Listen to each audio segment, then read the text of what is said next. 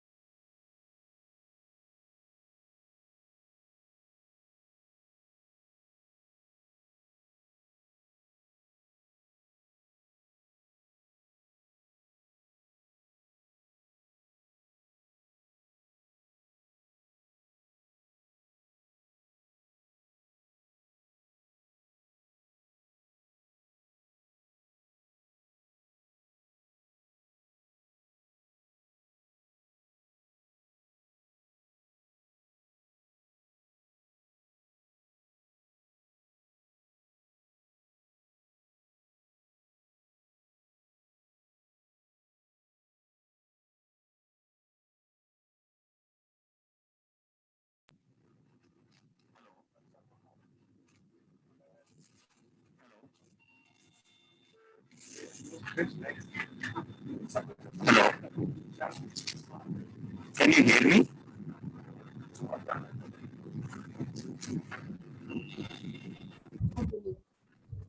Hello, sir. Your voice is not clear. Hello.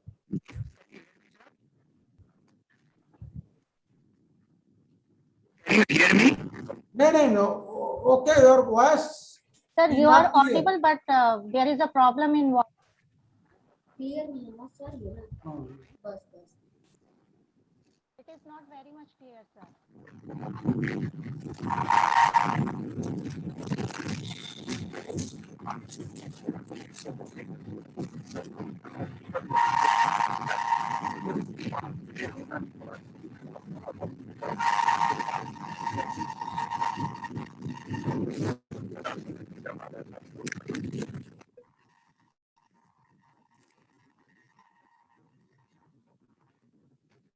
Any problem or connectivity from my side? Actually, sir, your voice is breaking. You're not clearly audible, sir. I can hear you. It seems like, sir, you are traveling, and because of that, there is some net connectivity problems.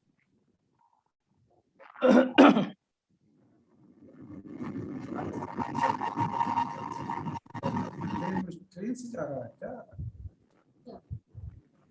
Train यात्रा करते चलती note कर लीजिए।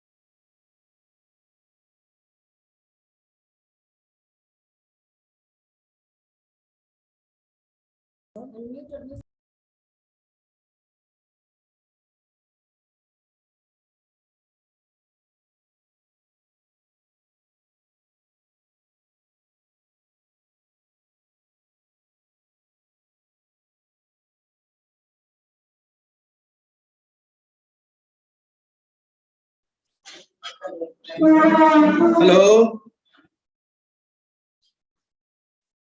Hello, Dr. Bijender Singh. Can you hear me? Yes, sir, you are clearly audible, sir. This is Dr. Ashok Kumar. I have been told to present. Of course, my number was 4th, but I have been told that I will be presenting in.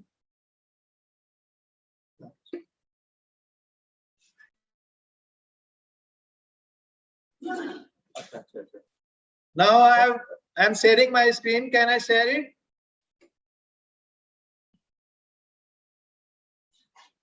Yes, I am sharing my screen.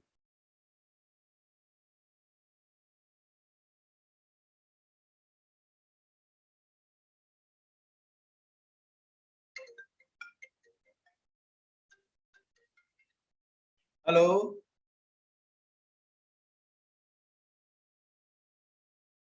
अच्छा 2 minute रुक जाए, ठीक है। वो करेंगे formality, पहले मुझे कह दिया शुरू कर दो।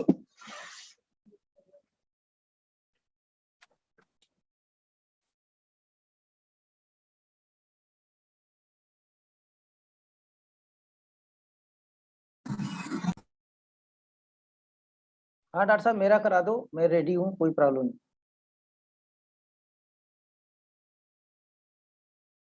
अच्छा तो दूसरा मेरा करा दो, ठीक है, okay.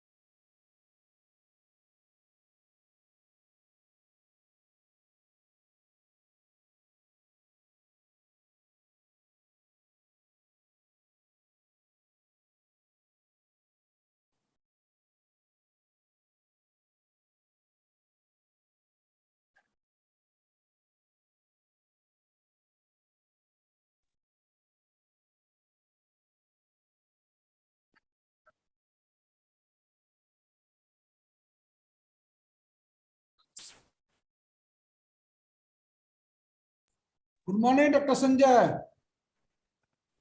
I am Dr. Nagendra, IIVR.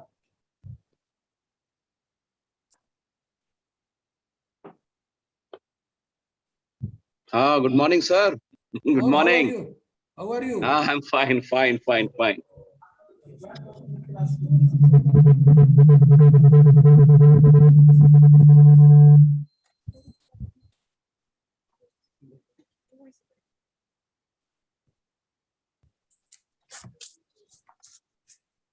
Dr. Poonam, should we start? Am I audible to all of you? Yes, yes, yes, madam. Yeah, thank you. So good morning, everyone. I welcome you all in the second day of this conference, and we'll start directly with the technical session. For this technical session, we are having the chairman, Dr. Sanjay Kumar Singh. He is the head of Fruits and Horticulture Technology from Department of IRI. Sanjay Singh sir has a vast experience in grape and papaya breeding along with some molecular marker techniques. He has a very high number of publications to his credit. So Sanjay Singh sir, I would like to apprise you that in this session we are having 6 invited papers. The first paper is implementation of new National Education Policy 2020 in agriculture education, which is to be presented by Dr. P.S. Pandeyji, ADG from ICR. Second presentation is on sustainable natural resource management for climate resilient agriculture. This presentation will be made by Professor Munish Kumar from CSA Kanpur. Third presentation is on molecular dissection of chili leaf curl resistance through differential transcriptome analysis. And this presentation will be made by Dr. Manisha Mangal from IRI New Delhi. Fourth presentation is on assessment of erodibility indices of soil to predict soil erosion susceptibility. This presentation will be made by Dr. Ashok Kumarji, retired professor from Sardar Vallabhbhai Patel University. Presentation is on unclasping potential resources for nutritional genetic gains in edible legumes. This presentation is to be made by Professor Rajendra Kumar from IRI. And the last presentation of this invited paper session is on demand lead plant breeding, use of advanced tools for breeding for product designing. This presentation will be made by Dr. Bijendra Pal, Deputy Director Research from BioSeed Research India, Hyderabad. Then in oral presentation, again, so we are having 7 presentations. First, on the development of DY-MB and high temperature tolerance varieties or lines in hyacinth bean using both conventional and molecular approaches. This presentation will be made by Dr. Nagendra Rai from IIVR Varanasi. Second presentation is on biochemical and molecular responses of susceptible and tolerant chili genotypes to heat stress by Dr. Arpita Srivastava from IRI New Delhi. Third presentation is on generation of wealth from waste by diatom algae, which is to be made by Dr. Archana Tiwari from Amity University, Noida. Fourth presentation is on strengthening seed chain and faster deployment of recent wheat varieties through public-private relationship. This presentation will be made by Dr. Amit Sharma from IIWB Karnal. Fifth presentation is on chemical treatment influence on color and enzyme contents of quinoa fruits stored at ambient temperature. This presentation will be made by Dr. R.K. Goel from MHU Karnal. Sir, the 6th presentation has been shifted to other sessions, so this presentation won't be included in this session. The 7th presentation is on association of phytoplasma with rose, flower abnormalities, and this will be done by Dr. Namita from IRI New Delhi. Sir, on behalf of organizing committee of this conference, I welcome you and all the elite participants of this session. I request you to kindly please proceed for this session. Dr. Sanjay Kumar Singh, sir.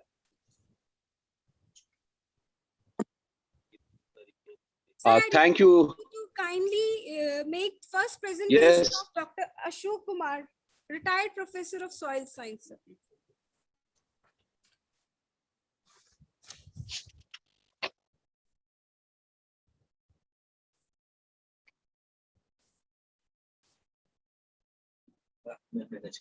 Professor Ashok Kumar, please. Yes. Can you hear me? Yeah, loud and clear. Can you share your slide, please, sir? Yes, Uh, I will be sharing this. At the outset, on the behalf of the organizing committee, I welcome all the participants, and it's a proud privilege for me to chair this session, the technical session, day 2 of the 4th global meet here on science and technology. Unfortunately, chairman of the session, Professor T. Jankiram, Vice Chancellor, Dr. YSR, Horticulture University, West Godavari, could not attend because of his some preoccupation. And accordingly, I'm chairing the session. Nonetheless, the topics which have been lined for this technical session has been amply read by Dr. Poonam. And I hope that we'll follow the rules what we followed yesterday in the technical session, that the invited papers would be of 15 minutes and followed by the oral papers, which will be of 10 minutes. So I am sure that the presenters will restrict to the time, and we'll go ahead with the presentation of Dr. Ashok Kumar, sir. Sir, please. Thank you, Dr. Respected Chairman, Co-Chairman, reporters, fellow delegates. I am Dr. Ashok Kumar, retired professor from the Sardar Vallabhbhai Patel University of Agriculture and Technology, Meerut. I will be discussing the assessment of erodibility indices of soil to predict soil erosion susceptibility. When start the topics, a question comes in mind, the importance of the topic and why this topic has been chosen. So the importance of topic, relation with soil health, is it relevant? Will it serve for food security? So my answer is yes. The question is, the topic is very relevant, related to soil health. Directly and indirectly, it upsets the food security of India as well as of the globe. Now let us see what is the soil erosion. Let us discuss one by one. The first question comes, what is soil erosion and what does it affect the problems? Soil erosion is the one of the biggest problem responsible for dropping soil health. You know that soil health includes the proper balance of nutrients, supplying capacity of nutrients, water holding capacity, and aeration and all these things. But this soil erosion, it currently about 80% of the world's agricultural land suffers moderate to severe erosion, while 10% experience slight erosion. I am just here giving the problems created by the soil erosion. As a result of soil erosion, during the last 40 years, about 30% of the world's cropland has become unproductive. According to a study conducted by the Central Soil Water Conservation Research and Training Institute in Dehradun, India, reported in 2010 that average soil erodibility is 16.4 tons per hectare annually. So you can imagine that how this soil erosion is harmful for us. This soil erosion, it affects the loss of topsoil. It creates the soil compaction, reduces the organic and fertile matter. It created the poor drainage, and also it damages the pollution, water pollution, air pollution, etc. So that's why we took this study and to take the erodibility indices. So the question is, what is the erodibility and indices? As per the universal soil loss equation, that is A is equal to RKLSCP, where A is the rainfall erodibility factor, K is the soil erodibility, and L and S the topography. These parameters governs the topography, and C and P crop management factors. Among these 6 factors, 7 factors. K, soil erodibility, it's the character of the soil. R is the character of the rain, how rain is so effective, the rain drop is so effective that can erode the soil. K is the soil erodibility, how soil is easy to erode or not easy to erode. Topography, if topography is so sensitive that water can transport the water from one place to other place, so topography also affects the the erosion, and crop management also. So if just we simply define the erodibility, this is a measure of the inherent resistance of geological materials, including soil and rocks, to erosion. Readily displaced and transported by water. Soil erosion is the detachment of soil particle and transportation of the soil particle from one place to other place. I'll request the participant to kindly mute. Depend on the soil factor. How Participants, soil please is. mute your mic. Hello. Hello. Go ahead, sir. No, there were lots of noise from the participants, so I have told them to mute. Oh, you are asking to the participants. Yeah. Yeah. So Continue, this soil erosion soil erosion depends upon the erosivity of the soil, of the rainfall, and same side the erodibility of the soil. So erodibility means how the soil is easy. If the soil is easy to erode, means if the soil does not have any binding capacity, or does not have any cementing capacity, so that the particles or the separates, soil separates can make a good clouds or a good binding agent. That's why they can erode easily. So here we try just to know how the soil is erodible. If it is very easily erodible or very toughly erodible, then we can make a idea that soil is prone to erosion or not prone to erosion. So in the same way, this erodibility index, we can define that this erodibility index, or sometimes we call this K factor, is defined as the rate of soil loss. Here, rate of soil loss. Rainfall erosive index.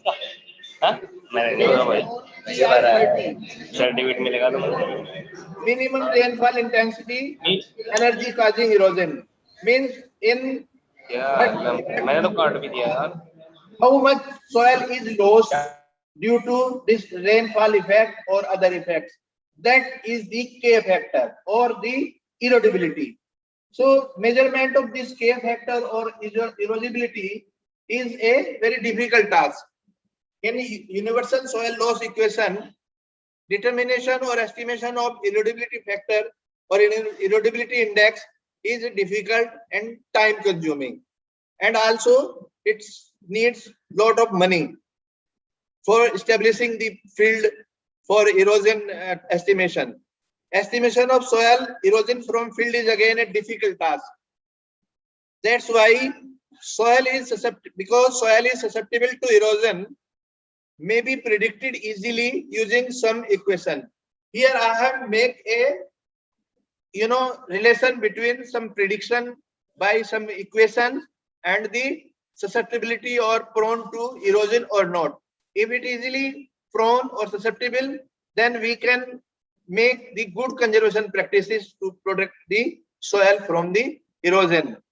So some equation which can give idea about how easily soil erodes or not can be useful to understand the soil erosion problem to conserve. These formula are based on soil aggregation capacity, soil binding capacity, dispersion ability, which indirectly can describe that soil is prone or susceptible to erosion. Now let's see something about the soil aggregation or soil dispersion. Soil aggregation is the binding of the soil separates in one unit, and that is the aggregates. If this aggregation capacity of the soil is good, so this erosion is very poor, less. We can reduce the soil erosion. We have to reduce the soil erosion. We have to improve the aggregation.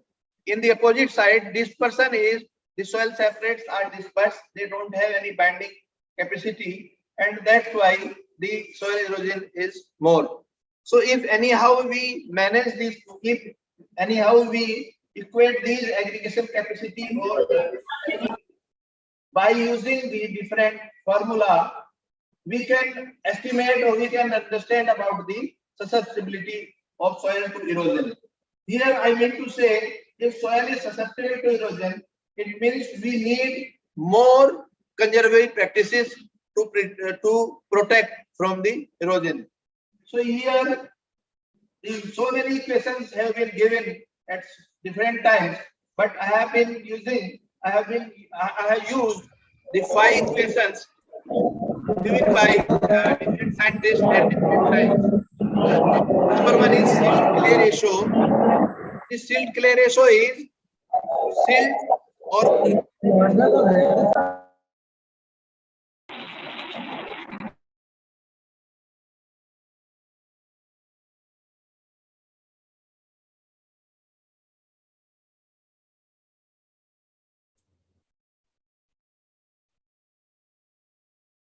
Sir, you are muted. Professor Ashok, you are muted. आपने mute कर दिया, हमको unmute कर दीजिए वहां से. Please unmute yourself, sir. You are not audible. Okay, sir.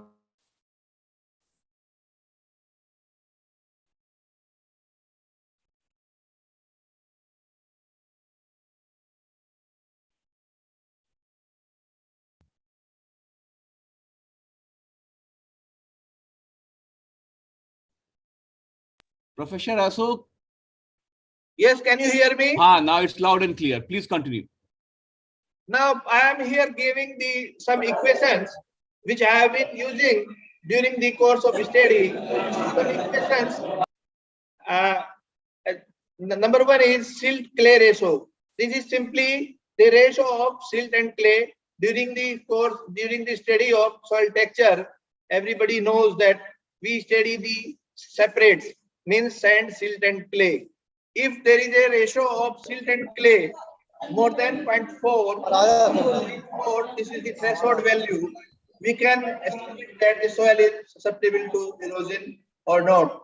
Similarly, the clay ratio suggested by the Borges 1935, this ratio is, the sand and silt and the ratio with clay. Third is modified clay ratio. Here, Brand has introduced the organic matter in sand, silt and clay. You know that sand, silt and clay are the main separates, which contributes to the soil. And the relative proportion of these sand, silt and clay is, you know that this is the soil texture.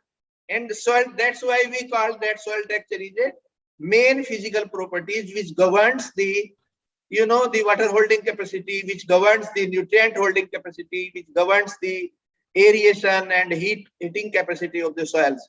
Similarly, if organic matter is also the part of this physical properties, it can improve the physical properties, and without organic matter or the less organic matter, the physical properties deteriorates. So that's why the estimation of sand, silt and clay with organic matter, this Brand introduced a new modified clay ratio, and the threshold value is 6.9. Similarly, the critical level of soil organic matter. You know that soil organic matter has important role for binding the soil particles, and there is a level. If this critical level is less than 3.34, we assume that this the soil binding capacity is poor, and if it is poor, then we assume that the soil will be more susceptible to erosion. There will be more erosion. So that's why we choose this critical level of soil organic matter, indices. And the last one is clay moisture equivalent ratio. Here, the ratio of, the clay affects the moisture holding capacity. If clay is more, so moisture holding capacity will be more.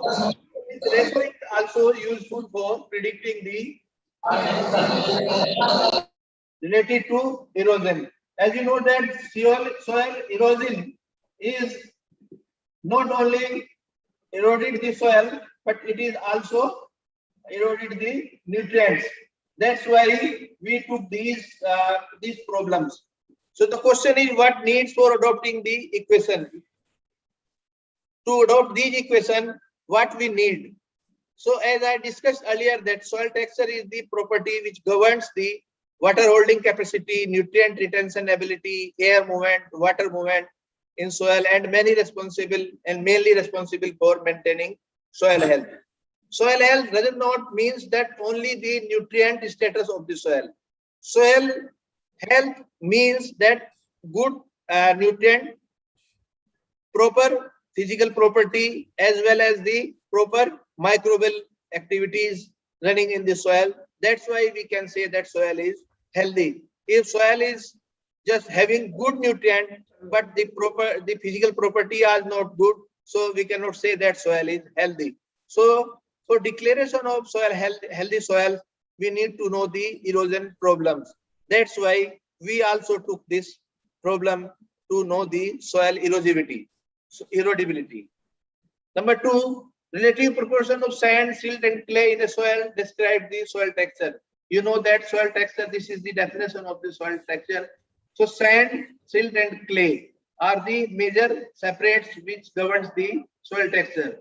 Other than the texture, amount of soil organic carbon or organic matter and amount of moisture in soil is equally important. So estimation of all these parameters is easy. Using these parameters, one can adopt the equation for predicting the soil erodibility indices. Now, this is clear that exactly soil erosion estimation is very difficult, time consuming, and costly also. But if we correlate this, erodibility indices by calculating through the different equations given by time to time by different scientists, we can correlate that this soil is susceptible to erosion or not. If soil is susceptible to erosion, on the basis of these, we can take good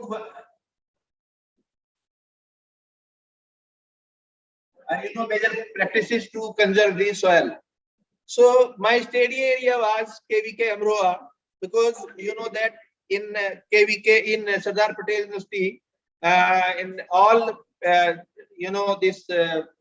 districts we have KVKs. So in KVK in Amroha districts near to Muradabad, when KVK is there, that farm was selected for a study, and this location is given here, and this farm is situated in Tarapur village, and the soil of this is light texture and it lies in mid-western plain zone or has semi-arid to subtropical climate, as we mentioned earlier. So this is the method, mechanical analysis method, hydrometric method.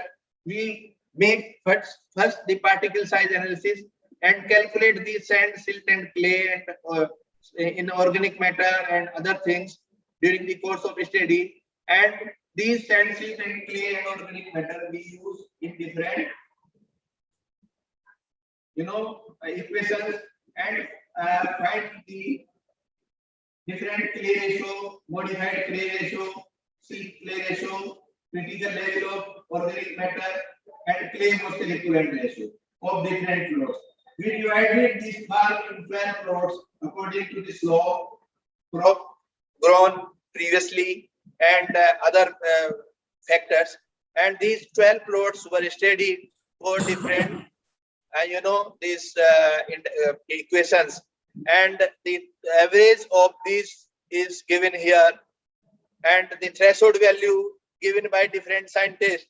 as I have mentioned in earlier slide, that's 3.44, 6.9, 0.4, 3.4, 3.4, and 1. That's why, according to these scientist equations, we have, estimated the clay ratio, other factors, and found that all the, plots, 12 plots, including 12 plots, are eroded to prone, are susceptible to prone. And we can suggest that because this farm is susceptible to erosion, so we have to make sure to protect the soil against the erosion. And for erosion control, so many practices have been given, and these practices are being suggested to control the soil erosion. So this is the some simple study in a one farm. We can extrapolate this study to different area, and we can manage, because in Western UP or part of this UP, this study has not been done earlier. So this is first time we have studied, and we found that this soil is erosion, susceptible to erosion. And you know that soil erosion is a slow poison for soil health. If soil is, then we cannot have good, production. That's why our food security is under danger if this problem continues. We find that using these soil character means how easily soil is detachable. If it is easily detachable, means this is a danger level. Then we have to, we have to make this detachment slow. That's why this erosion will slow. This method is easy and cost effective, because here in every lab we have this estimation of soil texture, hydrometer method. No new method is required, no extra cost is required. Just simply we can study the sand, silt, clay, and organic matter, and we can make a good relation between the erosion and the the soil loss. That's why we chosen this topic. Time saving, of course, and this is a practical approach, not unpractical. Useful for digitization of soil at a large scale. If you want to digitize the soil, digitization of soil means every piece of soil has to be digitized. Its characters, chemical character, physical character, biological character, and erosion character, and other characters, so that one can get idea about soil, and to make the future policies and for good production. We can suggest the soil conservation practices to protect the soil. So this is all about this topic, why we have chosen this topic, what are the importance, and what is the comparative study of this topic and the previous study of the erosion control. So this is all about this, erodibility index estimation to predict the soil erosion. Thank you, Professor Ashok Kumar. It was a brilliant presentation, and almost you have touched the issue which is concerning all the farms, and especially in the northern Gangetic Plain, what we have a huge erosion belt, and you have highlighted the issue in the western Uttar Pradesh, especially the district Amroha. It's a brilliant effort. Now I request if some question is for Professor Kumar, so that we can move the presentation further. Participants please, if something is there for him which you have in your mind, you are free to ask.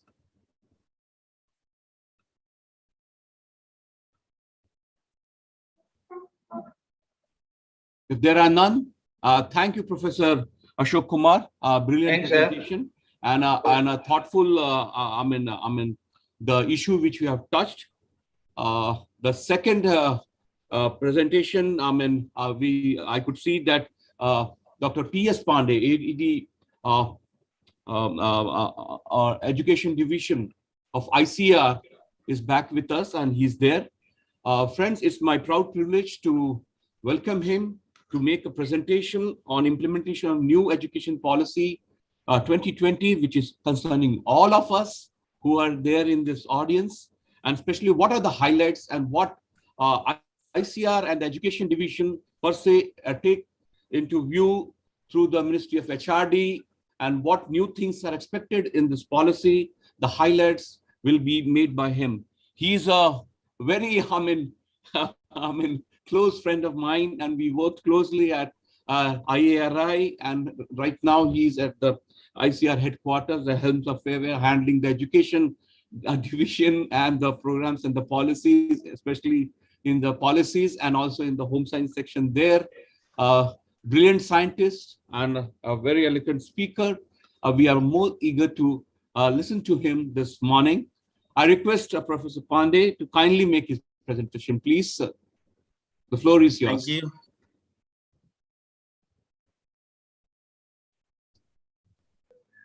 Sir, you come to the second slide. Thank you. Yeah.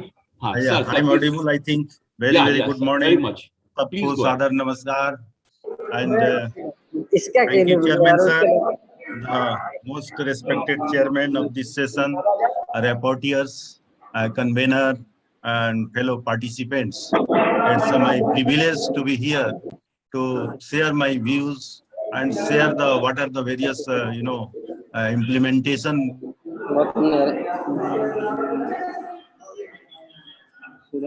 Dr. Poonam, could you request the participant to, go on the mute mode? Because they are all opened their mics. Dr. Poonam, can you mute them? Because I cannot do it from here.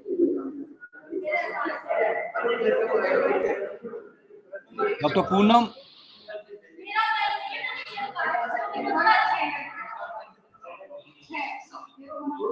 Dr. Poonam. Sir, please go ahead. I'll try to fix it.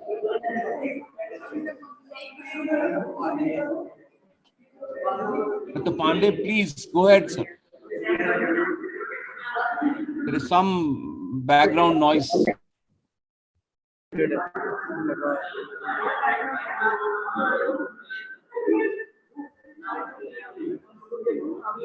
Ram Narayan कथा हो रही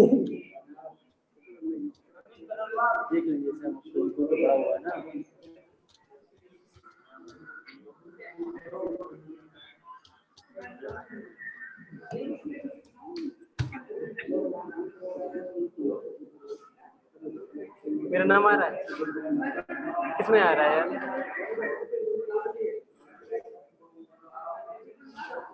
John तो है यार।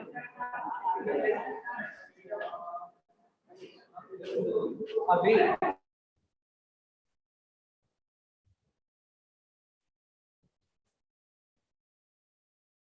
I think Dr. Pandey has left because there is some issue with the connection. I'm requesting him to join.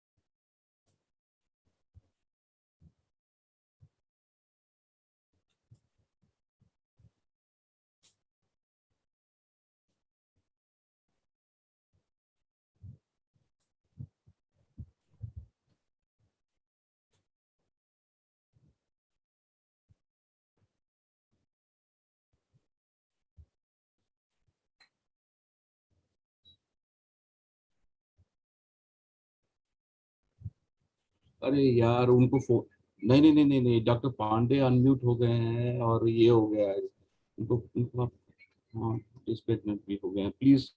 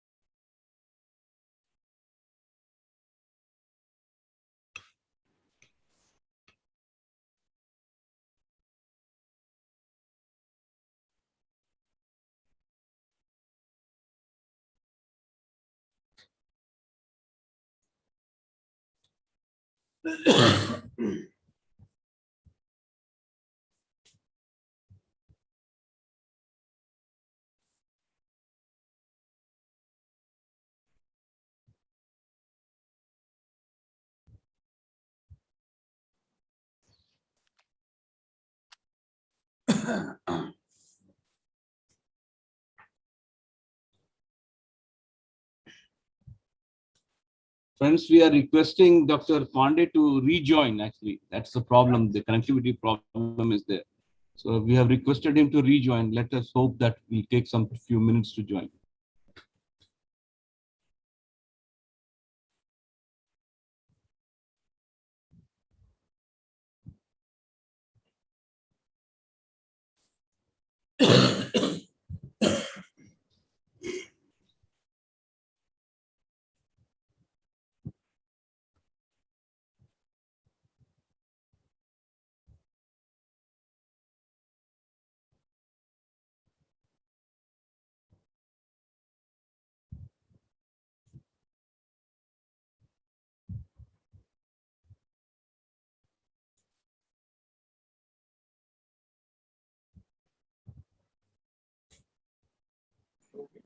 Sir, it seems like there is some connectivity issues at this sir side. I request the co-chairman, sir, to kindly proceed with the further presentations. Okay. Thank Dr. you. Sanjay Singh, sir, we may proceed I'm with on. further Yeah, presentation, sir. sure. Friends, we have that. Technical hiccup, so we can now proceed with Professor Manish Kumar. Yes, Professor yes, sir. Chandrasekhar Azad, Institute of Agriculture and Technology, Kanpur.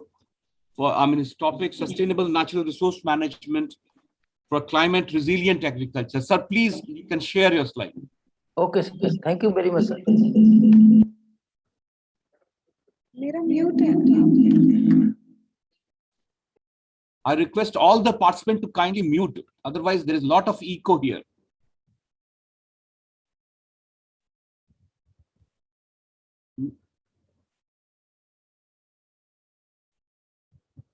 So, okay. Good morning, all of you. Thank you very much, Chairman, Honorable Chairman, sir, Co-Chair and Reporter. First, Sir, please go ahead, sir. Please go ahead. okay. Thank you, sir. First, am I audible, sir? Yeah, loud and clear. Okay, thank you very much, sir. So let me thanks to the organizer for providing me the opportunity to share my views on the very important international web conference on food security. Today we are going to discuss on the natural resource management in the changing climate scenario. So as we know that the soil, water and vegetation, these are the natural resources which are very important for the production and to fulfill the requirement of food, fodder, fiber and fuel. As the consequence of global population is increasing day by day, so the problem of food production is become increasing, and the resource, water resource or soil resource, these are the scarce. And due to the impact of climate change on agriculture, there are so many type of impact on the food production as well as sustainable production and the fodder production for livestock. So food production from the crops and livestock must be increased in order to increase the fulfill the need of the increasing population. But is debate on the productivity factor of the crops in relation to climate change, global warming, quality and productivity of major crops in cropping systems. sustainable and equitable development of world agriculture for food and nutritional security is very important. And government has already initiated so many programs at national level to fulfill the need of the food security. Ensuring the hunger and food security and nutritional security is our sustainable development goal. Climate change is the implicating the agriculture and food security and will make the challenges to end the hunger as well as malnutrition. Thus, the effect of climate on natural resources and ecosystem are severe and widespread. To ensure the food security at national and international level, there are so many challenges facing the mankind or humankind. The problem associated with the climate change emerging gradually. In recent past, there are so many type of problems we are facing, our community is facing, like a pandemic, in the pandemic situation, and recently the high rainfall means the pattern of the rainfall is erratic. Sometimes the duration of rainfall is more. So these are the some problems which we are facing. If we see the food security in context to World Food Summit 1996, the food security means all times physical and economic access to sufficient, safe and nutritional food to meet their the dietary needs and the preferences for an active and healthy life of the people. So in this context, Food and Agriculture Organization has already make the system possible to meet out or to mitigate the from the climate change in different manner. Climate change impact on food security and nutrition, physical, biological and biophysical impact on the ecosystem or agroecological system in the country.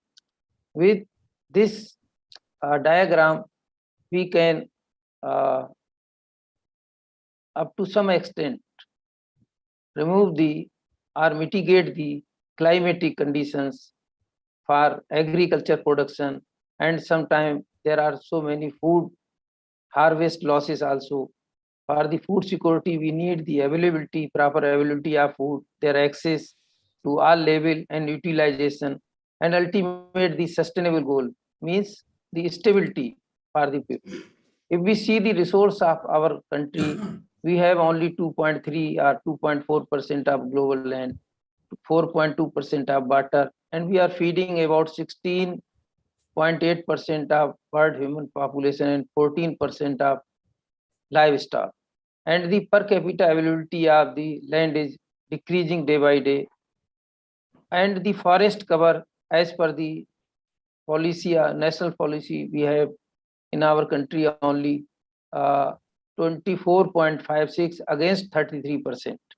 And net sown area is remain 142 or 141.3 million hectare. And if we see the trend of the cropping intensity, that is also ranges from 138% to 141% in last years. And as per the irrigated area, about 58% of we have rainfed area in our country.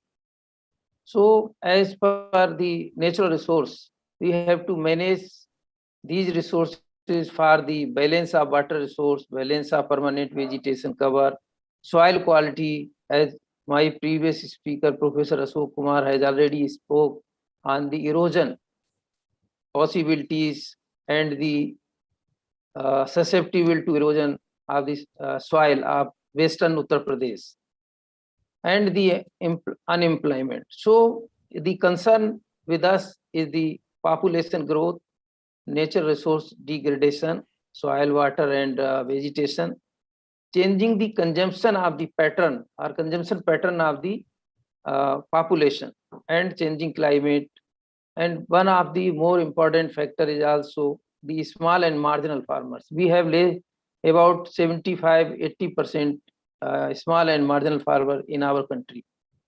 So what are the means the sustainable of small and marginal farmers holdings, and the government of India, our Honorable Prime Minister has already gave the slogan per drop more crop. So we have to improve the input efficiency in the rain-fed areas or in dry land areas. And water side management is also one of the major strategy for climate changing, the adaptation and other policies also. If we see the climate change, the CO2 is increasing, methane is increasing, and the CFC is also increasing.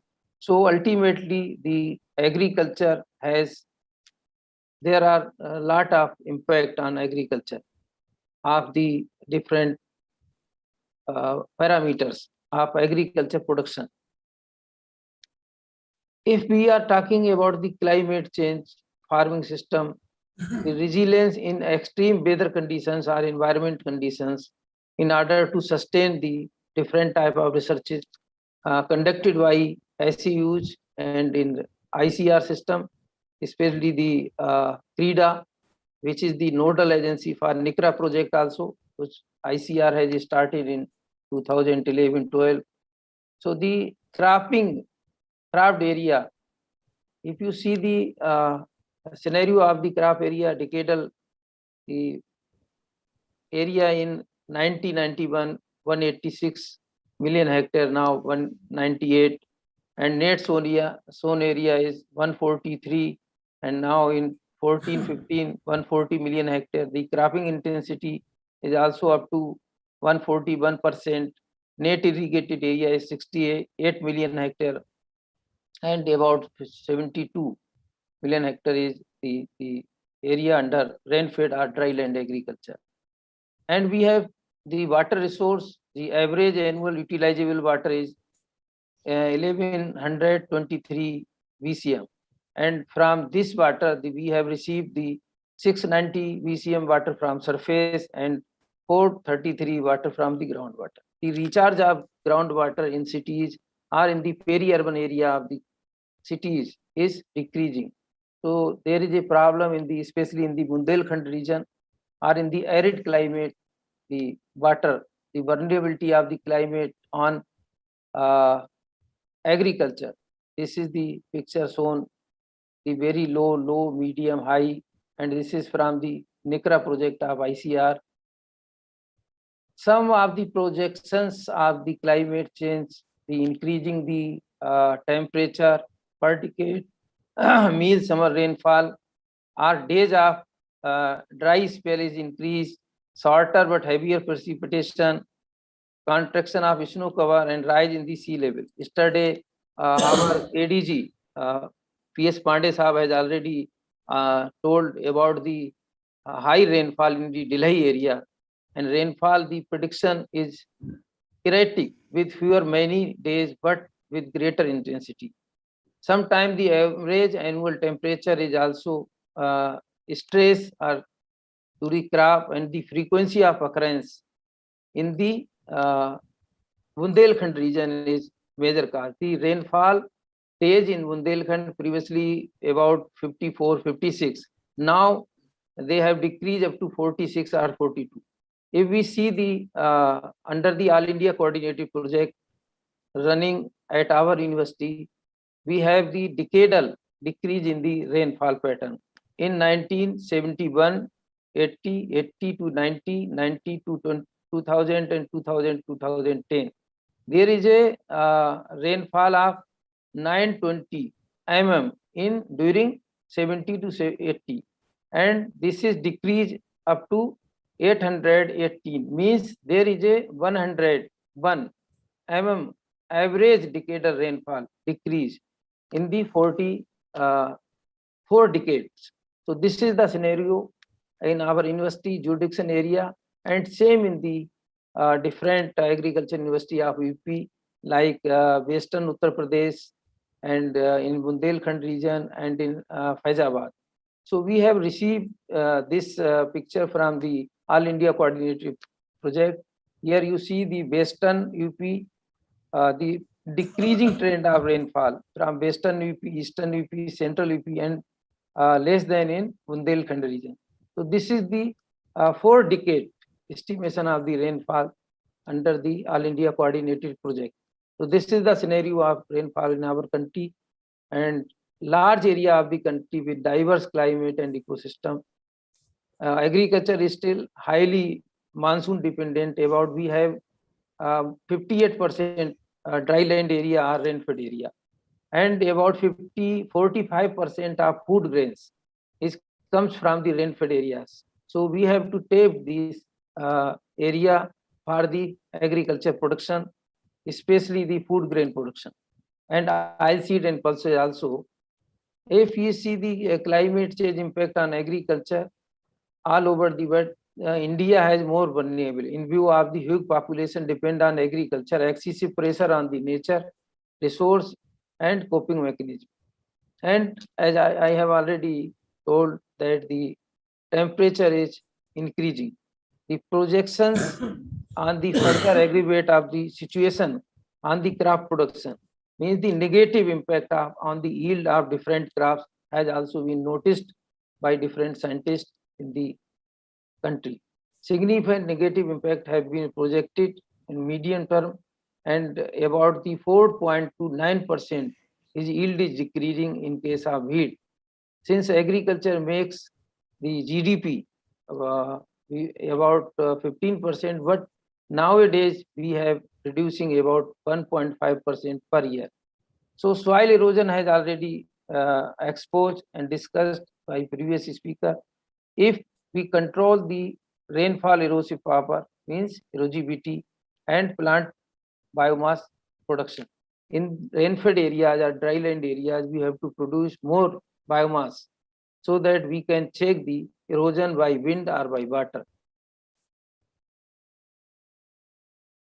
Soil organic carbon pool is also affecting the different properties of soil and increase the erodibility. Ultimately, these property and also microbial activities. We have conducted one trial in our university on gram and adapt different rhizobium culture, and we found that in the chickpea crop, under limited rainfall condition and limited irrigation condition, there is a lot of availability of the nutrients by different rhizobiums.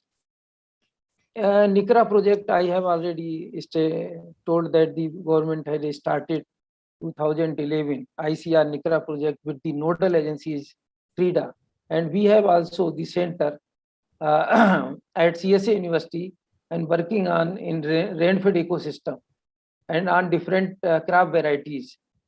So these are the some NICRA project component and program area. Most of our colleagues is well known to this project. And if you see the impact of climate on water, so you see the overall the actual physical water scarce conditions in our country and constant water scarcity. This is the area, and rare water shortage in this area, and seasonal. Sometimes is in Uttar Pradesh and other the seasonal stress of the water condition. If we have sometimes we have more rainfall or high rainfall, and sometimes we have the scarce rainfall. So this is the problem with the climatic conditions, and climate impact on soil erosion, water quality, and groundwater has received the attention and focus for the scientists of this working in the dry land areas or in the rainfed areas, and integrate the bottom up process in the, as we have also adopted in the watershed management program on 3-tiered system. We conserve the water and utilize for a critical period of the crop. Then impact of soil conservation practices. We have 2 types of soil conservation practices, that is agronomical or mechanical practices. So these practices are also very important in conservation of moisture or conservation of water, and in rain water harvesting for crop production. So we have to manage these with the strategies like in situ moisture conservation or water conservation, including soil health management, micro level water management problem, water harvesting to enhance the groundwater recharge, increasing storage capacity or storage in reservoirs, rejuvenate of existing water bodies, which is already started by the government of India under Jal Shakti Ministry, Jal Shakti Abhiyan, and reuse of wastewater and their management. So this is the supply side, and sometime we need also to increase the water and fertilizer efficiency by using different agro techniques or agronomic practices or soil moisture conservation practices. Then water budget based on the crop and agronomic practices, which crop should be taken, what is the duration and what type of variety then should be adopted. These are the some initiative used by the government and Ministry of Agriculture for the sustainable agriculture production, and National Mission on Sustainable Agriculture has also started by the government of India for sustainable agriculture, and this is the same. Then the for these enhancements of the security, food security of the nation, what should we be adopted for the to mitigate the impact of climate change?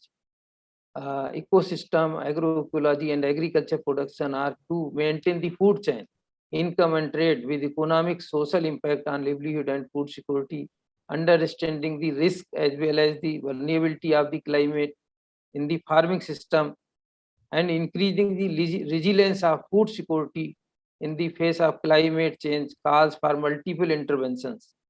Multiple interventions means there are agronomical measures or soil conservation measures or rainwater harvesting measures.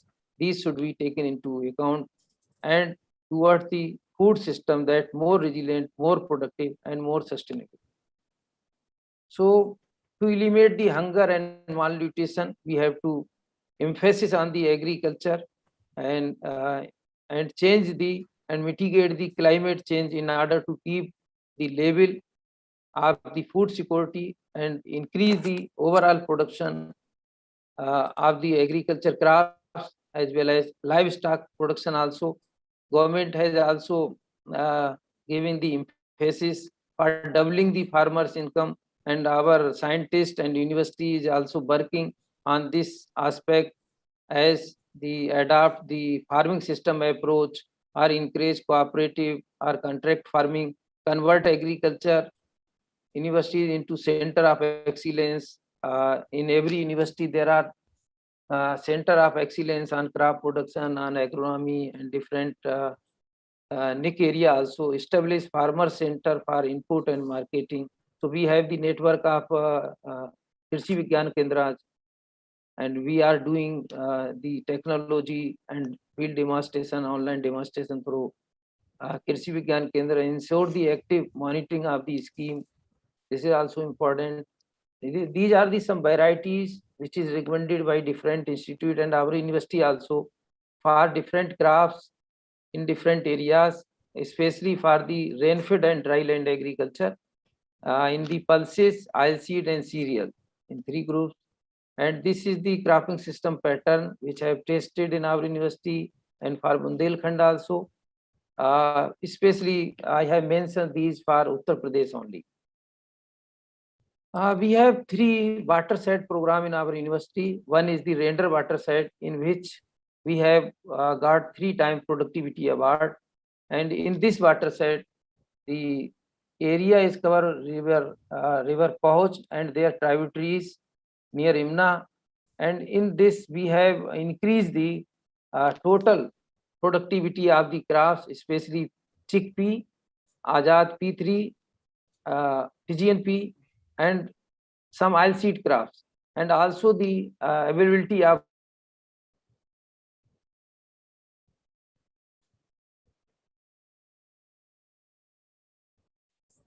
this is the picture from the watershed. And watershed we have taken in the Ghatampur area near Imna Ravine, and in this watershed we have introduced varied agro techniques, and overall we found that about 20 to 25% yield level of crop like wheat, barley, gram, mustard, and soybean especially is good for this region. And ultimately we have also the progressively recharge of the ground wells, and we found that about 1.5 meter the recharge in water table has rise in the waterside area in 3 years of the project duration. So this is all about the climate and resilient agriculture. There are so many problems we are facing. So we have to address these problems and to increase the productivity of the crop in rainfed region for the nutritional and food security. So thank you very much. This is all about my presentation now. Thank you, Professor Manish Kumar. I mean, brilliant analysis of the climate change, the impact and the remedial, adaptation and the mitigation methods what you have shown. If some question is the specific question for this presentation, we can take, or else we'll start with the presentation of Dr. P.S. Pandey, who has been waiting. There was a connectivity issue. Now I request sir to kindly upload his slide and start his presentation because he has got some other assignment to join. Thank you, sir. Thank you, Manish, sir. Thank you.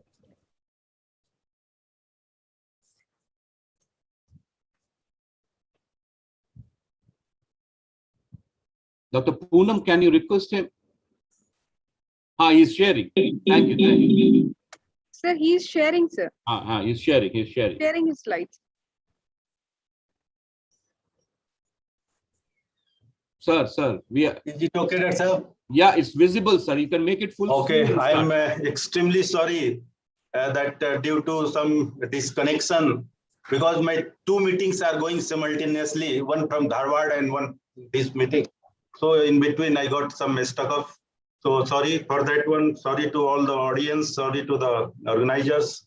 Well, as I was mentioning that this is the we are discussing it, and the entire focus of this conference is how to feed the entire population, how to be healthy life, how to stay healthy. So altogether, if you see the entire scenario, one thing comes in my mind that until unless we have a good human capital, we cannot, even dream a kind of a healthy life and healthy. So all sectors require the human capital, and for human capital, the education is very, very important one. I am going to discuss about our new national education policy 2020 and how in agricultural education we are going to, what are our plans and how it is going to be implemented. So that I am going to share with you.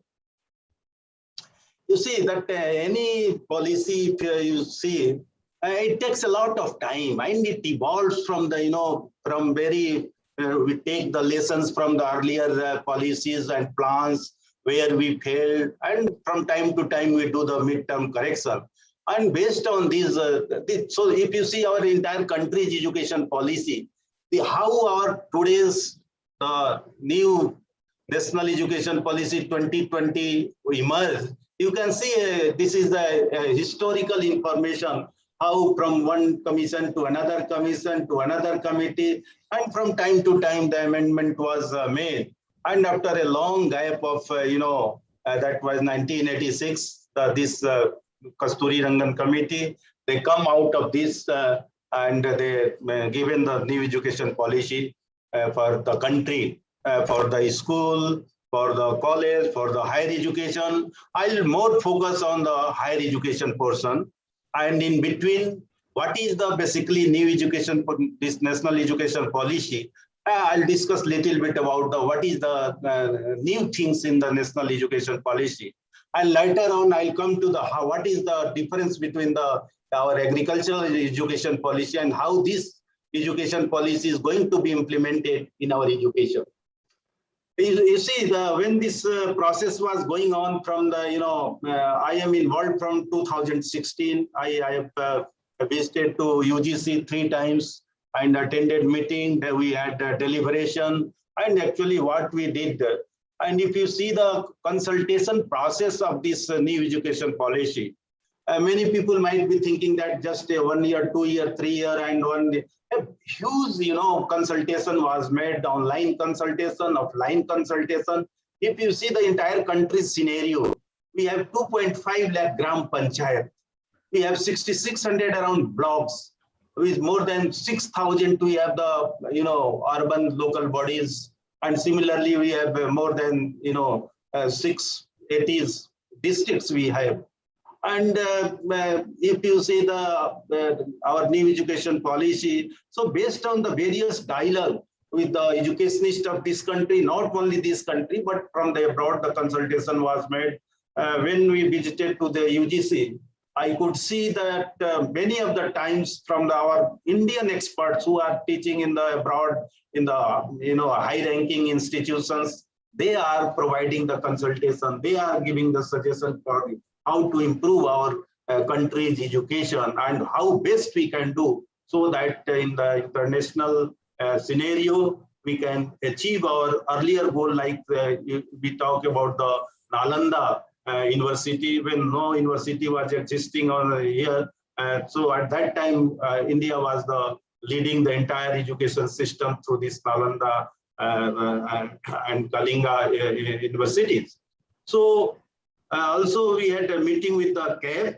This is the Central Advisory Board on Education, and I was presenting from ICR side to this meeting also. A lot of deliberation. Then we have the parliamentary committees also. So a lot of discussion and consultation were made, and based on that, the entire draft policy was placed on the website in the open domain, and all the stakeholders, they were invited to give their suggestions, their feedback, and based on that, the final education policy, it emerged. So I am not going in detail what is the school education policy and what are the other vocational education policy, but I'll highlight the higher education policy. If you see the higher education policy, the very important aspect is how we are going to increase 50% gross enrollment ratio. Because if you see our agricultural universities, the gross enrollment ratio is very, very low, very, very low. That is around 22%, that gross enrollment ratio. And 1%, if you see the total universities, agriculture is having that one. So keeping in view, there is a big discrepancy. And for that purpose, not only in agriculture, but all education, higher education requires how to increase the gross enrollment ratio. And this ratio cannot be increased in 1 day or 2 days or 1 year, 2 years. Certainly, this will require a time, and the time target that has been given by 2035. Let us assume that, keeping in view the present scenarios and other expectations. So by 2035, that we are going to increase our gross enrollment ratio through this 50%. Then, there is this is the flexibility of the subject, that a lot of flexibility has been made, and main focus is made to how to develop a holistic, keeping in view the holistic student, holistic development of the student, so that we can at least produce a good citizen of this country, a good education, so that our students coming out of the university system, coming out of our colleges, they should think for the country, they should think for the society. And that is those courses which were the part as an extracurricular in new education policy, that is now a part of the new education policy, that is the course curricula. So that is another aspect. So I have this National Education Policy 2020. There is a provision of the multi-entry and exit. What happened that some of the students in agriculture, the exit is dropout is of course very low. But in spite of that, many times we have observed that the students, due to certain reason, they are not able to continue their education. After first year, they are dropping. After second year, they are dropping out due to their circumstances, due to the many situations they drop out. So how to get it? What certificate? They are not getting anything.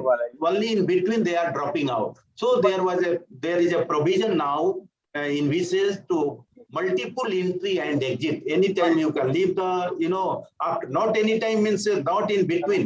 At least completing 1 year or 2 year, a complete semester. So multiple entry and you can similarly you can join also. So there is a provision. Then we have a UG program. UG program at present that is in basis for the 3 years or 4 years in the new education policy. Already in agricultural education, we have the 4-year degree program. So that is the then PG program. PG program is also same. Again, it is for the 1 year or 2 years. If a student is having UG for 4 years, he has go for the PG program for the 1 year. If a student go for the 3 years UG program, he has to go for the 2 years PG program.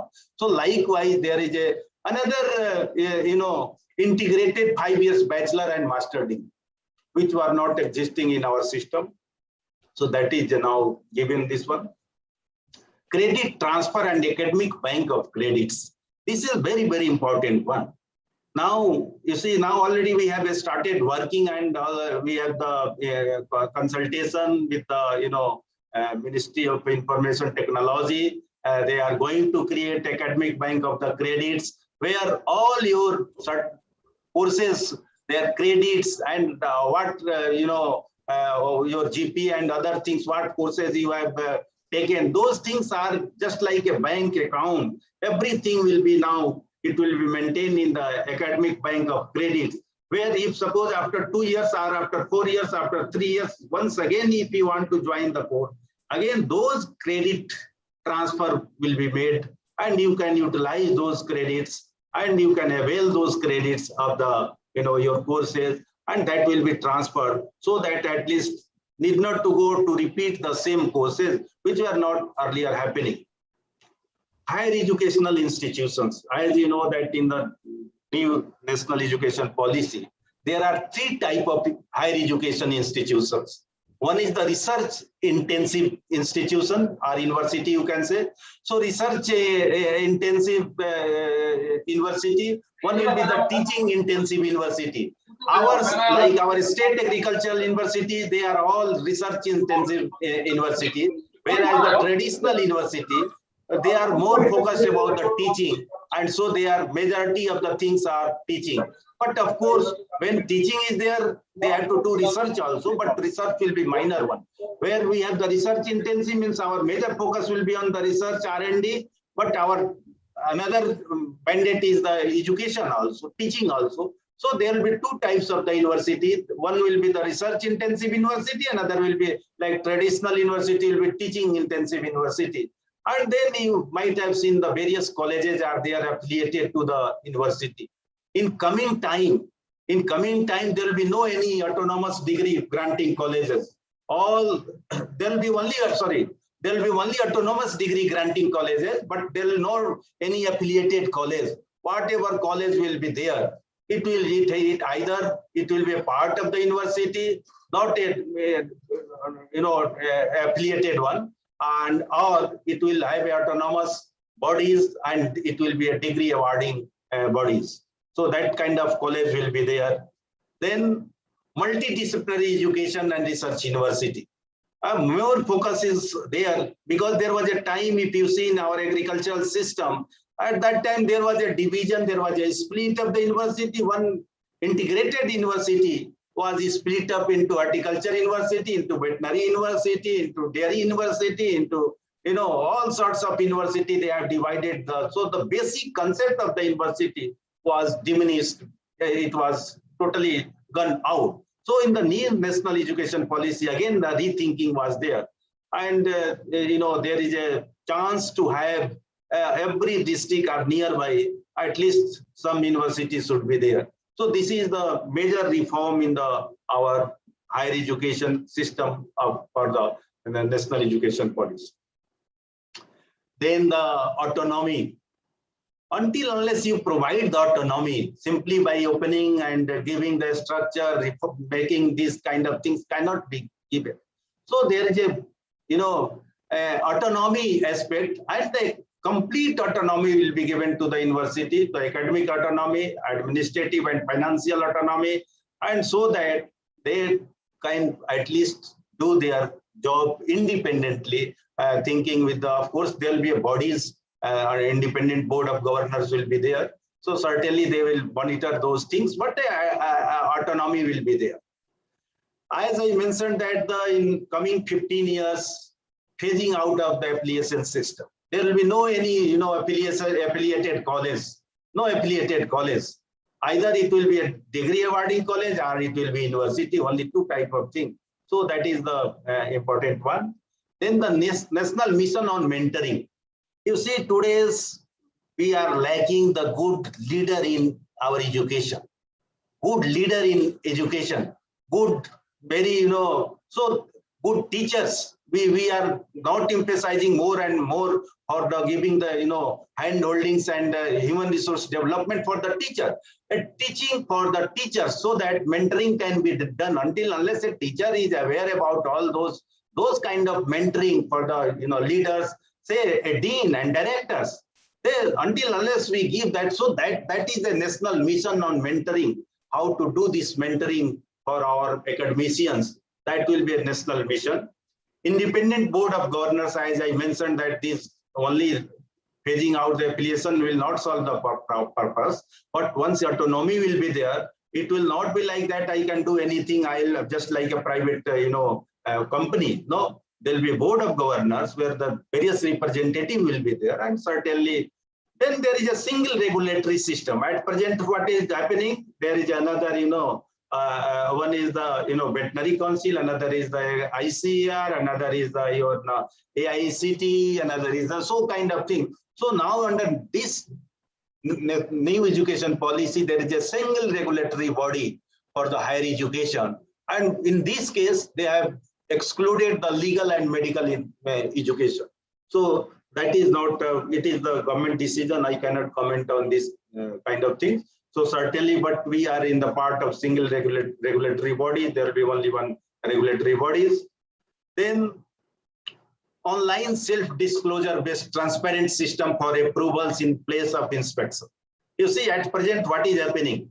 A team is going, visiting, asking, you provide this, you provide this, you provide this, and then based on that, your approval you get. No, you put everything in the open domain. You put on the site, nobody will ask you that you have not given. The parameters will be there, the criteria will be there, and they will see pertaining to this parameter, what are the documents, what are the things. You have to disclose all those. So this is the self-disclosure online system where nobody will visit to your university for giving the approval and other things. And based on those things, certainly they are going to play. So there will be certainly efficiency will be there, a big effectiveness will be expected. So that kind of the then common norm for the public and private higher education institutions. At present, what is happened? I am government university. I am the, and I am the public sector university. But at the same time, private also is there. So the common norms should be there. Of course, if you see 2-3 days back also, there is a concern about our educational university and autonomous body, how to make them more, vibrant, so that, we can give a corpus fund and they can start their own thinking, and they can all sorts of these, new reforms can be implemented to those things. Then the fee fixation. Sometimes what happens at present, if you see there is one private university, they can fix any fees. Government university is very low fee. So there will not be this kind of, so the fee fixation, that will be the, again, regulatory framework will be there. No one can, fix a very high fee or very low fee. So there will be a regulatory body, a framework will be there. So you have to fix within that one fee also. Then, of course, as it is a very important aspect, until unless you put the investment. So investment is there. So that 6% of the GDP is expected, that kind of investment from the public sector in education sector, from the public investment that is expected, and it is in envisages. And let us see, at present our investment is very low as compared to other countries, if you see. So certainly this requires a very huge investment, and once investment will be there, so there is going to be a big change in our education system of the university system. National Research Foundation. There will be a National Research Foundation, that foundation, and it will be headed by the Honorable Prime Minister, where you have to submit the research projects and all the our students also, faculty also, college also, they will submit under this National Research Foundation framework. So major focus is given on the how to make education as the international. So internationalization of education, that is one of the very key word in the new education policy. Like as I mentioned that when our Nalanda University was there, people from abroad, they were coming and studying here. Similarly, we have to bring our that past so that we can be the Vishwa Guru and international. So we have to bring international student and we have to popularize our university in the international places so that student, we can attract the student, our student can go there. So there will be a big exchange of the program for the internationalization of the education. That is another aspect. Integration of vocational, teacher and professional education. As I was mentioning that there is a now time already in agriculture, vocational education was a part of earlier. And of course, for the teachers education, we have the, our craft centers across the country, 40 centers already we have. And for that professionals also. So more emphasis will be given to teach our teachers. More emphasis will be given to make them most vibrant from time to time. And for that purpose, we need a kind of integration. So that is a very important and that is a good thing in our new policy. Then setting up the new quality higher education institutions have been made easier. Earlier, there were so many rules and regulations. Once everything will be online, so I think it will be very easier to start a higher education new. And so for that, but only concern is the quality parameters. It will be defined in pre-stage. So these are the parameters. You have to qualify those parameters. Once these parameters are qualified by the particular institution, organizations, or the society, they can open higher education institutions. A standalone, that is the higher education and professional education institution is evolved into multidisciplinary. As I mentioned that today we have the veterinary university, we have horticulture university, we have the dairy university. So all together now under new umbrella, new policy, entire make any name, whether it is the name of the veterinary university, XYZ veterinary university, but make it multidisciplinary, not only veterinary. But I have seen after the announcement of this new national education policy, still some of the states they are opening and they are splitting their universities into again a standalone university. That is not good. Already we have written to those universities and we have put our some of the objections that this should not happen, and this is against the national education policy. Special education zones, because in what is happening that disadvantaged regions, they are not getting equally attention. So that is the part, and for the equality in the region, so there is a special education zone is envisaged where that are more institutions that can be established. National Educational Technology Forum. Technology is going to play a very, very important role, as yesterday also I was mentioning, because technology is not only in education, in all sectors, it is going to play very important role, and a track changer will be there. So certainly education is not away from that one. So a lot of technological interventions, particularly IT technology and other things. Of course, educational technologies are also there. So a lot of technologies that is, and if you see the witness is our this Corona period, already without any training and without any very huge investment, now our teachers are very perfect. They are able to teach through this online system. That is a good point. Then I'm coming to because time is very short, I quickly go to very fast little. As I mentioned that under this new education policy, we are giving more emphasis to how the capabilities of each student, that should be taken into consideration. How to make them unique through their holistic development, not only in the academic, but non-academic aspects also. So how he can be a good, student, how he can think for the nation, how he can think for the society, how he can think for his, all-round development of this country. So that kind of ownership that is required, that capability is required. Of course, flexibility to, choose their learning trajectories and programs according to their talent and interest. Now it will be open. Either whatever interest you have, you can take those, areas, you can take those programs, and that kind of flexibility in agriculture. Of course, we had earlier also, flexibility was there based on your interest you can have, but there was a certain, but here the area is very broader. And earlier there was a simply define this, explain this. No, the entire our system of the examination will be changed. You have to judge conceptual understanding of the student, what they have understand, what is their concept, what is his understanding about the concept of the thing, what is studying. So earlier it was missing. So in this it was in pieces, and for that purpose, until unless our teachers are well trained, our teachers are aware about those kind of things. So that's why there is a need of the teachers training, and emphasis will be given for them also. Formative assessment for learning, that is of course will be there. It is not like after 1 year or 6 months the exam will be there. What he has learned already, it is existing in our system. Every we have the quiz system, we have the other system, so we try to give this one.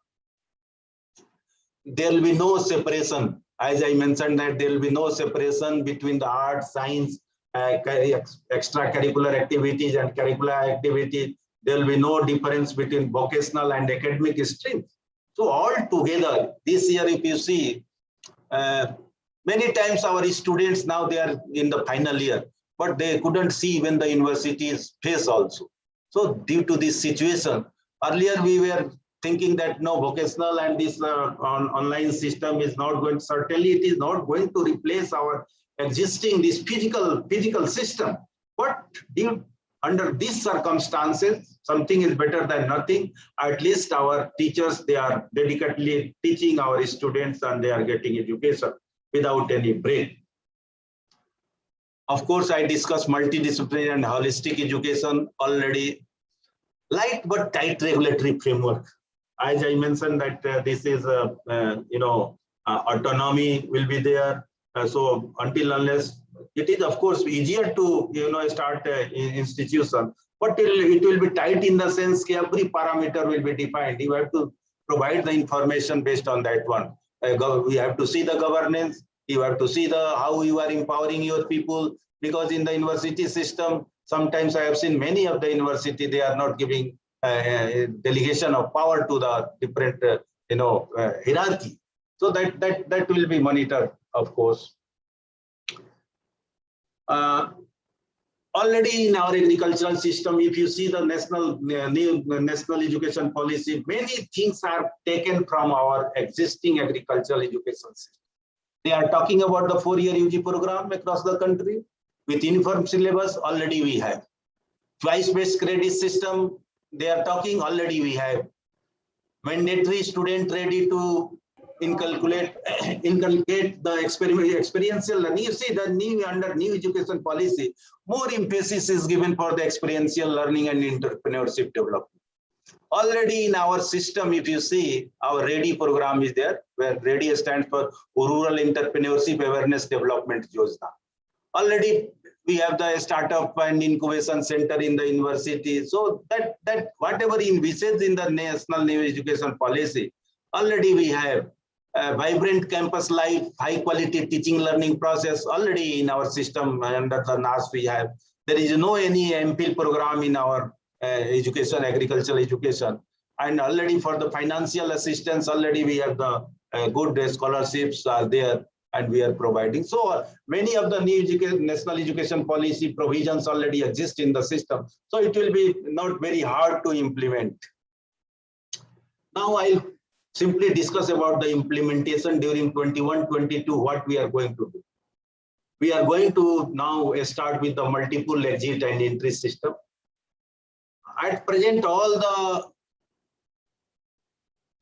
the students are supposed to stay in the hostel, they are supposed to stay in the campus, so that we are going to relax. Until unless we relax, we cannot increase the number of seats in the university. Compliance with the academic bank credits, already deliberations we have and directives we are receiving from the Ministry of Education, and already on 28th we have the Vice Chancellor conference.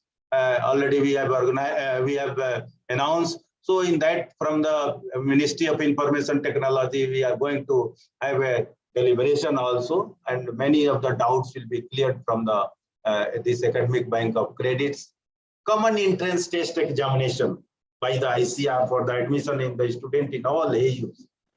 What is happening? All the AUs are separately conducting their own exam. I see earlier even the medical education in the states, they are not conducting. They are simply taking the whatever is score from the NEET. Similarly, even the BCI, they are not conducting their own exam. They are taking the rank, and they are taking the marks from the NEET, and then they are admitting. So similarly, we are going to have because this is a state subject, we are getting some problem. Education, agricultural education, that is the state subject. Certainly, we are going to have some issues. So how to address those issues, we'll be discussing this one. And we are going to increase 10% of seat from this academic year on annual basis, so that by the targeted year, we can achieve our the target. As I mentioned that most of the university which are again, they have to become multidisciplinary.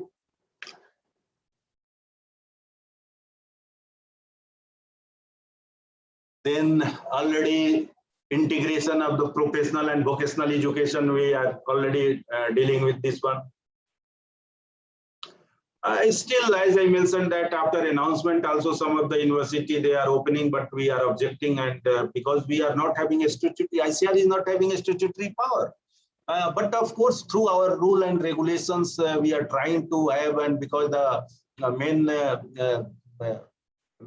mandate of our Department of Agricultural Education of Government of India is to see the quality of higher agricultural education and its relevance in the country. So certainly through our rule and our accreditation board and other things we are implementing.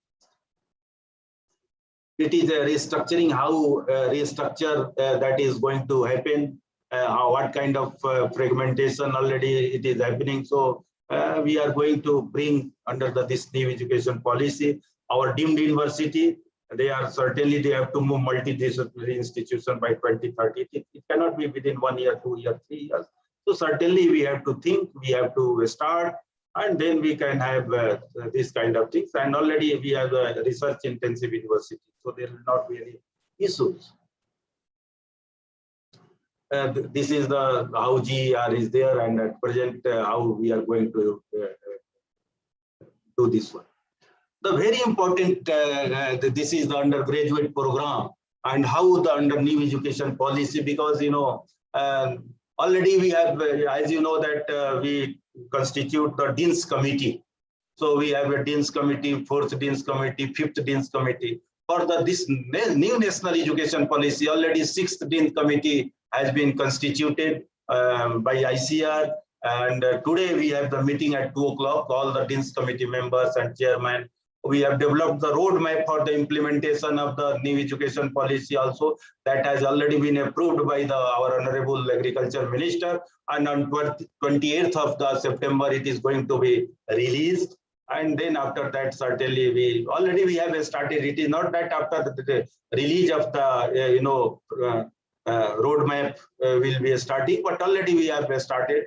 Under this new education policy, what will be the course curricula for a certificate? If a student completing 1 year, what kind of education he should have? What kind of courses he should have? If he is completing 2 years, so can we give a diploma course? If we can give, so what kind of course curricula should be there? what, experiential learning should be there, what kind of the vocational courses will be required for that purpose. And if he is completing this 4 years multidisciplinary bachelor's program, so what kind of course curricula? So for that purpose, already Dean's Committee is going to deliberate, and certainly new subjects, new technology as per the demand of the market, as per the requirement of the society, certainly those things will be incorporated in our new course curricula through this 6th Dean's Committee at the UG level. For master degree program, I am not going to in detail, but student ready, like at UG, we have the idea that let us implement at PG level also one IDEA program. Like ready program, we have another program is the IDEA. IDEA is the internship for development of entrepreneurship in agriculture. How we can increase entrepreneurship in agriculture. For that purpose, we have planned, and that our under this ready program, where student projects in plant training are there, experiential learning in business mode and in skill development mode. We have very good program. Every year around 18 to 20,000 students we are providing a stipend, and they are getting this degree. In the final year, they are going for the one complete year, 6 months, they are going for the RAVE, for rural experience training, and 6 months they are going for the experiential learning program. So altogether, we are going to add these things to at PG level also, so that more entrepreneurship is expected in agriculture. Regulatory system, as you know, that ICAR is having its own accreditation system. So certainly it will be a part of the our professional professional setting bodies. Under this will be the General Education Council. So ICAR will be one of the bodies like other PCI and other regulatory bodies. ICAR will be also there, and all accreditation and other things will be at one place. But certainly our accreditation board will be part of that one. Our ICAR will be the part of that system. It is not going to. As you know that we have different Dean's Committee, and we get from time to time our report for the Dean's Committee for course curricula, and ICAR will continue as its active role as the professional scientific setting. This is the bodies in our system. Our National Accreditation Board will continue, and it will be a part accreditor, will be our board will be as a kind of accreditor. So certainly that will be through one window, but it will be part for that one. For agriculture particularly, the assignment will be through this one. Online digital education is very, very important. I'll close. As I mentioned that the internationalization is very much required, and for that, what are the things required? Faculty and student exchange, MOUs that is required for all the university. They should start working on this one.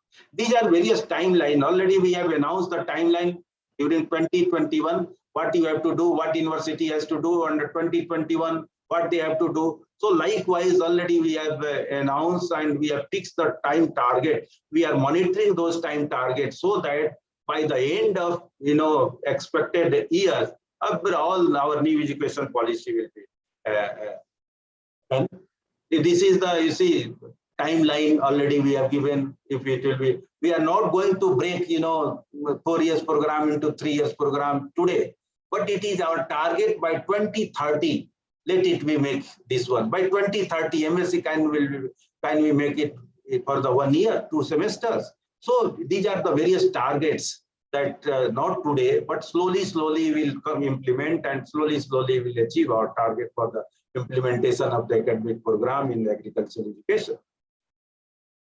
This is all what I wanted to share with you.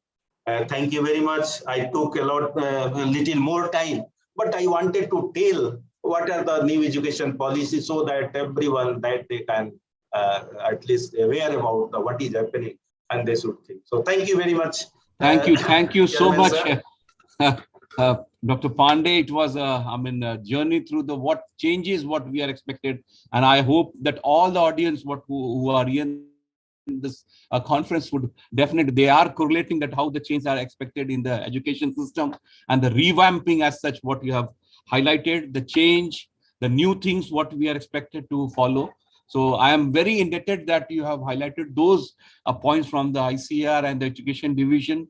And almost we are all educated that we have to gear up to this new system, and we have to, make the education rather how it should be, the global thing. Thank you so much, sir. Thank you, sir. Thank you very much. With this, now I request Dr. Manisha Mangal, to kindly make her presentation. Ma'am, I'll request you to kindly restrict to 12 minutes, please, because we have got really positive time. Thank you so much. Please go ahead.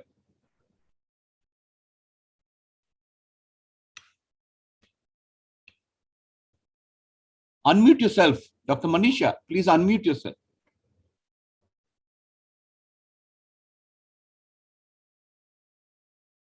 Sorry, Bob. Okay, sir. Am I audible, sir? Yeah, very much, very much. Please And the go ahead. slides are visible? Yeah, visible, make it full screen. Okay, sir. So I'll try to finish my There work are a in huge number of 12, slides. 15 minutes because earlier I 57 had prepared. slides. Huh? There are 57 slides. Yeah, but I'll try to finish because you've said that I'll try to exclude some of the, those which can be excluded, I'll try to exclude, sir.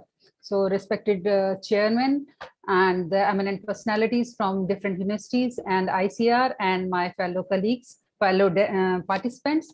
So I'll be speaking on Chile. I'm working on Chile, and the topic I'll be taking up today is molecular dissection of leaf curl disease resistance through differential transcriptome analysis. So as we know, this is the background about Chile. I'll hurriedly take up this. Chili pepper is an important spice and vegetable crop of the family Solanaceae, and India is the top producer, consumer, and exporter of chili, and it contributes about 40% of the total world production, and about 17% of its production is exported.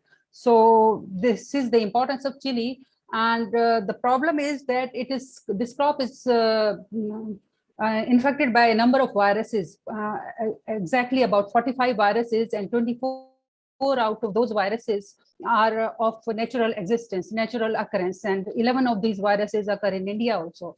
And chili leaf curl virus is the most destructive of all these viruses, and in damage to the extent of 100% has also been reported in some of the areas, and particularly in the northern India area, the people, some farmers have abandoned this crop in the Kharif season when this virus is mostly predominant.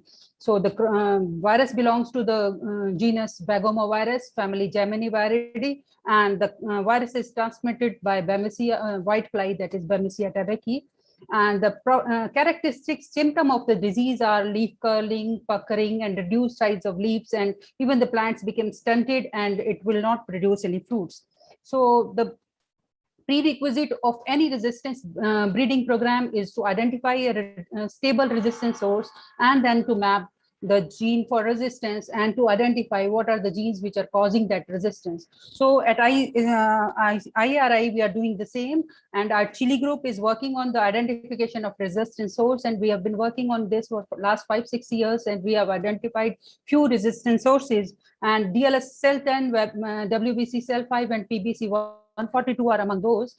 And so we have the most resistant out of this is found to be DLS cell 10, and we are working on this. So during this presentation, I'll be discussing with you what progress we have made in this identifying the resistance mechanism of which is taking place in this resistant or tolerant. Actually, it is not a resistant exactly, because the virus is detected in this plant, but this is symptomless. So the yield is not affected. So it is we can call it as a symptomless carrier. So we have infected these plants with the whitefly, viruliferous whitefly, and taken up samples at different times post inoculations, and we had carried out differential expression analysis. But before that, so this is the this is the picture of the plant this is DLS10 at 45 days post inoculation. It shows mild curling, whereas in the susceptible plant, which in our studies we generally take Fule Mukta, it shows typical symptoms. And by 45 days, this is the situation of the susceptible plant, and our resistant or tolerant plant remains healthy. So what we have done in what initial attempts we have made to study the host pathogen interaction. So earlier we were told that since both of the virus, we have tomato plant, its genome is well worked out. A number of QTLs for leaf curl resistance have been worked out in chili, tomato, and there's so much homology between chili and tomato. So you can try working on those markers or QTLs which are there in tomato, whether they are working on in chili or not. So we started with that background, and we started taking a markers available for different TY-QTLs, and we tested them in our crop, and we found that none of those markers were amplified in our chili resistant or susceptible genotypes of chili, whereas they were showing specific differential bands in tomato, resistant and susceptible lines of tomato. So these are the resistant lines of tomato, and these are susceptible line of tomato, and these are the most commonly used markers from TY-QTLs of tomato. So this intrigued us, and we were thinking what is happening between in these the genes which are located in the TY-QTLs, and whether they are conserved in the tomato chili or not. So we started to first study what is happening to those genes which are located in the different TY-QTLs in tomato, and whether they are being conserved or not in pepper. So we performed an in silico analysis. We located the markers which were flanking these QTLs in tomato. We identified their coordinates using the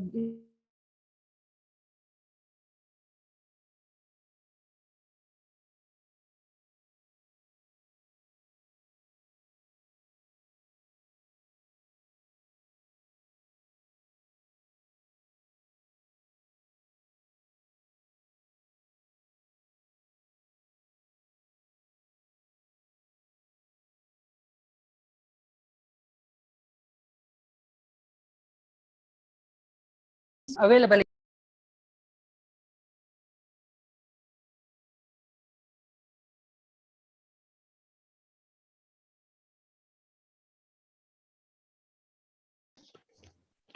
Dr. Manisha, please unmute yourself. You are not audible.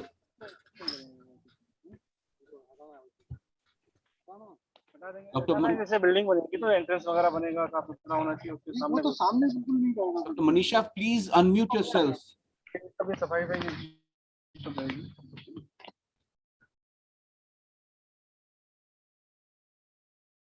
Unmute yourself.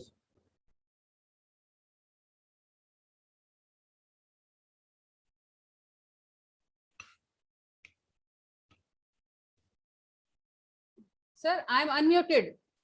Share a screen. It's not visible. Share a screen now. Is it visible now? It's coming. It's coming. Make it full Okay, screen. something happened with the internet. So this is the exercise which we did for all the TY-QTLs. We located those markers. We identified the number of genes present within those TY-QTLs in tomato, and then identified their syntenic genes in pepper. And therefore, this is how we perform the analysis. So this is, for example, this is the situation of the TY-QTL. There are about 175 genes located within the TY-QTL in tomato, and this QTL is present on chromosome 6. And when we studied these genes in pepper, we found that only 151 genes were non-syntenic in pepper. There were some genes, for example, 8 genes which had gone to the pepper chromosome 6. There were 11 genes which had moved to pepper chromosome 3. 5 genes had moved to chromosome 1.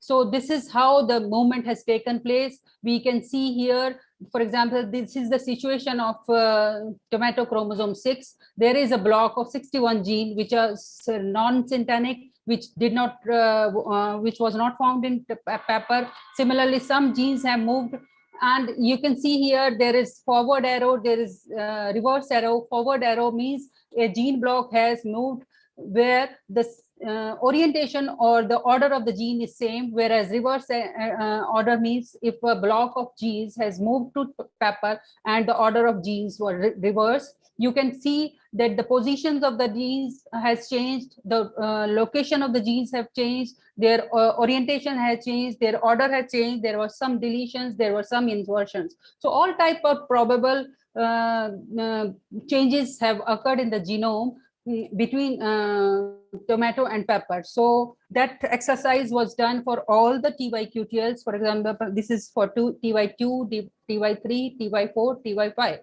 And so we found that about 13.71% genes located in TY1 QTL, 63.76% in TY2, 23.207% in TY3, 73% around in TY4, and around 44% in TY5 QTL regions in tomato were conserved in pepper genome.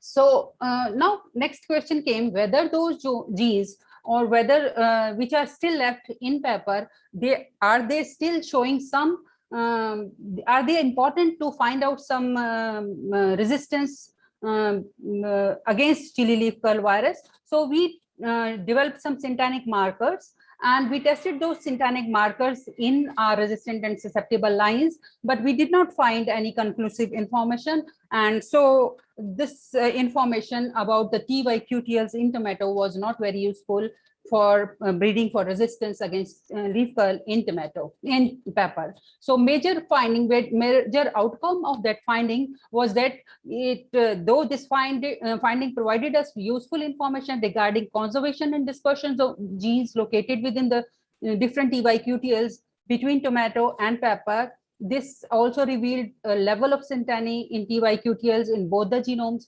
But we also found out that microcollinearity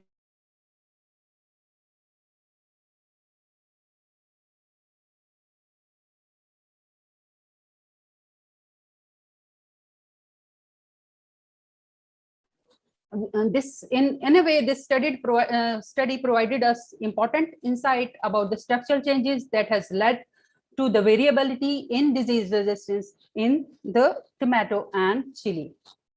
So then we started moving on towards mapping of the genes for chili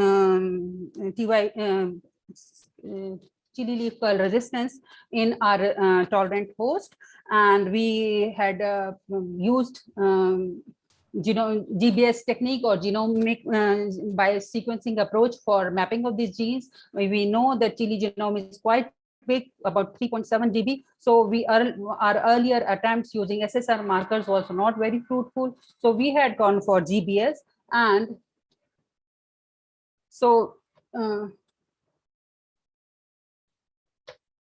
sorry. So we had gone for GBS, and we developed the F2 mapping population. We screened the population using this infection type classification, which was given by Banerjee and later modified by Kumar. This is a scale from 0 to 5, depending upon the disease severity.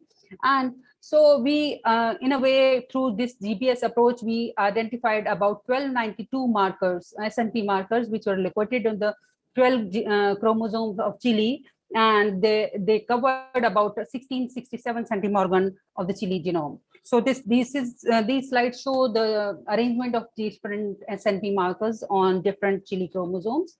And finally, the outcome of the study was that we could identify two major QTLs, genomic QTLs located on chromosome 3. And in addition to this, we also identified two epistatic QTL. The first epistatic QTL was due to interaction between chromosome 8 and 10, and 7. The second QTL was due to interaction between 7 and 11. And you can observe from here that the phenotypic variation was explained to a greater extent by these epistatic QTL. So that is why we thought we should also go for another analysis through transcriptome analysis to identify what are the genes responsible for resistance or tolerance in our tolerant host. So this is the experimental setup for the work which I'm mentioning here. We took both DLS cell10, which is our tolerant host, and the PM, that is the susceptible host. We inoculated both the hosts with the virulifirus whitefly and as a mock, because all transcriptomic and real-time experiment involved mock inoculated plants as calibrated. So we also took mock plants where infection was only done with the healthy whiteflies. So infection was done at 4 to 6 leaf stage, where very young seedlings, and 5 whiteflies were released on each of the inoculated plant. In case of virus challenge inoculation, we took virulifirus whitefly, and for mock we used healthy whiteflies. After 48 hours of the infection, we killed all the whiteflies using dimethoate, and then the sampling was done at different days post inoculation from 0, 15, 30, and 45 days. So this is the experimental setup. This was our cotton cultures which were used for rearing of the whiteflies. This is the pure leaf culture of chili leaf curl virus, and this is how we made the whiteflies virulifirus by feeding them on infected plants, and then virulifirus whiteflies were released into these microchambers, and after 48 hours they were killed and the sampling was done. So this is the results. We observed that at different days post inoculation, the viral titer as well as virus presence was very high with the days post inoculation in the resistant susceptible plant, whereas from here the red bars, you can see that the viral titer was very less as compared to the susceptible plants in the resistant plants, and it showed a decline after some time also. So we performed miRNA differential expression profiling. These are different softwares used for the analysis. I will not go into the details of the software. I'll straightway go to the results. And we found a number of genes which were differentially expressing between the resistant plants and the susceptible plant. But we concentrated in order to narrow down or to find out useful information from all this huge data. We found that I tried to find out what are the genes which were constantly differentially expressing at all time points, and we found that 48 genes were constantly differentially expressing at all the time points between the tolerant and susceptible host. Out of these 48 genes, we could get gene ontology information about 33 genes, and CAG information about the pathway information about 2 genes, and out of these 48 genes, 26 were differentially expressing the transcription factors. So this is the information about all those differentially expressing transcription factors. And so our work doesn't complete here, but we have to validate all the data which is generated from the transcriptomic analysis. So for validation, we thought we should concentrate only on those differentially expressing genes which have been reported to have some role in different responses in different host pathogen interactions. So we selected only those DE transcription factors which are from the defense family transcription factor families like Werke families, BHLH families, NAC families, ERF families. So these type of genes which we had taken for validation. Beyond this, we also identified 35 differentially expressing miRNA from the host, means from the chili plants, and because we had taken sampling from the plants which are infected, so we could also find out some viral RNA miRNAs which were differentially expressing between the resistant and susceptible plants. So this is the information about differentially expressing miRNAs, and likewise as we had done for transcription factors, here also we took only those miRNAs which have been shown to have some role in defense, like transcription gene silencing, for example, role in methylation or pro-1 response in defense. So all those genes which are marked in red were taken for validation. So these are the differentially expressing viral miRNAs, which were identified in the present study. And so we also wanted to see what the virus was doing inside the host. So what were the targets of host genes which were targeted by the viruses? So we identified those host targets of viral differentially expressing miRNA using Miranda software. And this is the list of those viral targets. For example, one of the viral targets was DELA protein, one was peroxidobiogenesis protein, and some delta-1 pyrrolidone 5-carboxylase synthase. So this DELA protein is a repressor of GA signaling. Then this protein is responsible for the balance between jasmonic acid and IAA, and this is involved in this proline synthesis. So you can say that virus is somehow inhibiting hormone balance in the host, as well as somehow it is regulating the proline biosynthesis. All these components are responsible for providing resistance against any kind of stress. But all these hormones and proline are, they are known to provide resistance against abiotic and biotic stresses. So we took all these host targets for validation. So this is the genomic organization of begomoviruses. So it has 6 genes, and we identified one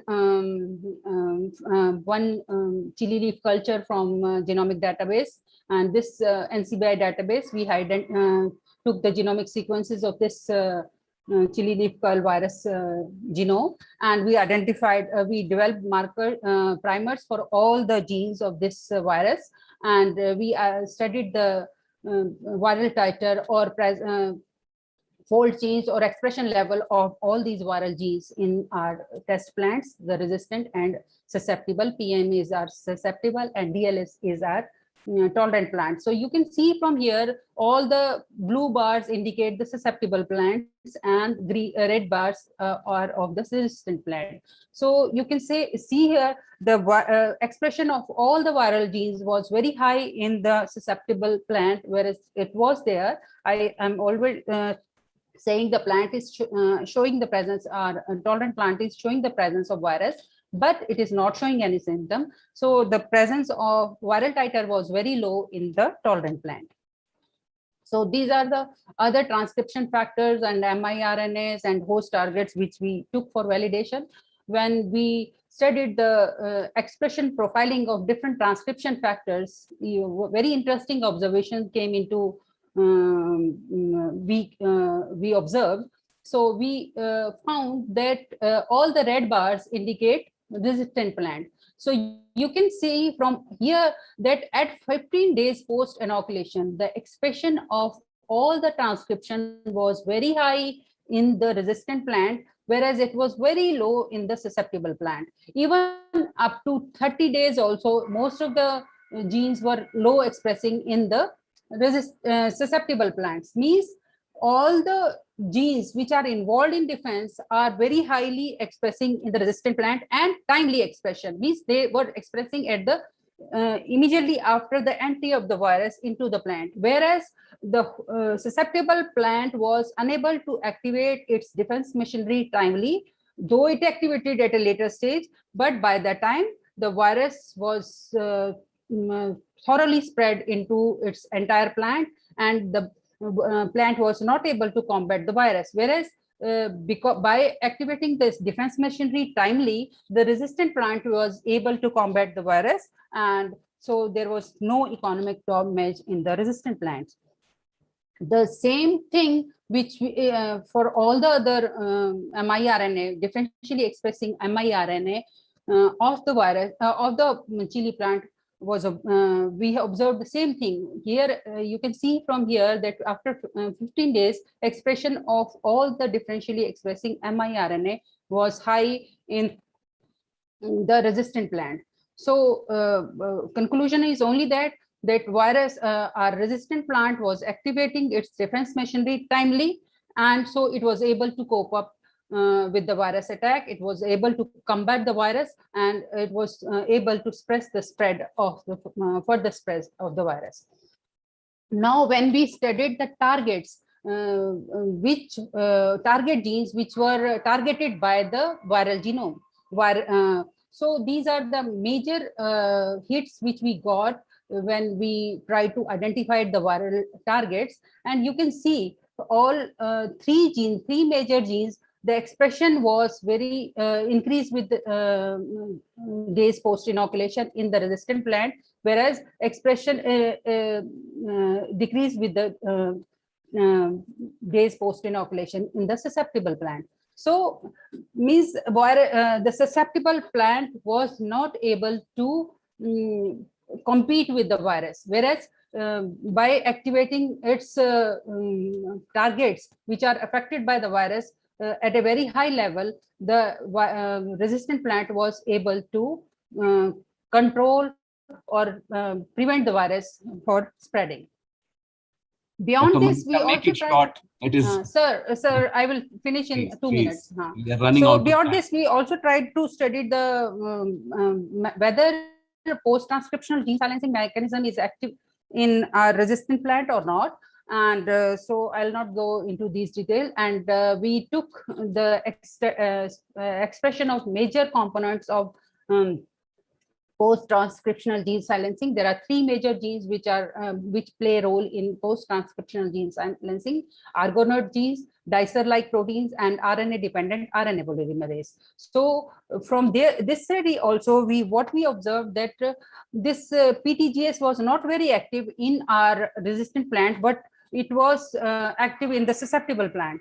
So conclusion from all this information is that our resistant plant was activating its innate or basal immunity timely, and that is why it was able to combat the virus. It was able to prevent the spread of the virus, whereas delayed expression of the defense machinery in the susceptible plant was the reason for the susceptible plant being infected by the virus.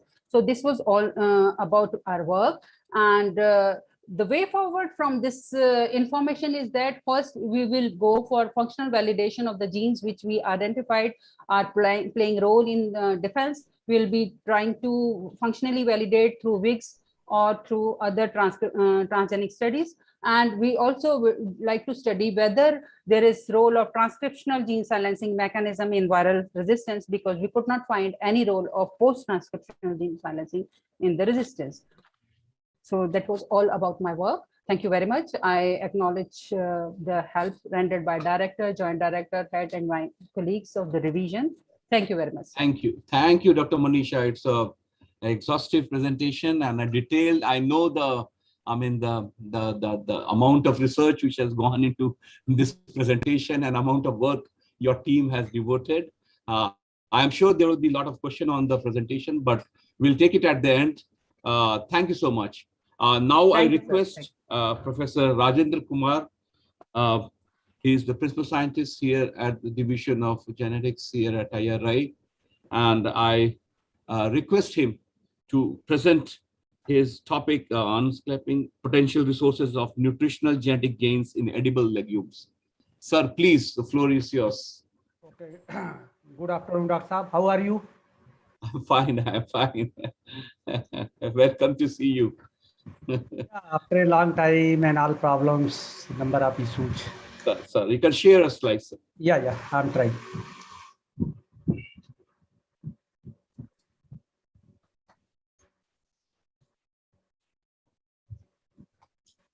जरा ये हमारी slide share कराइए sir. नीचे एक green होगा, एक देखिए share screen, वहीं पे डालिए। पहले पीपीटी को खोल लें सर। हाँ, you are sharing now. Make it full screen and you can start.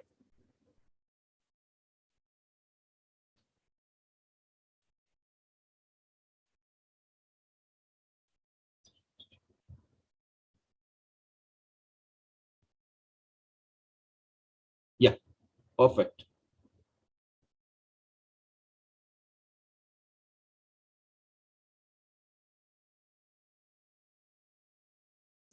Sir, you're muted. Please, sir, unmute yourself first. Professor Rajendra Kumar, please, sir, unmute yourself, sir. Your mic is closed.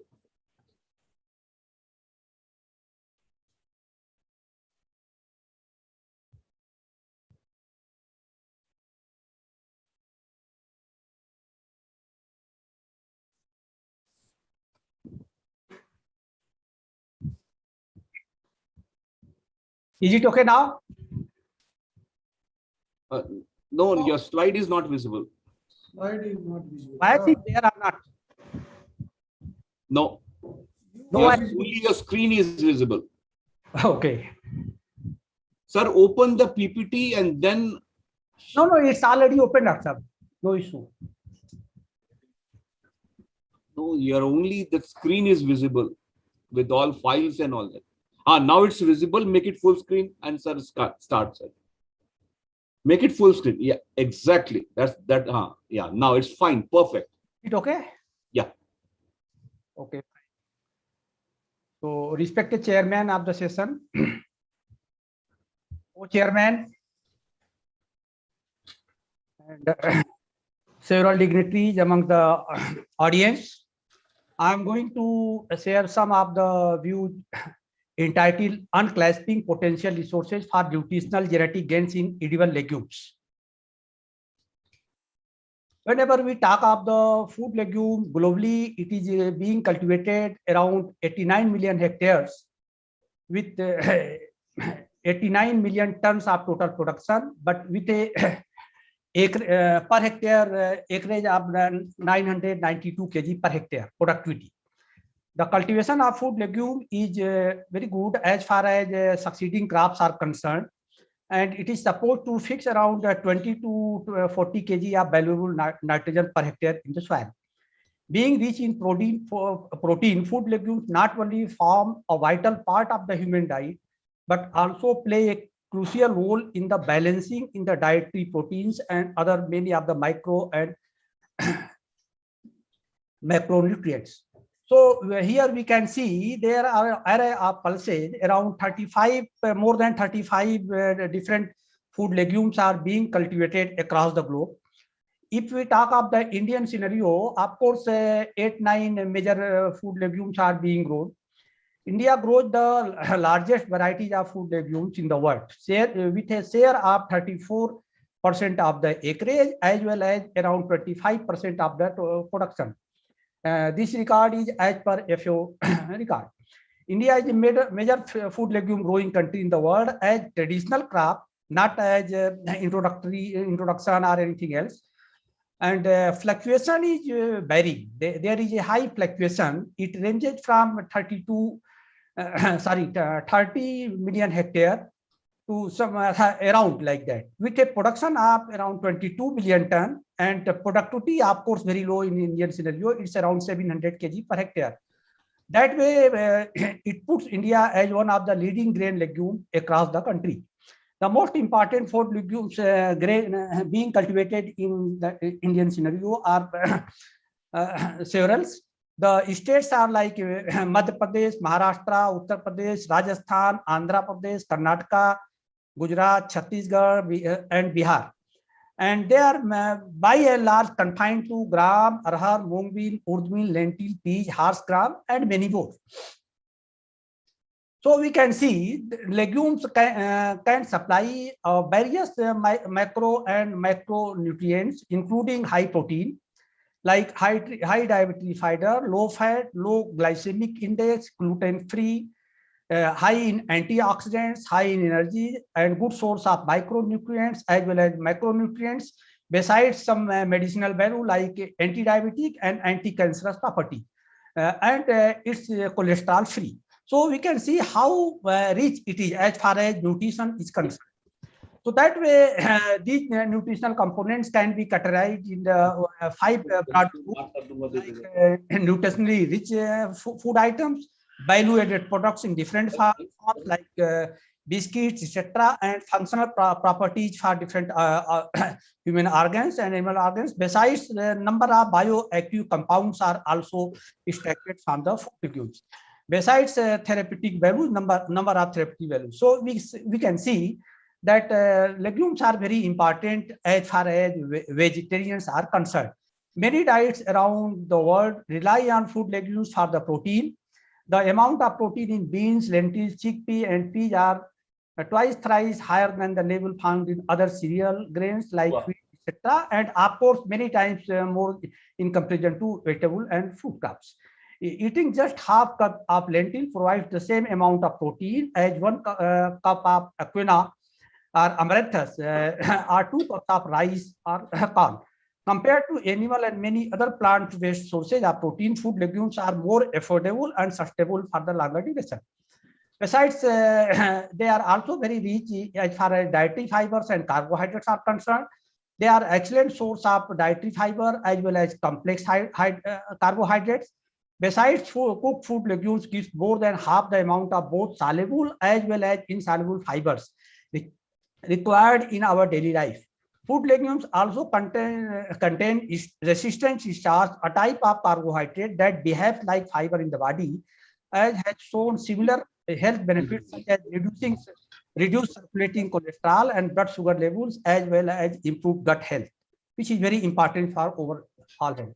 So here, USDA nutritional chart, we can see that number of nutritional components are there. Of course, I'm not going in detail, but in some of cases, we can say as far as energy is concerned, highest energy is found in case of soybean. Just 1 second. Highest energy is found in case of soybean. Besides protein, as far as protein is concerned, of course, chickpea stands somewhere in the middle. Chickpea here I am taking as a reference crop of the food legume because all pulse crops cannot be dealt here.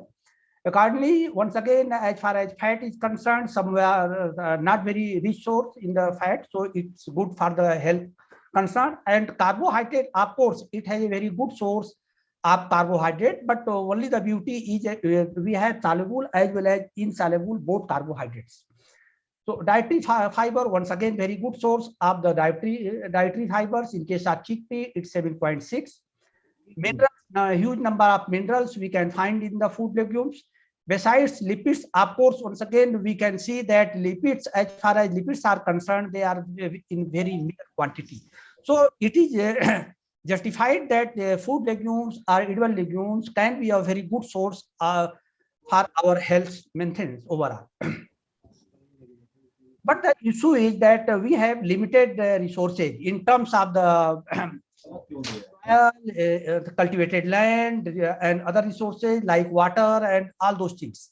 And if we really aspire to live the life of the American lifestyle, we need at least 5 planets to meet out our nutritional requirements. And it is not possible. We cannot create the planets. So certainly we have to look for, and with the passage of the time, we have to confine or restrict our cultivation to a very limited area, not only limited area, but in also limited resources. So there is one scope that how to improve the genetic gain. I mean that how these edible legumes or food legumes can be enhanced as well as for their nutritional inheritance is concerned. So we can say genetic gain is the term used to measure the genetic improvement or breeding progress and can be defined as the amount of increase in the performance that is achieved annually through artificial selection and is measured by difference between a selected population in comparison to their offsprings. So here we can see that there are number of the factors which are really influencing the genetic gains. So here let us start from the breeder's field. We can see inbreeding that leads to the seed increase and all those multi-location trial, multi-year testing. Besides, we can predict the phenotypes, and once again on the prediction of the phenotypes, we can reverse in the breeding cycle. But certainly selection intensity is very important, and selection intensity not only, it should be cheaper also. So we have to devise such a selection intensity that per selection cost is minimized. And besides, we must have a accurate selection process.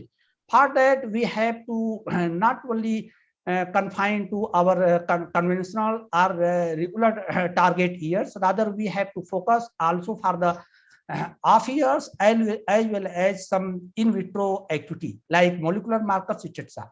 So genetic gain over time, certainly it can increase, and but only when we are able to maintain the favorable rare alleles in a population. So we can say over the years, we can have a very good genotypes which can have enhanced genetic gains, and those genotypes can be utilized properly in the breeding programs for increasing the nutritional component in the concerned crop. Whatever may be, whether these are the edible legumes or other food crops or vegetable crops or fruit crops. Factors influencing genetic gains like genetic barriers, heritability, selection intensity, cycle time, that I have already discussed, so I am not going into detail, but there is a very good publication published by Yu et al. In 2017, and it has justified that how genetic gains can be achieved by these different genetic factors. The challenges before us are whatever material we have in our hand, they have very low genetic potential, and not only genetic potential, there is also low realized yield. And another problem is changing climatic condition. Biotic as well as abiotic stresses are other components which are influencing yield potential at very high rate. Poor seed replacement, of course, in case of pulses, it's very clear because as far as other major cereals are concerned, wheat, rice, and of course, in case of vegetables, we are able to have proper seed replacement. But in case of pulses, still we are not able to meet out those requirements. But besides, there are certain problems with the hybrid seed, particularly in case of the those hybrids which are being produced by the manual process. Like in case of most of the vegetables, we have to purchase every year seed of the concerned variety. So that's a challenge. Besides, there are certain post-harvest losses also. Once again, post-harvest losses vary crop to crop. In case of vegetables, we have observed varying ratio around 25 to 35% of the post-harvest losses. Sometimes it goes even up to the 50% losses in the areas far-flung where there is no proper transportation facility, there is no storage facility, or there are lack of consumers like that.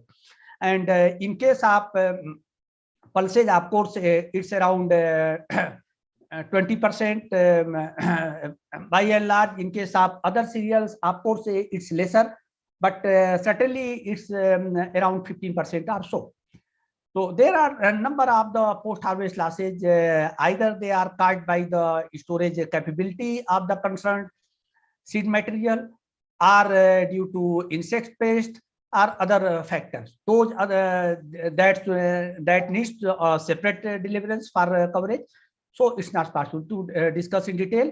Besides transfer of technology, one of the component, even this is my personal feeling, as far as UP is concerned, I have been advocating that transfer of technology is very poor, and that needs revamping in the whole system, not only in terms of technology. Of course, as far as national or state level situation is concerned, our scientific fraternity had developed a huge number of technology, but still I have no hesitation in saying that the transfer of technologies are not up to mark as it should have been there.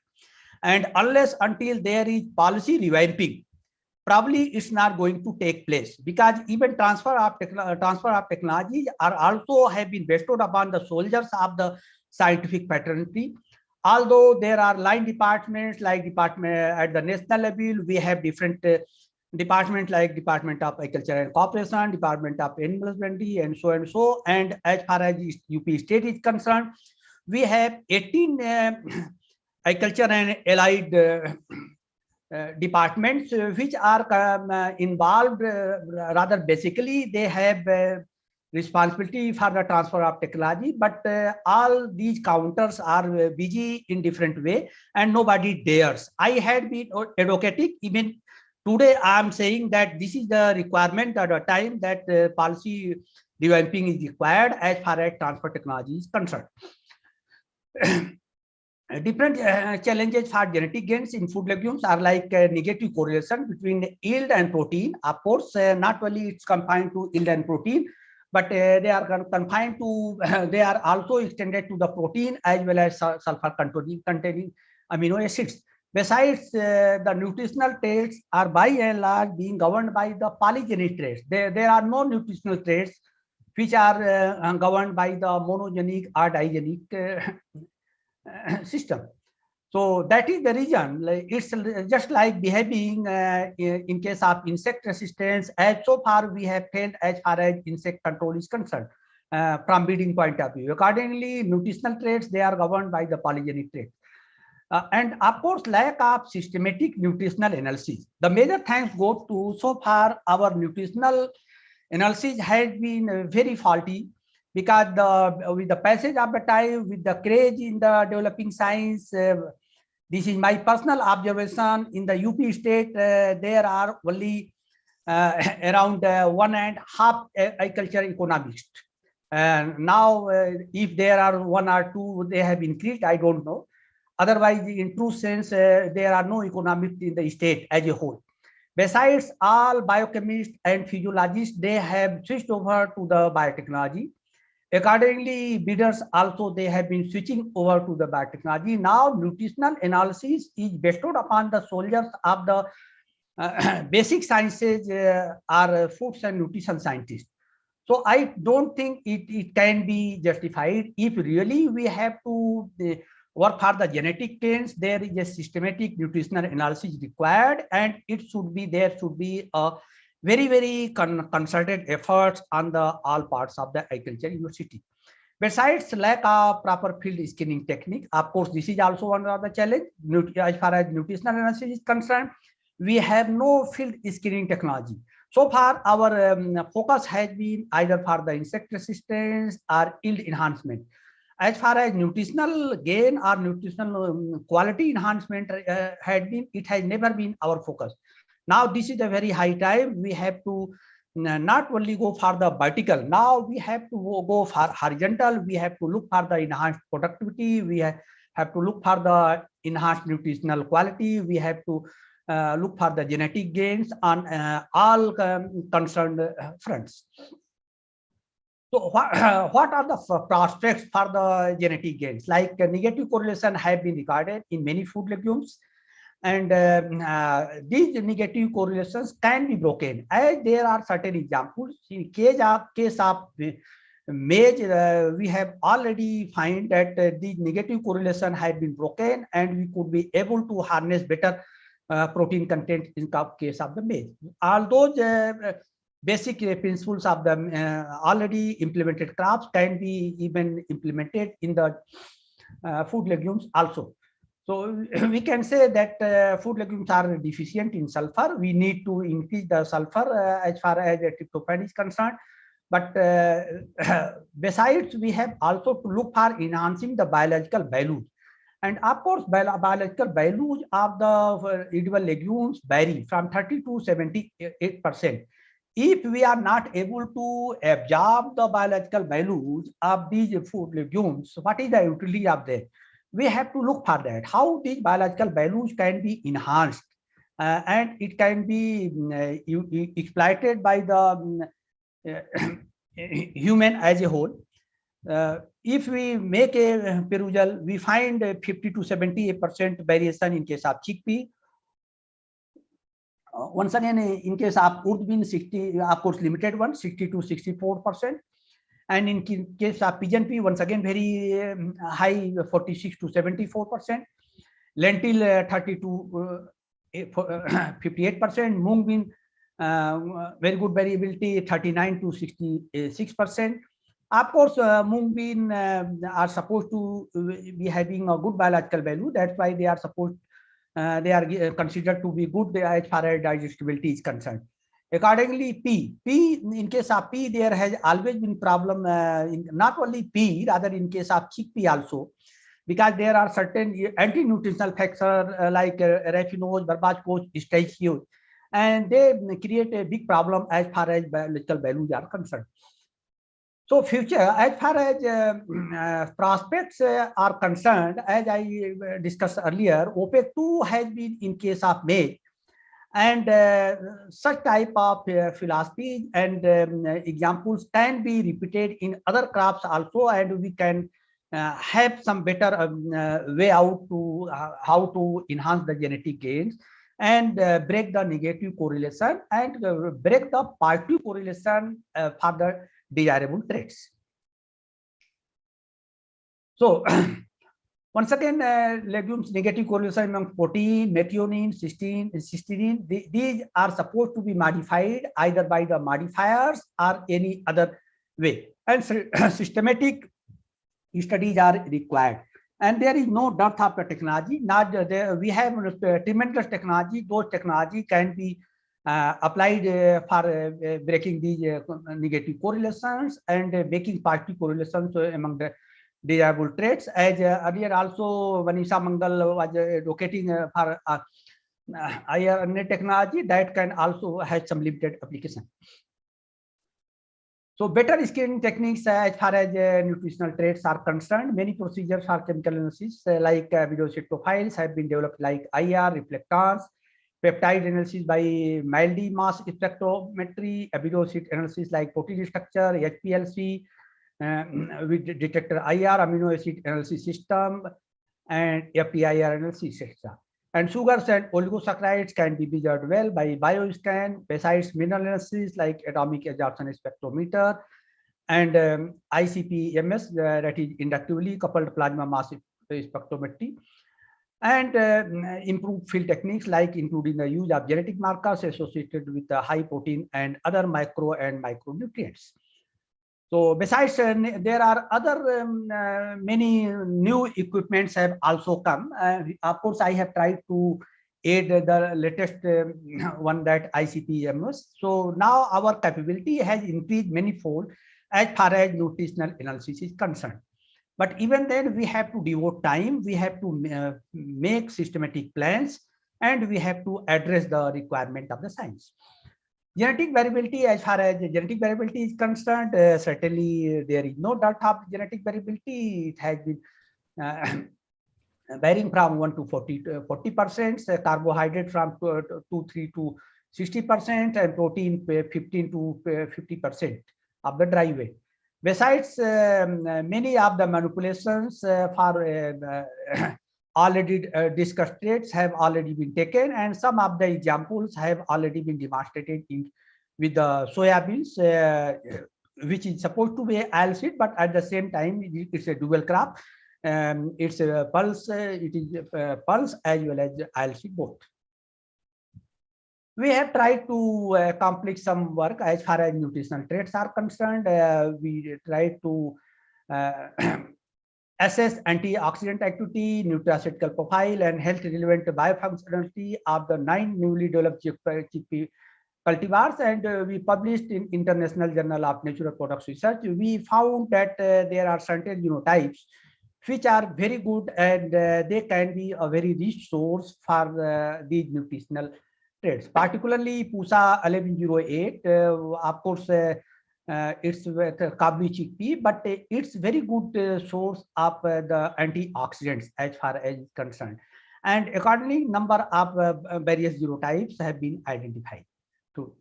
Besides, we in another study, we try to study the same nutritional and only nutritional in terms of the macro and micro studies, and we came to the conclusion there is one very old variety of Chandrasekhar Azad University of Agriculture and Technology, that is K850. And besides IRI varieties like PUSA 1108, PUSA 1088, PUSA 1053. These genotypes have proved to be very good as far as antioxidants are concerned and iron and zinc as concerned. PUSA 1053 is very good source of zinc as well as iron. And PUSA 1108 is very good for the anti-nutritional traits. Besides, we also try to make another study in terms of the nitrate reductase, which is again a polygenic trait, and we could identify with the help of the molecular markers that two genotype J11 and one of the fixed line F5198, they can be explored as far as nitrate reductase is concerned. In another study, we tried to assess the oligosaccharide, particularly raffinose, and we came to the conclusion that there is one genotype ICC791. This is the genotype of the core germplasm developed by Dr. Upadhyay et al. At GISET. This genotype is having the least quantity of raffinose, and this can be one of the very potential source for development of raffinose or oligosaccharide free genotype in the breeding programs. We also try to develop some byproduct like effect of incorporation of chickpea husk in case of biscuit, and now we are in the process of patenting this one. Let us see whether we are able to patent or not. Another study, we try to see the bioavailability through different processes like bioprocessing, autoclaving, and heating, and cooker pressure, all those things. And ultimately, we came to the conclusion that autoclaving certainly gave the best result as far as bioavailability of the edible legumes are concerned. In another study, we also try to see the bioavailability in case of desi as well as kabli chickpea. Once again, our result. Professor Rajendra Kumar, I'll request that kindly make it short because we are running out of time, really. Okay, I'm coming, sir. You can rush through your slide and conclude. So there are many of the studies. Besides, we also try to proteomic estimates, and we have identified two genotypes, BG1092 and ICC11378, which can be exploited in the breeding programs as far as high protein content is concerned. Besides, we also tried protein content, of course, discussed, and besides, we try to make the protein isolates also, and this protein we have published very recently, Journal of Food Measurement and Characterization. We have applied for the patent this one. Besides, once again, there are number of profile. I am not going to discuss in detail based on the protein isolates. Besides, SOD content, once again very important enzyme. We have tried to and we have communicated in the scientific reports. We are waiting that it may be published. So besides, I'm coming short that the genotype ICRISAT 3668 can be exploited as far as SOD high content is concerned. So once again, this is the macro and micronutrients. Once again, this paper has been accepted by the British Food Journal. So salient features are like we could be able to develop new markers, 5 new markers developed by us. Besides, there are certain genotypes, and heritability, as far as heritability is concerned, these varies around 1% in chickpea. Of course, in pigeon pea, it's 0.87%, and it has been varying in various legume crops. So there are a number of strategies. I'm not going to, by and large, we have discussed in one of the slides. I'm not going in detail. Besides, once again, there are different aspects have to be delegated to different centers. Only then we can deliver better output. Besides, there are the future strategy in brief. So we have to focus on climate resilient, nutritional and market traits, large scale germplasm sequencing, value addition, novel trait pre-breeding lines. Besides, candidate gene, Q12 and diagnostic markers identification, novel breeding approaches, and genomic approaches, etc. So there are a number of technology, including epigenetics, as well as we can say speed breeding. There are number of upcoming technologies which can be exploited. So we can say this is the breeder field, and certainly we can minimize the time, as well as we can have enhanced the genetic gain as well as productivity per hectare as a whole. So with all these, I'm going to give into my presentation because time is very limited. So this is all. Thank you very much. So these are contributors from different centers. Thank you very much. If any Thank question. you so much, Professor Rajendra Kumar. I mean, I know there are a lot of work you have wanted to present to make it, but we have got the, takeaway message, the systematic breeding and how we can make a headway in the nutritional genetic gains in legumes. Thank you so much, sir. Now, the last presenter in the invited paper segment, Dr. Bijendra Pal, demand-led plant breeding, use of advanced genetic tools of plant breeding for product designing. Sir, please, you can unshare a slide, sir. Yeah, I'm trying.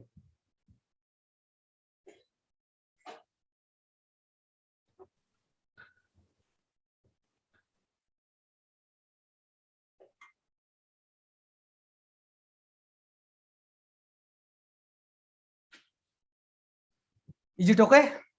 It is okay. Now, Dr. Pal is sharing.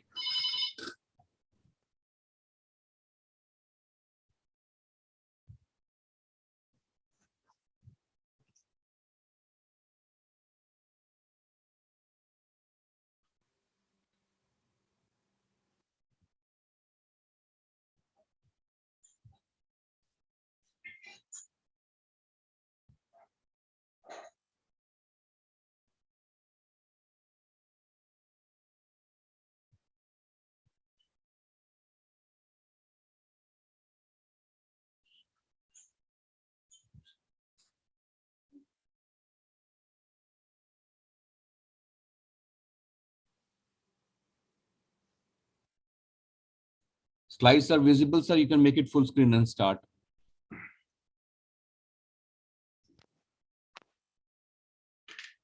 That Pal represents Bioseeds. He's a deputy director to research located at Hyderabad. Sir, please unmute yourself, sir.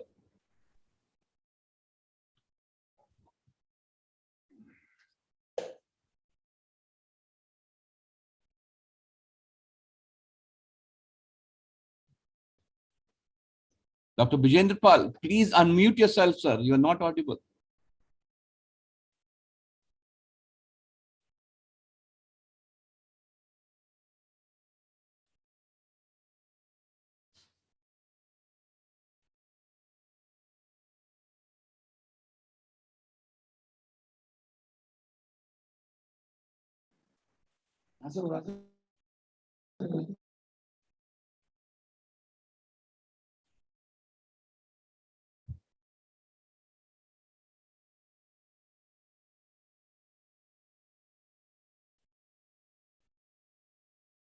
Unmute yourself, sir.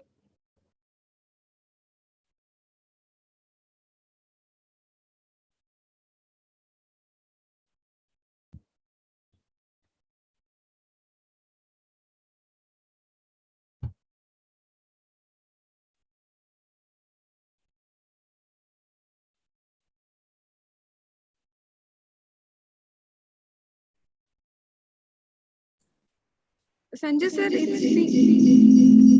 Yeah. sir, it seems that there is some connectivity issue with him, sir. So we can we take the oral papers?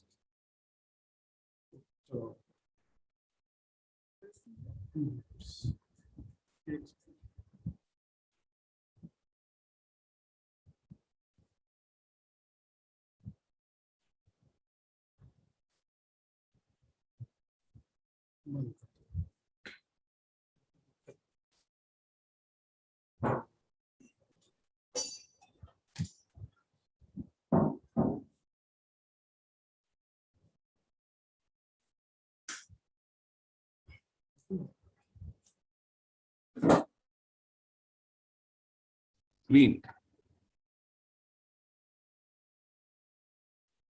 Dr. Rai, sir, you are ready with the presentation, sir? You are muted, sir. I mean, you can open your slide, keep it ready because we are running. I am muted. Now you're okay, sir. Sir, I am requesting Dr. Pal to unshare his slide. He's stuck up actually somehow. Okay. Dr. Poonam, can you talk to Dr. Vijendra Pal? Fine, sir. I'll just talk to him. He's traveling somewhere. I could see his image and there is a connectivity issue. We can take him at the later stage, I hope. Yes, sir. We can take his presentation at the last after Namita. So we can proceed ahead for other oral presentations, sir. So now I request Dr. Nagendra, kindly share your slides, sir. Okay, sir. We'll take him at a later stage because probably he's traveling as a result. We are not getting the connectivity.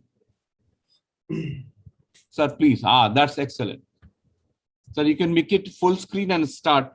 The title of its talk is Development of DYMB and High Temperature Tolerance Variety Oblique Lines in Hyacinth Bean using both conventional and molecular approaches. Sir, please. Good noon to all of you, respected chairman of this session, my colleague Dr. Sanjay Singh, and report conveners and reporters. Since we are very late, that's why I am not giving them much more time for the introduction. As I have given the name Hyacinth bean. Hyacinth bean is nothing. This is an Indian bean, or we can also call in the same. And botanically, it is a Dolichos loblab or Dolichos purpureus, which belong to family Fabaceae, having a chromosome number of 2n equal to 20, 22, and 24. Sir, kindly put your slides on presentation mode, sir. I have presented. I have presentable. I have given a presentable file. Press on it. No, sir. Presentation mode fine. But yeah. So press F5. Okay, it is fine. Dr. Sanjay Singh, it is fine. No, sir, it is not in the, the slide, presentation mode. It's not in there. Yeah, now it is fine, perfect. Okay. So let us just, I was discussing about the Indian bean, and I have already told about what is Indian bean, and this is a very good crop, and it is being used for both for the vegetable purpose, pulse and fodder, and this is crop is also considered as a soil building crops. In this crop, there is two groups. First is Dolichos loblab variety typicus, and it is being used for the vegetable purpose. And second is Dolichos loblab variety lignosa, which is being used for the pulse purpose. This can be classically distinguished by the arrangement of the seeds on pods. In case of Dolichos typicus, the seeds are arranged parallel to the suture, whereas in case of the lignosus, the seeds are arranged to the right angle to the suture, and all of the both species are cross-compatible. That it is a matter of great pleasure that Indian Institute of Vegetable Research, where the maximum germ plug collection we have. Right now, we are maintaining the 225 germ plugs of Indian bean, and out of which 200 germ plugs of the having a pole in nature, whereas the 25 are the bush in nature. And all the materials we have documented and we have characterized, and the diversity have also analyzed in both in terms of the morphological characters and as well as the molecular characters. What we have observed in the morphological character, we observed that the most of the diversity were existing in the pod color, that is green light, yellow, brown, dark brown, and whitish green, whereas the seed color also ranges from different colors, greenish and everything. And we have also categorized these materials by using the different markers, RAPD marker and SSR marker for the diversity analysis. On that basis, then we have categorized our material in the different groups like high yield, and these are the BRCM 8 and 3 and 11 and 201. Whereas for the high protein content, as our earlier speaker was saying that legume vegetables are very rich in protein. So this point should be also taken into consideration for the nutritional security. So for the DYMB, we have also confirmed the material. By high temperature, we have also confirmed our materials. Now, question Dolichos yellow, the topic which I have given, Dolichos yellow mosaic virus. It is very serious problem for the cultivation of all the growing belts of the Indian bean or Dolichos bean, and this is caused by a virus having a single DNA and having a monopartite in nature. And this, as I see, you have seen how this spread occurs, and the whole your leaves are become yellowish. And after it all later on, it also affect on the part, and then parts are not consumable. And for the incidence of the Dolichos yellow mosaic virus, whatever observed that temperature and humidity play a very important role. And when the temperature goes more than 39.6 degrees centigrade and humidity is maximum 52.4, the incidence is more. And this is why I am saying, because most of the scientists which are working on the Dolichos, particularly for the screening, they are only growing the Dolichos of July, start July, and they continue their crop up to the February, March. And that time we will not get much more incidents. Onward in May, June, when the temperature goes more than 39 to 6 degrees, the incident gradually increase. And in the up to the June, July, all the crop will be seen as the yellowish symptoms.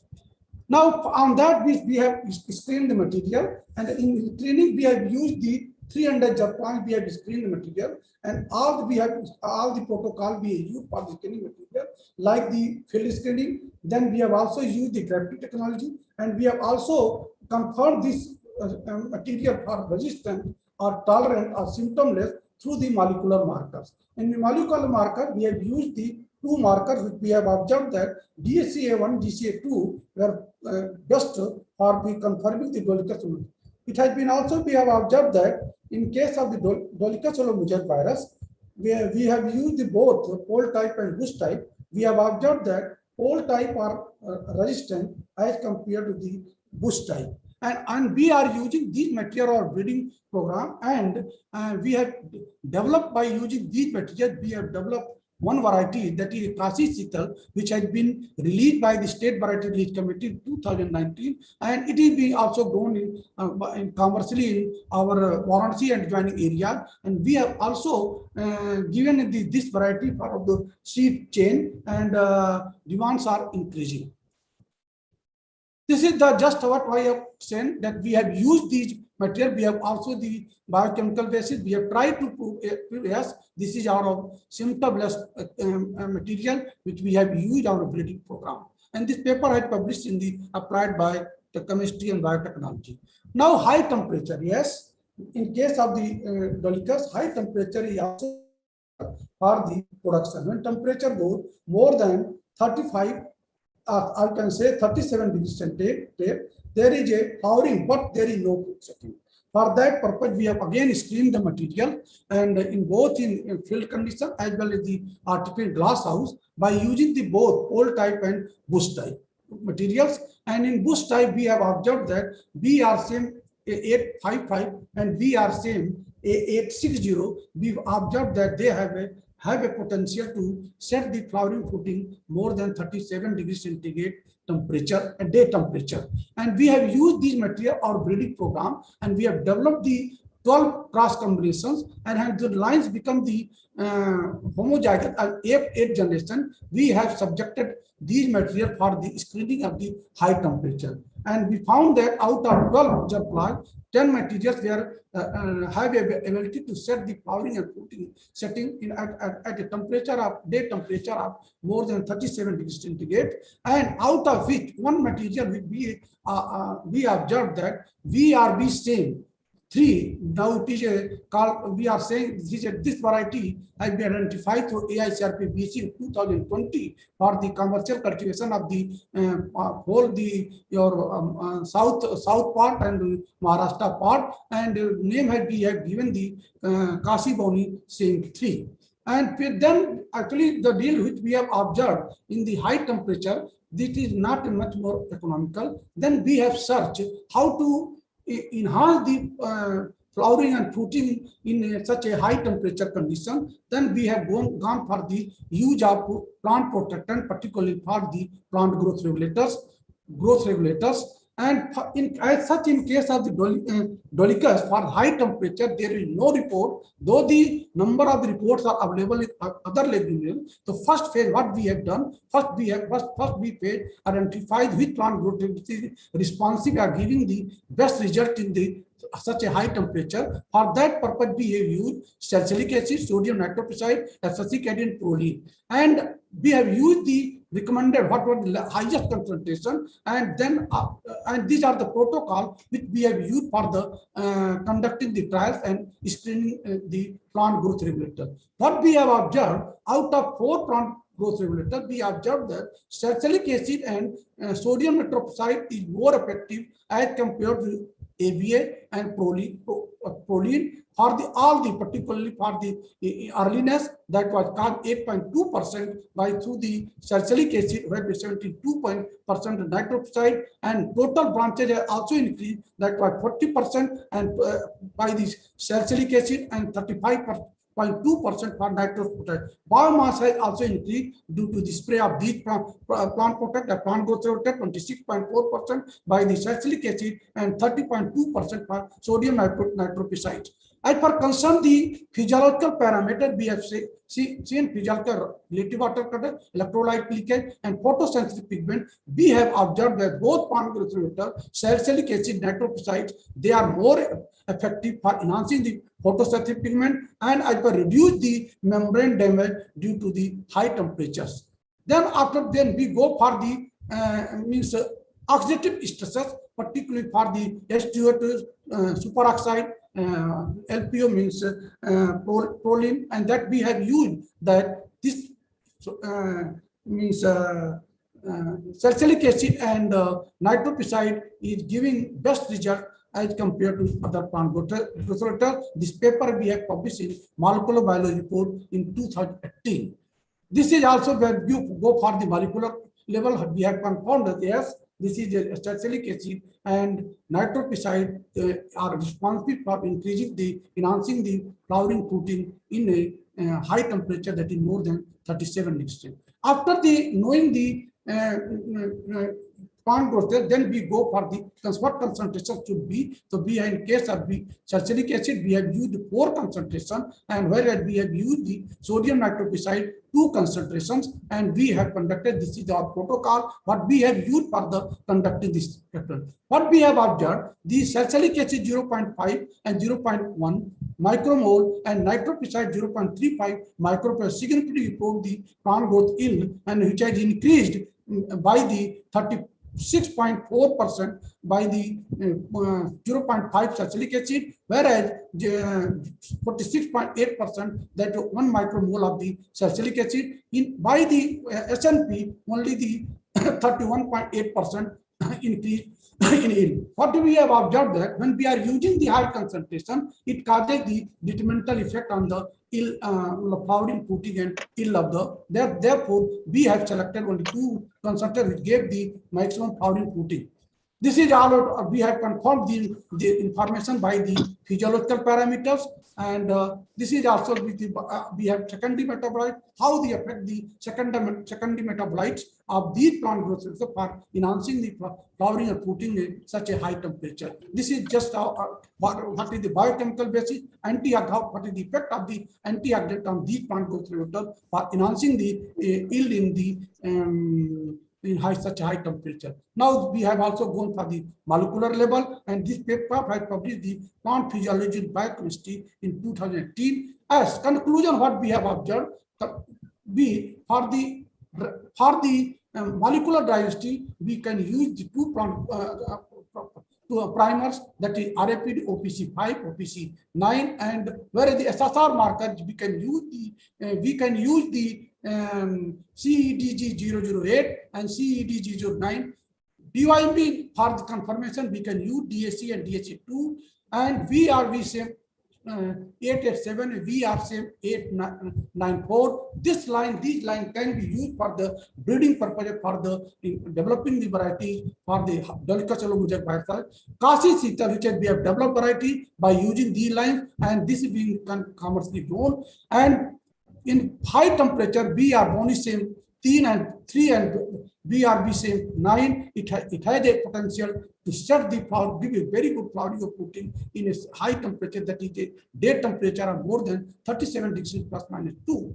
For the maximization of the yield potential of high cyclomic under the high temperature condition, we can use the salicylic acid at the 0.5 to 1 micromole, and if you are trying to using the sodium nitroxide, we will go only for 0.3. After that, there is a detrimental effect on the yield and other traits for enhancing the yield in high temperature condition. Yes, we have developed this variety. This is variety of Kasi Sital for the Dolichos Olomouc virus resistance, and this variety yield potential of 35.8 tons per hectare, and it gives the more than 34% more yield as per the national check, and it is released by notified through the State Varieties Committee 2018 for Uttar Pradesh, Bihar. This is the high temperature tolerance, and this variety identified by through the AHRPBC in 2020 for the commercial cultivation by state Maharashtra, Gujarat, Madhya Pradesh, Delhi, and Haryana, and Karnataka. This is a Kasi Boni same, which has a potential to yield of the 28 ton per hectare, and it has recommended for the commercial cultivation in Maharashtra. This is the Kasi Hatima. This is very which have developed. We have a very long while, that is 2012, and this variety had recommended for the all the states of the NEH region, where the Punjab, Uttar Pradesh, Bihar, Jharkhand, Madhya Pradesh, Maharashtra, Goa, Karnataka, Tamil Nadu, and Kerala, and it is being commercialized and it is in seed chain, and it Kasi Khusal. I think our chairman is knowing about the Banaras. Ramana area is very famous for the cultivation of the Indian bean, and most of the area is covered by the Kasi Khusal. And right now, 500 hectares are under this variety, and this variety already not released and notified by SBRC in 2018, and yield potential 35.7 ton. We have, this is also variety we have tested, and they have means semi-pole type we can use in as a kitchen garden, and this variety, I think, under the pipeline. We have this variety in ABT trials, and this is also ABT trial, and this lines means advanced line which have been identified on 39th AICRP-BC group meeting. 3 and 4 days back, our AICRP group meeting was held in this IIVR by virtual mode, and this variety had been identified through AICRP-BC with the yield potential of 35.5 tons per hectare. Now this is our the 25 for research journey on Indian bean, particularly Indian bean. We have developed 5 varieties at the national level. 4 are under testing, and lines identified 4. We are maintaining the 225 the plot. We guided the two students on Dolichos. Publication in more than 27 publication exclusively on the Dolichos, and 1 project we have handled on the DBT project on Dolichos. These are our publications which we have exclusively published on the Dolichos, that published on the Journal of Biotechnology and Plant Physiology, Biochemistry, Molecular Biology, Act of Physiology, Plantarum, Indian Journal of Plant Physiology, Biochemistry, Biotechnology, Applied Biochemistry and Biotechnology, Act of Physiology, Plantarum. These are our publications which we have published on the exclusively on the Dolichos. Yes. Chairman, sir, I think all of our, you are also using about the Dolichos. It is a, people are saying that this is a underapplied crop, this is a orchid crop. Some people are saying this is a future crop, but Due to our research program, this crop is moving towards the commercial crop, commercial vegetable crop like tomato, brinjal from the underutilized crop. Why? Reason behind this, the varietal development. Earlier, there were very limited number of variety, that was the Rajani and something CSA developed. But nowadays, in this crop, we have developed for the more than 30 varieties, thanks to the organization, ICR organization and university for such a tremendous achievement. From pole to bush type, yes, earlier we are only knowing the pole type varieties.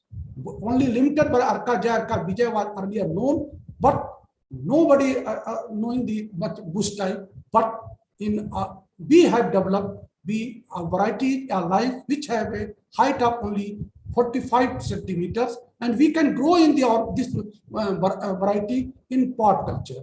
We are talking about the vertical farming. Every forum, people are talking about the vertical farming. For the vertical farming, variety will play an important role for the getting the method. So we in this crop, we have a variety which can be successfully grown in vertical farming. Pod maturity, yes, all type variety was take the 130 days for the harvesting. But now we have a material which can be harvested in 65 days. Reduction in 65 we have reduced. If you see the pole type variety cultivation of Indian bean, I can say Hyacinthe bean, 55% cost are involved for the making the trellis, and 10% more extra for the spraying of the insecticide and fungicide if any disease or insect is occurring. But due to development of the bush type variety, we have shortened the expenditure. We have reduced 65% of cost. We have managed DYMB, I have told, DYMB and high temperature, we have a variety, we can grow those areas where DYMB is a limiting factor for the cultivation of Dolichos Vijay. We have variety, high temperature, we can grow your Indian bean up to April and May. Converted rainy season crop. Earlier, this crop was only considered a rainy season. Sowing start in the June and crop continue up to the February, March. But those areas where the flood is a limiting factor for cultivation of any crop, including the Indian bean, in such situation, particularly Bihar, and today in this year we have seen most of the Indian bean pole type, they have damaged by the floods. But in such situation, our bush type materials are ready, and that sowing is start from the last week of September to October. Enhance the yield. Earlier, yield potential was Professor Rajendra had rightly pointed out the yield variance is major factor for the legume vegetable. But sir, for your information, we have increased yield up to 25 tons to 38, and we have a variety which has yield potential of up to the 35 tons per hectare. Highly profitable crop, yes. This is the only crop where the cost of cultivation is very less, but we are getting a more profit. This is my personal observation. I have discussed the Ramana village farmers which are doing a very massive cultivation of the Indian bean. They were telling that, sir, we are getting more than 4 to 5 lakhs per hectare net return. And if come in the month of October or November, in this Indian bean, they are selling the parts up to in Bihar, West Bengal, Lucknow, Delhi, and Bangalore, Chhattisgarh, and Madhya Pradesh. This is from kitchen garden. Earlier, people were saying this is the kitchen garden. It is limited up to kitchen. Now, by the development of our variety, it has become the commercial, fresh consumption and processing purpose. Yes, besides using the vegetable, and it can be used in various processes. We can use as a pickle. We can use in biscuit. As a point rightly said, the Professor Rajendra Kumar ji sir, it can be used in various processed products, and you can prepare a laddu. You can prepare a mirti from the Dolichos. Area expansion, yes. Now it was limited, but people are getting more advantage. That's why the cultivation of the Indian bean is increasing in Uttar Pradesh. Strengthening in farmers. Yes, earlier people we are knowing only up to the germ plant. Yes, this material is good, but this is for information. The information has gone up to the bioinformatics and QTL mapping and bioinformatics, because this is the Indian origin crop. This is our crop, but very good research we have done, and we have reached up to the QTL mapping and bioinformation. Yes, power of 5 securities. This crop has a potential to solve the 5 security, means malnutrition security, health security, economic security, and fodder security. All the security this crop has potential to solve. With these words, I am highly thankful to the chairman of this session, who has given me opportunity to express my experiences on Indian bean, particularly delicates along with jaguars on high temperature. I am also thankful to the organizing secretary, who have given opportunity to express my view. Thank you to all of you. Thank you, Dr. Rai. An excellent, from a minor, underutilized crop to a major, getting the crop into the mainstream with the varietal development, and that too array of varieties. You talk about the biotic and abiotic stress and making it a commercial crop, truly exemplary.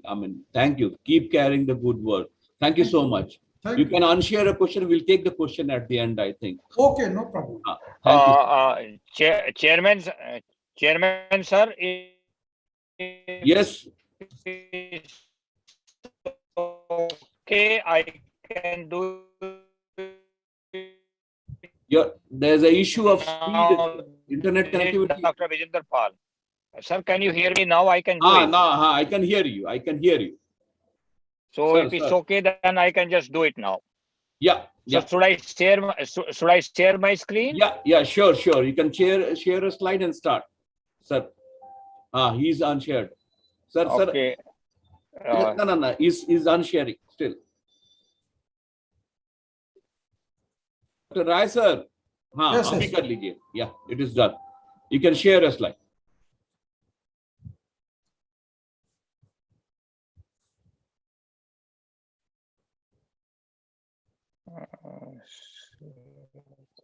Screen.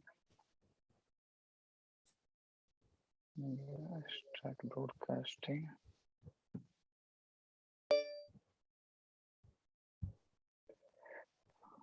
Okay. So is it my screen visible, sir, now? No. But how? I have tried to share it. What happened? You can start, sir. Some issue is there. I think of the speed actually.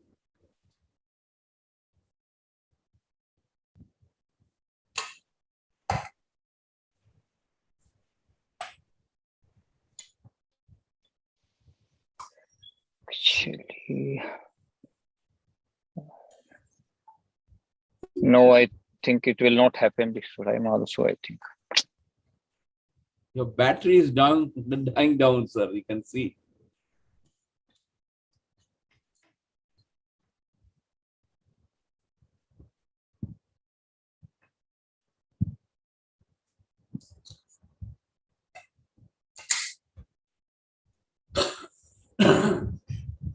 Sir, your battery is also dying down, sir.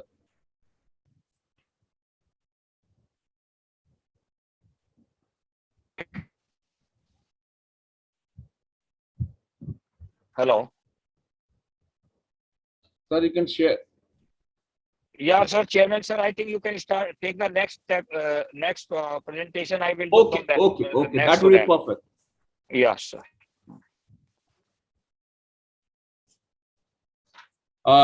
Is the next presenter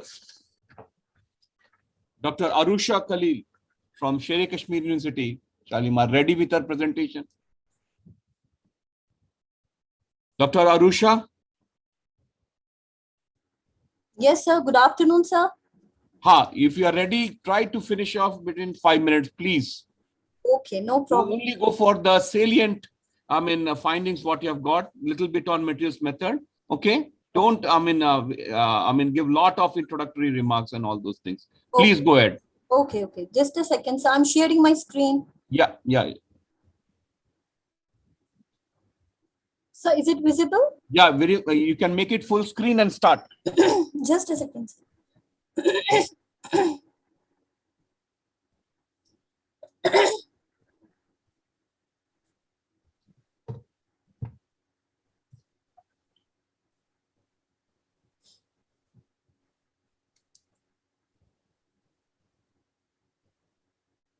Okay. So is it visible? Yeah. Okay. Please go. Please start. Okay, sir. Respected organizers of the 4th Global Meet on Science and Technology for staying healthy and feeding the ever-growing population worldwide, Chairman, Co-Chairman, sir, of this session, a very good afternoon to all of you. I am Dr. Arusa Khalil, Assistant Professor, Division of Fruit Sciences, Coast, Kashmir. And on this 4th Global Meet, I am going to present my lecture on the impact of growth regulators on quality and storability of grape cultivar Sahibi.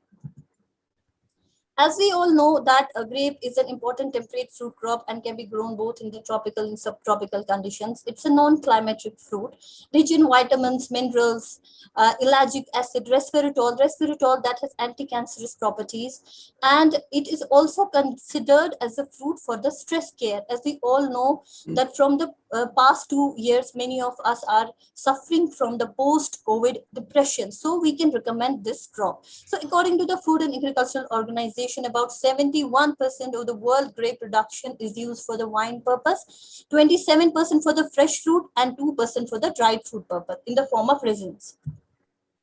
Looking into the production scenario of grape, we can see that the productivity of grape in the world is just 11 metric tons per hectare. In India, it's 21 metric tons per hectare. And in J&K, it is just 3 metric tons per hectare. So the grape growing belt of the Kashmir Valley is the district Gandarbal, and Sahibi is the predominant variety grown in that area. But we have seen that the productivity and the quality of this grape variety is declining.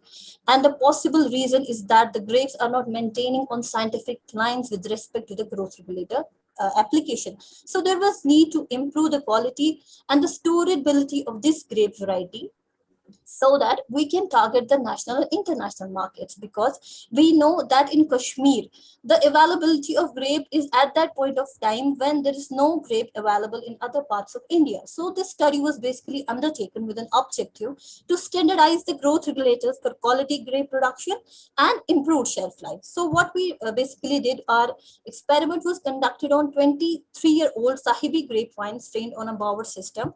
And what we did, we actually used two growth regulators, gibberellic acid and benzyl adenine. Gibberellic acid was used at a concentration of 20 and 40 ppm. Benzyl adenine was used at a concentration of 10 and 20 ppm. And then these regulators, growth regulators, were used singly and in combination with each other. And they were applied at 3 stages, S1, S2, and S3 stage. S1 stage is a pre-bloom stage. S2 is when the berries were 3 to 4 mm in size. And S3 is when both at pre-bloom and when the berries were 3 to 4 mm in size. So we were having 3 replications, and the design was a completely randomized block design, and there were in all 25 treatment combinations. So these were the observations that were recorded in terms of the physical and chemical characteristics of the berry and the storage studies. In physical and chemical, we actually recorded the yield, bunch weight, juice percentage, TSS acid ratio, total sugars, and ascorbic acid. And in storage studies, we recorded the physiological loss in weight, berry shatter, juice percentage, and TSS acid ratio. As we can see from this table is depicting the effect of growth regulators as well as the time of application on the yield and bunch weight of grape. And we can see that the maximum yield was observed in G7 treatment, means when the GA3 was applied at a concentration of 40 ppm in combination with benzyl adenine 10 ppm concentration, but at S3 stage of application, means both at pre-bloom and when the berries were 3 to 4 mm in size. So we observed that there was a yield of 24.63 kg per vine and 25.94 kg per vine maximum yield during both the years respectively. So what was the reason? The reason behind this was that there was more fruit set, more bunch weight, more number of berries in this treatment. So similar trend was observed with respect to the bunch weight as well. We observed that in the G7 treatment at S3 stage of application, the bunch weight was 417 grams as well as 425 gram maximum bunch weight during the both years respectively. And what was the reason behind this? The reason behind for this maximum bunch weight was in this treatment, there were more number of berries, there was more berry weight in this treatment because of the fact that we know that gibberellins, they play an important role in the cell elongation.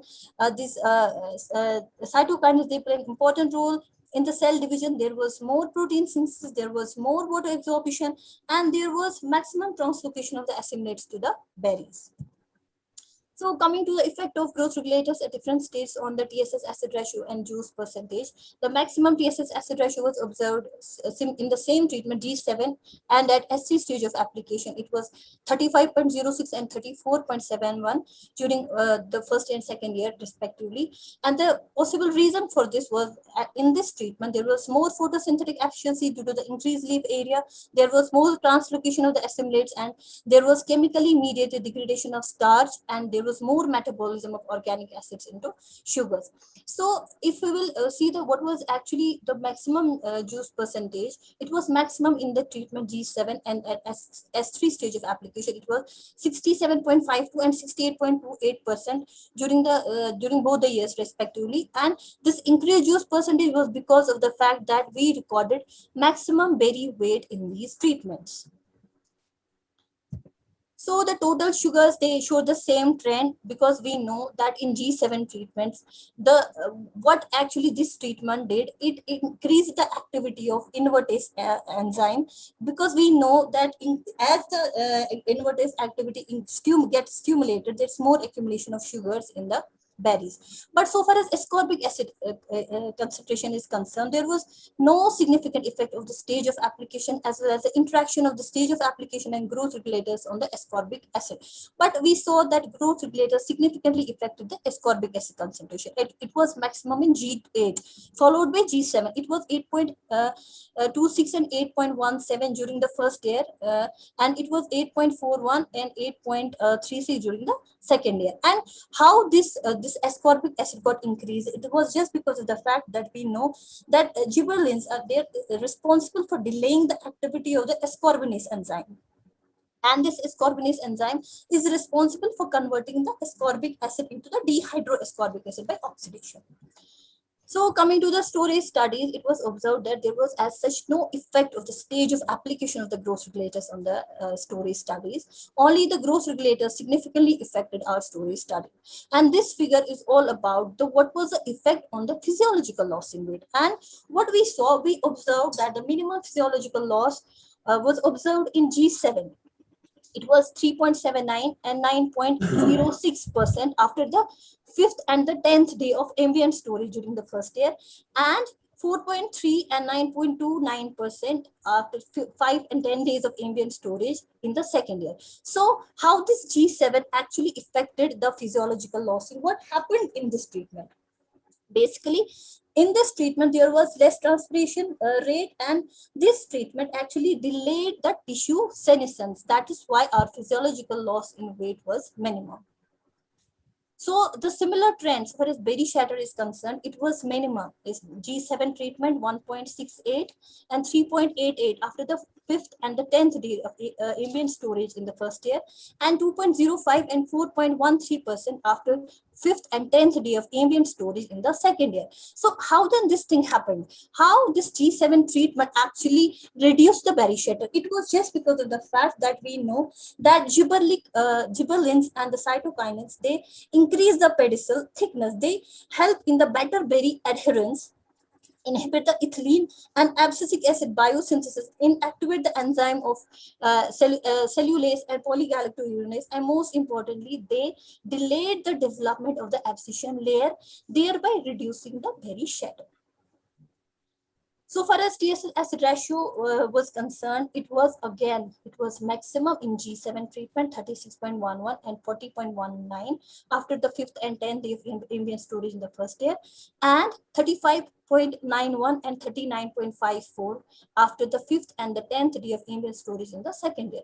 This was because of the fact that this treatment recorded the maximum TSS and minimum acidity. So this slide is showing that what was the effect of the growth regulators on the juice content after the 5th and 10th day of the ambient storage. We observed that maximum juice percentage was observed in the G7 treatment, 56.77 and 62.54% after the 5th and 10th day of ambient storage in the first year, and 57.54 and 63.54% after the 5th and 10th year ambient storage in the second year. And it was because of the fact, as we saw in the first slide of the storage studies, that in this treatment there was minimum physiological loss in weight, which in turn increased the juice percentage. So what we actually concluded from this study, that when we apply GA3 at a concentration of 40 ppm in combination with benzyl adenine 10 ppm, both at pre-bloom, and when the berries were 3 to 4 mm in size, there was significant increase in the quality and storability of grape, so that we can recommend this technology to the farmers for better remunerations, so that they can target the national and international markets. Thank you very much, sir. Thank you, Dr. Arusha. You can unshare your slide, please.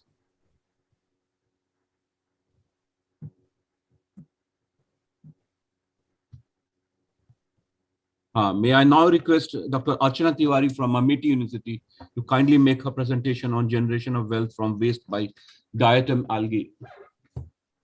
Please, you can make it full screen and start.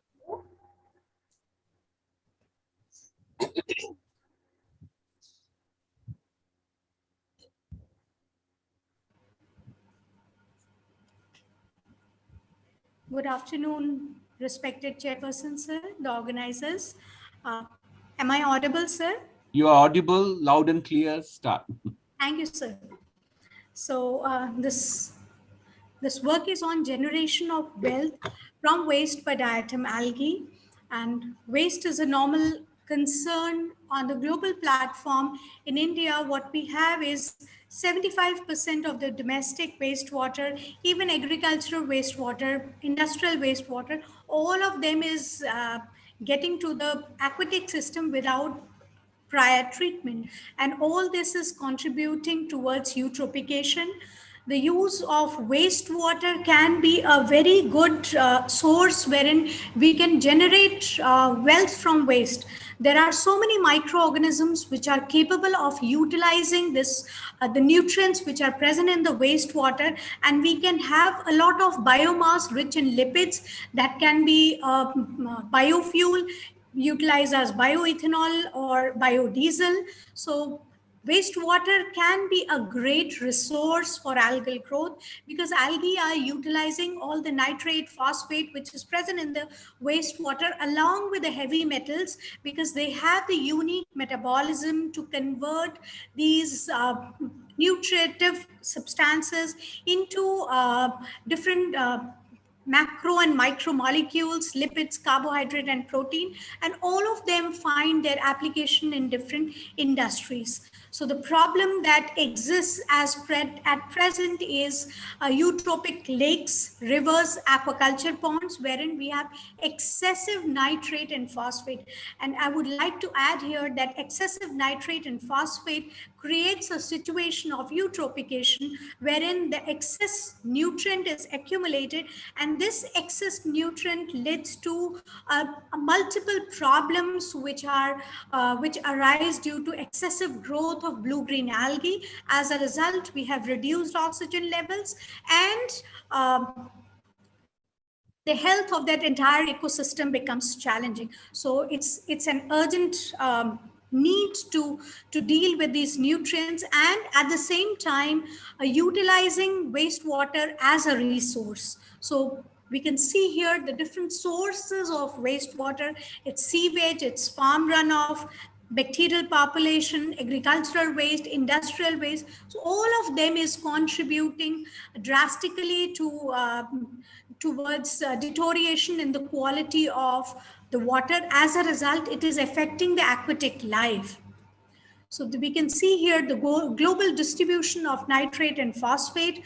So it's not a problem related to our country or adjoining countries. It's a global problem, and we can see here that 50 green zones show 50% of nitrate and phosphate. That shows that how much emerging is this problem, and how much we need to pay attention to find out sustainable solutions. So algae can be a great paradigm wherein macro and microalgae, both of them can act as third generation biofuels.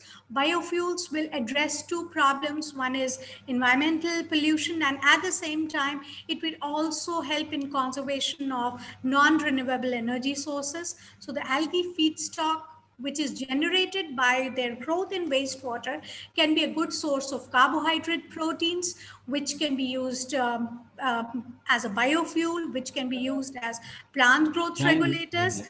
And right. So should I continue? There was a disruption. Please continue, Archana. So phycoremediation is an excellent solution to remove the pollutants from the environment, because that's leading to oxygenation. It is contributing towards removal of nutrients from different types of wastewater.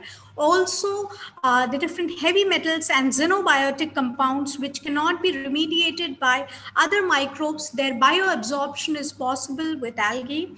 We can get treatment of different types of acidic and metal wastewater. We can have algae as a biosensor. See, carbon dioxide sequestration is yet another feather. Biosensing with algae is possible because algae are very sensitive to the kind of pollutant which is present in the water body. So if we find Nischia species, that clearly shows that the water body has a lot of nitrate and phosphate concentration. So indicator use of algae is yet another example. We can see in the food chain, algae is occupying a key position. So if there is alteration in the environmental conditions or in the aquatic environment, algae are going to get affected, but at the same time, they are performing their excellent roles in remediation. These are the different unique habitats which algae occupies. And here we can see the impact of cultural eutrophication, which needs to be controlled as soon as possible. So eutrophication, the conditions which arise out of it is whenever we have excess nitrogen and phosphorus that gets accumulated, we have formation of blue-green algal blooms or harmful algal blooms, which in due course of time remove all the dissolved oxygen. As a result, once aquatic body which was perfect has turned out to be a dead zone. And this we encounter almost every day whenever we cross a water body and we observe obnoxious smell or a green colored mat on the water body. That is indicator of harmful algal blooms. So what pollutants are doing to our lakes is they are just disturbing the health of the aquatic system, leading to a very undesirable condition.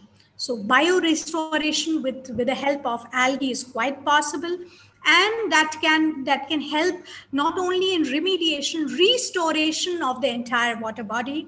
So diatom mediated wastewater remediation has a lot of advantages. We have reduction in both BOD and COD, removal of nitrogen and phosphorus, CO2 sequestration, removal of heavy metals. This is the unique structure of diatoms, and the structure is unique, which imparts them the extraordinary potential to perform remediation. We can see here the vacuole, a very simple structure, yet extraordinary in its metabolic potential. So there are so many advantages when we use diatom over other algae. One of the problems with harmful algal blooms can be prevented, and they are, very flexible, so they can be grown in different types of wastewater. This is the schematic sketch which explains that whenever we grow algae in different types of wastewater, it is not confined to a specific kind of wastewater, whether it is domestic, industrial, municipal, agricultural wastewater. We can design bioreactors or open system wherein we can grow the algae, and this growth of algae in the water body is going to produce a lot of oxygen, and after the growth of algae and diatom on the wastewater, this algal biomass can be used as a powder, as a biochar. It can also be used for biofuel. So there are multiple applications of the different value-added products which arise by growth of algae on wastewater. This is one of the publications wherein we have mentioned how diatom is controlling the blue-green algal blooms, and triggering the diatom growth can be a very good solution to prevent our water bodies from getting polluted. This is a case study wherein from Indra Park we got some leads. Initial pictures, you can see day 1, day 6, and day 23. There is a good change in the dissolved oxygen level, and we were successful in doing this experiment. Also, before treatment, this was the scene, and after treatment, we can see the clarity of the water and good health, good aquatic health. Also in the laboratory, once we measured the dissolved oxygen level, initially it was 2.10 and later on it was 4.67.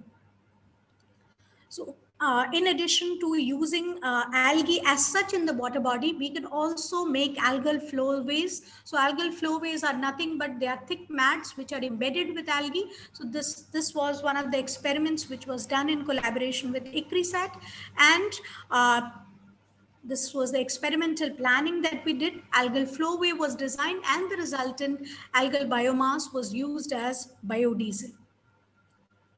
So this is the rudimentary experiment from where we started. There was a great reduction in nitrogen and phosphorus. And also the productivity went high with the growth of algae in agricultural wastewater, and we could see good diversity of microalgae in the biofilm. That contributed towards great remediation. Also, heavy metals could be remediated.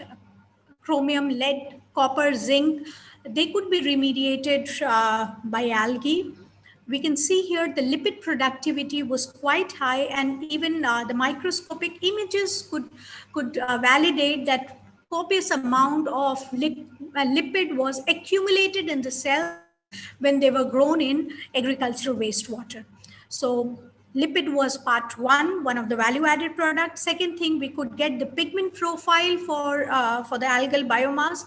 Fucoxanthine, we know the market is very high for fucoxanthine, and we could see good amount of fucoxanthine. The third peak shows fucoxanthine 14.207. In addition to fucoxanthine lipids, different bioactive compounds were characterized by GCMS, and we can see momoinositol and brassicasterol. These find a lot of application in pharmaceutical industry. Phytol is an anti-cancer agent, anti-inflammatory agent, and momoinositol can be used in treatment of diabetes. So we can see where if we compare the nutritive uptake of microalgae with other common macrophyte species, it's clearly evident the amount of biomass which is produced by algae when we compare it to its competitors. The biofuel application of biomass which is generated by growth in wastewater, it's easy to cultivate. And lipid yield is quite high. Also, this oil can be processed to biodiesel. There's no trouble in converting to biodiesel. Also, the observations, these are our FAME analysis of 3 atom species, and we could see that they have good biodiesel quality in terms of Indian standards as well as European standards. Antimicrobial efficacy against pathogenic organism, E. coli, Streptococcus, Diplococcus, and Aeromonas was also reported, and we could see good inhibitions in the growth of pathogenic organism. Also, plant growth was facilitated. So whatever biomass was left out after all extraction, this biomass, we had tested the presence of any, toxic element which can be detrimental to plant health. It was completely safe for plant use, and we could easily validate that plant growth can also be stimulated when we use the residual biomass. So this cascade mechanism wherein we are utilizing all the components of biomass.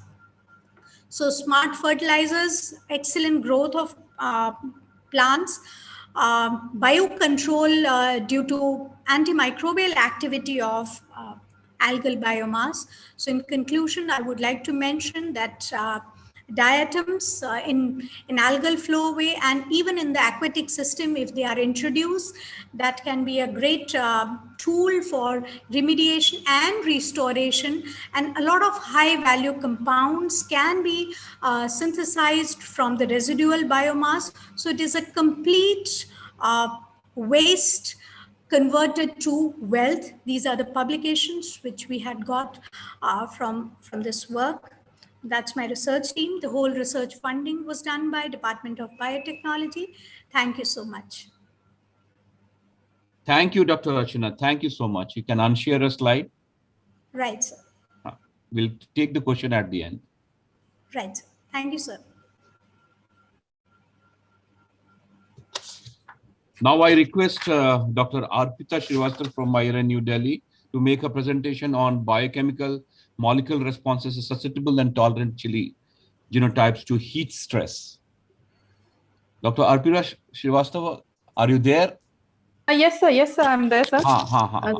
Just a minute, sir. I'll start sharing my slides. No, she has to unshare. Dr. Archana, please unshare. I'm unsharing it. My system is a bit Sure. problems. So just give me a moment. I hope the slides are unshared now. I don't know, Dr. Vijendra Pal is somehow.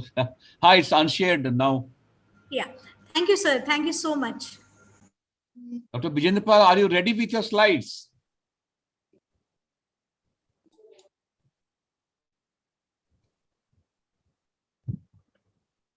Dr. Vijendra Pal, are you ready with your slide, sir? His slides have come, but cannot listen to his voice.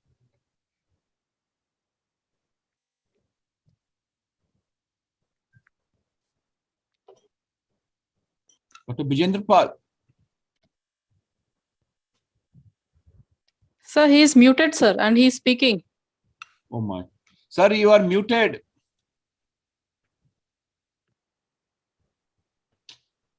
But why, sir? Why Dr. Vijendra Pal, you are muted, sir. Unmute yourself. Not listening, actually, that's the problem.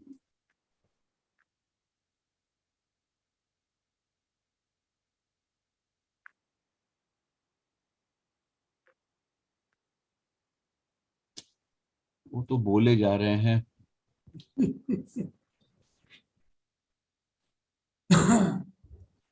Doctor Vijendra पाल, आप muted हैं. Sir please unmute करिए.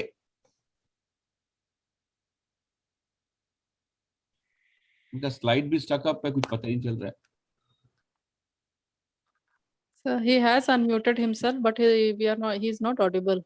He is not audible, neither his slides are moving. Both he is stuck up actually.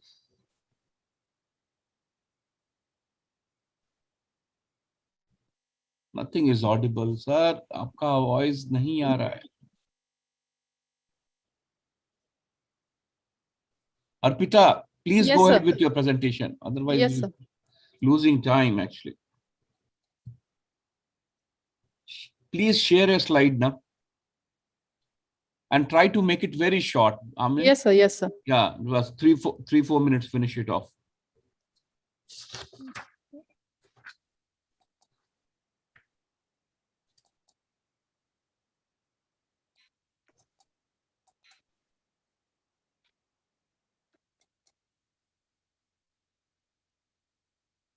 Just a minute, sir.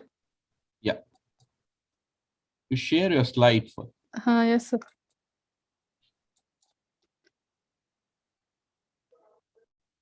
Yeah, make it full screen and straightway come to your objectives. It will be better. Little bit on materials and then go to salient findings. Good afternoon, everyone. So today I'll be presenting my research work, which I have done on chili for heat tolerance. So my slides are moving, sir? Yeah. Just I'm skipping the introduction part, just to introduce that chili is basically a warm climate crop, but still at temperatures above 40 degrees Celsius, it stops fruiting. So basically in the northern India, farmers take a spring summer crop, and there is a period from the May to July where due to high temperature where the farmers do not get any yield. So our focus of this program is to develop lines or to which are heat tolerant. Based on that, we have done some basic studies for heat tolerance in chili. So we have developed some heat tolerant lines at IRI New Delhi, and the methodology basically included the 4 heat tolerant lines and 4 susceptible lines. So these heat tolerant and susceptible lines, these were grown under ambient conditions and high temperature conditions for a comparative analysis.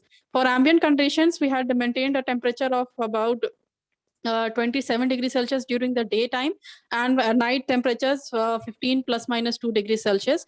And all these the heat tolerant and the susceptible lines were grown in 4 sets, and each sets were consisted of 30 plants, and 2 sets of each genotype was grown under ambient condition, and 2 sets were grown under high temperature condition to do the comparative performance analysis. So this table shows roughly the temperatures which were maintained under ambient condition and the high temperature condition. So these are the temperatures during the month of May to June when the experiment was taken up at IRI New Delhi.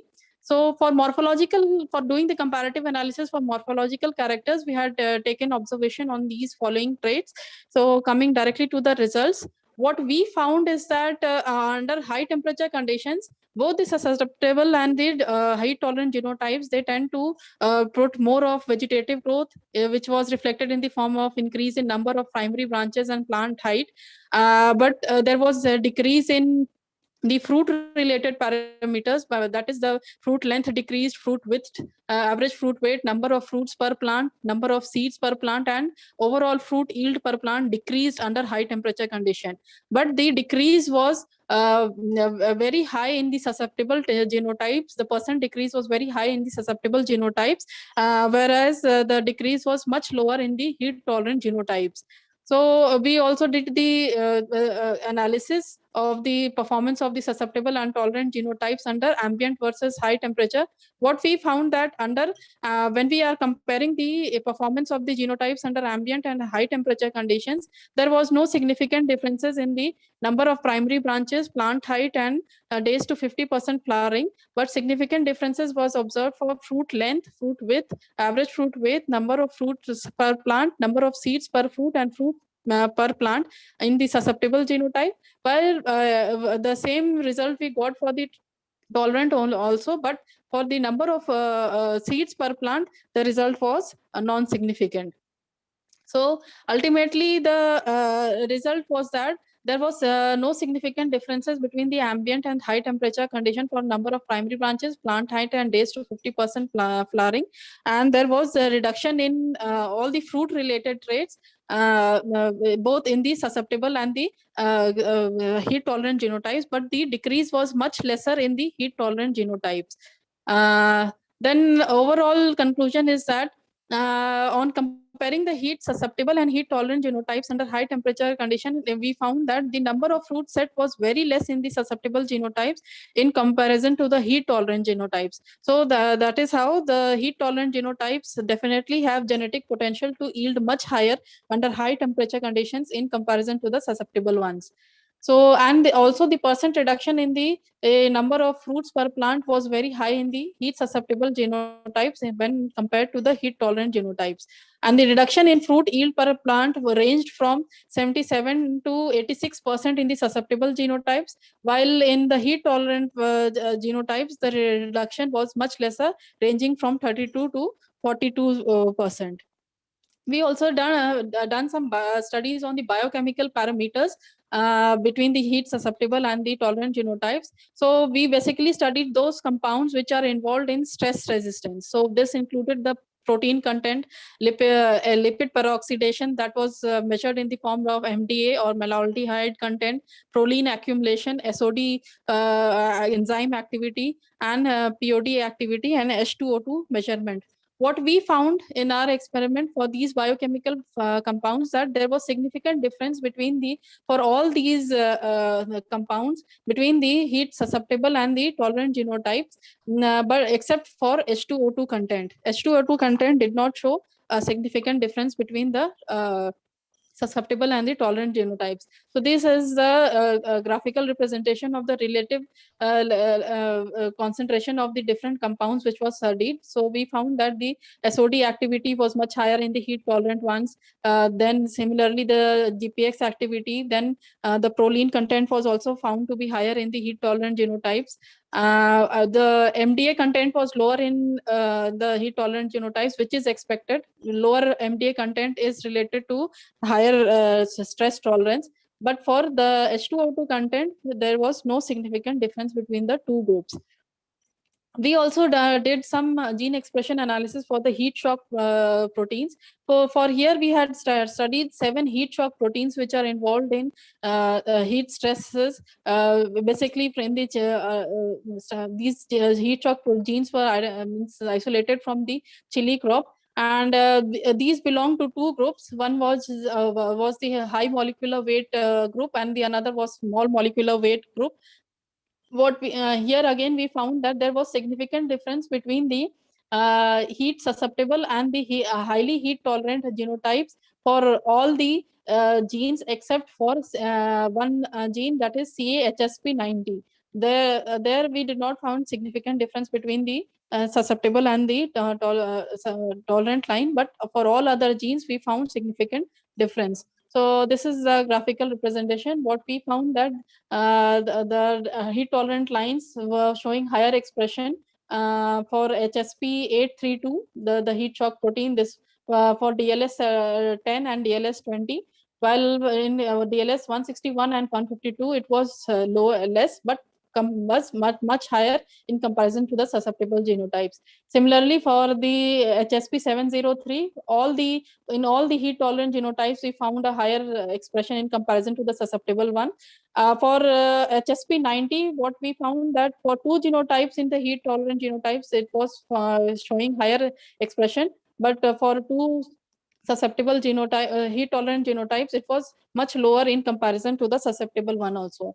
Similarly, for HSP3, we found that for the 2 heat tolerant genotypes, it was high, but in remaining 2, it was low or it was comparable to the susceptible genotypes. Again, for HSP2272, the expression was much higher in all the heat tolerant genotypes in comparison to the susceptible genotypes. Similarly, we got the result for HSP2271 and HSP, that is the chloroplast heat shock protein. There 2 genotypes showed higher expression. Heat tolerant genotype showed higher expression, but the 2 heat tolerant showed lower or comparable to the susceptible genotypes. So ultimately, I would like to conclude that both it is overall all the heat shock proteins as well as the biochemical compounds are involved in heat tolerance, in the heat tolerance ability of our genotypes, which we have found to tolerate high temperature conditions. And these results need to be validated through functional validation. And these definitely can prove a potential material for developing breeding lines with higher yield. And we also developed a heat map for the expression of these genes, and we found that the 7 genes which we had studied, 3 genes they came in one cluster, and 4 genes they came in another cluster. So with this, I would like to thank the director of our institute and the head of our division and all the field staff of our. Thank you, Dr. Arpita. You can unshare a slide. Okay, sir. Thank you so much.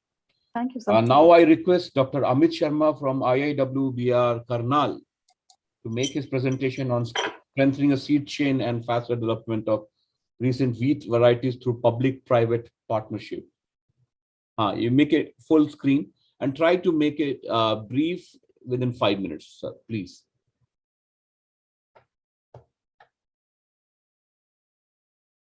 I think you are muted. Dr. Sharma, you are muted.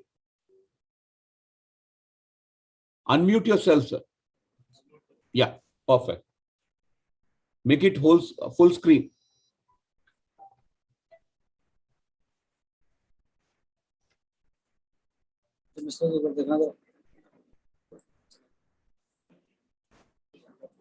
Make it full screen and start. Yes, sir. Yes, sir.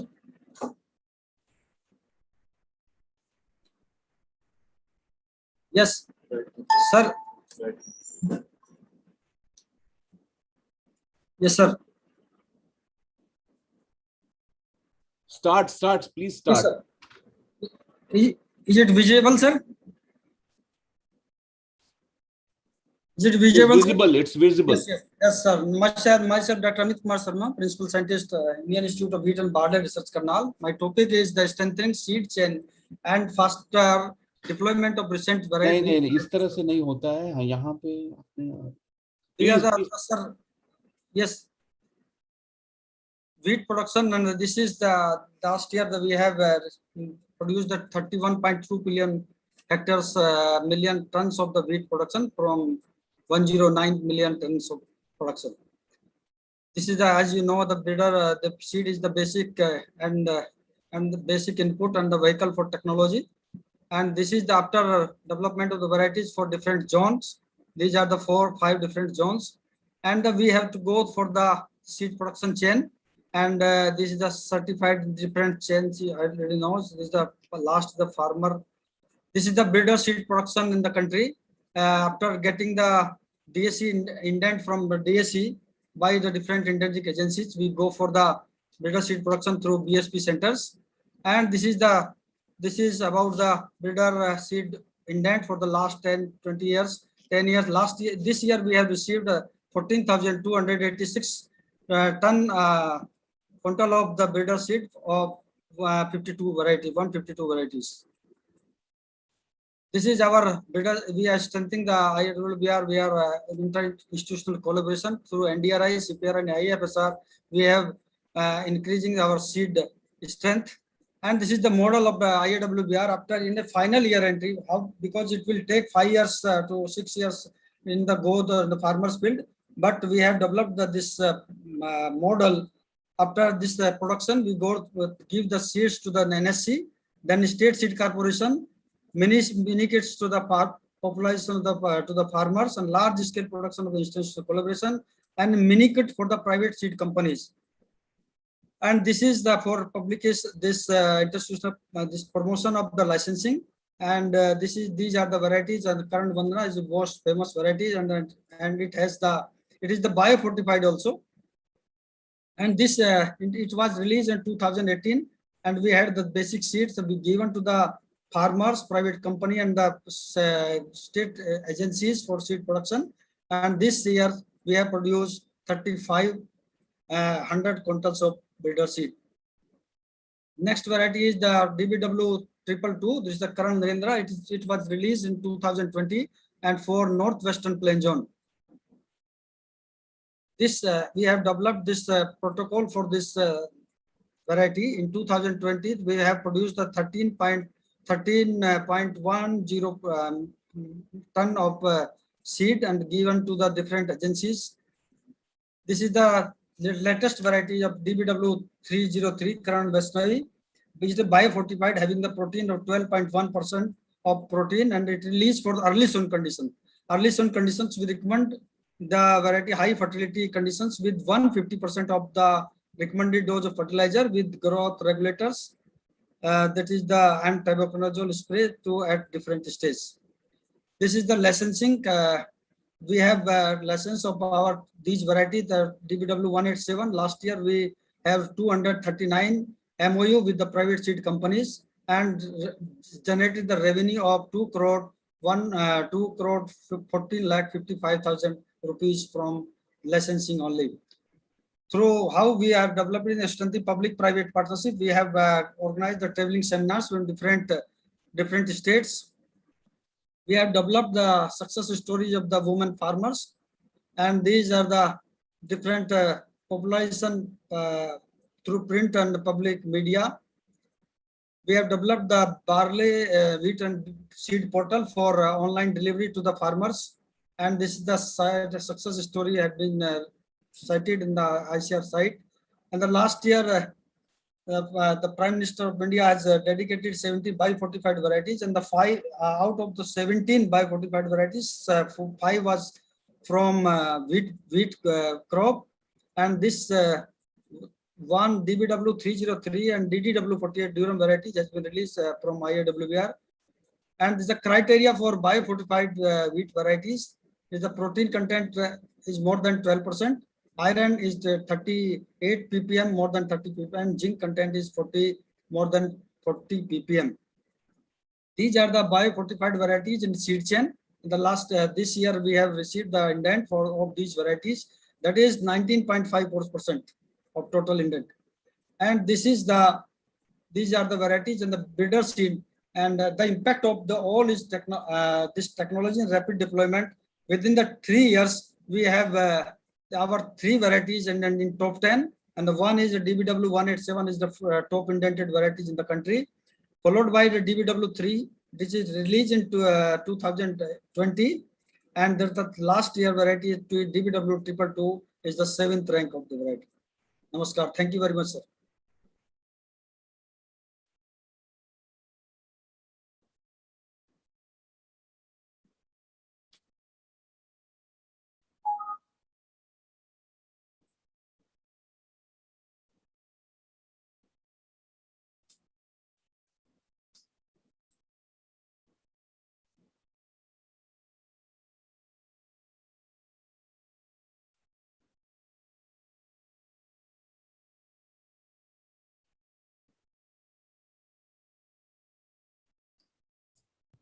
Dr. R.K. Goyal, sir. Right, sir. Sir. You can share a slide, sir. Okay, sir. Thank you. Chemical treatment influence on color and enzyme content of kiloproteins. Honorable Dr. Singh, Chairman, Co-Chairman, Convener of Proteus. I am presenting a paper, research papers. That this is basically work of one of my student PhD, and she could not present today because for the last 4 days there is for a week there is a problem because of farmers unrest. So internet is not working in Haryana. She is posted in near Kathal. So I am presenting her paper because she discussed with Dr. Devendra Singh. So, and I am going to, because we are seeing the time constraint, so we are I will be finishing in within 5 minutes. Introduction. So just in introduction, I just want to say because Kinnu is very important in case of Haryana crop, and if you see the statistics, in case of citrus, Haryana is and if you see the area maximum, that is 20,789 hectares. Production is about 55,000 metric tons. Productivity is 28. So productivity is also high. And among citrus, Kinnu occupies more than 85%. 80%. You say the share. It's about 70 to 80%. And why she has opted for post-harvest technology? This is because if you see the post-harvest losses, this is a paper presented by Dr. Jha et al. Of the CFED, that after you see the maximum is in guava, that is 15.88, followed by sapota and then citrus. The losses are about 9.69% overall losses. And if you see in terms of monetary values, if you see the maximum is in case of mango and then followed by banana and then citrus, that is 1,557 crore rupees. So that is why the post service this is important for study the post service. And then going for the chemical treatments, these 4 chemicals we have taken: salicylic acid, then calcium because of role of functions, and then sodium nitroprusside, and then putracil. Then experimental details, salicylic acid on the basis of the literature studied, and the experiments were designed that we have seen the best treatments.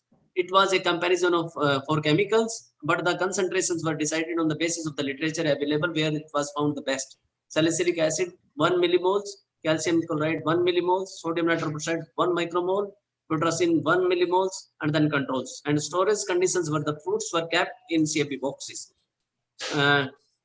at ambient temperature. Experimental designs, CRD, applications 3. The experiment was conducted during 2019-20 at Department of Horticulture. The fully mature quinoa fruits having uniform size and keeping small pedicel attached were selected from horticulture farm or orchard from Department of Horticulture CCHSR, and fruits were cleaned with muslin cloth. After the treatments, fruits were shade dried, and after that they were kept in CFB boxes and kept in ambient temperature storage. Then observations. Among observations, this is important that because we have gone for enzymatic study and carotenoid study. So carotenoids, the basic, there is a methods given by Gao et al. Was used. In case of LAB scales, color LAB scales were monitored with the help of Panulka, Minolta, chromometer CR410. And regarding 3, you can say enzymes or study, then pectyl methyl esterase, polyglucuronase, and cellulase. Then experimental results. The first was effect of different chemicals on the TSS percentage of quinoa fruits stored during at the room temperature and ambient temperature. It was observed that the TSS increased during storage, and the salicylic acid was effective. You can say in maintain not means the less TSS was observed in this as compared to control, because it observed that I could not put the size of juice content because salicylic acid was able to maintain the juice content. That is why the TSS was a bit less. And that treatments and days, you can say this is like this. The next slide is acidity. Acidity, there was no role, means acidity was not varied significantly irrespective of treatments, days of storage, and interaction. Then coming to the effect of different chemicals on ascorbic acid content. So we have seen that the salicylic acid, if you see the salicylic acid, the bar is blue, first bar. So salicylic acid was able to maintain the ascorbic acid content. No doubt, ascorbic acid content decreased with an increase in period of storage, but salicylic acid was effective in maintaining the ascorbic acid content of the quinoa fruits. Then effect of different chemicals on carotenoid content of quinoa.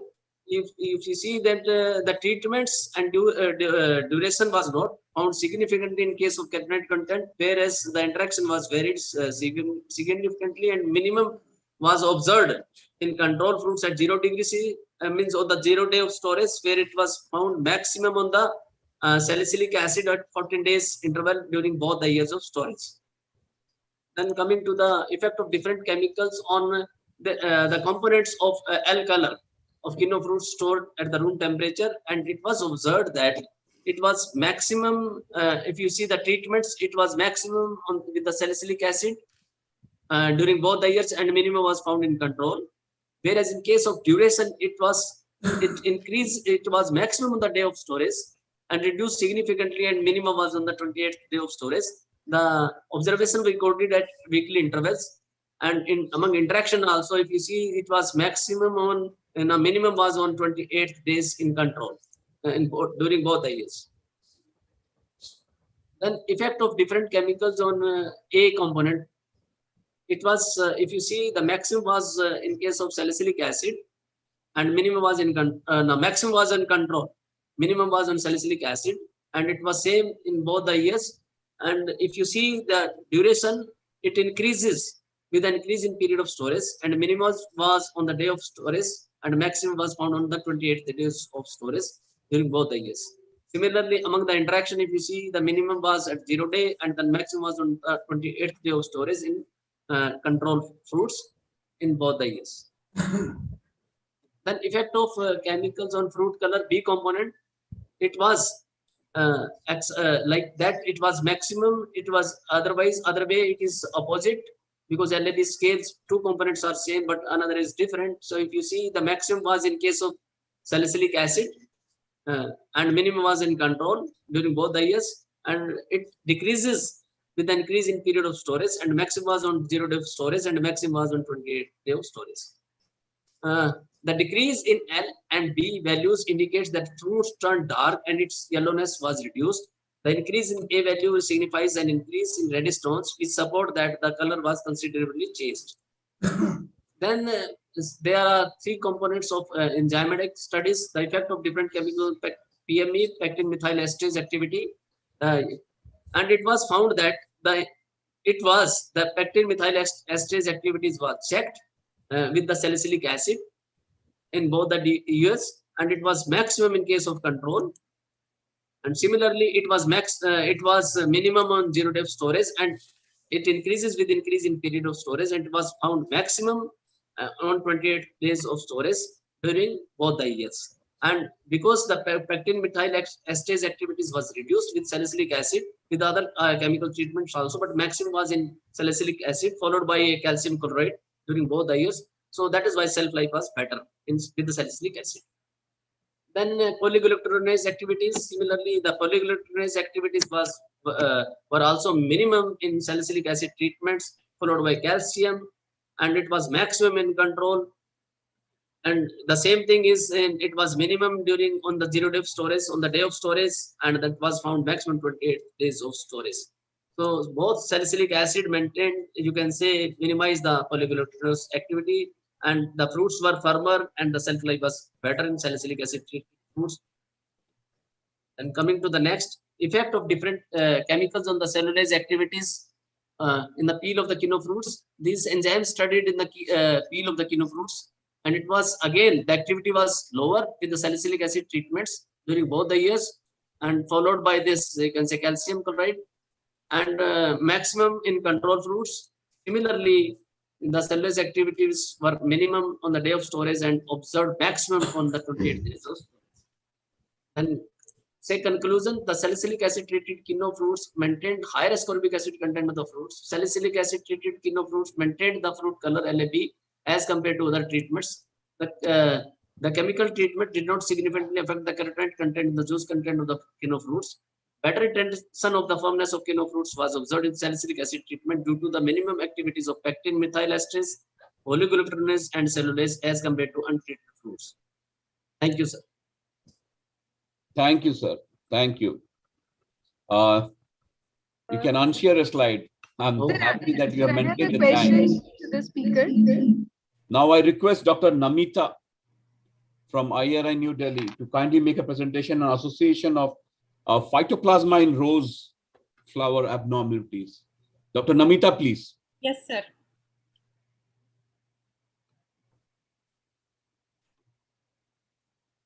Yeah. So my slides are visible? Visible, just try to maintain the time, 5 minutes, okay? Okay, sir. Yeah, thank you. Good afternoon to all of you. I'll be presenting on the topic association of phytoplasma with rose flower abnormalities. Rose is one of the most important cut flower, which occupies the first position in international as well as the national trade. So in ornamental plants, diseases, they cause the low productivity, including the rose. And among these causal organisms, phytoplasmas, they are the most emerging plant pathogens which causes the ornamental diseases. And these phytoplasmas, they are the, earlier they used to call them the mycoplasma-like organisms. And in ornamental plants, 90 species of ornamental plants were reported to be associated with the phytoplasma, which belongs to the 14 different 16S ribosomal group worldwide. However, in India, 6 phytoplasma groups has been identified in 34 ornamental plants in the 7 states. So in roses, this slide shows the different flower symptoms which caused by the phytoplasma. Flower stems, flower malformation is there, which is broom, stunting, leaf chlorosis, phyllody, flower virescence, and little leaf. They are the symptoms of phytoplasma. So there is need to develop the reliable protocol for the phytoplasma diagnosis, and the timely detection of these phytoplasma diseases is very important to prevent and then manage these diseases. Since the symptoms of these phytoplasmas, they are not always very clear at all the growth stages of the rose genotypes, hence only the molecular diagnosis would be the best options for the phytoplasma diagnosis. And to implement these efficient phytoplasma disease control measures in the detection of phytoplasma, which is very important and which requires the use of suitable molecular detection protocols, which involves the extraction of the better quality and phytoplasma enriched DNA, and then selection of the effective set of the primer pairs, and then standardization of the PCR assays. But in roses, it is very difficult to isolate the DNA, which is having a good quantity of the phytoplasmas. It may be because presence of the presence of excessive phenolic compounds, or it may be the secondary metabolites. So in this study, we have conducted the survey in the 3 states of India and find out the disease incidence in different genotypes. And for molecular analysis, we standardized the DNA extraction protocol, carried out the PCR assay using different primer pairs, and then we have done the sequencing by using the purified products, and we have also done the phylogenetic analysis using the MegaSoft pairs. So among the findings, we found that from the different states, these 14 isolates, they shows the symptoms of phyllodes, leaf chlorosis, flower malformation, flat stems, chlorosis, and little leaves. And among these 14 isolates, we have taken Deepak and MS Randhawa for further molecular diagnosis of the phytoplasma, because these 2 isolates, 2 cultivars, they show the high incidence of the disease. So among the since this DNA extraction protocol, it is very difficult to extract the best quality DNA, and if quality is not good, so it creates a problem in amplifications of phytoplasma DNA in the PCR reactions. So we have standardized the protocols for the DNA isolations by slight modifications by adding the polyvinyl pyrrolidine to the CTAB buffers, and then modified the isopropanols from 0.8 to 1 volume ratios. And after that, we have done the PCR assays where we could not get the amplifications in PCR run 1 and PCR 2 during the first round of PCR, and even in the nested PCR. But we could able to find out the this amplifications in the PCR run 3 with the 1.25 kb using different 3 primer pair set in the PCR run 3 for these 2 cultivars. And similarly for the PCR run 4 and 5 and 6, we got the amplifications. And these are the images which shows the amplifications by the different set of primer pairs. From image A to C, they shows the different primer pairs for Deepak and MS Randhawa, along with the negative and positive control, and the image D, which shows the primer pairs using the multiplex PCR assays for the for Deepak and the MS Randhawa.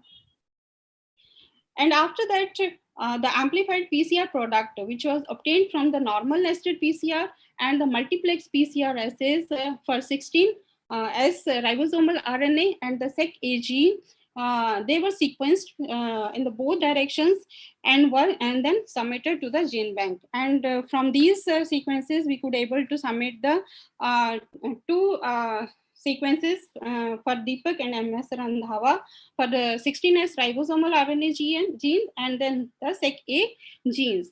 After that, we did the blast and pair-wise sequence comparison, and we found that 100% sequence identity among themselves, and 99.7% was found with the candidatus Phytoplasma astris strains of the Plumbago auriculata leaf and with the Echinacea purpurea ester yellows. Similarly, the SEC-A gene sequences from these two Rose phytoplasma strains from the normal nested PCR and the multiplex PCRs, and we found that 100% sequence identity among themselves, and then 99.3 identity with other previously identified candidates phytoplasma assays, which are related to the sesamum phyllodes and the periwinkle phyllodes. And we have also done the phylogenetic analysis using Mega software, and we could able to find develop the phylogenetic tree based on the 16S RNA gene sequence and the SEC-A gene sequence. And these confirms the validity of the multiplex PCR assay for the authentic and the reliable identification of the phytoplasma strains which are associated with the this Rose genotypes.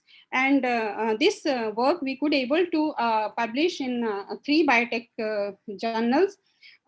With this, we have developed the this new multiplex PCR assay, which can be utilized both for the by utilizing this 16S ribosomal RNA and SEC-A gene specific primers. So this information can be used for the diagnosis of the phytoplasmas which are associated with the Rose genotypes.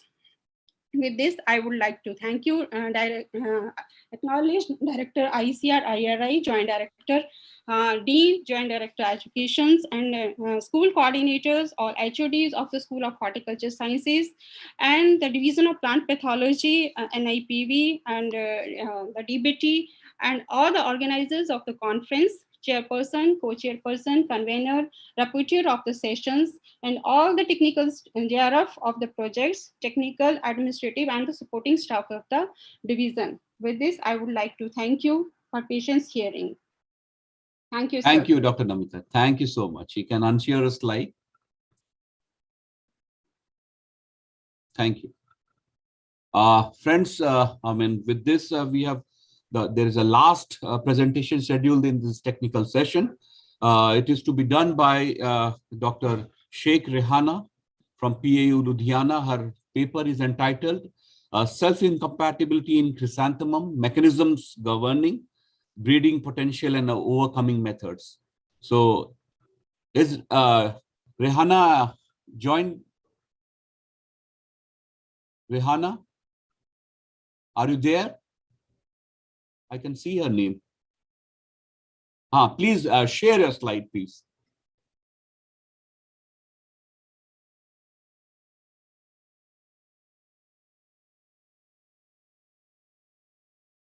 Make it full screen and you can start.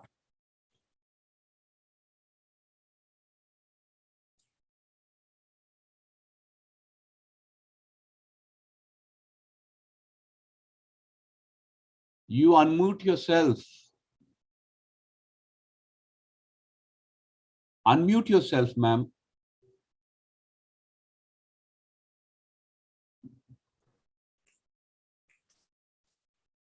Maybe there is an issue of speed.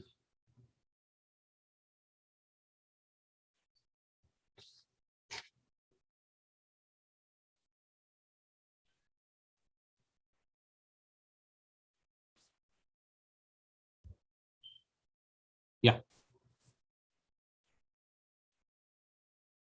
Unmute yourself, Rehana. Unmute yourself. Still not unmuted.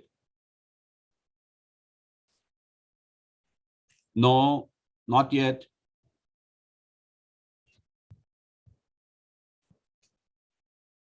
The mute button, you just release it. It is red.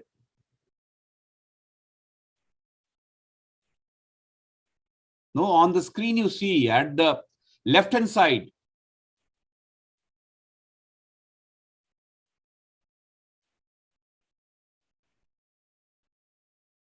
Sir, she has unmuted, but I think some audio problem is there. Maybe you fix your earphone. You just take it out and put it again. Rehana, Some issue please with share the- your slide.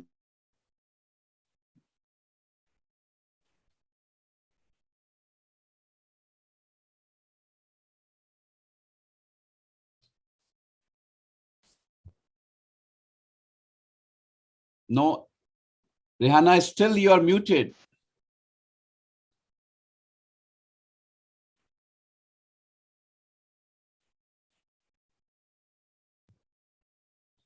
You share your presentation.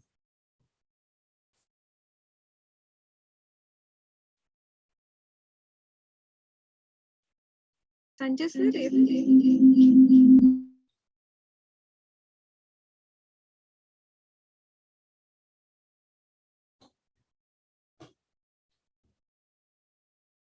Sanjay sir, if she is having problem, we can make her to present in the next session also, sir. Yeah, that we can do. That we can do. Yeah, we'll make her to present in the next session, sir.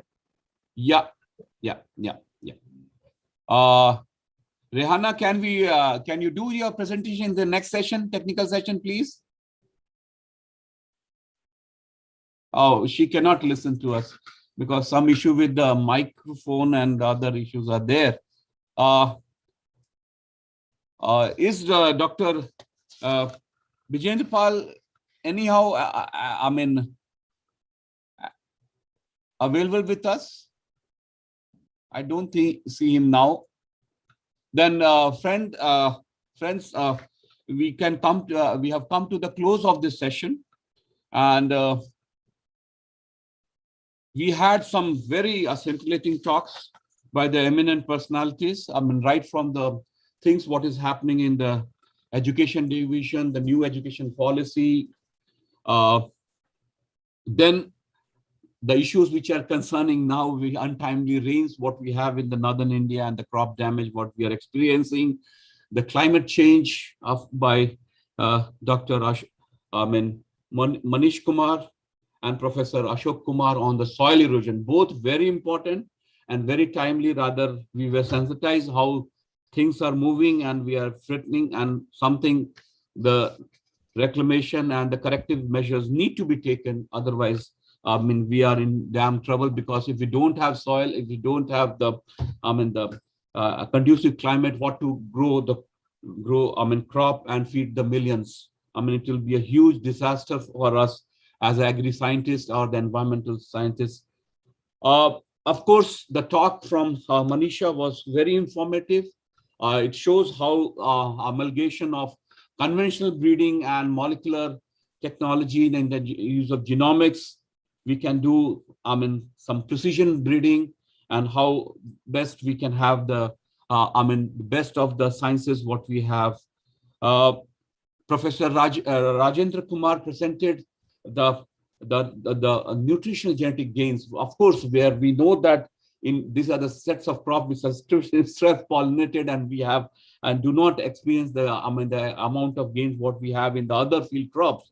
It was well presented, and especially on the nutritional aspects, the nutraceutical properties, the antioxidant property, and all those properties were dealt in detail.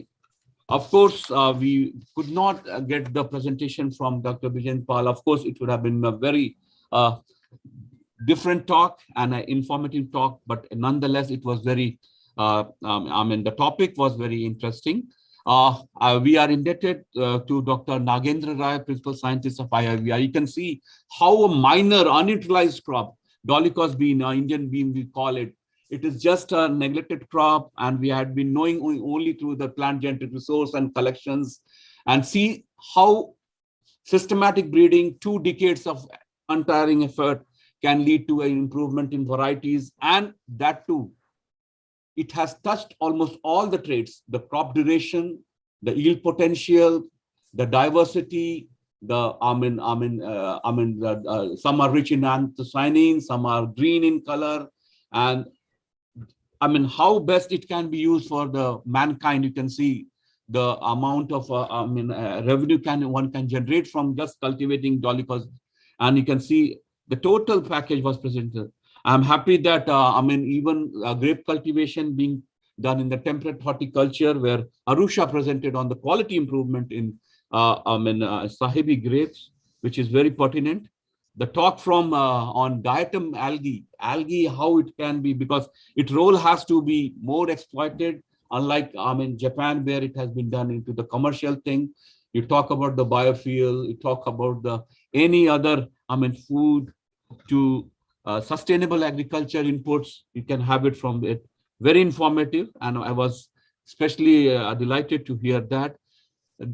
Particular, the presentation from Amit Sharma from DWR or the, IIWBR Karnal, see the role of the typical PPP mode of seed production chain and how fast the things can move if we have a proper planning done and things can be moved. Variety can take to the farmer and commercialization can be realized. Of course, the talk from Dr. Goyal on the quality improvement of quinoa. Of course, it's a concern in the northern India where the temperature fluctuation happens. The color development is not that good. So how best we can have use of PGR in improving the color. The talk from Namita really opened, how we had this phytoplasma, a new menace coming to the Indian horticultural crops, especially which are perennial in nature. How that can be protected. We have to gear up and using from the pathological tools to the molecular tools and get the genotypes cleaned. Clean germplasm will be a concern, and exactly the depleting ones can be a concern. So that was very informative talks. I must congratulate the organizers for planning this session. Especially it is, very wisely planned, and I hope that all of us might have got some takeaway from this session. I congratulate all of them, and at the end, I should always, I was assisted by Dr. Aarti and Poonam in this endeavor, where they acted as a convener and got the. Of course, I should always, remember my reporters, Dr. Vipin and Ridhima, doing a fantastic job. I hope they have taken the note of it and passed it on to the organizer to make an elaborate proceeding of this e-conference. So thank you. I congratulate the the presenters, and I'm thankful to the organizers for giving me this opportunity. I'm educating myself on different aspects of the changes what is happening in the scientific arena. And I'm special thank to the Vice Chancellor and the organizing secretary of this conference, Dr. Vijender Singh, for giving me the opportunity to chair the session. Thank you, one, and thank you, one and all. Thank you so much. Thank you very much, Sanjay sir. I sincerely place on record my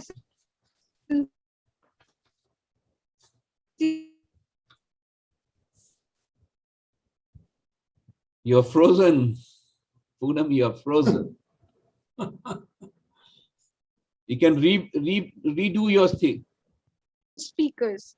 Sir, the organizers of this conference are very much grateful to you for your patient hearing and spending your valuable time.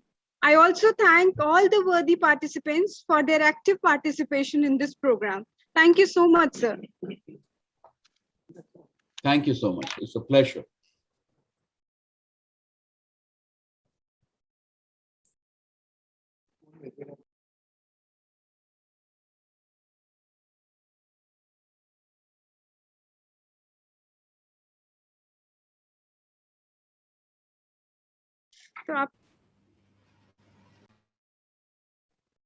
We'll break for 15 minutes now, and the technical session will start after 15 minutes.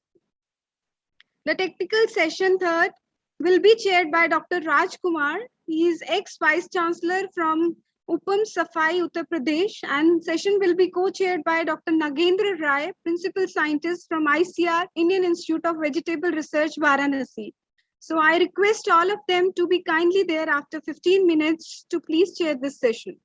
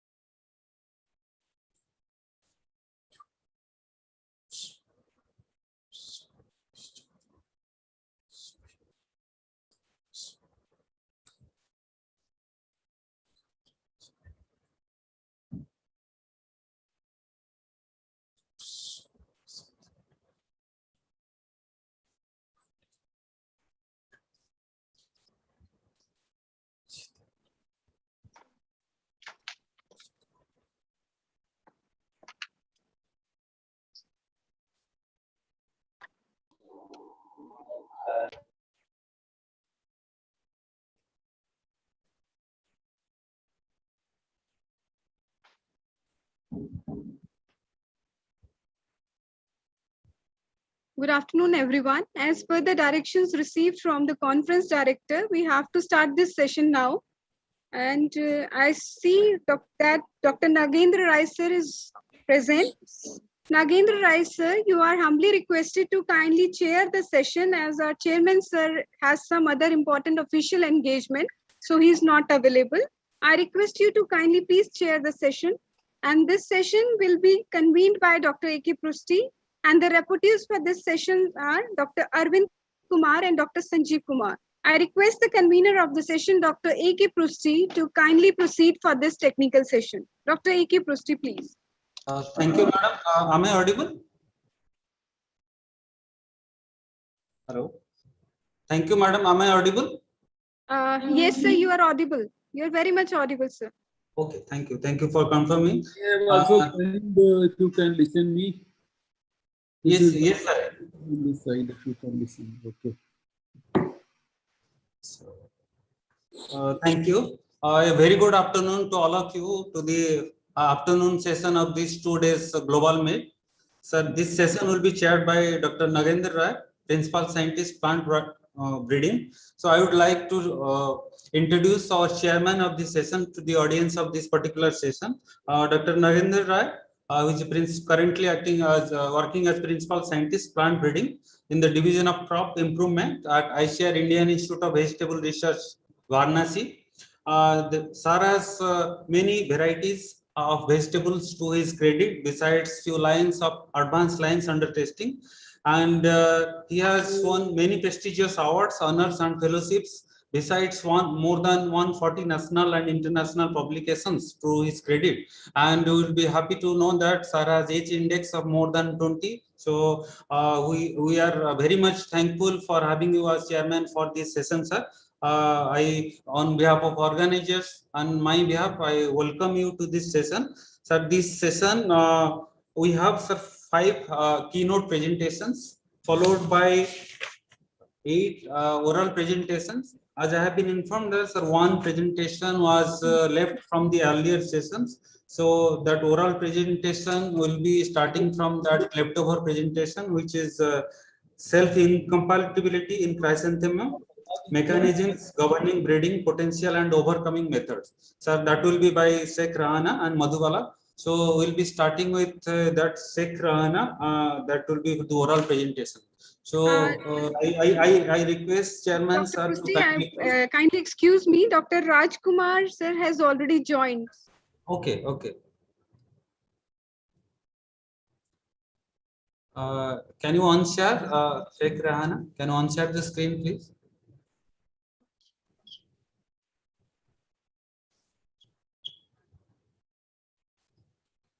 Okay. Sir, I could see, I welcome Dr. Rajkumar sir. I am sure he has joined. So I request Dr. Rajkumar sir to chair the session as per the plan, and Dr. Nagendra sir will be co-chairing the session. And I would like to introduce our audience with Dr. Rajkumar, who is ex-Vice Chancellor of UPMS Safai, Etawah, UP, and who is currently acting as Head Department of Neurosurgery, Sanjay Gandhi Postgraduate Institute of Medical Sciences, Lucknow. And he has many contributions to his credit, starting from important publications in national and international journals, as well as he is the member of many internationally recognized scientific bodies. And he has many research publications to his credit. And he is also a visiting faculty to many foreign universities. So I welcome sir to chair this session. Dr. Rajkumar sir, we are on behalf of organizers, I welcome you to chair this session, sir. Thank you, sir, for joining. And I has already informed that there will be 5 keynote presentations, followed by 8 oral presentations. But 1 leftover presentation is already there from the earlier session, so we'll be starting with that presentation. So I request Chairman sir and Co-Chairman sir to kindly proceed the session, sir. Coordinator, you can keep Rajkumar sir on focus also. Thank you. Am I audible to you? Yes, sir.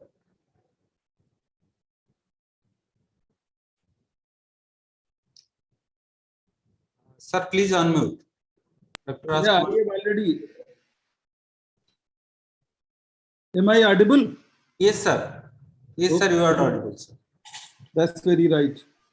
So good afternoon to all of you. Thank you very much.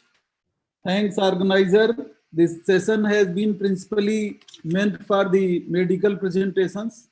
And this is the new dimension, particularly for addition of the medical sciences with agriculture. So I am enriched by these presentations this time. Of course, it is a mixed kind of session having horticulture also at place. So without wasting too much of time, with the cooperation from co-chairman Dr. Nagendra Rai and convener Dr. Pusti and reporters Arvind Kumar and Sanjeev Kumar ji, welcome. And without wasting too much time, I would be inviting Dr. T. Janki Raman, Vice Chancellor, YSR University. Sir, please come and present your deliberation on effect of climate changes and challenges in horticulture. The topic is effect of climate change and challenges in horticulture. Dr. Janki Raman, sir.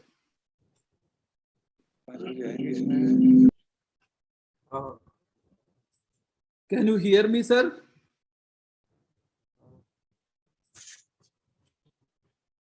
I think I would like to bring to the knowledge of the House that Dr. T. Janki Ram sir will be joining the session at 5 p.m. So we can proceed ahead with the further presentations. Okay, then next presentation. Rajkumar sir, you can proceed ahead with the further presentations. Right, then next presentation is to be done by myself. And I would start sharing the screen now.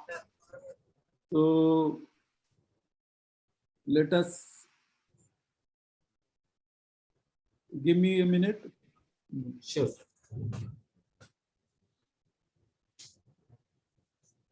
Yeah.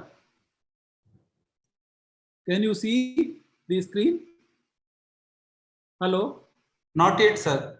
Please share your screen. Not yet, sir. Okay. एक minute आ जाओ. I have already shared it.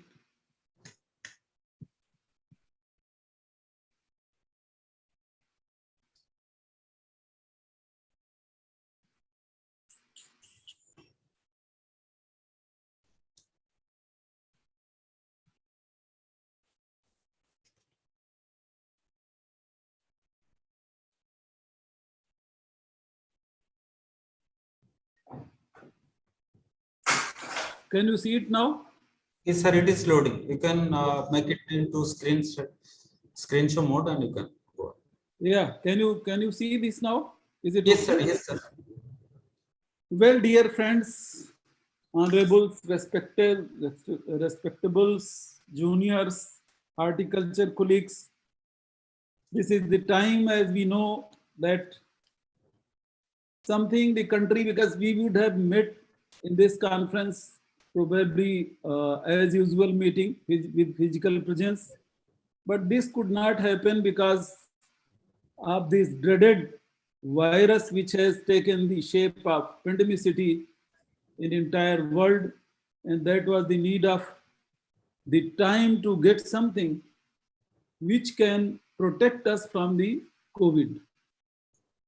So with this presumption, this presentation is devoted to the COVID, and this medicine, what we prepared was called as Raj Nirmal Bhatti, a new anti-COVID drug. So in next few minutes, I shall be sharing my experiences with Raj Nirmal Bhatti. This Bhatti is nothing but a medicine which was prepared during the time of the crisis when the world did not know too much about COVID. World did not know how the COVID affects the body, how does it inflict the body. World did not know how does it react. World did not know what is the course of virus. World did not know what is the death rate of this virus, what is the multiplication rate of this virus, how does it behave in a particular body, how does it behave in aged body, how does it behave in ailing body, how does it behave in comorbid conditions. So it was all dark to entire world. And at this time, because I was vice chancellor to one of this medical university, it was my prime responsibility to come out with something. So this RNB, Raj Nirmal Bhatti, Raj, the word Raj has been taken from my name, and Nirmal has been taken from one of the Ayurveda Charya who had been working on this field of Ayurveda for 3 or 4 generations. So this medicine was prepared in 2020 in June, May or June month, because the COVID was rampant at that time. COVID knocked our doors in February, and at the end of February, when we could see that something is going to come serious to this land also from China and from the rest of the world. So anticipating that problem, we in fact tried to do something. And let me tell you, you will listen few new terms here. So this was the first world allopathic medicine. Now this term is very new. Most of you would be surprised what is allopathic. I mean, you know Ayurveda, you know allopathy, you know Unani, you know so many pathies, but this term has been coined by me. Before Corona, in fact, it was coined. It was Elo means allopathy, Vedic means Vedic, Ayurveda. So these two terms have been combined. The news was also published 2 years before because I started working with this pathy. So this medicine is allopathic preparation, and because of this, there had been some controversy because government does not recognize this term. So I explained it in different way that there are many new things coming up on the earth. You need to recognize something new, and why you need to recognize that is the issue I shall be dealing in few minutes. So what happens? This preparation has in fact entire system of making it, studying it, investigating the disease, seeing the mortality, morbidities, evaluating the systems, and the scientific methodology, which was adopted in fact by the modern science. However, the ingredients of these herbo-mineral preparations, I tried to prefer herbs because horticulture deals with the herbs, medicinal herbs also. So I preferred this topic at this juncture. So this was an herbo-mineral preparation. With the help of modern gadget, the patients were rated, graded, investigated, treated, supported, and with the help of ingredients of Ayurveda, the medicine was prepared. So how was it done? Let us see this. This RNB was a scientific journey for us at the time when the world was at silence, the lockdown was there, the people were not available, neither scientific journals were published, nor the books were published, nor the literature was available other than the net. Nothing was probably moving at that time. If you remember it correctly, I as a medical administrator know that the world was almost at the halt at that particular time. But we started thinking on this, and we could foresee that this disease, once have erupted, it is bound to come to our country. So we tried to search the literature, and in that bargain, we published nearly 40 articles by compilation of different articles from the world available from everywhere. And by that bargain, we tried to learn as to how this COVID affects to human body and how does it kill. So we tried to study the organ involved, and then we selected the ingredients of the Ayurveda. And in that bargain, we published nearly 40 papers during the time of crisis, wherever the journals were available online or wherever offline, wherever these were available, we tried to publish. And we published a book. Probably it was the first book and the first time this term of COVIDology was coined by us. And this book had been sent to several countries, ambassador of several countries appreciated, because this book had the entire knowledge available up to that time, and it has the protocol for the management, so much so that the state government even implemented so many protocols out of this book. So these new terms were also coined during the crisis. The term COVIDology, allopathy, RNB, RNQ, these terms were coined by us in university. Now, how does it happen? Let us go one by one. Now, we first studied the coronavirus. This is a broad family of virus. These viruses are so diverse, phenotypically and genotypically. It is a very large family, and this virus has been hunting us since 2003. Then it came to the Arabia, Middle East in 2009. Then in 2012, this has been killing. And every time this virus, the next generation comes to become very aggressive.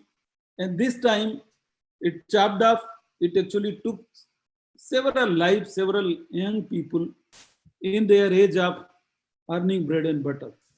So we could realize that this virus is very heterogeneous, phenotypically also and phenotypically also.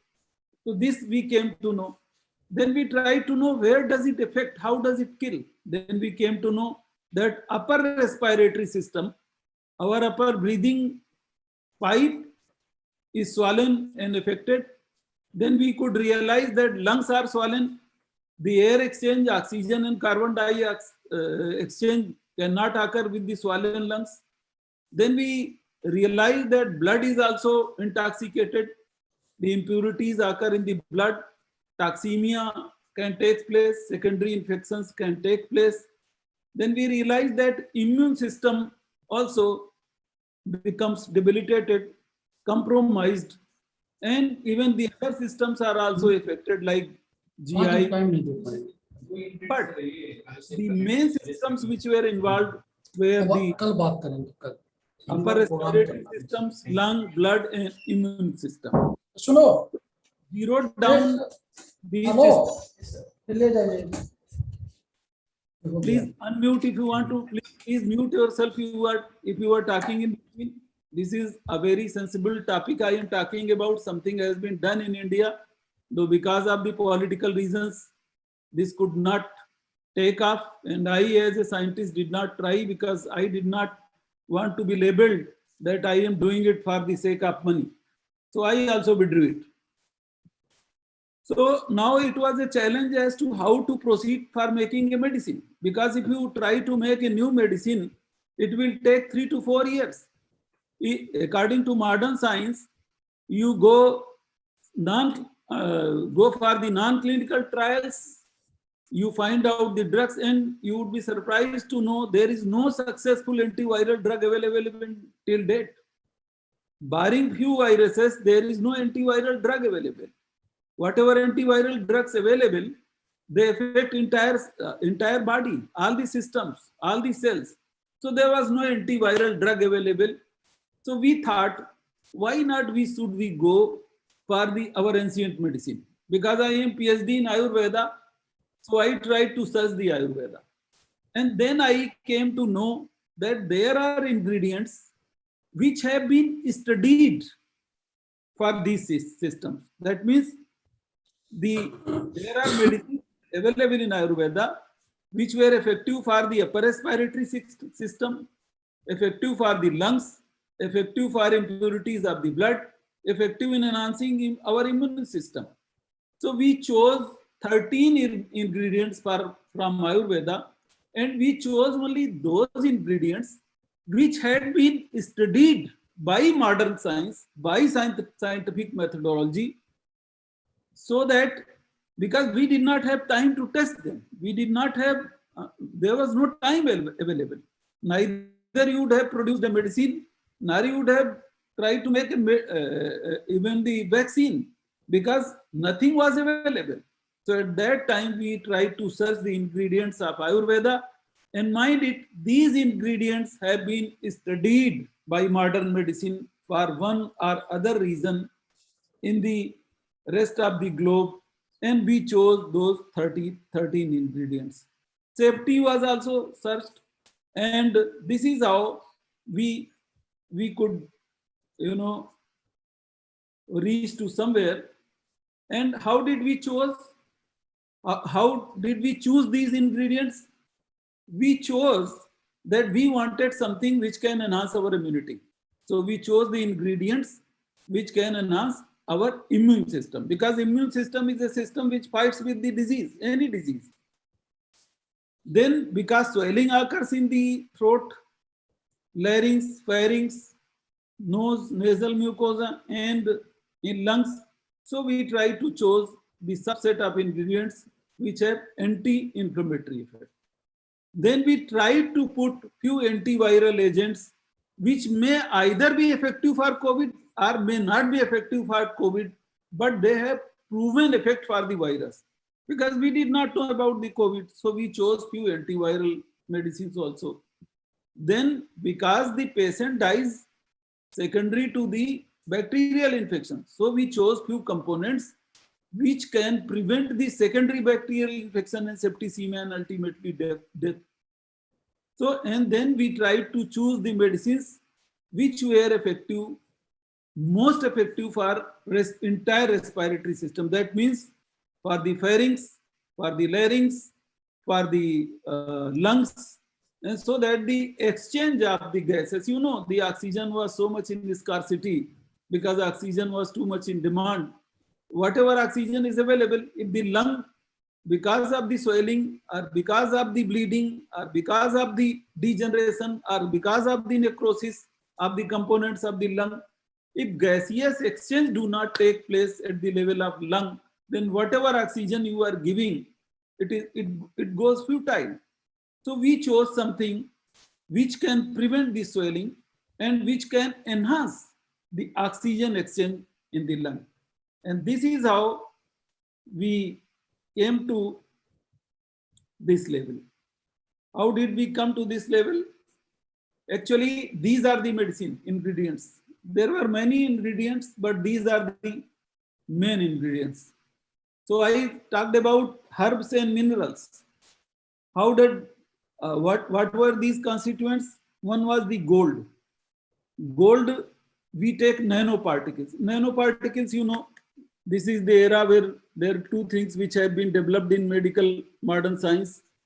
The nanotechnology is the cutting edge technology, and molecular science are the boons of this century, in fact, in medical science. So nanoparticles of gold. We knew how to make nanoparticles. This fancy term has been designed by modern world today. But if you see our literature of ancient time, what is called as bhasm, these are in fact nanoparticles. Then they may not be exact nanoparticles to the tune of 10 raised to power minus 9, but these were available with us. So we chose the gold, we chose the silver, we chose the sulfur. Gold, what does gold do? Gold actually enhances the phagocytic activity of virus. It engulfs, the cell engulfs the virus and kill. Silver particles in the same way, they decrease the agents which cause inflammation in the larynx, in the lungs. So we chose the nanoparticles of silver. In the same way, we chose sulfur, which has antibacterial effect also, and which enhances immunity. And mercury, this was one of the most important. And if you give mercury to somebody, if raw mercury is given, the person will die within few hours. So this is a highly complex procedure, in fact, to process the mercury. That cannot be done by every person. And that is how the Ayurveda is failing. But we have a very highly trained person who actually was very trained by his familiar tradition to process the mercury. So mercury was a component which has cytotoxic effect, and it enhances T lymphocytes in the body, rather enhancing the immune system. In the same way, this arsenic trioxide, which is called as Hartal Bhasam, this also is poison. In fact, this also is a poison. If it is given in impure form, it will kill a person. So all these Nagdamani was another. Kharpar, a zinc containing compound which has action against influenza virus. So this is how we chose these 13 elements from the Ayurveda and made a preparation, in fact, in such a way that the medicine was prepared. So I'm sorry, the slides have shifted a bit. Yes. So this is how the preparation was made in powder form initially. And before starting, we did not know the effect. At that time, if somebody would have died because of this medicine, we would have been jailed. So what we did, we directly thought to bring it into the level 3 trial, clinical trial.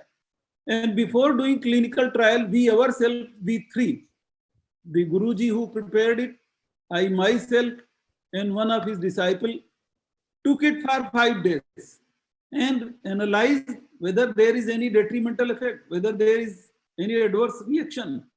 Because these drugs were established, but this combination was not established. So we were in fix what to do. So what we did, we took it ourselves and directly we embarked to go into the single arm clinical trial pilot study. And you know, in modern science, to have evidence of level 1, you need to do randomized control trial. However, here we did single arm non-controlled pilot study. That is level 3 clinical evidence, not level 1. So we inducted nearly 35 or 40 patients with this. And before that, you know, during COVID time when meetings were not occurring, during that time also we took ethical clearance. And we had an empowered Corona committee of nearly 52 people, including all administrators and HODs. The clearance was taken. And nowadays, if you do any study, you need to take clearance and do registration in ICMR. So clinical trial details as available here were also done. CTRI registration was available with us. Then subsequently, you know, we started our trial. And it was started, in fact, in May itself. So with this single arm clinical trial, we had very encouraging result. We found that 80% of the patients became negative for corona within 5 days. That was very encouraging for us during that time. So RT-PCR became negative in 5 days while giving this medicine. And symptomatic improvement occurred in 5.6 days or so. No, 4.9 days, nearly 5 days. So seeing the encouraging results, we published these in journal simultaneously, and we thought that we should come up with the level 1 evidence. Level 1 Oxford criteria in medical science in evidence-based medicine. We have Oxford criteria accepted globally, where level 1 evidence is obtained from randomized control trial, double-blind randomized control trial. So we thought to do that. And at the meantime, you know, our book in COVIDology with science, infrastructure and management was also published, which was acknowledged duly by different authorities. So we were encouraged that we are doing something, and in India also we can do something good. So following this clinical trial and with the publication of, you know, book of COVIDology, and before that we published, you know, different articles. These were accepted, in fact, where we tried to see in COVID positive cases. That was published. Intervention was done, results were sent for publication. Treatment protocol was designed, and this was also published. Ingredients were verified, tested. This was also published. Effect of these ingredients in other system. This was also published. And this was done in a very rapid pace. You know, we had formulated a big team of our young scientists, faculty of the 1 or 2 faculty would be talking today also. One of them is Dr. Naresh Pal Singh, who shall be presenting his paper, oral presentation after a few minutes. So these faculties we were fortunate to have a very good team. One team was already occupied for the treatment protocol. Another team was made of faculty members who were consistently day and night doing these academic activities and research activities. So this is how we published 6-7 papers on the RNB itself. And subsequently, you know, this is our book of COVIDology. You can see this is the book at that time when there was nobody, no publisher was available to publish. And by this book, you know, many protocols were implemented by government.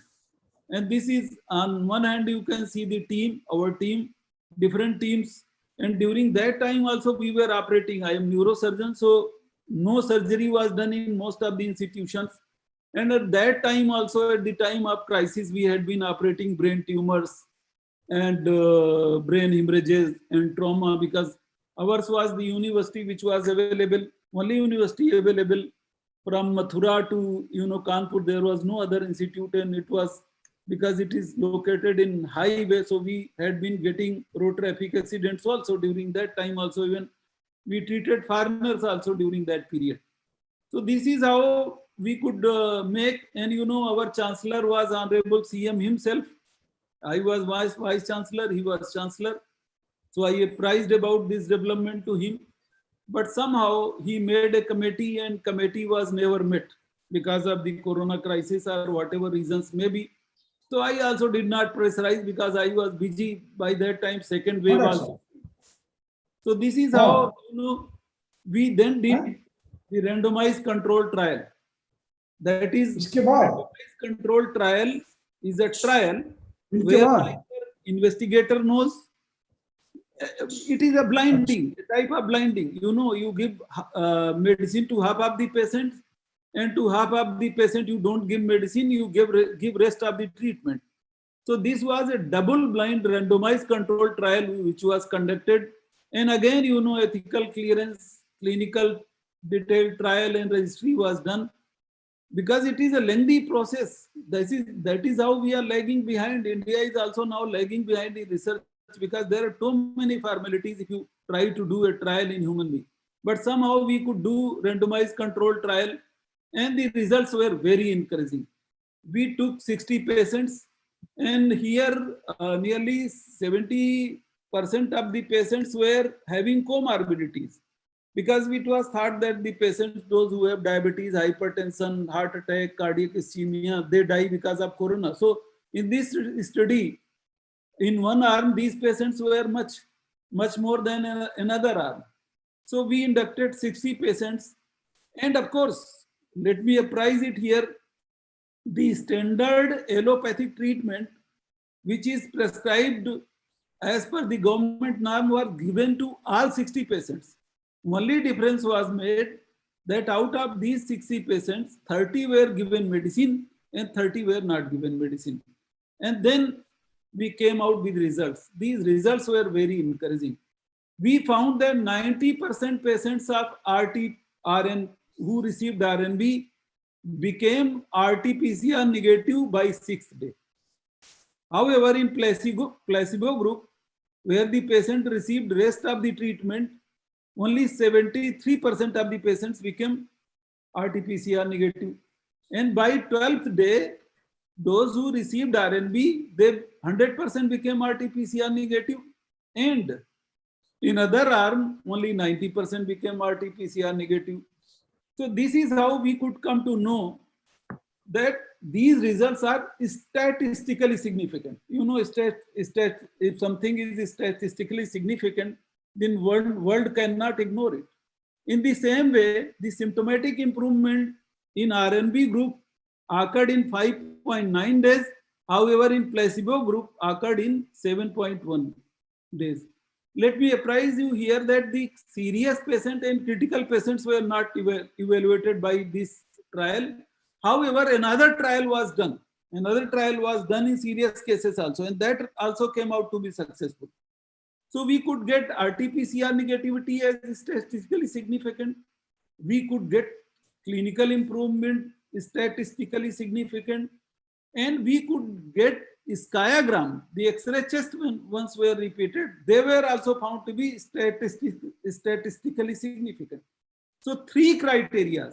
You know, in level 1 study, only one, if you get one criteria, one of the factor is statistically significant, then your results are successful.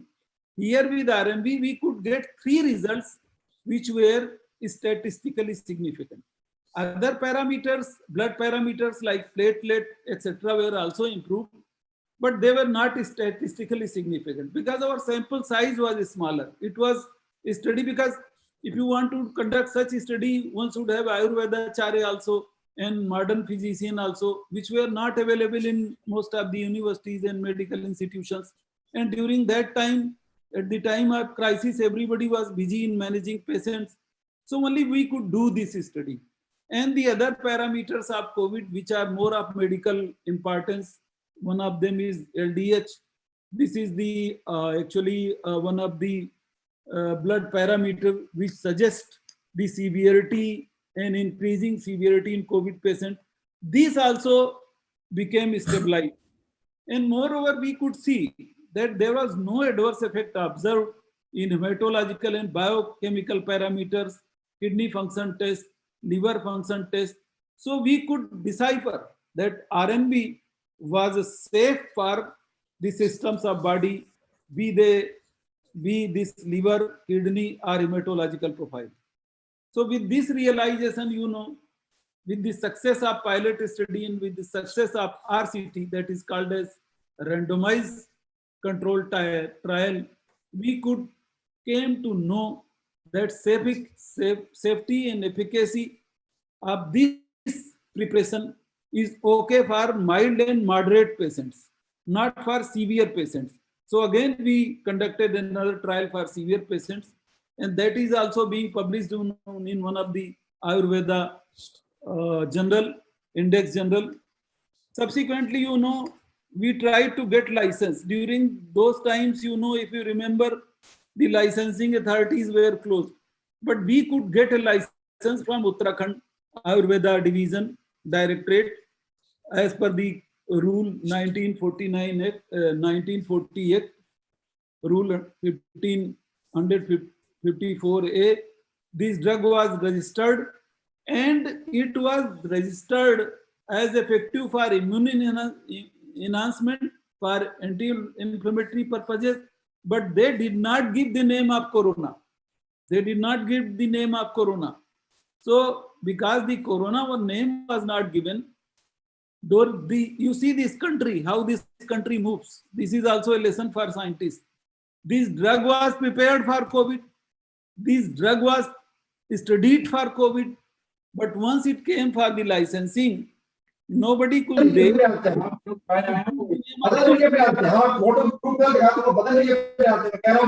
All the participants are requested to kindly mute their audio. It is disturbing the speakers. Please, Redmi, who is Redmi? Please kindly.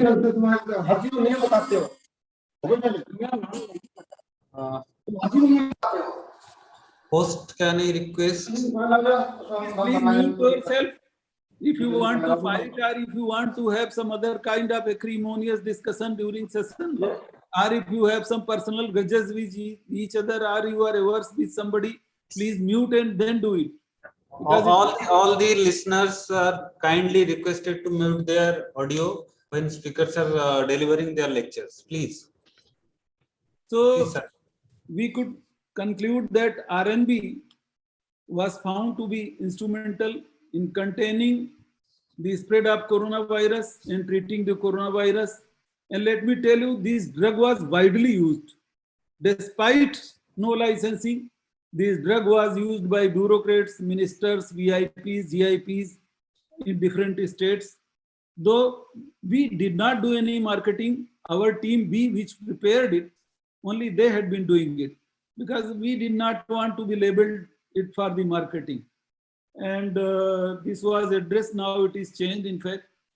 So, you know, we got a vivid recognition. This drug was awarded by Commonwealth Innovation Award, and we got certificate from Japan, we got certificates from All India Intellectuals, we got from Sri Lanka, we got from India, and we got so many certificates from different countries. You can see here, Thailand and Taiwan, and there are so many countries.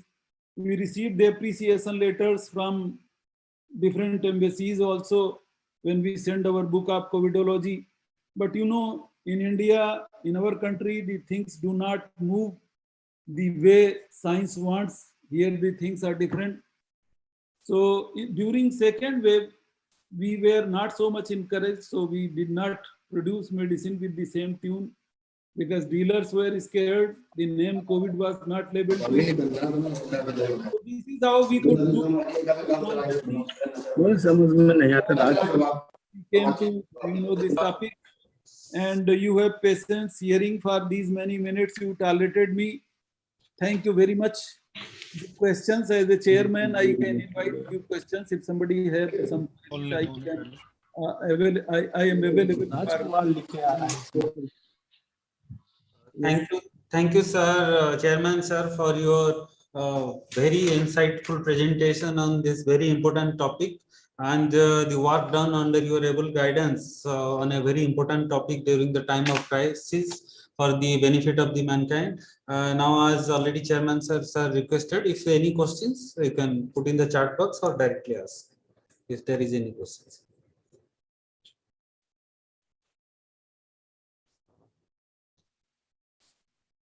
If there are no questions, I will request Chairman sir to kindly continue with the proceedings of the presentations. Okay, so I am stopping sharing now. Thank you, sir. Sir. So without delay, you know, because the session is getting late. So for the sake of buying the time, I shall be inviting Dr. Binod Kumar from LNJP Hospital, New Delhi, who shall be talking on Chairman sir. Yes, sir. Chairman sir. Yes. Are you listening my voice? Yes, I can make your voice very clearly, and you are looking very smart in the screen. Yeah. Please ask. Oh, your voice is. Good afternoon to all. Please, Am I please audible, wait. sir? Dr. Binod, please wait. Please wait. Probably we are taking some question. Yeah. Co-chairman sir, kindly unmute and ask. Your mic is mute.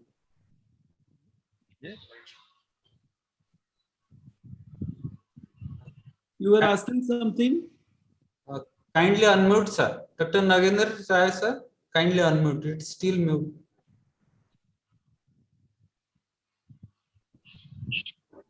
I have unmute. Yes, yes, sir. Now we are audible, sir. You can go ahead with your questions. Okay, sir. There is.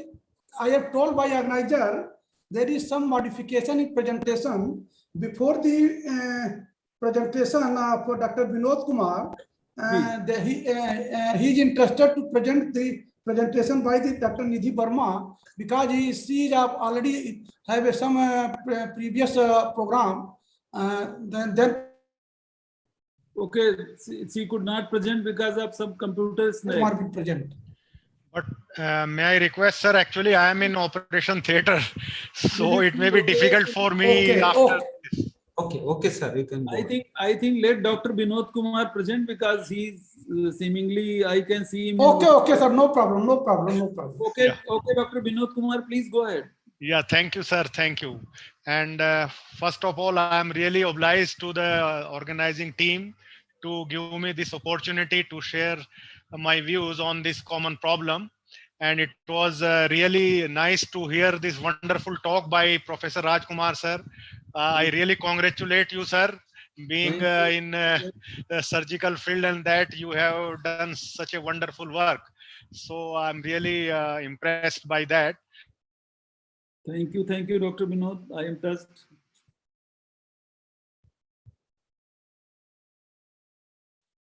Please go ahead with your presentation, Dr. Binod, Professor Binod, sir. There is some voice problem.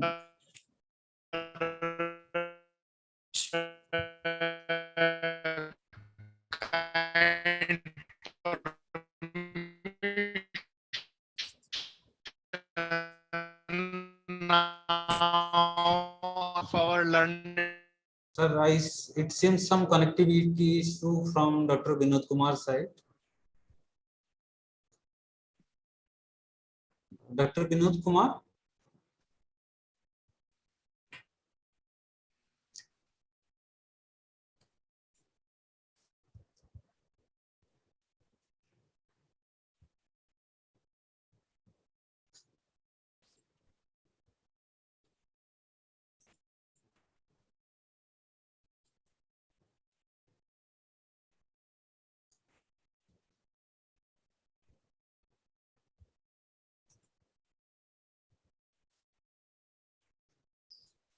Dr. Vinod Kumar?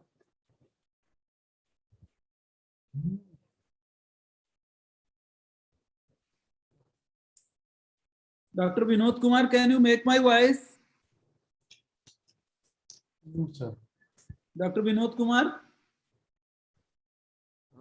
I think. Sir, if there is any issue in connectivity, you can go ahead with the requested presentation by Dr. Nidhi Verma. Let invite Dr. Nidhi Verma. She can present now. Good afternoon. Dr. Nidhi Verma, are you ready with your presentation? Yes, Chairman, yes. sir? Yes, Dr. Nidhi Verma, please go ahead. Dr. Good Vinod afternoon Kumar to all. I will just share my screen. Yeah, please. Dr. Yeah. Vinod Kumar joined. I joined, sir. Oh my God. I'm just sharing. Sorry, it was actually disconnected. I don't know from which side. Sorry, Maybe Nidhi. some problem. Because he is in OT dress. Sorry, Nidhi. Okay, please go ahead. Yes, Sorry, Dr. sir. Vinod. Actually, I was disconnected. I don't know why. Aja, please go ahead. So, am I audible now? Yeah, you are very much audible, looking Yes, smart sir. in OT dress. Sir. Thank you, sir. Thank you. So, I think there is some problem in connection. Slides are not moving. Yes. No, this may be problem at your end. Your first slide is very much on screen. You have already shared successfully. Yeah. slides So are moving. now is it visible? Yeah, I can see Yes, basic structure. Yeah. Basic structure of knee joint. Right. Yeah. So I think it just a slide to mention about the basic structure of the knee joint for a common person, that it is a joint which is connecting these two important bones, femur and tibia. And what I want to emphasize here is that it's a joint which is actually a weight bearing joint, and degenerative arthritis of this joint is one of the most common, more so in Asian countries, including India. The main structure which is affected in this disease is basically the articular cartilage, which is a signing structure which provide a frictionless movement. And this is the main structure which is actually get degenerated and leads to exposure of subchondral bone and pain. But gradually, once the disease progress, then other structures also get involved. By definition, osteoarthritis is a disease where there is a imbalance between the synthesis and degradation of articular cartilage, leading to destruction of cartilage and secondary proliferative response of surrounding bone. Generally, it is referred as a wear and tear of the joint. You can see that in healthy joint, there is a well aligned, lubricated and intact cartilage is there. However, once this joint get affected by osteoarthritis, then this cartilage get affected, the joint space get reduced, and there is a osteophyte formation like this, and there may be thickening of synovium and capsule also. And depending on the damage, the joint get deformed.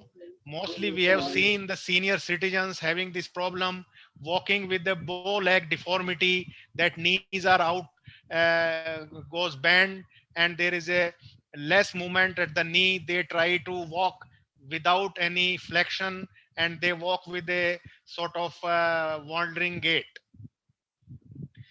This just a picture how it looks like eroded. These cartilage get eroded and underlying bone get exposed. Surrounding proliferative bones get enlarged, that is osteophytes, and spurring of the bone. These all leads to impingement and pain at the knee joint. These are the X-rays. Grossly, normal X-ray looks like this. This space is filled with the cartilage, which generally is considered as the joint gap. Actually, not a gap, but this tells us the healthy thickness of the cartilage.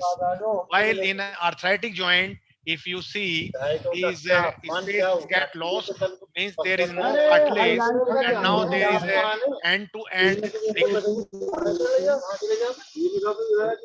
Please unmute yourself. Audience, listeners, participants, please unmute. Dr. Ved Prakash ji, please kindly mute your mic. देखो वो विजय राय नहीं, हम लोगों ने तुमको के पास Dr. Ved Prakash ji, just hang on. बहुत बड़ा बड़ा बैनर अपने वहाँ टांग दिया नए वाले गेट में। Dr. Ved Prakash ji, kindly mute your mic. विधायक नहीं है, लेकिन हमारा कभी एक बार लड़ चुका है ना। I would request the host to kindly mute. Kindly mute Dr. Ved Prakash. Yeah, thank you. Okay, thank you, sir.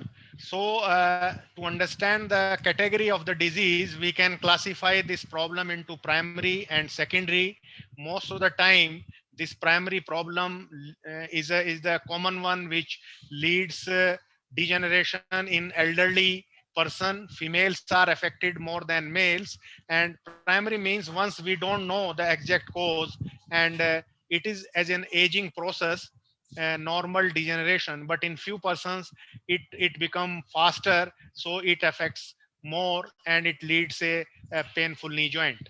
The secondary osteoarthritis is of special interest because it is because of some cause, and that cause can be preventable or rectifiable, so we can control this development of secondary OA by taking timely measures.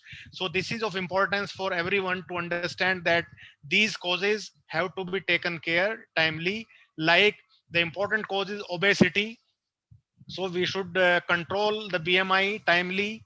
If there is any knee injury, which may be not necessarily a fracture, but sometime maybe the injury of ligaments, meniscus, and even some local cartilage. So the timely intervention for those injuries is important to avoid the secondary OA.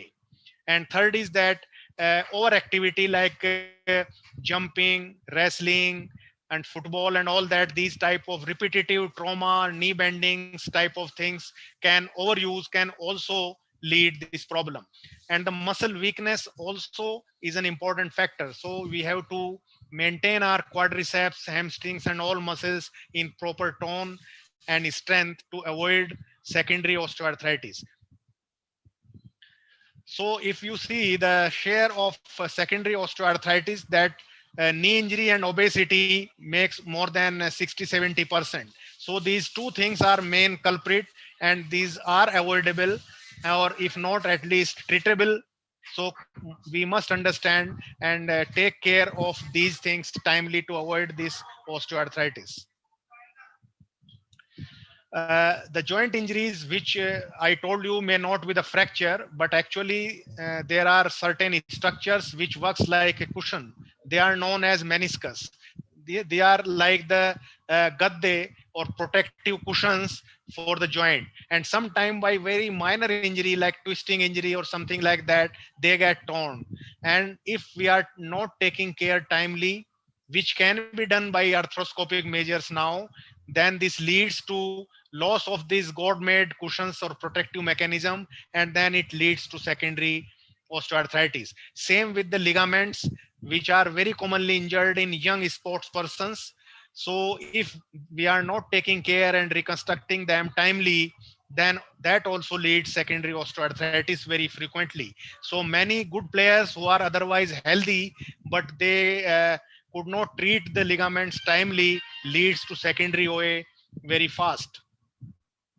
Same with the overuse trauma and weakness of the muscles also are the problems. Another important thing is the deformity. You see, if the alignment of the lower limb is disturbed, either inside or outside, then the weight distribution is not throughout the whole surface area of the knee joint. Then it gets focused into medial or lateral side, and that overload leads to faster degeneration.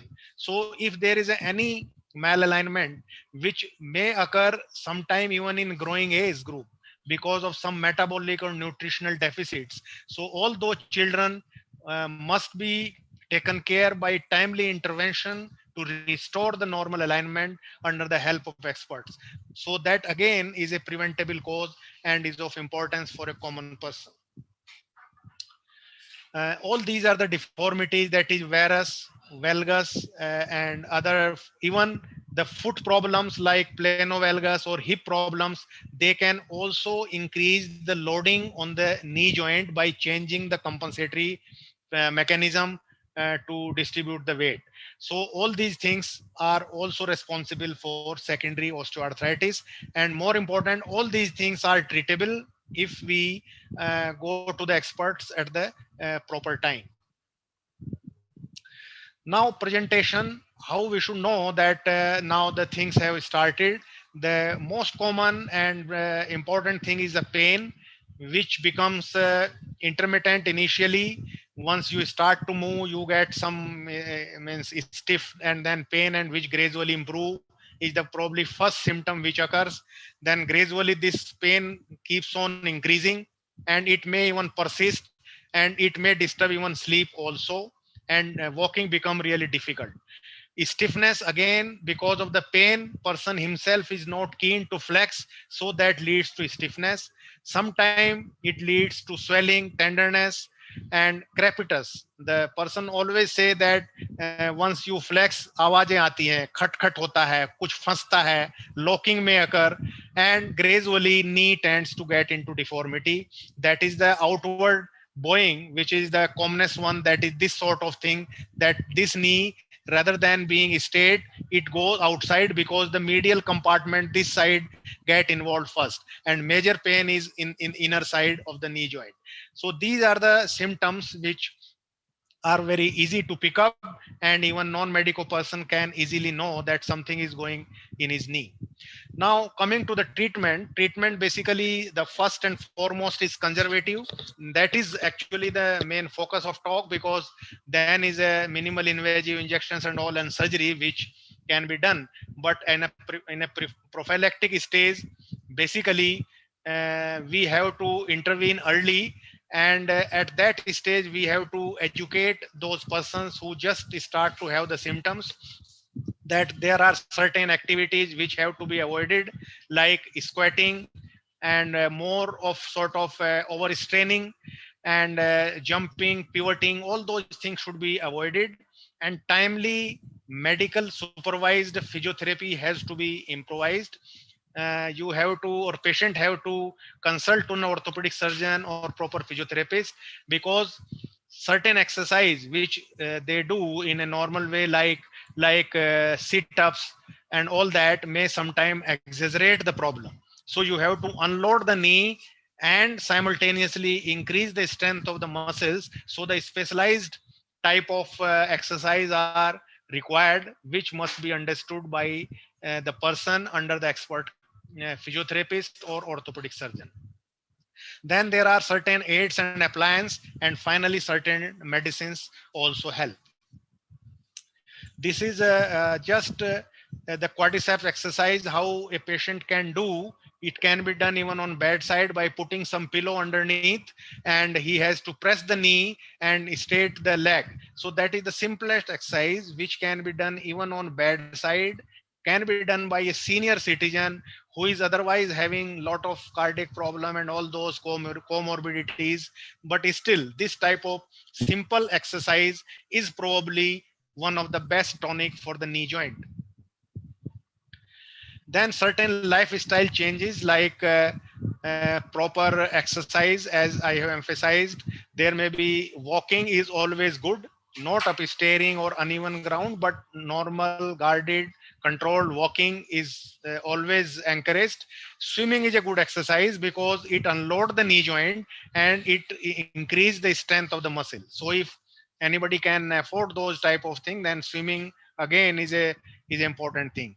Third thing is, which is not mentioned here, is a cycling, which is very important and very good for the health of the knee. So these simple things are actual tonics, I will say, which should be practiced. The potential benefit of exercise are beyond doubt. That is, it maintains the muscle strength, it control in weight of the body, increase your endurance and walking distance, reduce the pain by increasing your tolerance, your psyche and confidence, and definitely it increases the strength. And it works as a very good anti-depressant and anti-anxiety agent as well.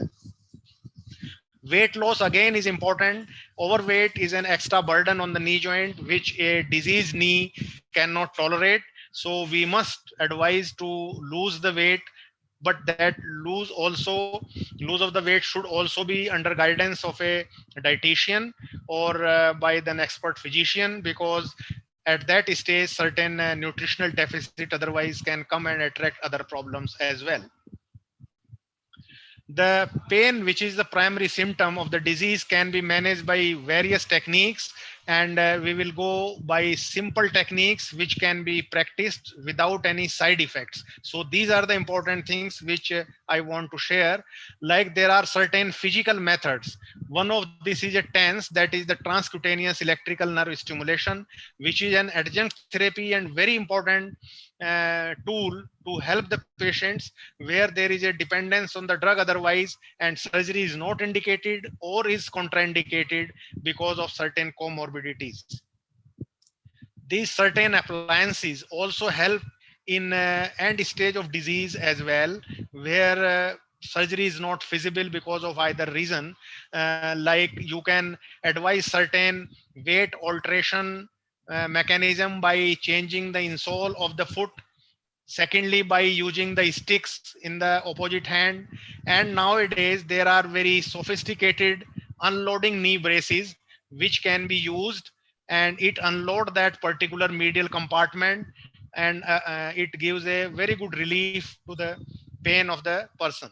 So these all therapies can be used by senior citizens where operation is not really means feasible because of certain other comorbidities. Dietary management also is important. One is that you should not use unnecessary high calorie diets of rich carbohydrate or fats, because weight control is a primary stake of the treatment. Secondly, the rich in vitamin C and D food should be there, because free radicals are involved in pathogenesis, and antioxidants really helps in preventing the progress of the disease, which vitamin C is a very important antioxidant.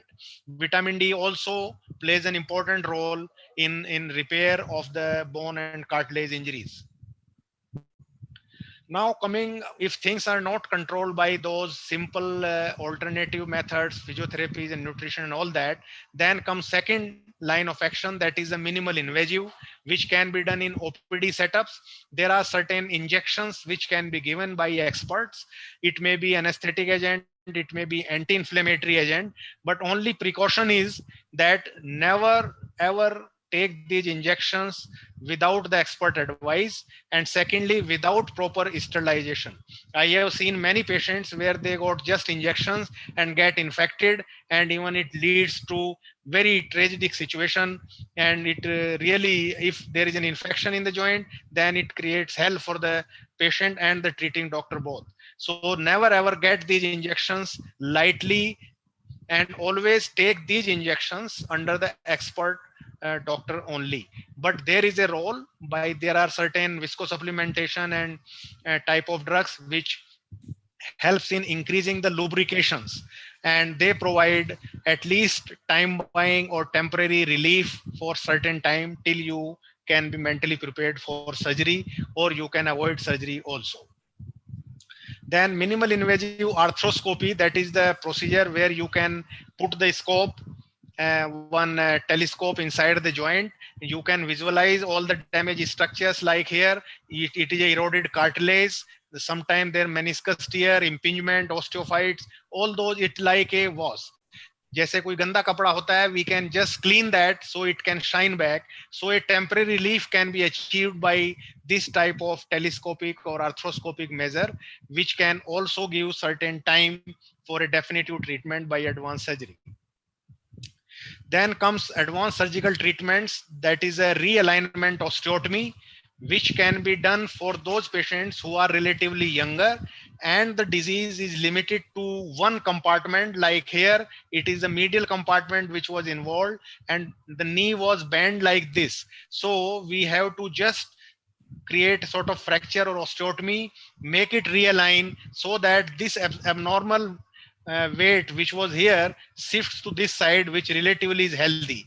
So this is again a very good treatment which can be done if patient approach the doctor timely, and we can continue with this biological or natural God-given joints even for long time. At last stage, if the things have totally gone, then these replacements comes into play. Then we have a technology to change these degenerated part in partial. Like here, if there is a problem of the inner side, you can change the half compartment. The procedure is known as unicondylar knee replacement.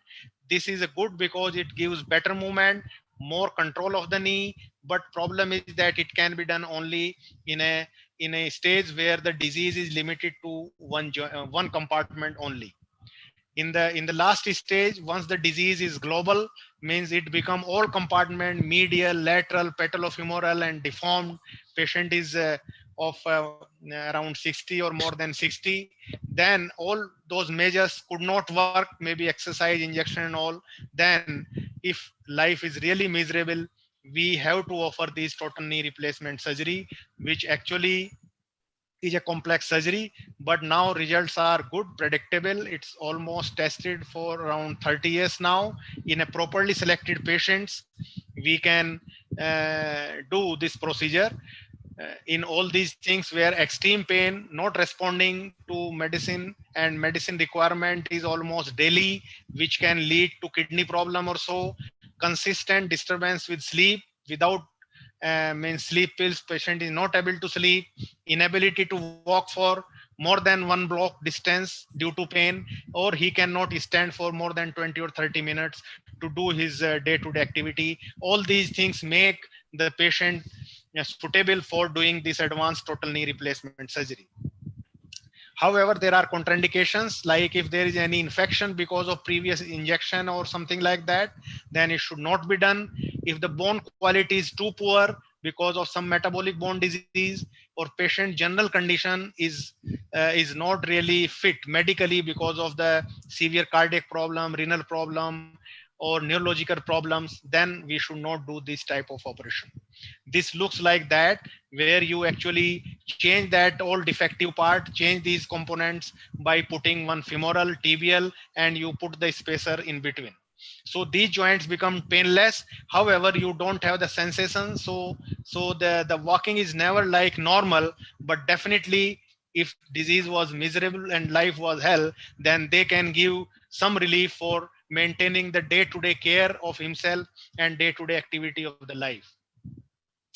This is a salvage procedure. Once this total knee also fails because of some complications, infections or something like that, then the simple solution is that we can fuse the joint, and if there is no movement, then there will be no pain, but it is not having that mobility as otherwise patient needs. So walking remains little bit tricky and it's not as smooth as should be, but there will be no pain at least. So it remains the last resort or a salvage procedure only, not a treatment of choice otherwise. So I conclude that this is a age-related degenerative process, and diagnosis and preventive measures like physiotherapy and lifestyle modification should be implemented as soon as possible.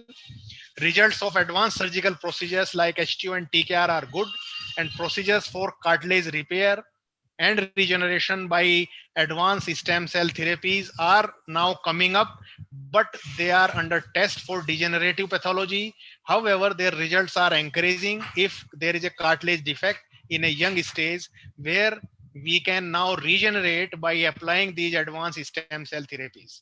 So with these words, I say thank you to all of you, and really I am obliged for giving me this time. Thank you, sir. Thank you to all of you.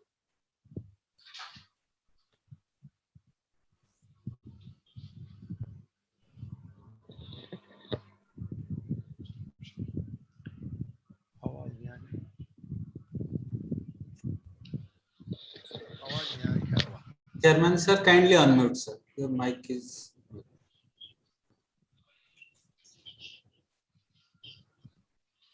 Yeah, so thank you, Dr. Binod. I think Dr. Binod has tried to bring the facts before us in a very simple language, comprehensive language.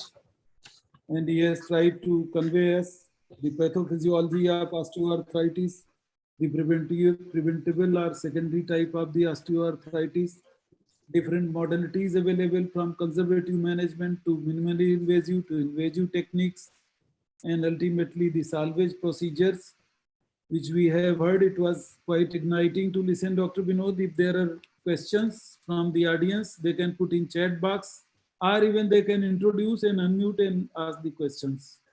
1 or 2 questions are welcome.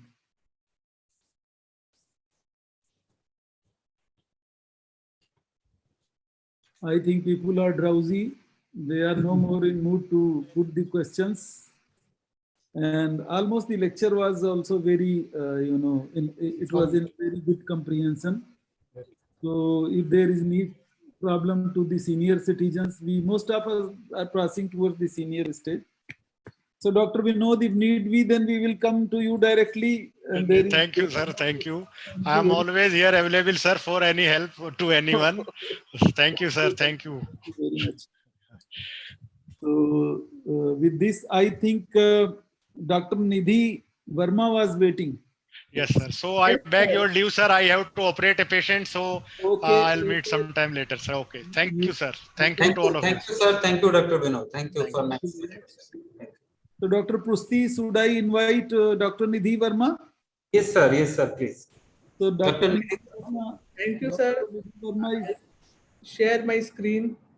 Please share your screen, and you shall be talking about the direct benefit transfers in agriculture research and education. Is it so? Or yes, different? Yes, sir. Well, thank you, Dr. Nidhi. You have been waiting, and I am sorry because surgeon had to go for. No problem, sir. You are welcome, please.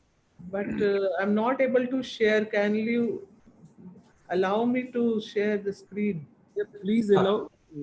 Please look after. Request host to kindly allow sharing by Dr. Nidhi Verma.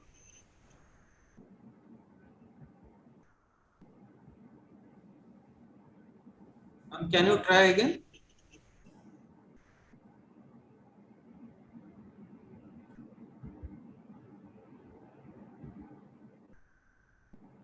I'm trying, but probably it's not happening.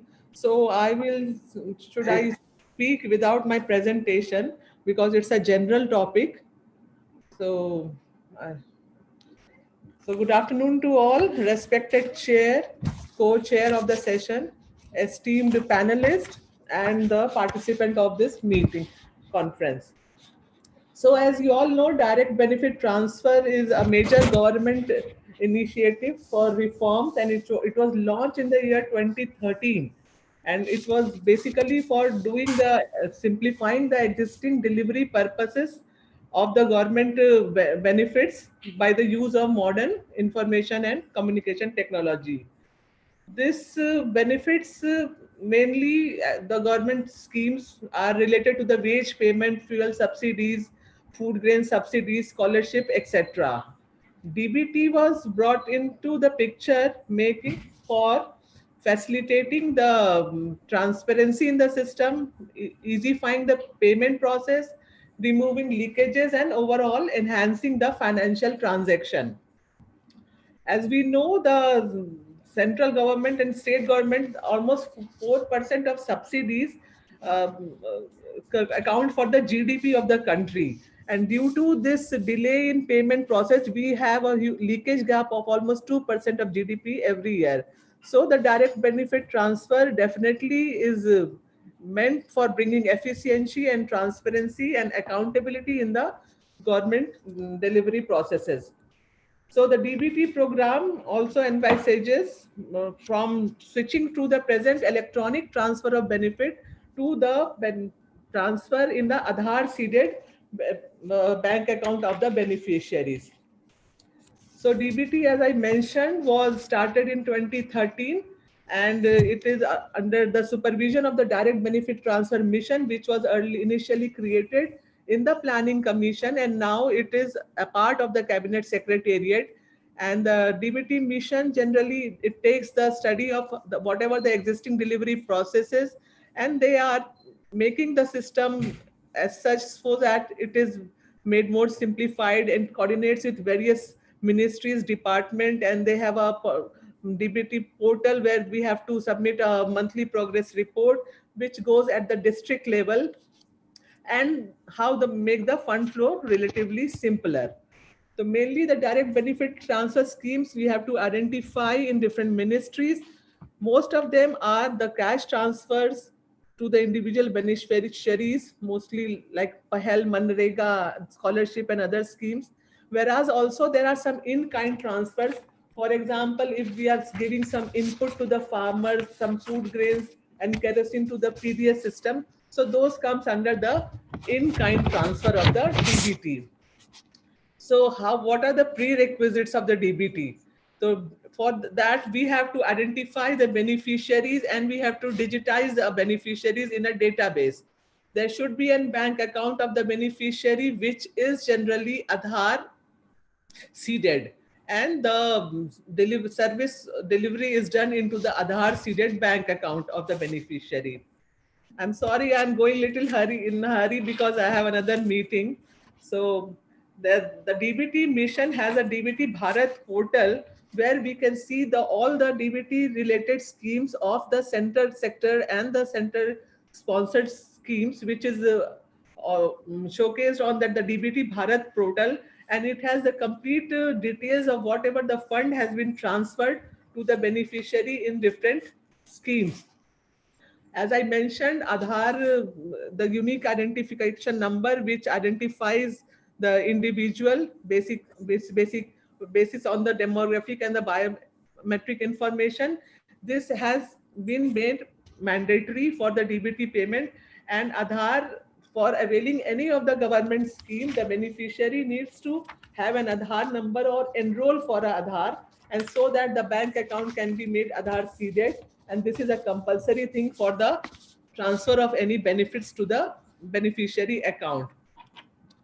So Aadhaar seeding is done by updating the beneficiary Aadhaar number in the beneficiary bank account number in the core banking system. Similarly, we have heard about the public financial management system, which is an efficient fund flow system. And in real time, we can see how the fund has been flowed from different channels and reach the beneficiary, and it can be monitored. So with this introduction, I would give a brief account of what the Department of Agriculture, Research and Education, DARE. We also have some schemes which are onboarded on direct benefit transfer portal. So we have 19 schemes, mainly those are student related, faculty related, and one scheme is farmers related, which is agriculture extension. So 19 total schemes we have on the DBT onboarded schemes from the DARE and ICR. So only around 15 are the scholarship, different scholarship, which is senior research fellowship, junior research fellowship, India, Afghanistan, India, Africa, merit cum means, national scholarships, and so on. We have 3 faculty schemes on the DBT portal, which is the ICR Emeritus Professor Scheme, ICR Emeritus Scientist, and the ICR National Professor and National Fellow Scheme. And one scheme, as I mentioned, is an in-kind one for the farmers where the inputs are provided to them. So as a mandatory requirement, 15 of our scheme have already been notified under the Section 7 of the Aadhaar Act, and all this notification that implies that the beneficiary has to have an Aadhaar number for getting any of this government beneficiary, especially for all these schemes which I mentioned. Another requirement for direct benefit transfer is end-to-end digitization, so that the applicant is able to apply online for the particular scheme he wishes to avail for, and the process has to be simple. The digitization process also includes an online approval process, and finally the fund is distributed through the PFMS, Public Financial Management System, so that we can see where and track the actual benefits, where exactly it has reached.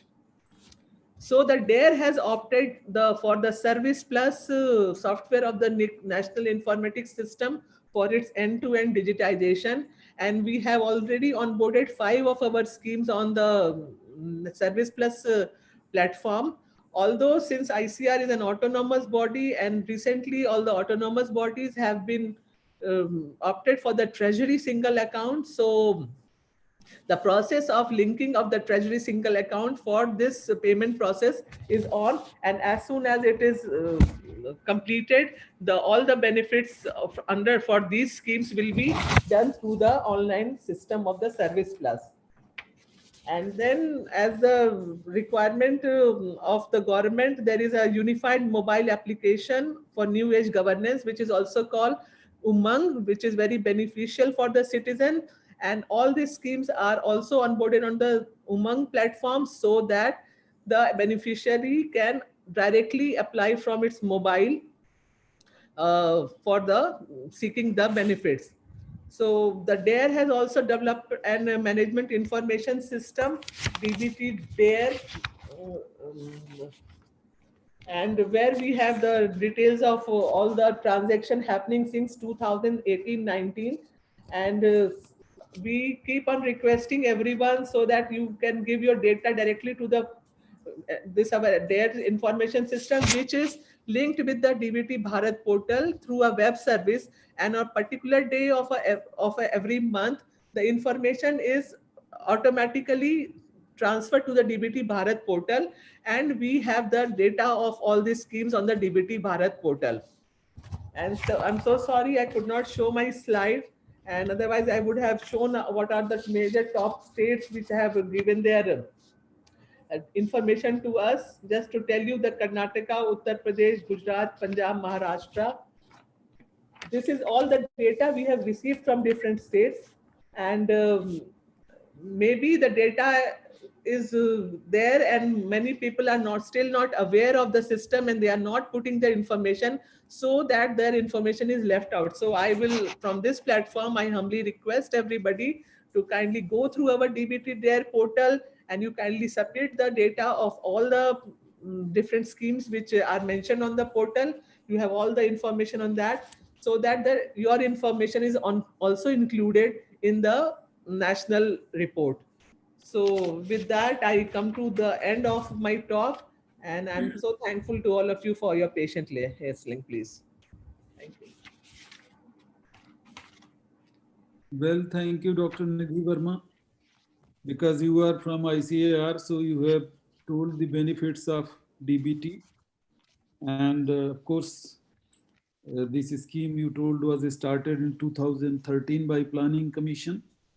The facility of even cash transfer is available in other cases. Digitalization is one of the important method of benefits.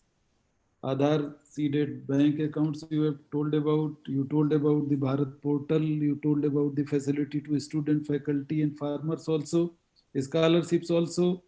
End-to-end digitization also. Umang platform. So you have tried to convey us, and this is probably maybe a boon for agriculture scientists and educationists to participate and get the benefit. Thank you very much, Dr. Verma. If there are questions, can be put in chat box to Dr. Nidhi. Otherwise, also if somebody wants to put direct questions, one can introduce and put few questions to Dr. Nidhi Verma.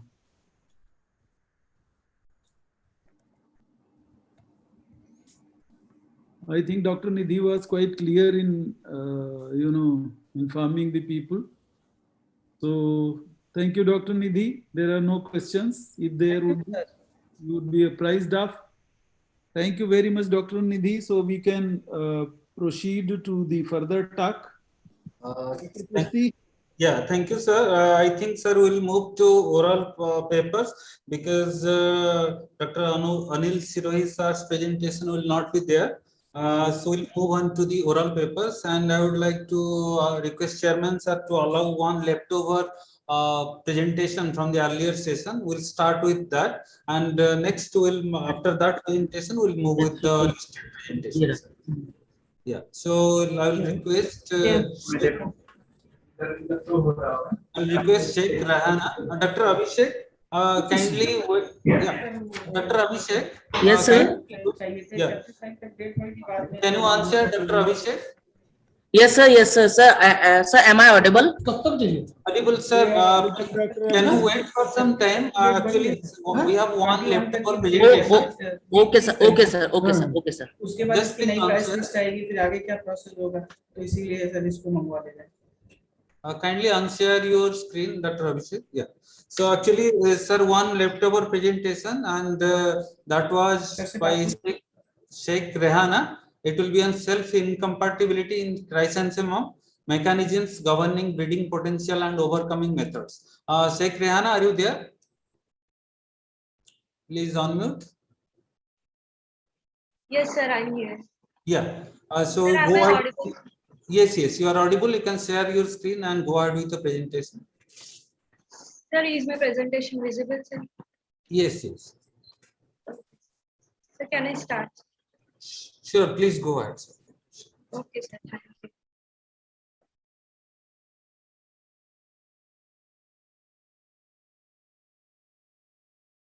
A very good afternoon to all the respected dignitaries and all the participants. Myself, Sheikh Rehana, PhD scholar from the Department of Floriculture and Landscaping, PAU, Ludhiana. Today in this global meet, I welcome all of you to my presentation on self-incompatibility in chrysanthemum, which was authored by myself and Dr. Madhubala. In this presentation, I am going to discuss about various mechanisms governing for self-incompatibility, its breeding potential, along with some of the methods to overcome self-incompatibility in crop plants. Coming to the introduction of the crop, chrysanthemum is commonly called as queen of east or autumn queen, which is one of the most important flower crop being cultivated around the world. Chrysanthemum is a leading commercial flower crop, which is mainly grown for its diverse uses like for cut flower and loose flower for making garlands, gajras, and manis. It can also be grown as pot plant and also in garden decoration as a bedding plant.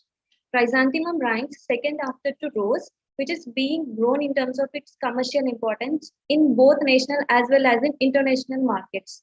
In India, chrysanthemum is commercially cultivated in the states of Karnataka, West Bengal, Tamil Nadu, Madhya Pradesh, and Himachal Pradesh. Coming to the self-incompatibility system in chrysanthemum, in general, self-incompatibility is the inability of pollen grains to germinate on the stigma of the same plant if we go for self-pollination, which prevents the self-fertilization in flowering plants due to the presence of some chemicals that inhibit the pollen germination on stigmas. In this, there are two mechanisms. Among them, first one is gametophytic self-incompatibility. In this system, the mechanism of incompatibility was governed by genotype of its own pollen, and it is widely distributed among the plant kingdom. Whereas the other mechanism is sporophytic self-incompatibility, which is governed by the genotype of its own plant. But this is less distributed among the crop plants. When we come to the chrysanthemum, the major obstacle encountered by many breeders during hybridization process is presence of sporophytic self-incompatibility, as I explained earlier, which is mainly due to the genotype of its own plant on which it is produced. So in chrysanthemum, the reproductive biology is related to its pollen germination on stigma, pollen tube growth, and finally pollen germination on stigmas. In this picture, we can see that pollen germination on stigmas as well as growth of pollen tubes will be very low if we go for self-pollination in chrysanthemum, if we compare with cross-pollination, which ultimately leads to embryo degeneration and finally leading to no seed set in case of self-pollination in chrysanthemum due to presence of the sporophytic self-incompatibility. Coming to the breeding potential, chrysanthemum belongs to the family Asteraceae. in which the flower is called as head or capitulum, which consists of ray florets in the outer whorls, and in the center there may be disc florets which are bisexual. So during the process of hybridization, we need to remove the central disc florets to prevent self-fertilization in these cultivars. So by classifying these cultivars into self-compatible and incompatible cultivars, in case of self-incompatible cultivars, we can directly go for hybridization by skipping the process of emasculation, as it is very tedious in case of chrysanthemum as the florets are very minute. And in other way, this study will also helpful to exploit the hybrid vigor in case of self-compatible cultivars by inbreeding them for several generations. Coming to some of the techniques to overcome this self-incompatibility in case of chrysanthemum, among them first method is early bud pollination. In this method, we will go for artificial pollination by using the fresh pollen at 2 days prior to the anthesis, by the time which the pollen inhibiting chemicals are not formed on the stigmas. And whereas in the other case, we will delay the pollination up to 8 days after the emasculation, by the time the chemicals will lose their activity of inhibition. And the third method is gibberellic acid treatment. In this method, we will go for emasculation, and on the third day, when the stigmas become receptive, we will first treat these stigmas with gibberellic acids of 50 milligrams per liter concentration for 1 hour. After that, we will go for artificial self-pollination. Fourth method is gamma irradiation. In this method, we will collect the fresh mature pollen and we will simply subject this to irradiation of 100 grays for a few seconds, and this pollen will be used for artificial self-pollination. And the fifth method is use of mentor pollen. In this method, 3 days after the emasculation, we will collect the fresh pollen, which will be immersed in 70% ethanol for 10 minutes, and this pollen will be desiccated in a vacuum evaporator. After proper drying, the treated or mentor pollen will be mixed with fresh pollen, and artificial pollination will be performed, following by bagging. Finally, to wrap up, I can conclude that self-incompatibility is a viable tool for hybrid seed production in case of flower crops. The systematic study on the self and cross compatibility of chrysanthemum will help to improve the breeding efficiency during hybridization by simply skipping the process of emasculation in case of self-incompatible cultivars, which is very tedious in case of chrysanthemum. And in other way, this study will also help to select the fertile inbred parents for use in hybrid seed production. Finally, I would like to thank one and all for your patient hearing.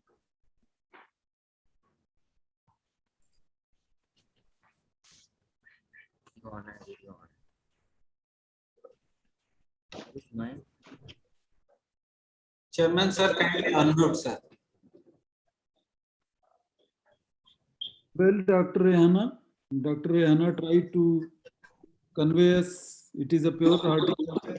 Yes, whatever I could understand about the self-abilities in cultivation of art.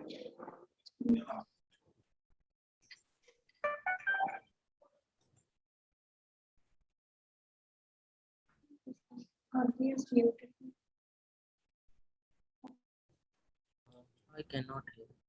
Chairman, please unmute again. Sheikh Rehana, kindly mute your mic. It's equal. Yes. Okay, sir. And mute your mic. It is equal. Chairman, sir, now unmute, sir.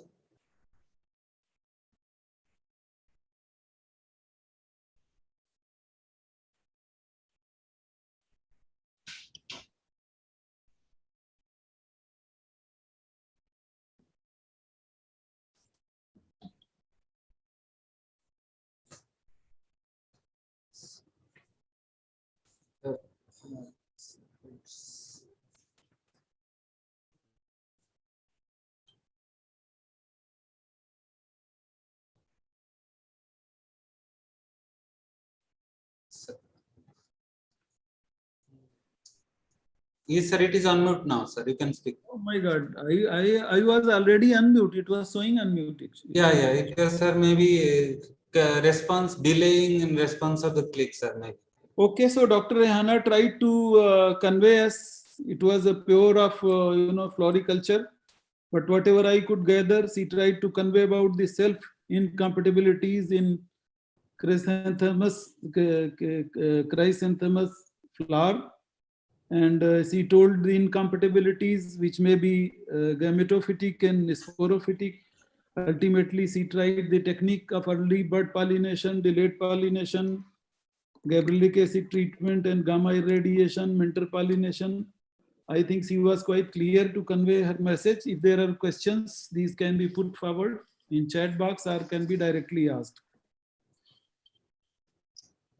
Thank you, sir. We'll move on with the next scheduled presentation by Dr. Abhishek Saxena, role of diatoms in aquaculture, a novel life fish feed solution to meet growing food demand. Dr. Abhishek Saxena, we can see your screen. Kindly put it into the full screen mode and you can go ahead. Okay, sir.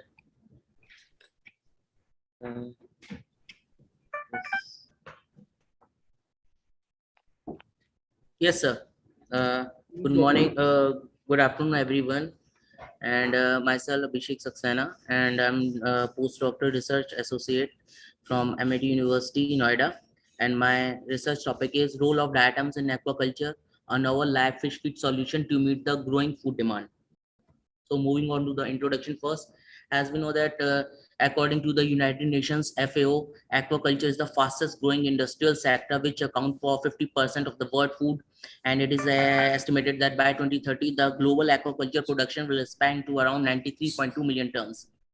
Over the years, aquatic animals have proved to be a rich source of nutrition and provide the wholesome nutrition because they are added as a food supplement in the diet, which establish socio-economic status across the world and defeat the malnutrition in the developing countries. You know that fish meal is a highly proteinaceous diet. Which is easily digestible, palatable, and provide essential amino acids as well as omega-3 fatty acids such as EPA and DHA.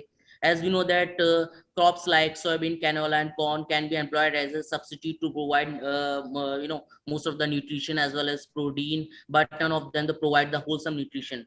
So the most elegant solution is the aquaculture. So question arises, what is aquaculture? Aquaculture is the most unique branch of agriculture which involves the breeding, rearing, culturing, and harvesting of the aquatic species, whether fresh water as well as marine species, in rivers, pond, lakes, water canals, streams, as well as in the recirculated tanks. So this symbiotic relationship between the aquaculture and agriculture is expected to increase the food crop-based production, thus expanding the environmental impact of aquaculture on arable land use, fertilizer use, and agriculture runoff. So consequently, the demand to utilize aquafeed providing essential nutrition, sustainable food system, and also fish yields has increased tremendously only because of the aquaculture. As we know that in the coming years, the world population is expected to increase manifold. So here the aquaculture will play a significant role, and this has increased the global fish production via aquaculture, which is expected to go beyond 103 million tons. From this producing 5.3 and 1 million tons of fish meal and fish oil in 2030. So currently in the aquaculture, white spot pelagic fish are constantly being utilized as a fish for aquaculture, which is a major concern and which has a negative impact and or put pressure on the low trophic species, and which is actually the foundation of the food in the aquatic system to which this wild fish depends on. So when this and this has also resulted in the increase of bacterial and viral infection in the fish, and when we consume these fish, then there is a health problems exist. So we need to look forward on alternate and beneficial cost-effective live fish feed solution which is high on demand, and it should also be highly nutritious to provide the wholesome nutrition. So in this context, diatoms have shown their potential. So what is diatoms? Diatoms are unicellular eukaryotic microalgae. They are the primary producer in the aquatic ecosystems, and they are one of the greatest hope for sustainable aquaculture with indispensable key nutrients because they are the storehouse of the metabolites. They huge amount of carbohydrate, proteins, pigments, carotenoids, polysaccharides, and most significant part of the diatom's nutrition is that they provide immense omega-3 fatty acids such as EPA and DHA, that is eicosapentaenoic acid and docosahexaenoic acids, and coupled with all these essential wholesome nutrition. They provide excellent health benefits in terms of antioxidant property and antimicrobial, anti-inflammatory, and immunostimulant, which is of high significance and potential in the industrial sectors. So this diatoms as a live feeds are a futuristic hope in expanding the aquaculture industry, and which is helpful in supporting the sustainable development. So coming to the material method, so we have isolated 2 marine diatom species from the Visakhapatnam and Rameswaram, that is Chaetoceros gracilis and Thalassella west flogi. All the species were cultured in the diatom research laboratory in a specific environment specifically designed for the diatom cultivations. So once the cultures grow and the culture was harvested at late exponential phase, because at this phase the maximum metabolite production was there, which gives enhanced production of wholesome nutrition, and the biomass, whatever the biomass is harvested is stored at 4 degrees centigrade, and then we perform the biochemical compositions as per the standard protocol in order to estimate the metabolic profiling of the investigated species. Here, this is the inverted microscopic image of the isolated diatom species in our laboratory, and and further on, we also confirm the surface morphology of the Chaetoceros gracilis and Thalassella west flogi in this using scanning electron microscopy, and on a species level, we have gone onto the 18S RNA, just confirm the name of the species.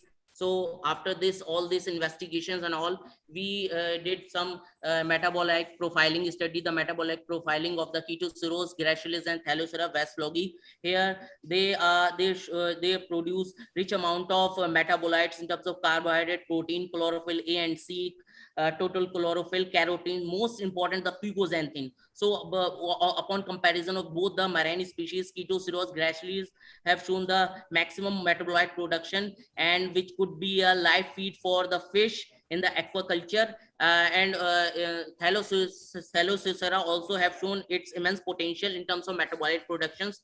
To further estimate the fatty acid profile of both the species, we have found that Chaetoceros gracilis have shown polyunsaturated fatty acids of 48.2%, which is of very high.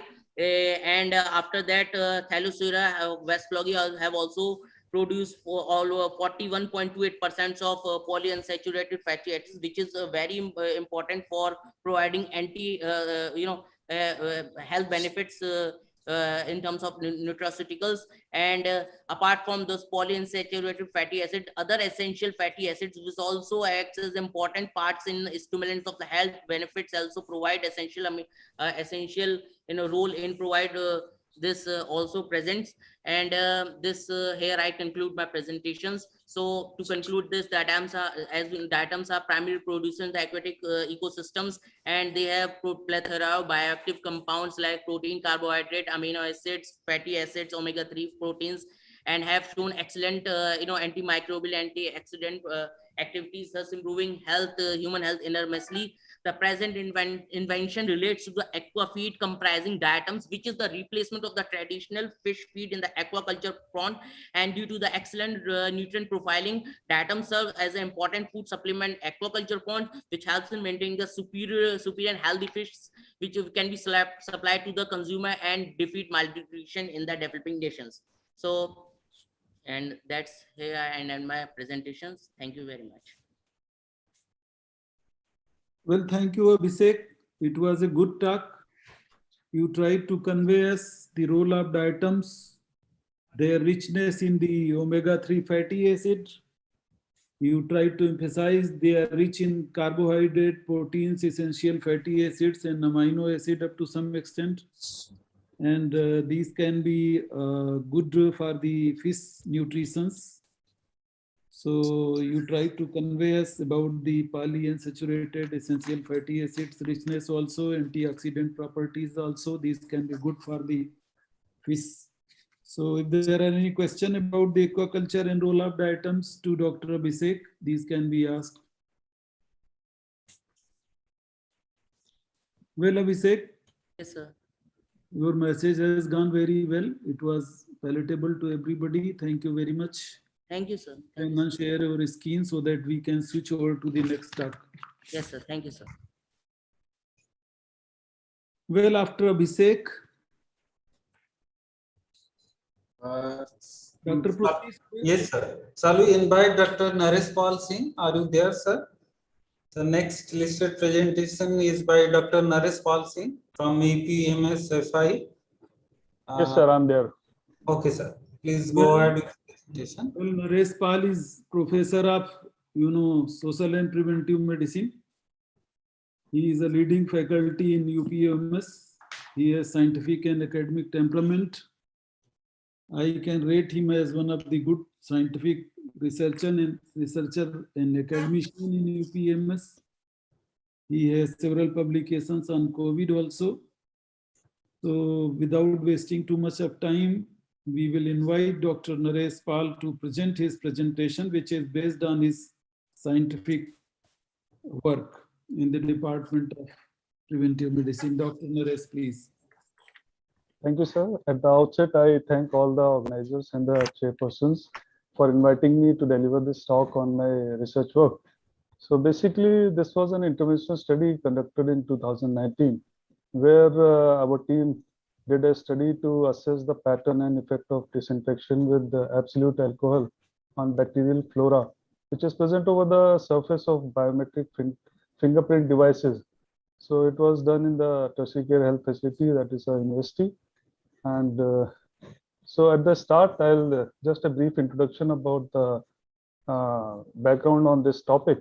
So basically, we have seen that nowadays most of the health institutions and hospitals in public as well as private sector have installed biometric fingerprint devices in their premises to record the attendance of their staff. And probably this is a step forward towards modernization, but at the same time, it is also associated with various disadvantages too. So these biometric devices, if not sterilized at regular intervals, may become a potent site, and they may cause a transmission of various infections among the staff members, their families, and directly to the community, and subsequently bringing back the infection to the hospital premises. And this will affect the overall work culture and efficiency of the staff. So this vicious cycle will keep on occurring if proper measures are not taken at frequent intervals. So basically, we have done the review of literature and seen that many studies have reported the presence of various gram-positive and gram-negative bacteria, including the cons, that is the coagulase negative Staphylococcus aureus, as well as the MRSA, that is methicillin-resistant Staphylococcus aureus, and Enterobacter species, E. coli, Pseudomonas, and various other on the surface of these biometric fingerprint devices, and they are becoming a source of transmission and causing various communicable diseases. So with this idea, we planned the study with the following aim and objectives. First was to determine the pattern of bacterial flora which is present over the surface of these biometric devices, and the second was to evaluate the effect of disinfection with absolute alcohol on this bacterial flora. So this was the two intention. So this is about the material methods which we followed. So this was a health facility based intervention study in rural setting, and the target population for this study was the 5,000 employees approximately, including the students at this university. Among these 5,000, about 1,500 are salaried employees, including 3,500 students which are pursuing various academic courses in the field of medicine, nursing, pharmacy, paramedical sciences, and dentistry. So basically, this was done in pre-COVID era, in 2 months, that is from September to October 2019. So because of this COVID, I could not present this in any conference. So this was an opportunity for me to present my findings. So basically, in this, the study units were the biometric devices which have been installed in this university. So in all, 138 biometric devices are installed. Among these, we studied 105 devices, which are commonly used by the employees as well as the students. So these were sampled, And the research team included faculty members and the postgraduate students from the Department of Community Medicine, as well as from microbiology, which helped us in doing the culture, and the various lab technicians also who are there in the labs. So basically in the initial, swab samples were collected from the surface of all the selected biometric devices on the day 1. That was the baseline investigation, of which 43 samples were from the hospital block, and we grouped this as a clinical setting group. And the rest 62 samples were collected from the academic and administrative blocks, and these were categorized into non-clinical setting groups to assess what is the difference in the pattern of infection in these settings. And after obtaining these baseline samples, the surface of all the biometric devices were disinfected with absolute alcohol, and this constituted 99% weight by volume concentration of alcohol. So this repeat sample was taken after 24 hours, and that was the day 1. And we observed what is the difference in the culture pattern. And again, after 7 days, we took the samples and did. So at 3 settings, we collected the samples and did the culture to see the pattern. So basically for this, collecting the sample, a sterile cotton swab soaked in distilled water was used for collecting the samples from the surface of the biometric devices. And subsequently, this culture was done on blood agar and McConkey agar plate by the experts in the microbiology. And subsequently, this was incubated overnight at 37 degrees centigrade for isolating the bacterial growth. And similarly, after the baseline, the repeat samples were taken on day 1 and day 7 to assess the effect of the alcohol which we have applied on the surface to see its efficacy. So the data thus collected was scrutinized for the completeness, and it was first entered in the Microsoft Excel spreadsheet, and subsequently it was analyzed using the SPSS software 25 version. These were the tests which we used: chi-square test, Cochrane Q test, and McNemar test to analyze the statistical significance of the observations. And for this, we considered that p-value less than 0.05 at 95% confidence interval as statistically significant. So in brief about the results which we obtained, I'll directly explain it from here. This is the table 1, which tells us about the presence of bacterial flora on the biometric devices, and in all you can see 105 were collected. Among these, this is the status of the bacterial flora, growth present and no growth. And about the sites, we divided this in the clinical settings and the non-clinical settings. So these 105 were divided into 43 in the clinical setting group and 62 in the non-clinical setting. So it was observed that among those biometric devices in the hospital side, 13 were found to have growth. So this accounted for 30% of the biometric devices in clinical settings. Similarly, in the non-clinical group, only 10 biometric devices out of 62 had showed the bacterial growth. So it was over 16%. So overall growth among the 105 was in 22%, 23. And similarly, this was a biometric devices which did not show the growth.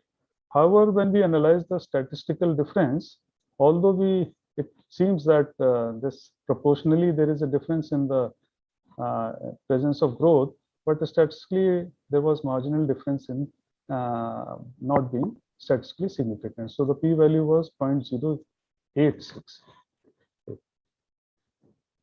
Now this is the second table which tells us about the pattern and effect of the intervention on the bacterial flora. So basically in this table, I'm showing what are the different bacteria which were identified after the culture. So this I've already discussed in my previous slide that 82 did not show any pathogen. So in this, there are 3 columns. You can see that this column will tell you about the baseline data that was on day 1 before the intervention. And this is on the next day, that is day 1 of the intervention. After 24 hours, this is the pattern we observed. And after 7 days, this was the pattern which we observed on the bacterial growth. So basically, you can see that on baseline, 22% of the surfaces had shown growth, which reduced to 3.8%. That is, only 4 biometric devices showed presence of this bacteria after application of this absolute alcohol. So there was a overall reduction of 82.6% reduction in the bacteria. So, but the thing was, after 7th day, when we repeated the sample, it was observed that the growth again reoccurred. So again, which started with 23 slides being positive, surfaces being positive, reduced to 4. Again, it rose to 19 slides. So overall positivity was 18%. So when we see about the different pattern, those which I have colored with red, these are the gram-positive bacteria. So cons, MRSA, and Enterococcus faecalis. You can see that the highest number was for cons, and which that was 7.6%, which reduced to 1.9%, and subsequently increased to 6.7%. Subsequently, other bacterial gram-positive were MRSA. It was seen in 2 surfaces, reduced to 0. Again, there was repeat infection in this. Similarly, for Enterococcus faecalis, there was a reduction. And these, which I have colored with blue, these are for the gram-negative bacteria. So we've seen that Pseudomonas, E. coli, Enterobacter, and Acinetobacter, these were also present on this, which were also reduced after application of alcohol, which was information. So this is a table in which I have used the statistics, and we try to see whether the observations which we seen after intervention was actually significant or not. So you can see that this is the group at baseline, this is at day 1, and this is day 7. Okay. So for comparing these 3 groups, we use the Cochrane's Q test, and we assessed that the p-value was less than 0.001. So that was highly significant. So these differences over a period of time on 3 occasions was statistically significant. But we also assessed whether the difference between this group and this group was significant, or 2nd and 3rd, or 1st and 3rd. So for that, we did the post hoc test for intergroup variability, and that was assessed using the McNemar test. So in this McNemar test, basically you can see that when we compared the baseline versus day 1, this reduction was found to be statistically significant, baseline versus day 1.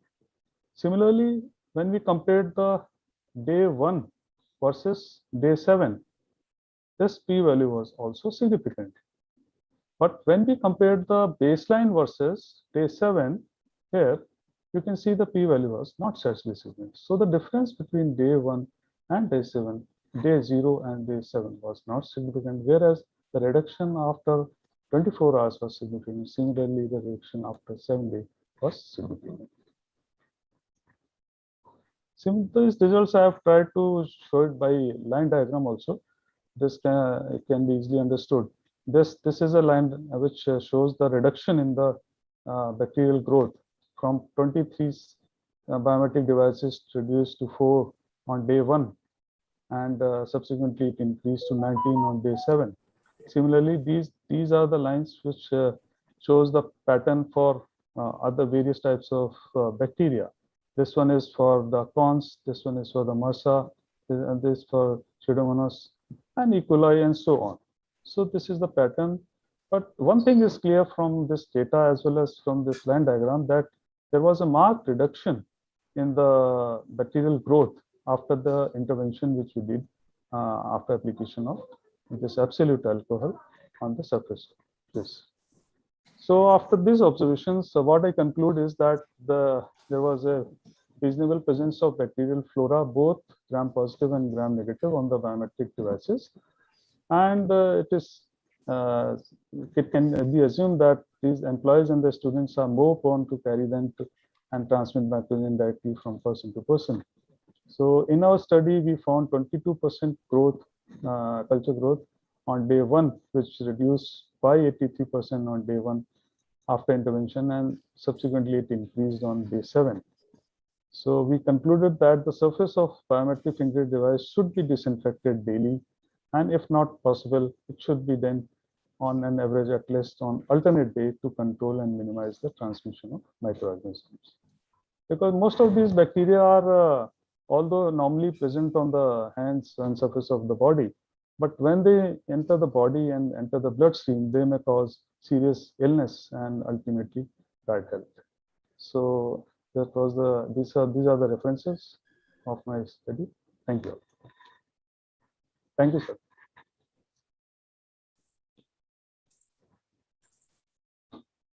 Naresh, am I audible? Yes, sir. Now you are audible, sir. Yes, well, thank you, Naresh. You have presented it very well.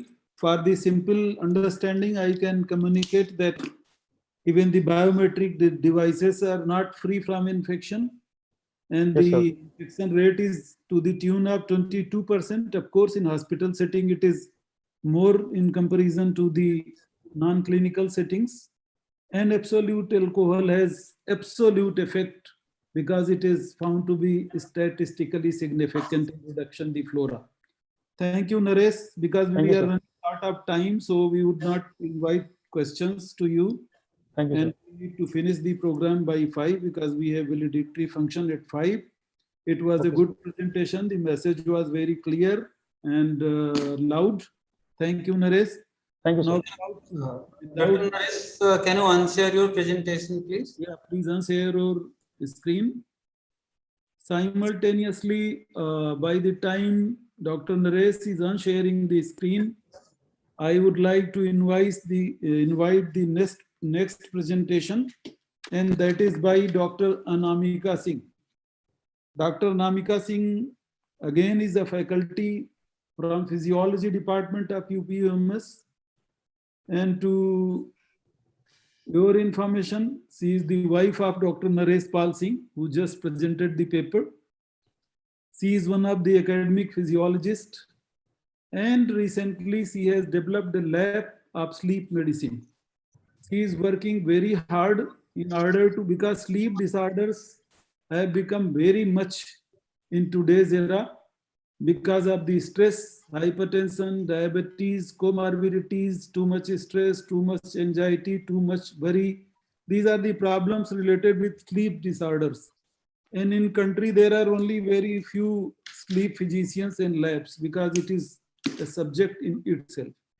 So Dr. Anamika has tried to develop the sleep physiology, sleep lab in the UPMS, and she shall be talking about the effect of COVID-19. How does the COVID-19 has left the imprint on the sleep rhythm? Dr. Anamika, please. Share your screen, start presentation. Be restricted with the time because we are running short of time, Anamika. Okay, thank you, sir. Thank you, organizers, for giving me an opportunity on this platform. Now I will share my screen.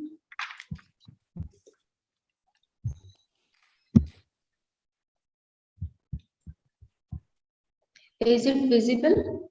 Yes, ma'am. It is visible. We can see objectives.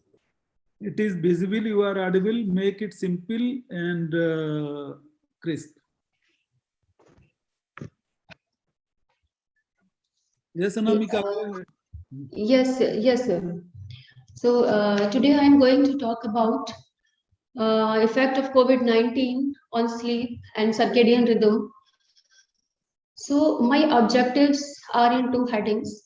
One is that is role of circadian rhythm and sleep in human immune system, and another is that is because the disturbed circadian rhythm causes so many types of sleep disorders. Sleep disorders during this pandemic, and most common sleep disorders are sleep deprivation and obstructive sleep apnea during this pandemic.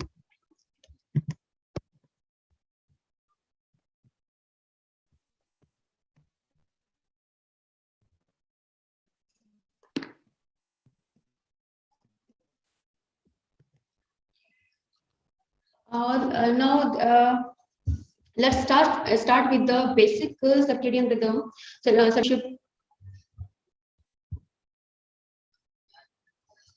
with the circadian rhythm and sleep. The most accepted paradigm for sleep timing is two-process model, process C and process S. So process C is related with the circadian process, which is innate process, which is built in our body, and it is present in every cell of our body. And other process, that is the homeostatic process, also known as process C, that pushes ourselves to under pressure to go to the bed to sleep, which depends upon the length of the wakefulness. So circadian clocks are well recognized molecular clocks. It is not only present in the central nervous system, but also present in periphery in every cells. Every cell, there are trillion cells of cells are present in the body, which has independent clock S. So what is the function of these circadian clocks? Its main function is to generate daily oscillation in neurological arousal. So this is the model which shows two process model, that is process C and process S. So when we wake up in the morning, so when we wake up in the morning, there is sleep load is very less. As the day passes towards the evening, this sleep load increases gradually, and simultaneously what happens, the circadian rhythm, which is counteracting this sleep load, is also increasing up to the 9 p.m. or up to the evening.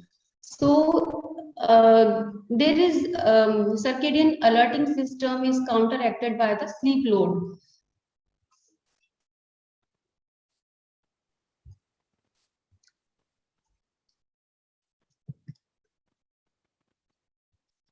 Let's talk about some part of genetics of circadian rhythm. It is naturally related to the solar body. So it is driven by sunshine that enters through the eyes to deep of the brain. So then it reset these clocks, major clocks present in the suprachiasmatic nucleus, and other peripheral clocks are present at the periphery. So what happens, they suprachiasmatic nucleus, they synchronize with the peripherally situated clocks. So let's say for example, if we are hungry, the food comes before us, then salivation starts, and the gastric juices begin to secrete, and pancreas gets ready to secrete insulin to anticipate the this carbohydrate load in the blood. So every system has its own clock. There are two clocks mainly. One is in circadian suprachiasmatic nucleus, and other is present in the local sites. So this is about the circadian genetics of circadian system. So this is circadian system mainly affected by some intrinsic factors and some extrinsic factors. Intrinsic factors like clock gene mutation and aging may disrupt the circadian rhythm, and some extrinsic factors like shift workers and chronic jet lag problems may disrupt the circadian rhythm. If once the circadian rhythm gets disrupted, what happens? It causes the neurological and psychological diseases, as well as metabolic and cardiovascular diseases like depression, poor sleep quality, Alzheimer's disease, diabetes, metabolic syndrome, hypertension, and cardiovascular diseases. And during this pandemic, what happens? There is a strong link between the circadian rhythm and the immune system. So most striking immune parameter is circulating leukocytes. If we talk about the immune system, we always talk about the leukocytes, which always circulate in the blood, and it peaks in the resting phase. And but then during active phase, these are recruited to the tissues.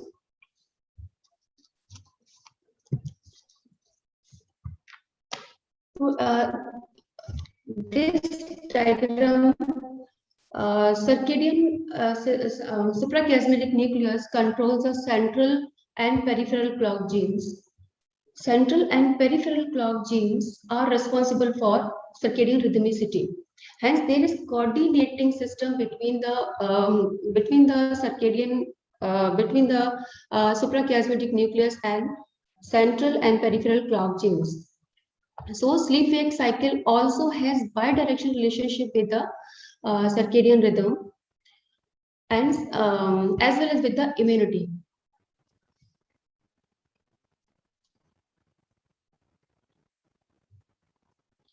So in certain type of infection,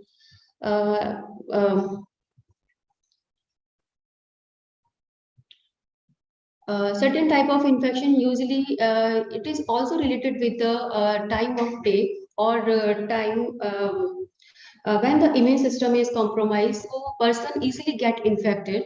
Or other factor is the aging. If a person get older, and then it become more susceptible to infection. So this slide clearly shows what is COVID, what is the relationship between the immunity, sleep-wake cycle, circadian rhythm, and peripheral and central clock genes.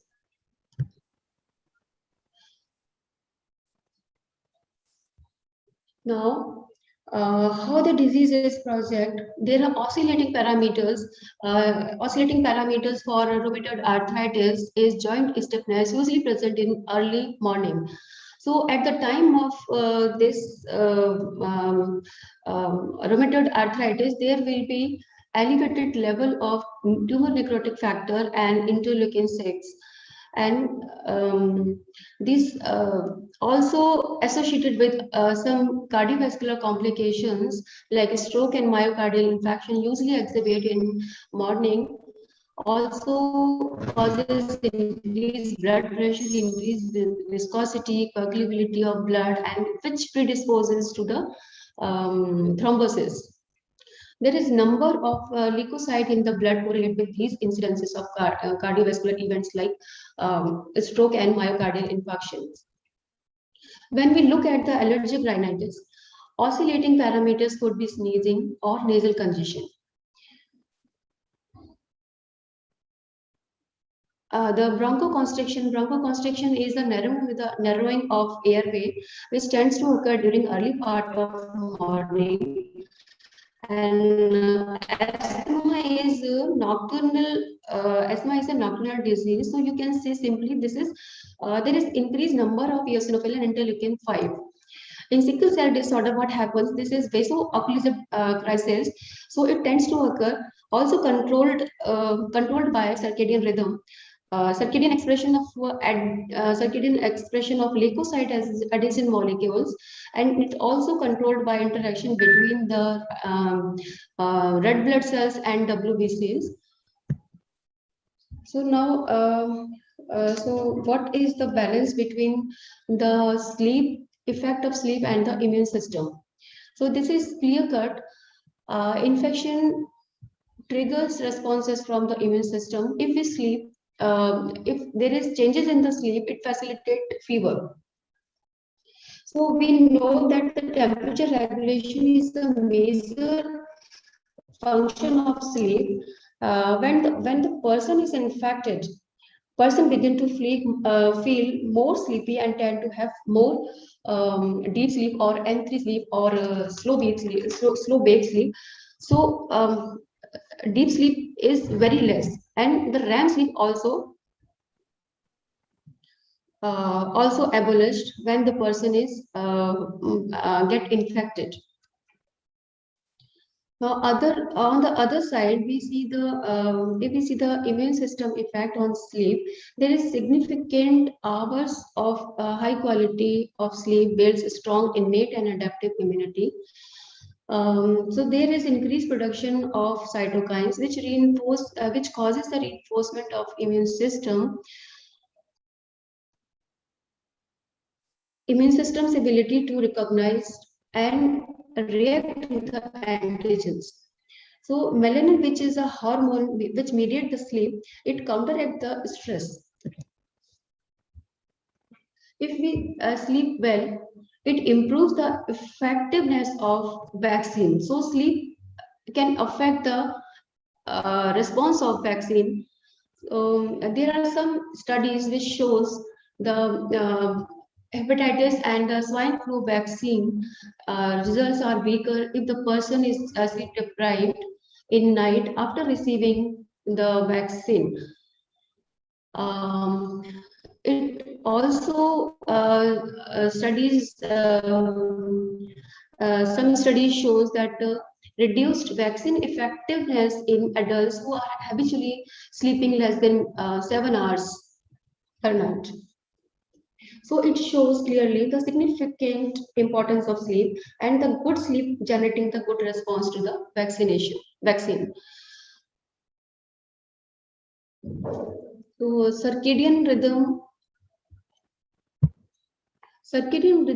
is involved in regulating the body's reaction to allergens. When it gets disrupted, it increases the severity of allergic reactions. Some study shows the sleep deprivation makes peanut allergies, which are more susceptible to increased allergic attack by 45%. In this is a very big data. So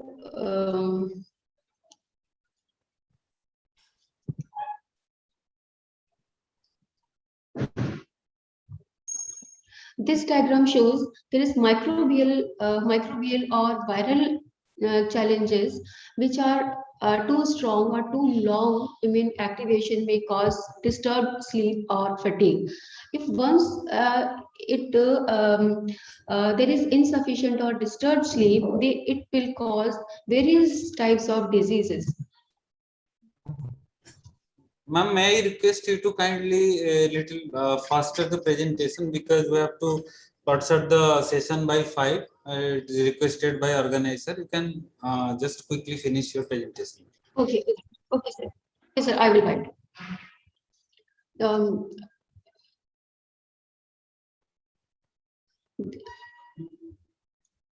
There is second pandemic of insomnia, which is also known as coronasomnia, in which what happened, there is increased cases of clinical insomnia from 14 to 20%. So there is increase in 37% rise of COVID-19 in COVID-19 pandemic. It is a bit different from the traditional insomnia because it is related with the COVID-19 pandemic. So chronic insomnia associated with diabetes, cardiovascular disease, hypertension, obesity, and Alzheimer's disease. So COVID-19 pandemic affects mainly shift workers. So because of increased demand of services, they develop delayed type of circadian rhythm. So another type of disorder, that is obstructive sleep apnea, is also noted during this pandemic. If this obstructive sleep apnea is untreated, there will be they exacerbate the intensity of COVID-19 symptoms and comorbidities. So it can be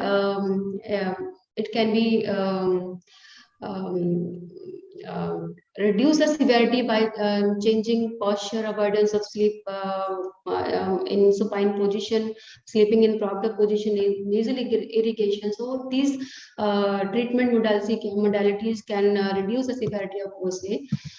Now come on to how to improve the sleep hygiene. So what can be done to improve the sleep hygiene? We should stick to regular sleep schedule, go to bed at the same time and wake up at the same time. At least 7 to 9 hours of sleep is healthy. Nap should not be longer than 20 to 30 minutes to restorative sleep. Short nap or power nap may be beneficial.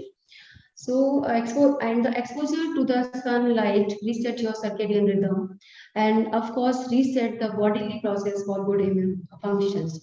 Bedroom should be conducive to sleep, dark. It should be dark, quiet, cool, and comfortable, and should be devoid of any type of clutter. Some people use bedroom for taking meal, television, music listening, and for computer users. So it should not be done for proper sleep. So this is my last slide, and we can minimize the alcohol consumption. So because alcohol consumption may disrupt the sleep architecture. Limit of caffeine intake. 10 cups of coffee per week is associated with increased risk of anxiety and depression. And early dinner may helpful to remain proper to maintain the sleep hygiene. Thank you very much for giving me an opportunity to take my views. Thanks a lot.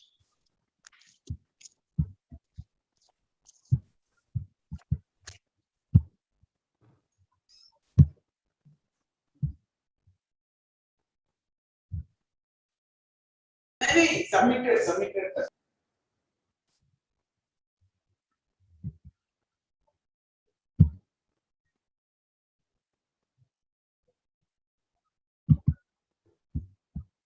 Sir, unmute, please. Already unmute here. Yes, sir. It takes some time, sir. Madam, you can unshare your screen. Okay, sir. I will.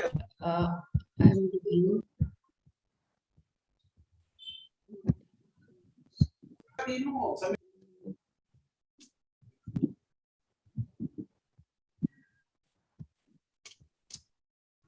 Sir, can we go to our next presenter, Dr. BJP Singh from GBTUT Pantnagar, who will be presenting.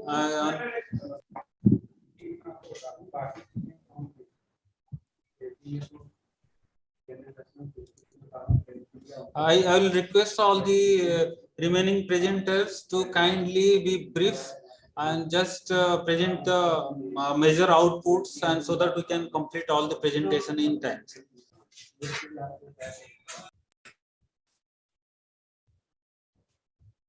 Okay, Dr. Saab. Are you getting my voice? Yes, sir. Yes, sir. Okay. Thank you, sir. Thank you. Good afternoon to firstly Chairman, sir, Dr. Rajkumar, sir, Co-Chairman, Dr. Nagendra Rai, sir, Principal Scientist from Indian Institute of Vegetable Research, Varanasi, and our reputed convener, Dr. A.K. Prastiji. I am here to present my presentation on combating abiotic stresses in fruit crops through mulching. Mulching is a very simple technology by which we can combat our abiotic stresses. Today's we have also seen some very nice presentations, very nice deliberation from our respected chairman, sir. Has also talked about the one biotic stress, particularly COVID-19, and now I will talk something about the abiotic stresses which are being felt by the fruit crops.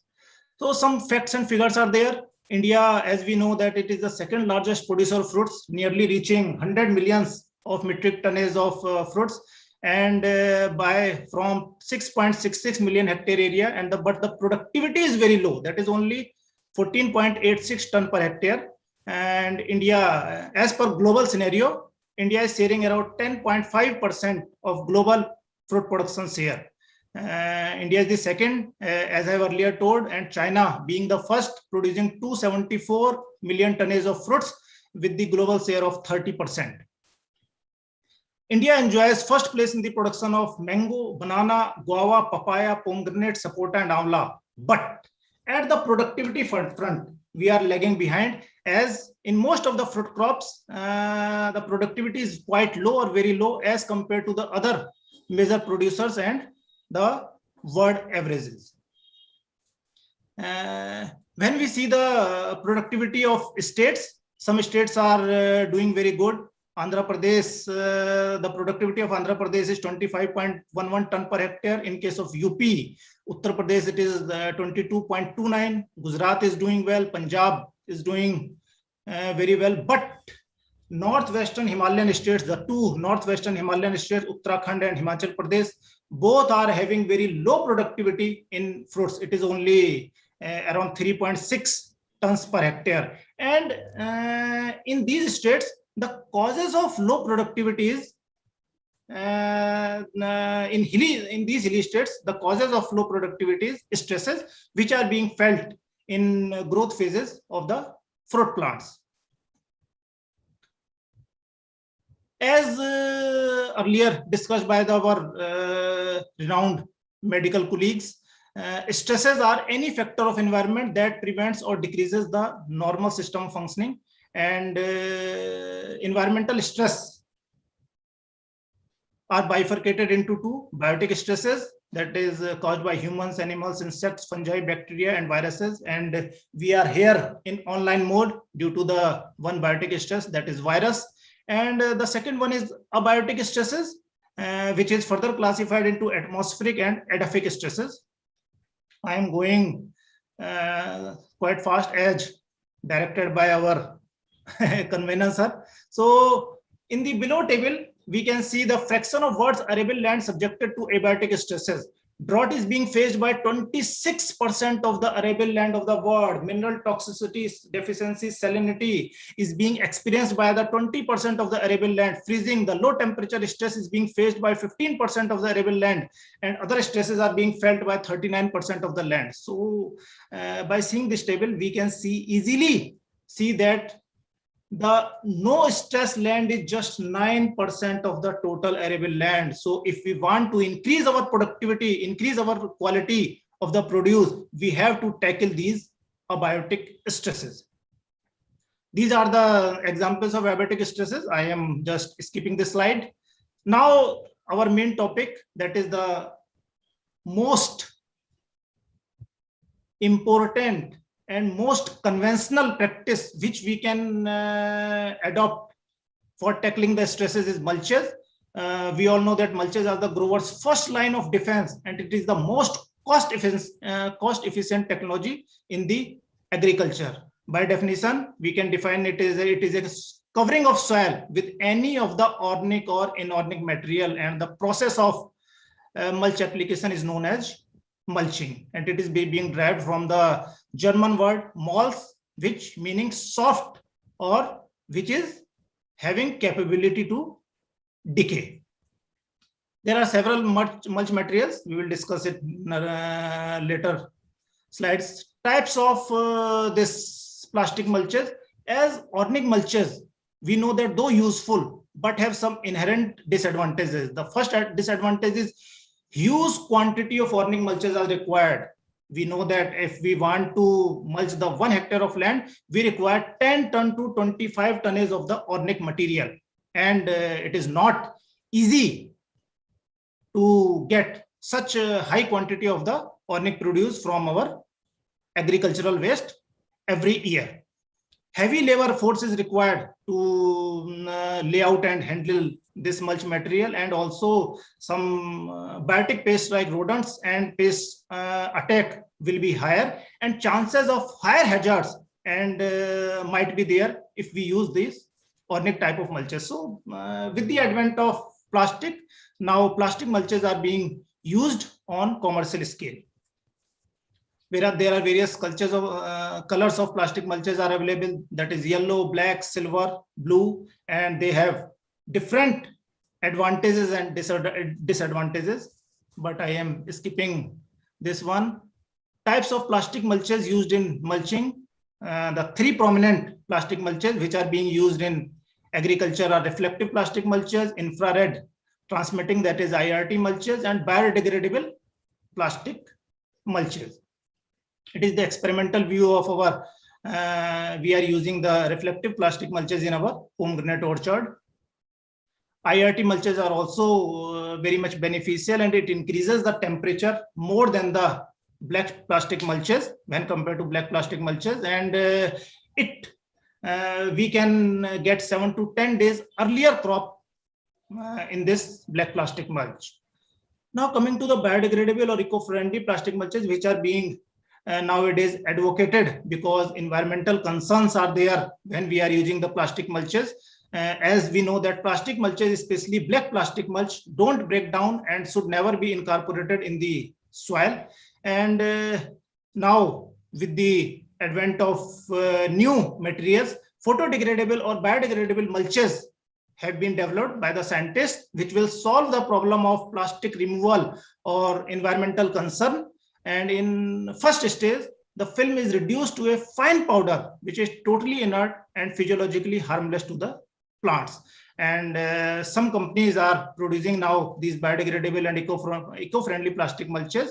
And the important ones are Plasticon, Biolan, and Ekplast. These are the advantages of mulching. So I am skipping this because our main topic is how these mulches affect our soil environment. How can we tackle the abiotic stresses with the use of these mulching? The first and foremost advantage of this plastic mulches is soil moisture conservation, and reduced surface evaporation and surface runoff is the most important advantage by which we can conserve the soil moisture. And with various experiments. Sorry to interrupt. May I just please request you to kindly go to the major findings. Actually, guests have come for the valedictory section. So may I request you to go to major findings and the conclusions. Okay. No problem. No problem. I am going hurriedly. So yes, sir. Sorry for that, but we are really lagging behind time. Okay. So I'm skipping some slides here.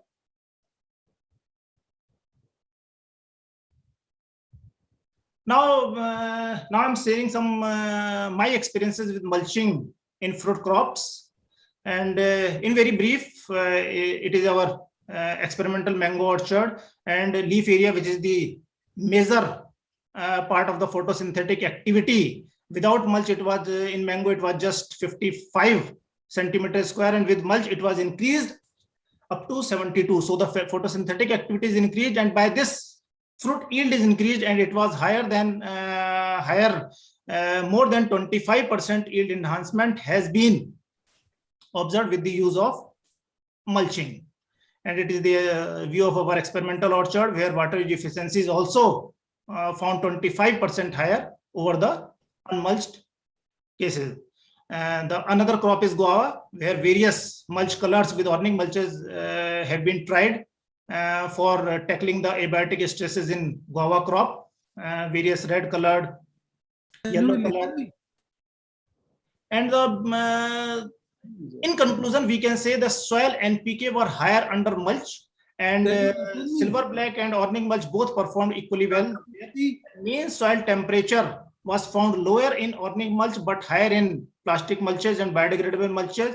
And the most important advantage that weed count is drastically reduced with found minimum in black plastic mulch, that is only 10.5, and in unmulched control trees it was 109.42. That means more than 90% weed control was found with the use of these mulches.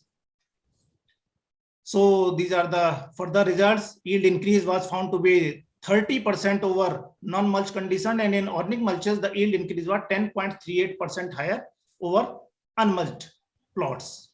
It is the experimental plot view of our orchard, and significant improvement in antioxidant activity. Antioxidant activity is found to be correlated with the tackling of abiotic stresses.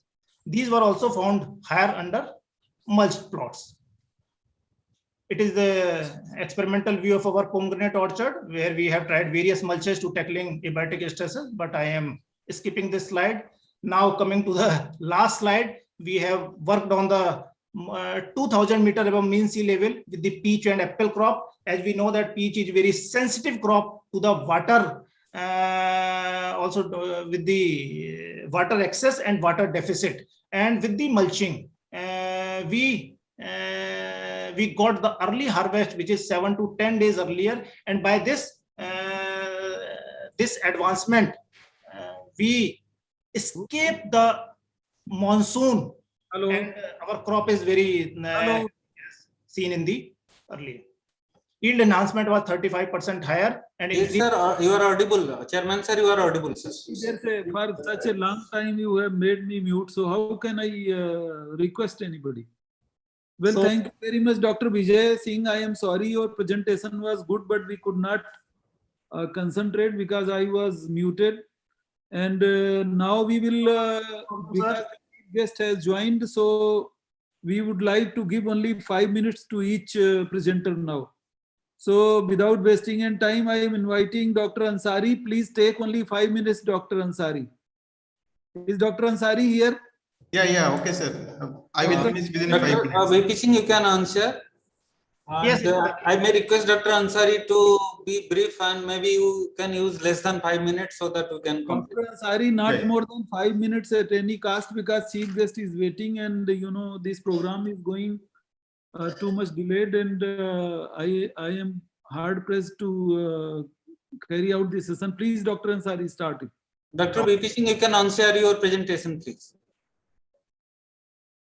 Dr. VP Singh. Sir, I have answered.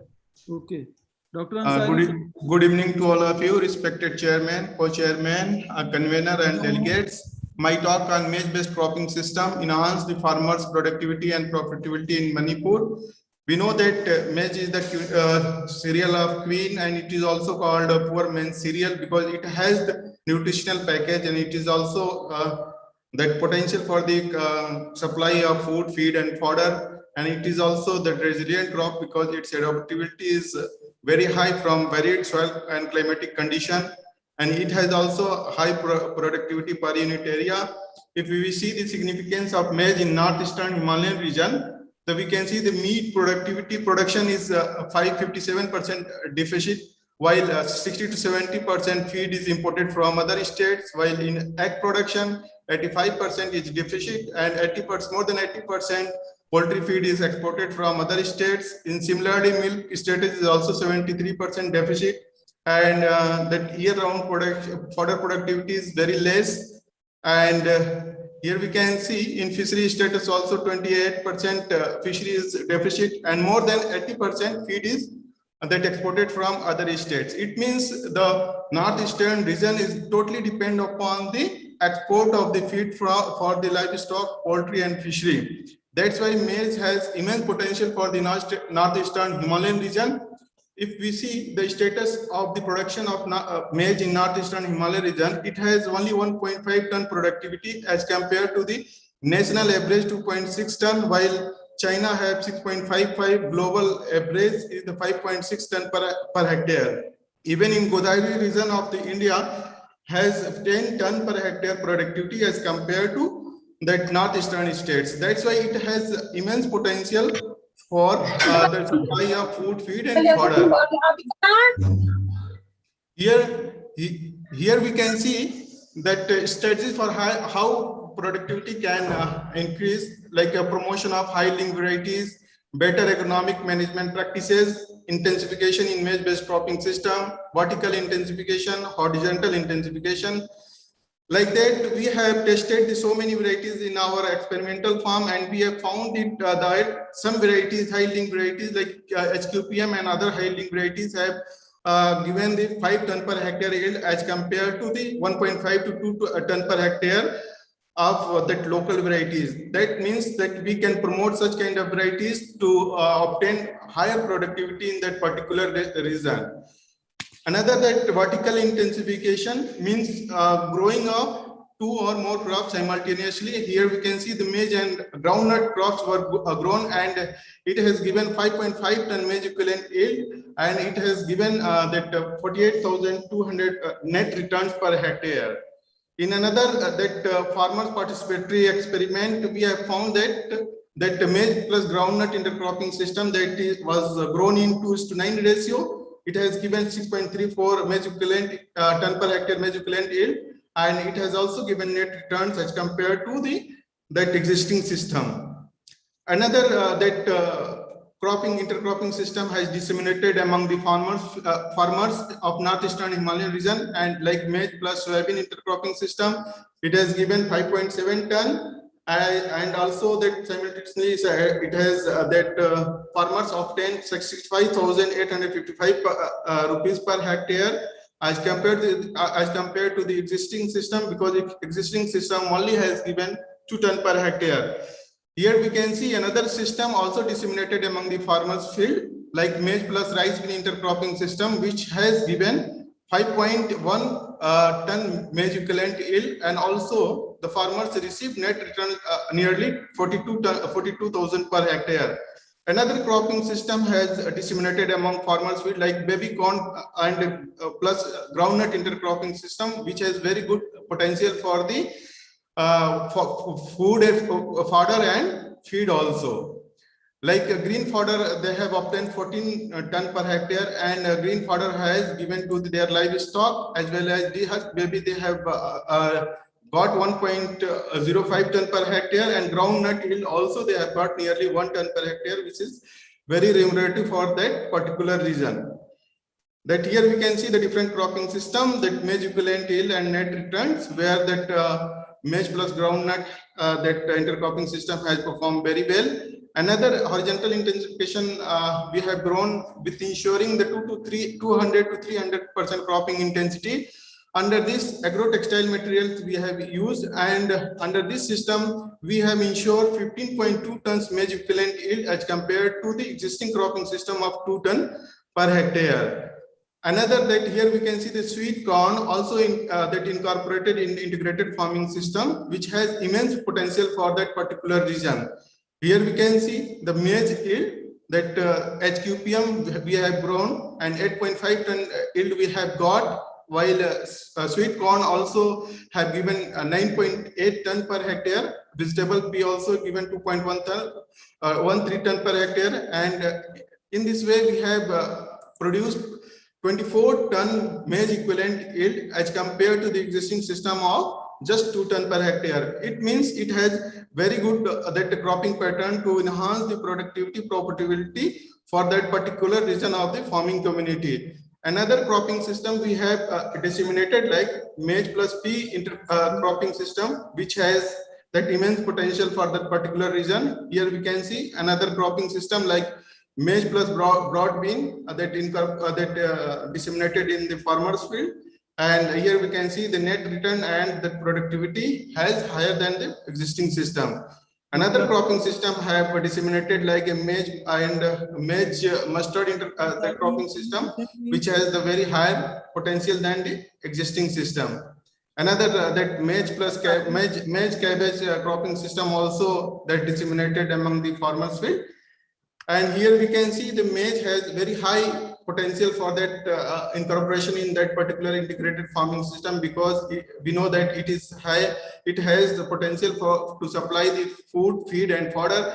That's why that maize what they have grown, they have utilized for the feed for the livestock, piggery also and fishery also. This is the dissemination of that particular high-yielding varieties in Manipur. This is the Jhum areas where maize high-yielding varieties has grown. Here we can see the harvested high quality protein maize also grown, and that used as a second cycle produce, because that HQPM cannot grow in the field. That's why we have taken in hydroponics, and we have grown and that for the green fodder, and this we can see how it is good for that particular livestock. Here lastly we can say that our one beneficiary also started the agri entrepreneurship for the chopping of that particular HQPM, and also packing for the supply in that particularly lean period, because that in lean period that green fodder is not available, then they are storing and supplying at a good price. We have also promoted a small scale feed for that particular farmers so that they can produce the feed for their livestock. In this way, we can say that that inclusion of that maize in particular farming system is very immense potential for that particular region to make themselves sufficient in food, feed, and fodder. And if they are going for the value addition and processing, they can fulfill their requirement of the food and fodder for their livestock. In this way, we can make them prosperous. Thank you very much.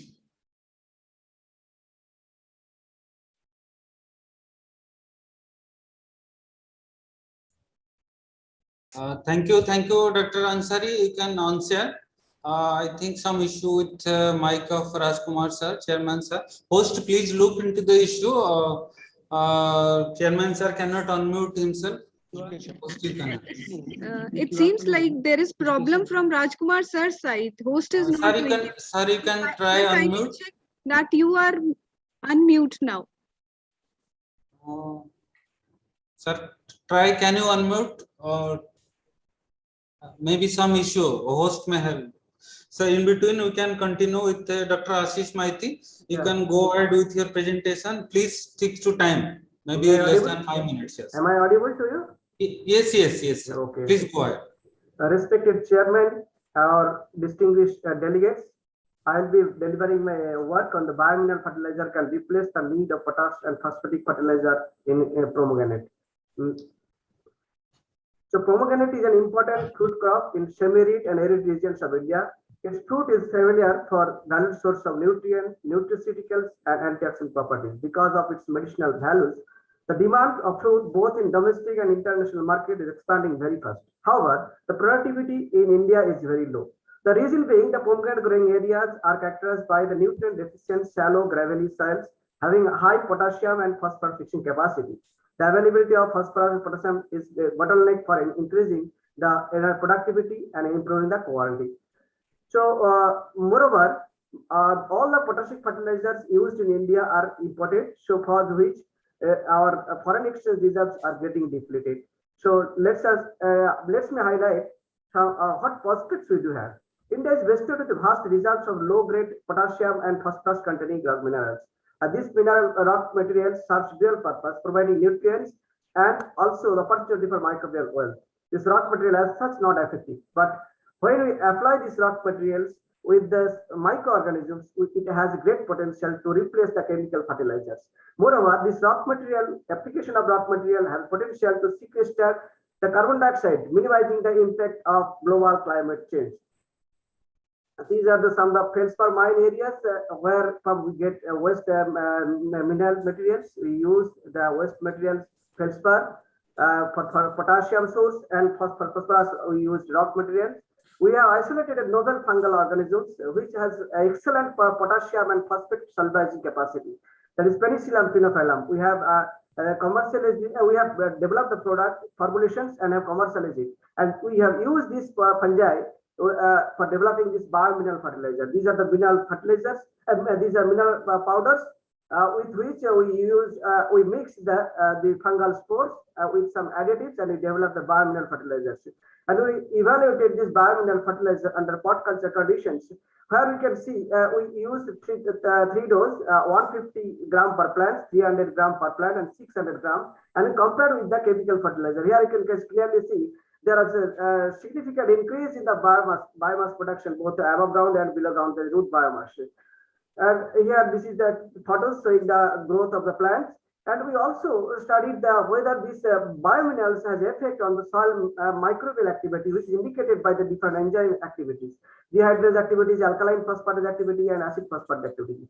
We examined the soil for enzyme activity at 90 days after inoculation and even after 150 days after inoculation. In both the cases, we could found that the application of this biomineral fertilizer significantly increased these enzyme activities, the dehydrate activities, alkaline phosphatase, and acid phosphate activity.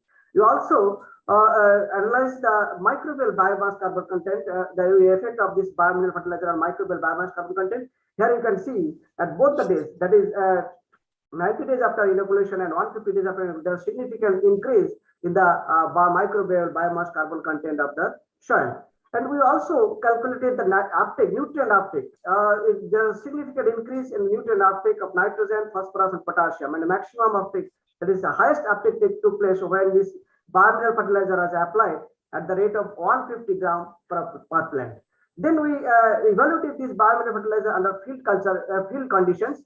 Here you can see with the application of this biomineral fertilizer, there is significant increase in the male and hermaphrodite flower. Of course, this the hermaphrodite flower or the highest hermaphrodite flower was recorded with the chemical fertilizer, but the fruit set percentage was significantly higher than the recommended chemical fertilizer. And here, one thing to notice that we could achieve the significant increase in fruit yield, which is at par with that chemical fertilizer at recommended dose. So that indicates that we can replace this need of this chemical fertilizer with this biomineral fertilizer at the rate of 150 gram per tree. And moreover, there is significant increase in exportable grade fruit, that is fruit weighing more than 250 grams. Yeah, it is 46.47% as compared to the control, that is 25.76%.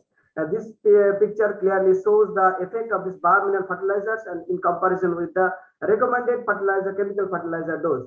And there was significant improvement in the fruit attributes, that is yield percentage, juice percentage, 100 oils, and yield thickness.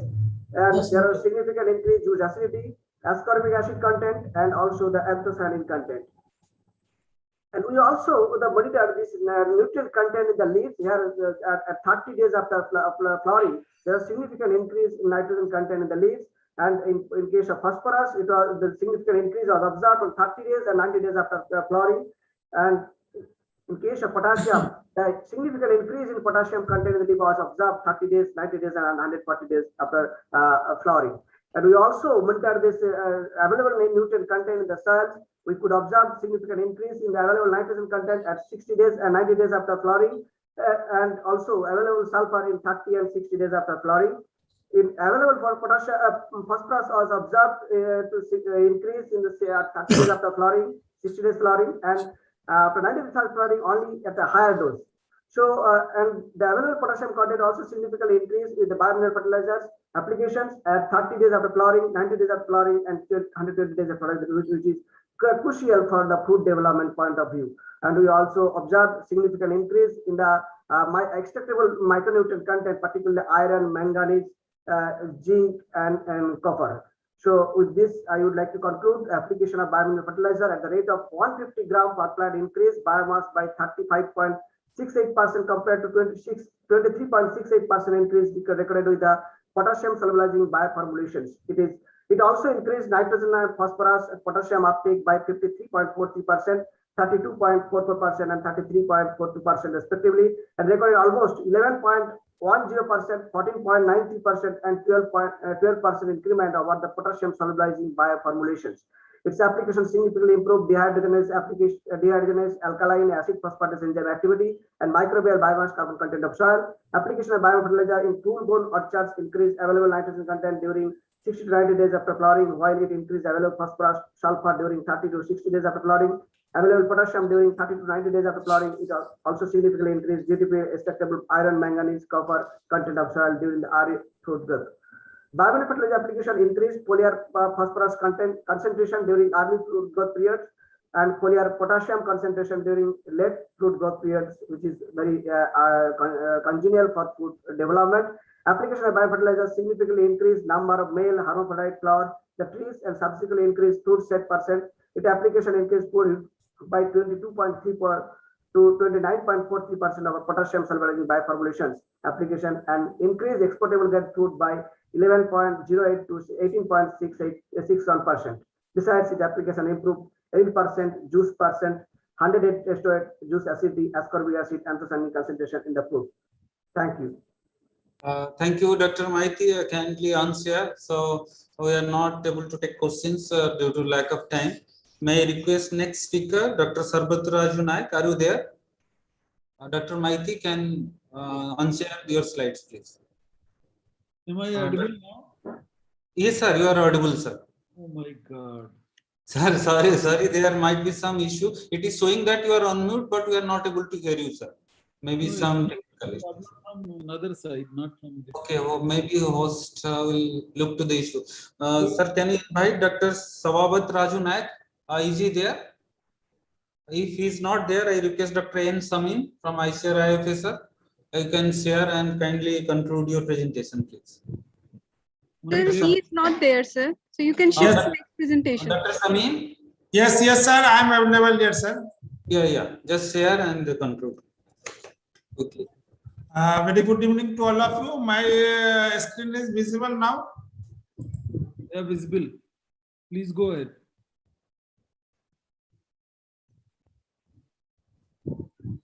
Thank you very much, sir. So very good evening to chairman, sir, co-chairman, and Dr. A.K. Prusti, convener of this session.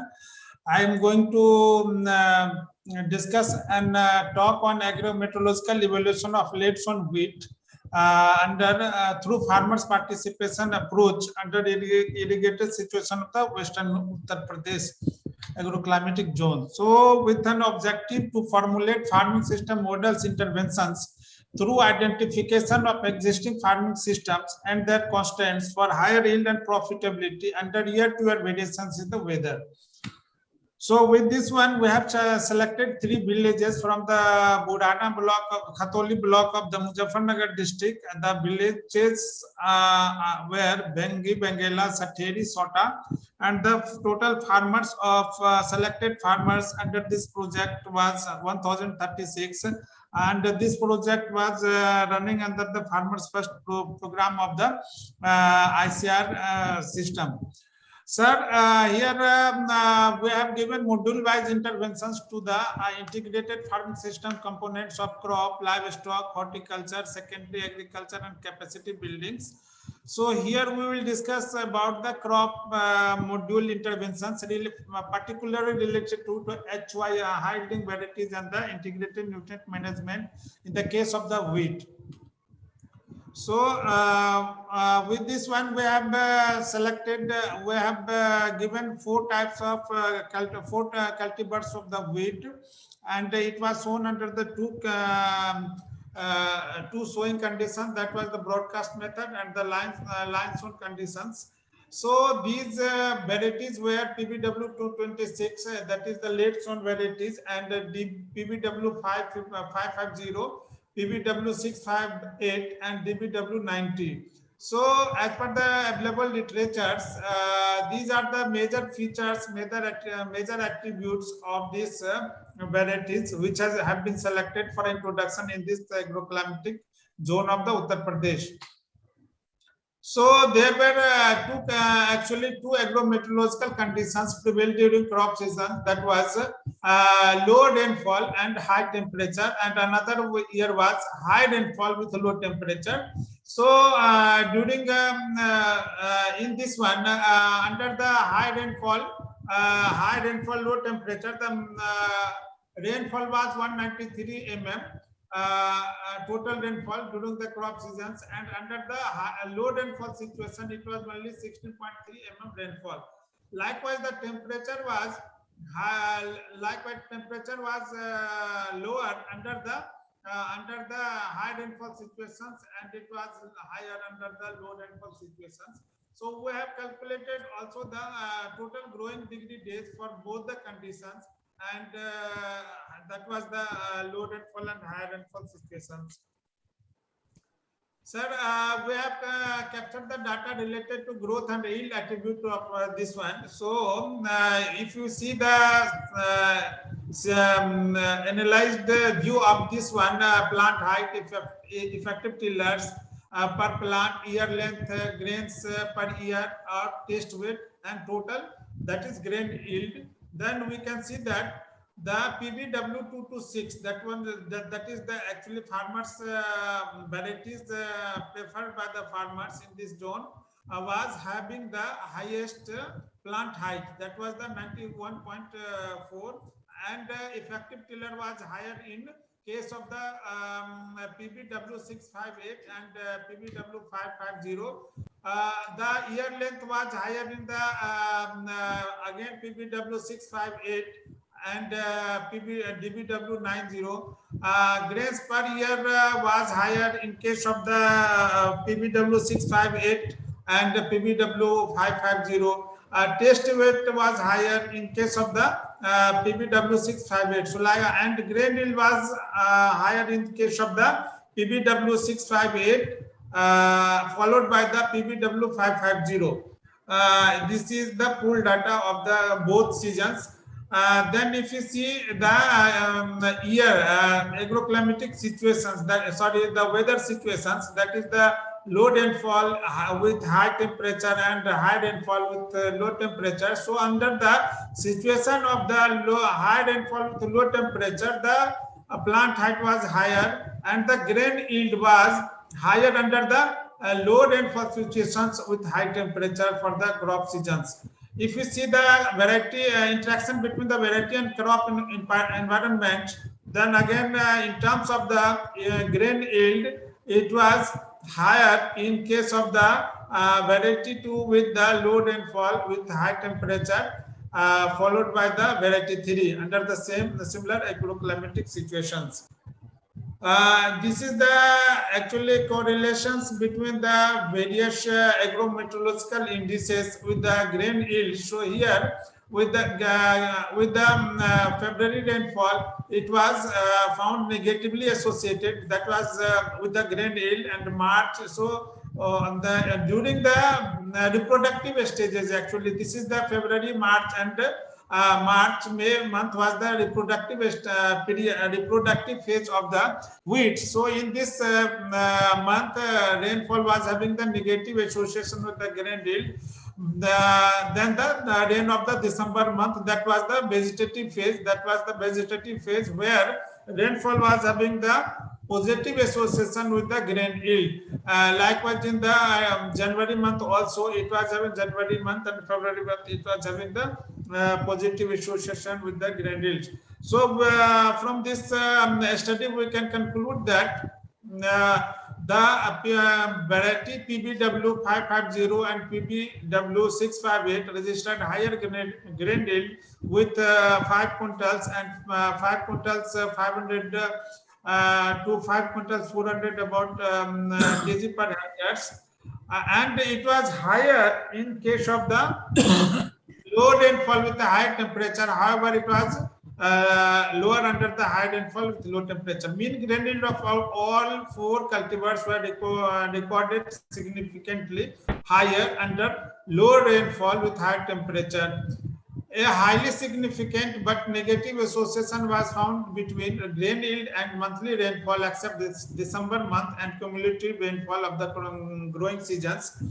And so that we can conclude that the under irrigated sugarcane ratoon wheat cropping systems introduced variety PBW 658 of wheat in late sown condition was found to be performing better over other 3 cultivars of the late sown cultivars under this low rainfall as well as high rainfall crop environment under these agroclimatic conditions. Thank you, sir. Thank you very much, sir. Thank you. Thank you, Dr. Sameem. Can you answer? Dr. Sameem, thank you very much. Dr. Pusti, would you like to present your presentation? Yes, yes, sir. I will quickly go through. I will not much. I will take not much time because I know the constraint. Thank you, Dr. Pusti. Please.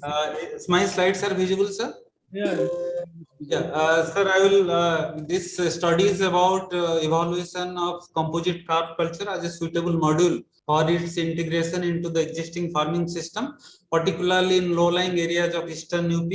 And I'll skip these introduction slides because the importance of the fisheries and aquaculture sector has already been discussed. And we know majority of the farmers are these small and marginal farmer holders, around 85%, and they are having a very subsistence farming, and they are facing challenges in meeting their earnings and livelihood. And if you see the small and marginal sector, a comparison to agriculture, the livestock sector, and other sectors like aquaculture, when land is small, the livestock sector plays an important role in raising their farm income. With this in mind, the study was undertaken under the program of National Mission on Sustainable Agriculture in collaboration with the BHU Varanasi in 3 villages of Varanasi. And it's worthy to mention that one of the villages was the adopted village of Honorable Prime Minister Narendra Modi ji, the Jaipur village.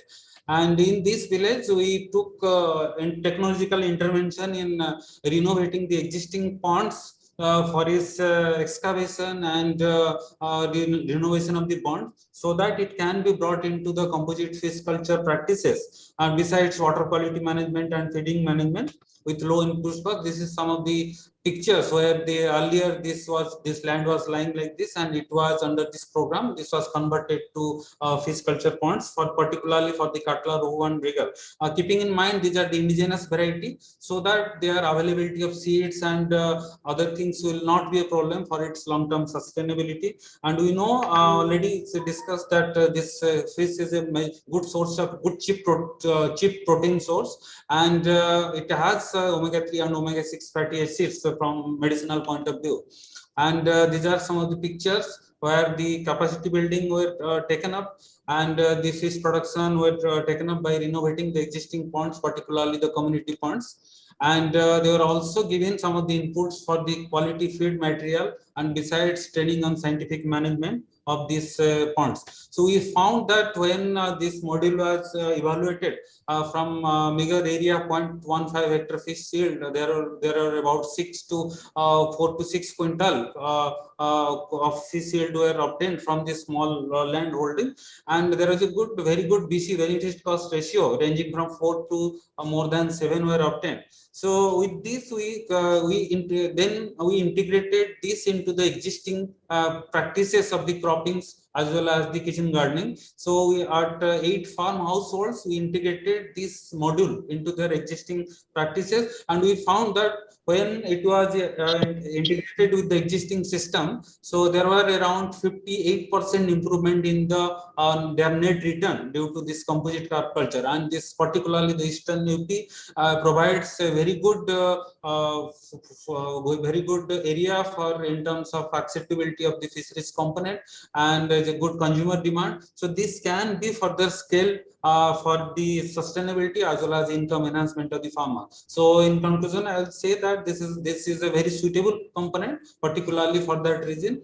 And further, it can be diversified with the shifting from major crop to other air breathing fishes and small indigenous species, which will further contribute towards the raising farm income. And further, if it is low-lying area, submerged land, the practices like raised bed and furrow systems will prove beneficial for the low-lying waterlogged areas. So this, thank you. I hope I have concluded in time, sir. Chairman, sir, thank you for the opportunity too. Very much. Thank you very much, Dr. Pusti. I think you were crisp, very well conversed, and very well crisp and very well comprehensive. And thank you very much. With this, we come to the end of this session, which of course we could finish it in a very short span of time. So without wasting any time, we will switch over to the closing ceremony, and the Dr. Poonam Kashyap may take over. Sir, before you switch over, I would like to put forth my sincere thanks to our most distinguished chairman, sir, Dr. Rajkumar ji, and the co-chairman, sir, Dr. Narendra Rai ji. In spite of his busy schedule, he has spared valuable time and guided us. And I will take apologies for the in-between technical disturbances, so that we could not control some of the presentations. So thank you, sir, for your valuable input. And moreover, this session was unique in terms of varying presentations, starting from medicine field to horticulture, agriculture, fisheries. And moreover, the present session started with the presentation of the distinguished chairman, sir, and I as a convener concluded the session with the last presentation. So thank you everyone, and thank you all the speakers for their valuable presentation. Thank you, sir. Thank you. Thank you, sir. Dr. Poonam, over to you. Thank you, Dr. Pusti. We'll switch on to our valedictory session for this 2 days conference. A respected chief guest of the valedictory session of 2 days conference, Dr. R.C. Agarwal ji, Deputy Director General, Agriculture Education, ICAR New Delhi, Dr. T. Janki Ramji, Vice Chancellor of Dr. YSR Horticulture University, Andhra Pradesh, Professor R.K. Mittalji, Vice Chancellor of Sardar Vallabhbhai Patel University of Agriculture and Technology, Meerut, Dr. P.S. Pandeyji, ADG, Education Planning and Home Science, ICAR New Delhi, Dr. Rajkumarji, ex-Vice Chancellor Chancellor of Uttar Pradesh University of Medical Sciences, Safai, Uttar Pradesh, Professor Shamsher Singh Ji, Dean PGS, SVP UAT Meerut, Professor B.R. Singh Ji, Registrar, SVP UAT Meerut, Dr. Bijendra Singh Ji, Conference Director and Dean College of Horticulture of this university, respected deans, heads of the department, professors, colleagues, students, worthy participants, and other staff of this university, I welcome you all in the valedictory session of the 4th Global Meet on Science and Technology for Staying Healthy and Feeding the Ever-Growing Population Worldwide. This conference has been held in this university during 12th and 13th of September 2021. May I now request the Conference Director and Dean College of Horticulture, Dr. Bijendra Singh Ji, to kindly present his welcome address. Dr. Bijendra Singh Ji.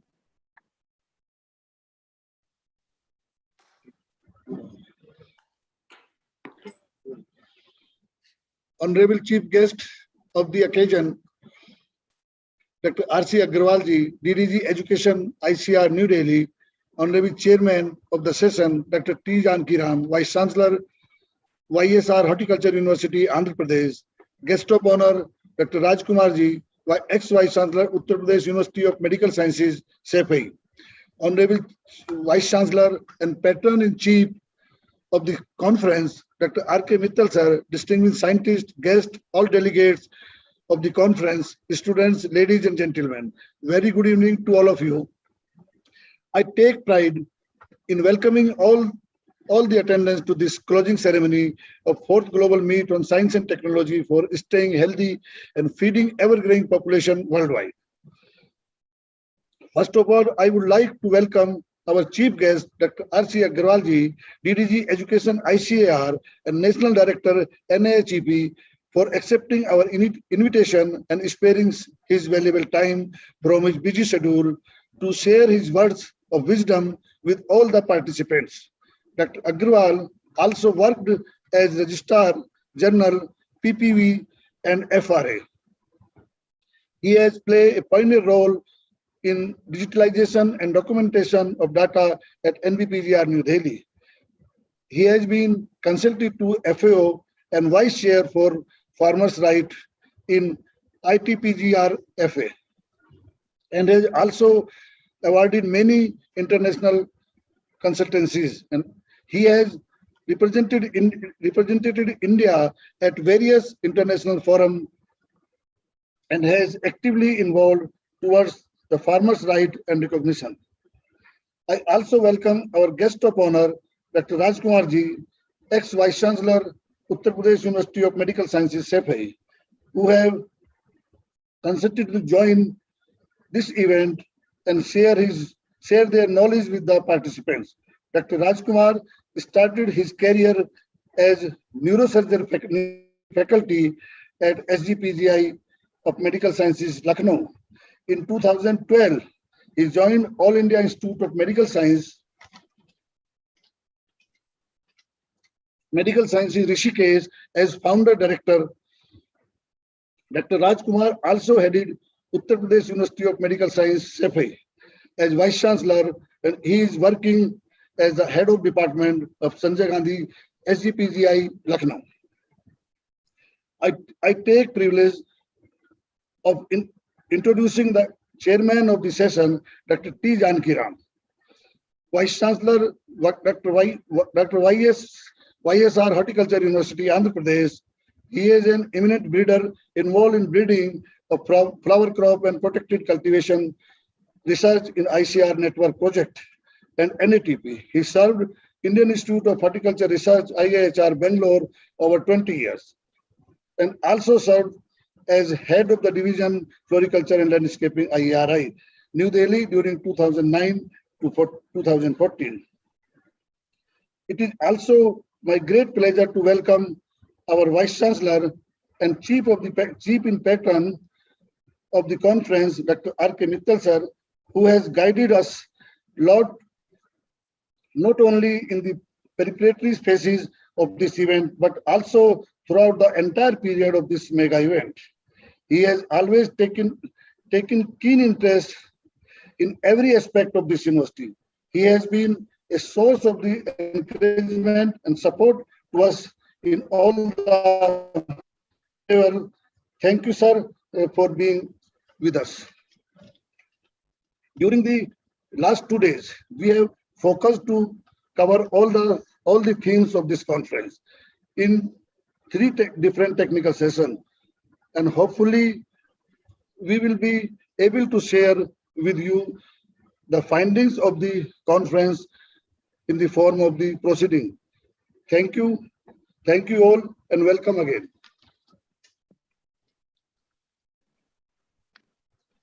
Thank you so much, sir. Thank you so much, sir, for your welcome address and apprising the August gathering with the 2 days conference held in this campus during the last 2 days. I now request Dr. Vipin Kumarji, Associate Professor from Sardar Vallabhbhai Patel University, Meerut, for giving the brief about this conference to our August gathering. Dr. Vipin Kumarji. Thank you, Dr. Poonam. On my personal behalf and behalf of the entire organizing team, respected Dr. Arshia Agarwal ji, DDG Extension ICR, Dr. T. Janaki Raman ji, Chairman of the session and Vice Chancellor of the Dr. YSR University, Andhra Pradesh, Dr. R.K. Mittal sir, Patron-in-Chief of this conference and the worthy Vice Chancellor of this university, Dr. Vijendra Singh ji, Conference Director, Professor Samser, Dean, Postgraduate College Studies of this university, all distinguished guests of this conference and other respected delegates.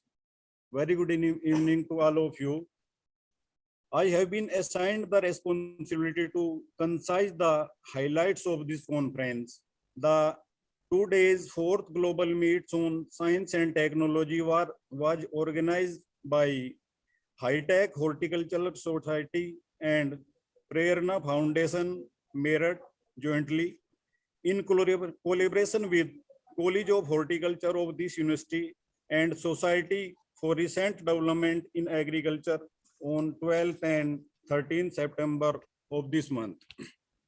In the very first event of this conference, the conference was inaugurated in the worthy presence of the various dignitaries, mainly Dr. S.K. Malhotra sir, Agriculture Commissioner, Government of India, Dr. Arvind Kumar sir, Vice Chancellor of Rani Lakshmibai Central Agriculture University, Jhansi, Dr. R.K. Mittal sir, Vice Chancellor of this university, Dr. P.S. Pandey sir, ADG ICR New Delhi, Dr. Ranveer Singh sir, ADG ICR, and many other dignitaries. During the inaugural function of the conference, Dr. Vijendra Singh, Director of the conference, passed the welcome address. Then all dignitaries shared their experience towards the conference. In inaugural session of this conference, the High-Tech Society Meerut have awarded the different scientists for their contribution in the various fields in agricultural and allied sciences. The 4th Global Meet have been divided in 3 technical sessions, in which 15 invited papers, 21 oral presentations, and more than 100 poster presentations were there in it. In the first technical sessions of the conference, 5 invited papers and 5 oral papers were presented by different scientists and worthy experienced scientists like Dr. Ranveer Singh ji, ADG ICR, Dr. Sanjay Kumar Singh, Head Division of Fruit Science, IARI New Delhi, Dr. Arvind Kumar Shukla, Jhansi, Dr. Yashveer Singh Sive from Division of Agronomy, IRI, Dr. A.K. Pandey from Rani Lakshmibai Central Agriculture University, Jhansi, Dr. Dalamu from CPRI, Shimla, Dr. Arusha Khalil from Sukast Shalimar, Kashmir, Dr. Chandra Mohan, Deputy Director Seat, Deputy Commissioner Seat, Government of India, Dr. Neetu Singh, BBAU Lucknow, Dr. Gurvinder Singh Kochar, PAU Ludhiana, and Dr. Vinita Singh were presented their presentation and shared their experience during this session. The second session was chaired by Dr. Sanjay Kumar Singh, Head Division of Fruit Science, IRI, and that session was co-chaired by Dr. Aarti Bhardwaj. There are total 6 invited papers and 7 oral papers were presented in this session. These are mainly first presentation was, invited papers were presented by Dr. P.S. Pandey sir, ADG ICR, then followed by Dr. Munish Kumar, Professor CSA Kanpur, then Dr. Manisha Mangal from IERI New Delhi, then Dr. Ashok Kumar, retired Professor Soil Science from Sardar Patel University Meerut, then Professor Rajendra Kumar, IERI New Delhi, Dr. Vijendra Pal Singh partially presented their presentation because there were some technical issues regarding the internet connection. And then Dr. Nagendra Rai from IIVR Varanasi, Dr. Arpita Srivastava from IRI, Dr. Archana Tiwari from MET University Noida, Dr. Amit Sharma from Indian Institute of Wheat and Barley Research Karnal, Dr. R.K. Goyal from Maharana Pratap Horticultural University Karnal, and then Dr. Namita from IRI. These were the presenters of the second technical session. And third and last technical session was held today. This technical session was chaired by Dr. Raj Kumar, ex-Vice Chancellor of UP University of Medical Science, Saifai Etawah, and co-chaired by Dr. Nagendra Rai, Principal Scientist, IIVR Varanasi. 5 invited papers and 8 oral papers were presented during this session by the different dignitaries. So we had totally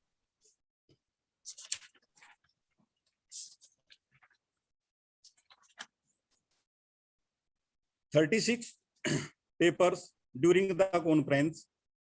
Hopefully, we all are to be benefited by the findings of the conference, and we will try to share the findings of the conference in the form of proceeding as early as possible. Thank you very much to all.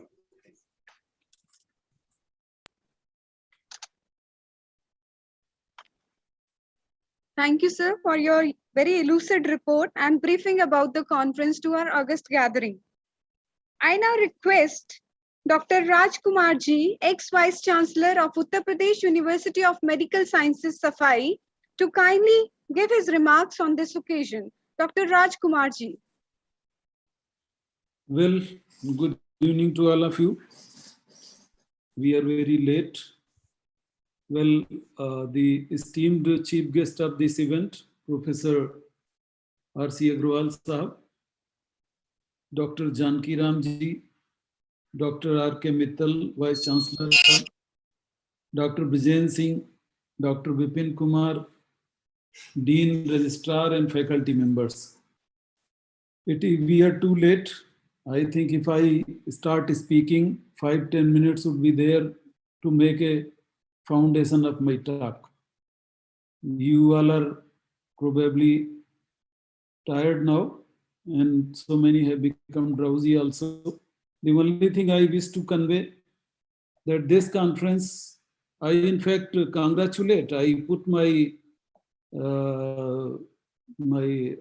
admirations to High Tech Horticulture Society, which has come up with a unique kind of event. And this event is not only participated by horticulture, agriculture. This time, even the medical fraternity have been involved. And this is very important because we don't have dialogue with each other. The specialties are compartmentalized. The different sciences are compartmentalized. Even within the departments, there are sectors and people have tubular vision. As the Ayurveda medicine says, the body is net product of food. So food is given by agriculture. And of course, to meet the high demand of food to the highly populated country of ours, the agriculture scientists are of paramount importance. Without agriculture scientists, we cannot feed our population. Simultaneously, to stay healthy physically and mentally, we need to have positive thought process, concentrated mind, focused mind, and healthy physique. Both of these things, if are put together, then probably one can enjoy the life, one can enjoy the happiness, one can enjoy the life in different dimensions. To enjoy the life, we all know, to have the pleasures of life, we all know that we should have a healthy mind. Sound mind, sound sleep, sound body. So sound body, sound mind, as Buddha says, that most of the diseases, they are secondary to the mind and thought process. Buddha have classified diseases into karmic, that means based on our actions, our past actions, backlog of our actions, and actions are the net product of mind and thought process. During Corona, we have learned that there are many things. Corona has changed the entire world. Corona has made us to understand that life is something beyond whatever we see. Corona has changed the social relations. We have seen the patient dying and bodies were not claimed by the relations.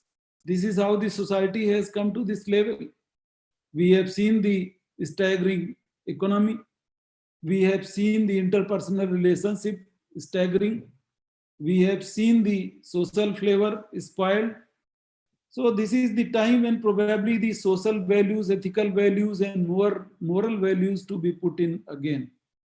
As Buddha says, that most of the diseases of human being, most of the ailment of human being are secondary to few traits, few causes. Those are mainly the craving in, the ignorance, the greed, anger, jealousy, aversions.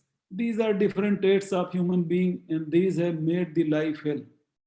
So this is the time when the scientists like agriculture scientists and mental scientists, like one example is myself, should sit together, and I would request High-Tech Horticulture Society further to make amendment and to include more medical scientists who can help integrate and contribute in healthy food production, healthy production of crop to keep the body fit. Well, I think I would not speak too much. I would like to listen our chief guest more than anybody else. With these words, I will end my pronunciations. Thank you very much all. Thank you all. Thanks to Dr. Vijayan Singh for keeping me in his board. Thank you, sir, for your kind and worthy remarks. We will definitely take into consideration your suggestion and will try to incorporate more people from the medical sciences in the forthcoming conferences. Thank you very much, sir. It's now the time for announcement of Society of Recent Development in Agriculture Awards.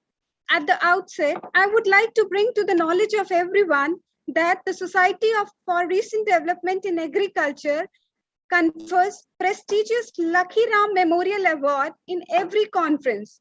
I would like to present in brief about Shri Lakhi Ramji, who was born in Meerut, Uttar Pradesh. He had been the senior barley breeder in Chandrasekhar Azad University of Agriculture, Kanpur. He has developed more than 47 barley varieties. He had been the founder member or the founder president of Society of Recent Development in Agriculture. And in his loving memory, the Society of Recent Development in Agriculture confers Lakhi Ram Memorial Award. This year, the Lakhi Ram Memorial Award is being conferred to Dr. R.C. Agrawal ji, DDG Education from ICR New Delhi. Dr. R.C. Agrawal ji is Deputy Director General in ICR New Delhi. He has also served as National Director for NEHIP. The society takes pride in congratulating Dr. R.C. Agrawal ji, DDG Agriculture Education. Heartiest congratulations, sir. Thank you all.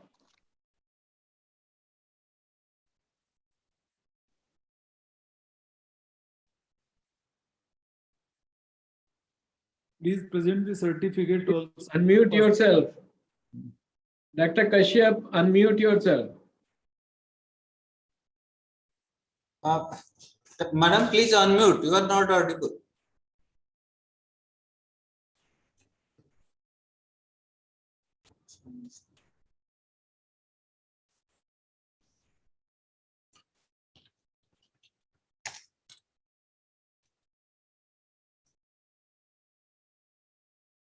Madam, you are not audible.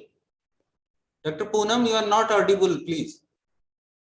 Some issue there. Dr. Poonam Kashyap.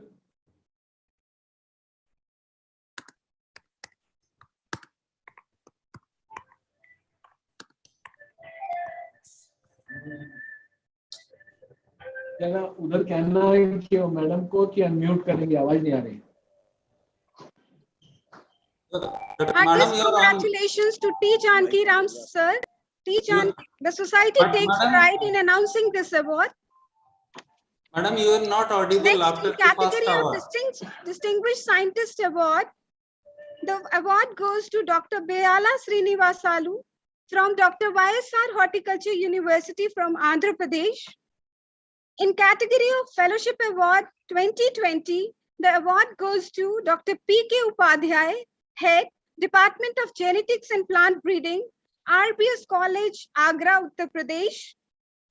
In category of Scientist of the Year Award 2020, the award goes to Dr. Anamika Singh, Associate Professor from Uttar Pradesh University of Medical Sciences, Safai, UP. In category of Society of Recent Development in Agriculture Gold Medal Award, the award goes to Dr. Arvind Kumar, Associate Director from Sardar Vallabhbhai Patel University, Meerut. Dr. Rajesh Mandal, Associate Professor from Kovas, Sardar Vallabhbhai Patel University, Meerut.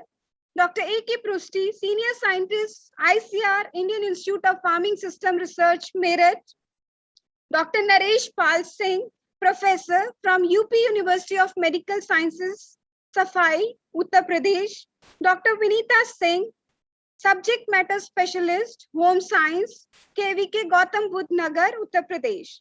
Then in the next category, for Kunwar Saxena Bahadur Award, there are 3 nominations. The award goes to Dr. Chandra Mohan, Assistant Commissioner Seed, Government of India, New Delhi. Dr. Manisha Mangal, Principal Scientist, ICR, IRI, New Delhi. And Dr. Prashant Godam from Kovas, Meerut. In category of Major R.S. Yadav Award, we have 2 names. The first name is of Dr. Dalamu, scientist from ICR CPRI Kufri, Himachal Pradesh. The second goes to Dr. Deepa Samant, scientist from ICR Indian Institute of Horticulture Research, Bhubaneswar, Odisha. In Young Scientist category, the award goes to Dr. Vikas Gupta, scientist, ICR Indian Institute of Wheat and Barley Research, Karnal, Haryana. And in the last category of the Best Author Award 2020, the award goes to Dr. Sanjeev Kumar Singh, Assistant Professor from Chandrasekhar Azad University of Agriculture and Technology, Kanpur. Thank you everyone for your patient listening. I now request Dr. R.C. Agrawal ji, DDG Agriculture Education from ICAR New Delhi, to kindly address the gathering on this occasion. Dr. R.C. Agrawal ji. Thank you very much. Thank you, Dr. Mittal Saab, for inviting me. Thank you, Dr. Bijender Singh ji, for requesting me repeatedly to come to this important program.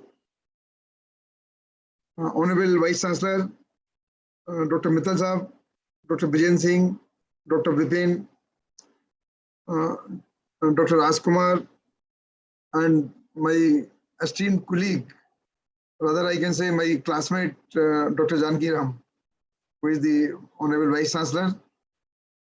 Very good to see all of you virtually.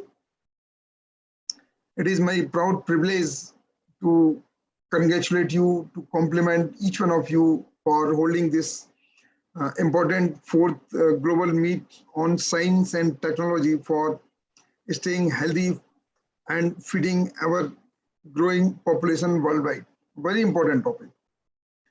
And Dr. Mittal Saab, I can just tell you, each word in this conference topic is a ocean.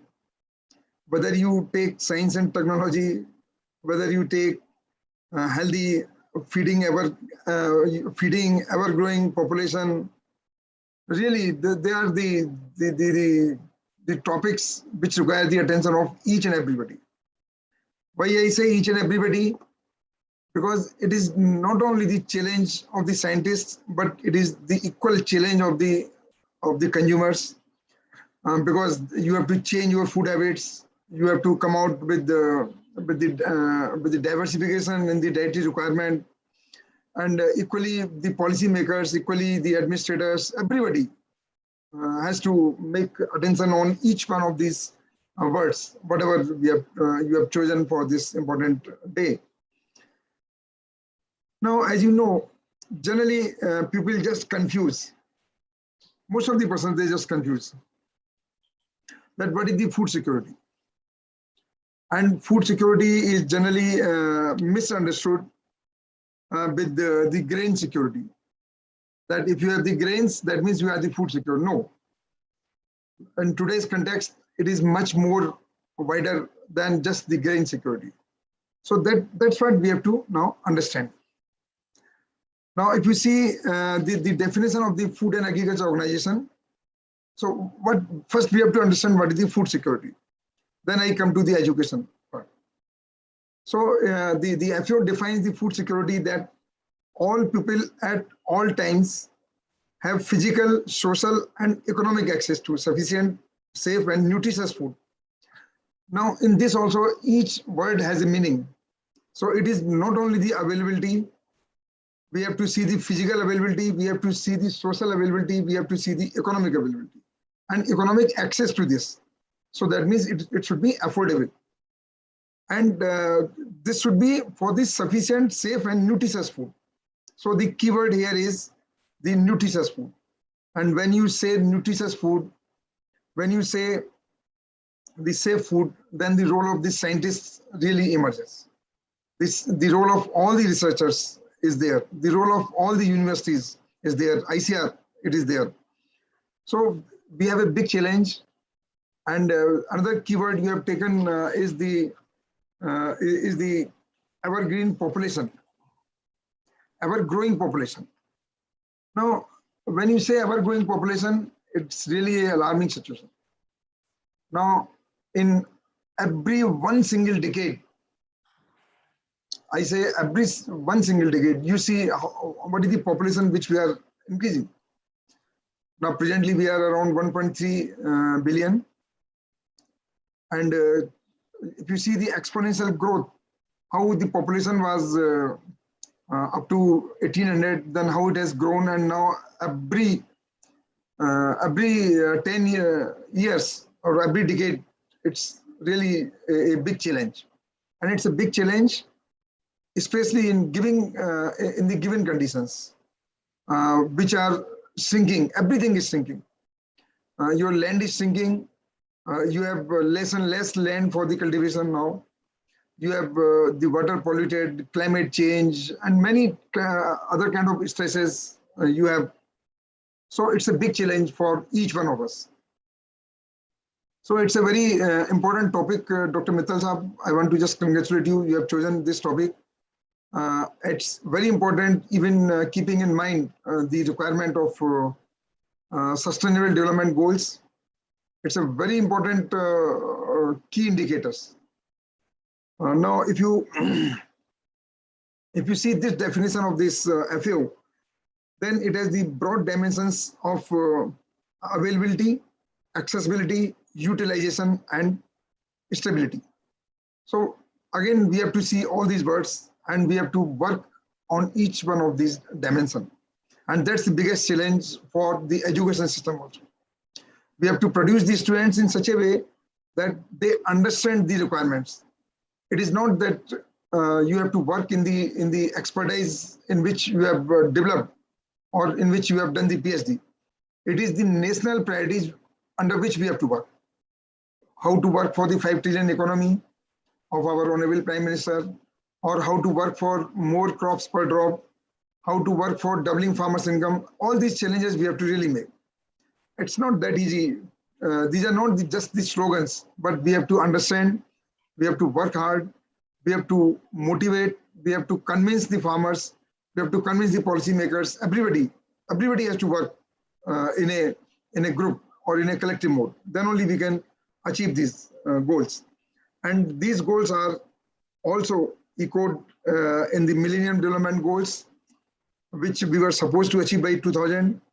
And more recently, the Millennium Development, the Sustainable Development Goals, which we have to achieve by 2030.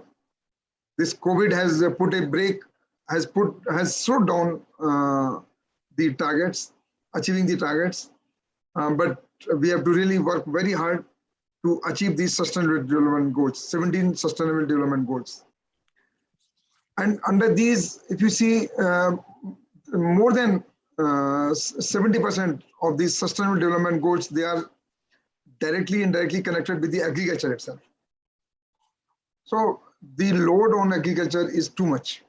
And when you say agriculture, so the role of agricultural universities is the most critical, because the agricultural universities are the one, because you know the agricultural universities are based on the land grant pattern of the US, where it is not only the work of only education, but also of extension and also of research.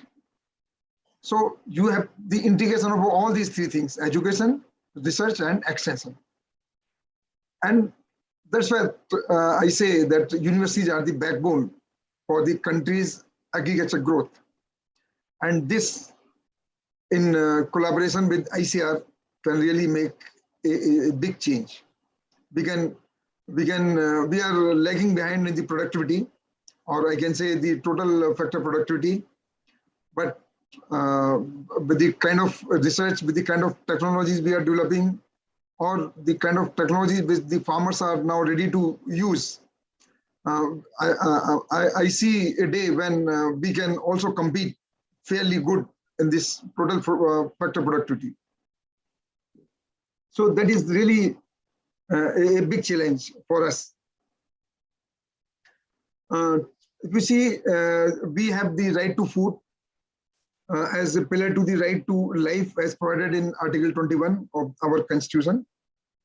And for that, we had this National Food Security Act, which helped everybody in our country to get the food. So the government is too much concerned about this. And I think the recommendations of such conferences also will help us in understanding very closely the different challenges, the different kind of threats which we have, and just to what kind of solutions we can have for each one of them. And now if you see the readiness of our universities, I think they are all well prepared for this. In many sense, I can say the universities are ready for this, whether it's a national education policy or whether it's a agriculture education policy, I can say we are all geared up for this.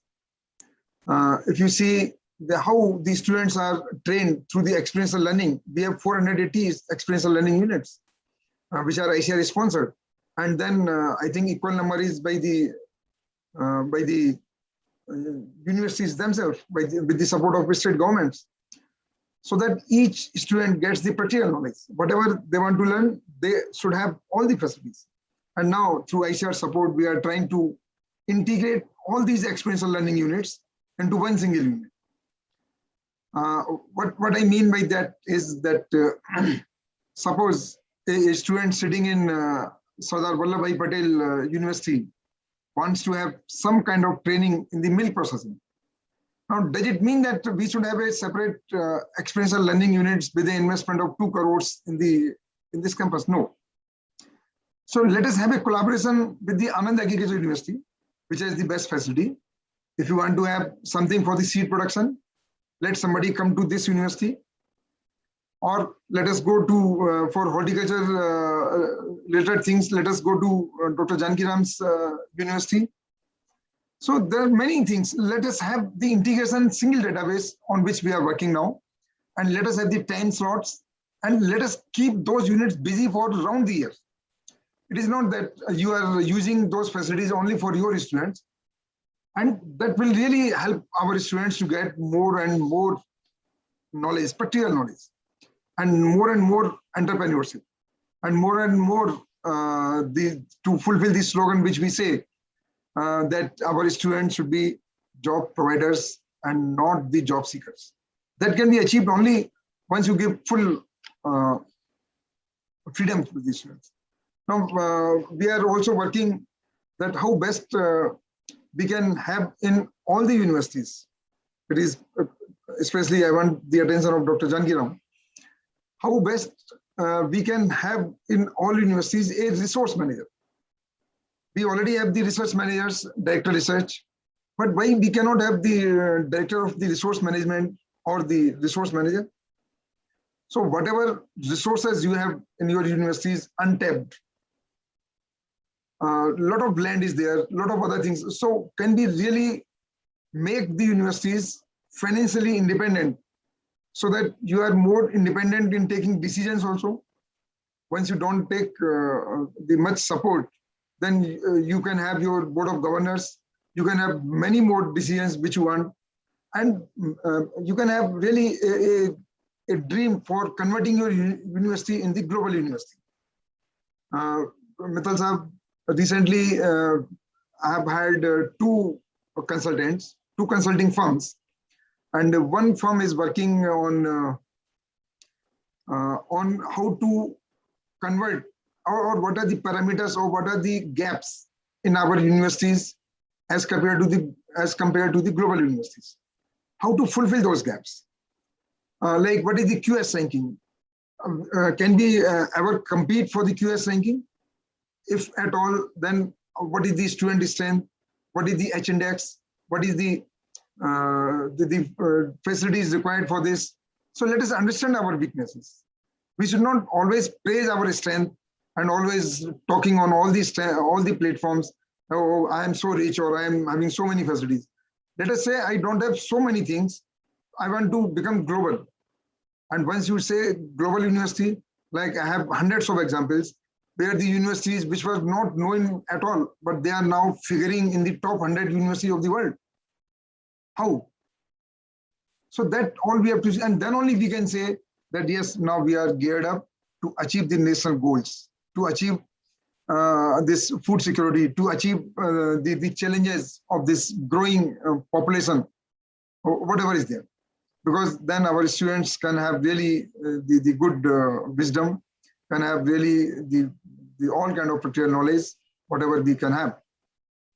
And in this direction, also now what we are planning is, can we, that also Dr. Mittal Sahab, you have a very good experience. Can we also, and today was the Dean's Committee first meeting, and we have already started working on this direction. Now, can we also think for some public-private partnership, or can we really support the students who have passed out from your universities if they want to have a piece of land on lease basis, if you have the land, and then let the student apply whatever they have learned and do and come in the business mode. Then later on they can purchase the land from the market and then really become the entrepreneur, if at all they are wanting. Maybe it's a greenhouse, maybe it's a the smart agriculture, digital agriculture, whatever they want to practice. But we should not say, no, you don't have this resource, so you cannot do. So, because very good examples, how the young minds are working now. The Uber example is the best example. They don't own even a single car, but every car is running on their instructions. Oyo, there are many such examples. So it is not important that what resource you own, but it is how many resources you network, how many resources you really can collaborate with. And that's what we have to make these students to learn. And for that only we are conducting the hackathons. The latest hackathon recently we have launched, and we want in all directions the innovative ideas from the students. The prizes also we are keeping very lucrative price. The 5 lakh rupees, 3 lakh rupees, 1 lakh rupees for the students. Last time also we gave such a huge money. And for universities, again, we are supporting a lot. Recently, we have announced the Green Campus Awards so that the students can learn what is the importance of the green campus. How you are disposing of the waste, how you are converting it into the compost, and how you are recycling everything, whatever is there, whether it's a paper waste, whether it's any other kind of waste. So that thing we want to promote so that the student, while being in the campus, can learn all these things, not by teaching, but by seeing. Everything cannot be taught in the class. And that is the concept which we have to understand from the national education policy. We have to focus on the conceptual learning. And that not the learning which is just to clear the exams. And for that, we have to really work very hard. We have to make our university system very strong. And we have to come out with many new strategies which we have proposed and which got approved recently. The implementation strategies of the agriculture universities for the implementation of this new education policy or the national education policy, which is going to be launched on this 28th during the Vice Chancellor's conference. And there are many things, but I'll not use this platform to tell everything and anything. So thank you once again, Dr. Mittal Saab, for organizing this wonderful. Thanks to Dr. Bijen Singh, thanks to Dr. Jankiram, Dr. Rajkumar, everybody, Dr. Bipin, for beautifully conducting this conference. And I'm very much waiting for the recommendations, and we'll see if whatever is connected with the education, agriculture education, we will just try to adopt it. Please feel free. I again repeat it. Please feel free to give us any idea. I give an open statement. Please feel free to give us any idea which you want to inculcate in this UG programs or PG programs, because the Dean's Committee is open, so that we can incorporate it in the recommendations. Like the last time we had this student ready program, which was highly appreciated by none other than Prime Minister, and Prime Minister launched it. So if you have any idea that, okay, this thing should be incorporated in the UG programs. Okay. Like we are going to start now PG diploma, so not PG diploma, 2-year diploma, 1-year certificate course. So what are the topics? How the students from one stream can be transferred to another stream after 1 year. So that also now we are exploring. So if you are in the horticulture and after 1 year you want to shift to say crop science or to say entomology or to other subjects. So is there a possibility? What are those different strategies which we have to adopt? And similarly, we have to see if somebody is doing diploma from some polytechnic in agriculture, Can they be admitted directly to UG programs? So whatever vague idea you have got in demand or in your mind, or whatever suggestions you want to take that this issue should be addressed, please feel free to inform us. We will take care before the finalization of this Dean's Committee report. And with that, again, I just thank you all for the patience hearing and for giving me this opportunity. Thank you, Dr. Mittal Saab. And thanks to all the organizers who are involved in this. And thanks to all my colleagues who are on the screen. Thank you. Namaskar. And thanks for awarding. Thank you so much, sir, Thanks for giving the award also.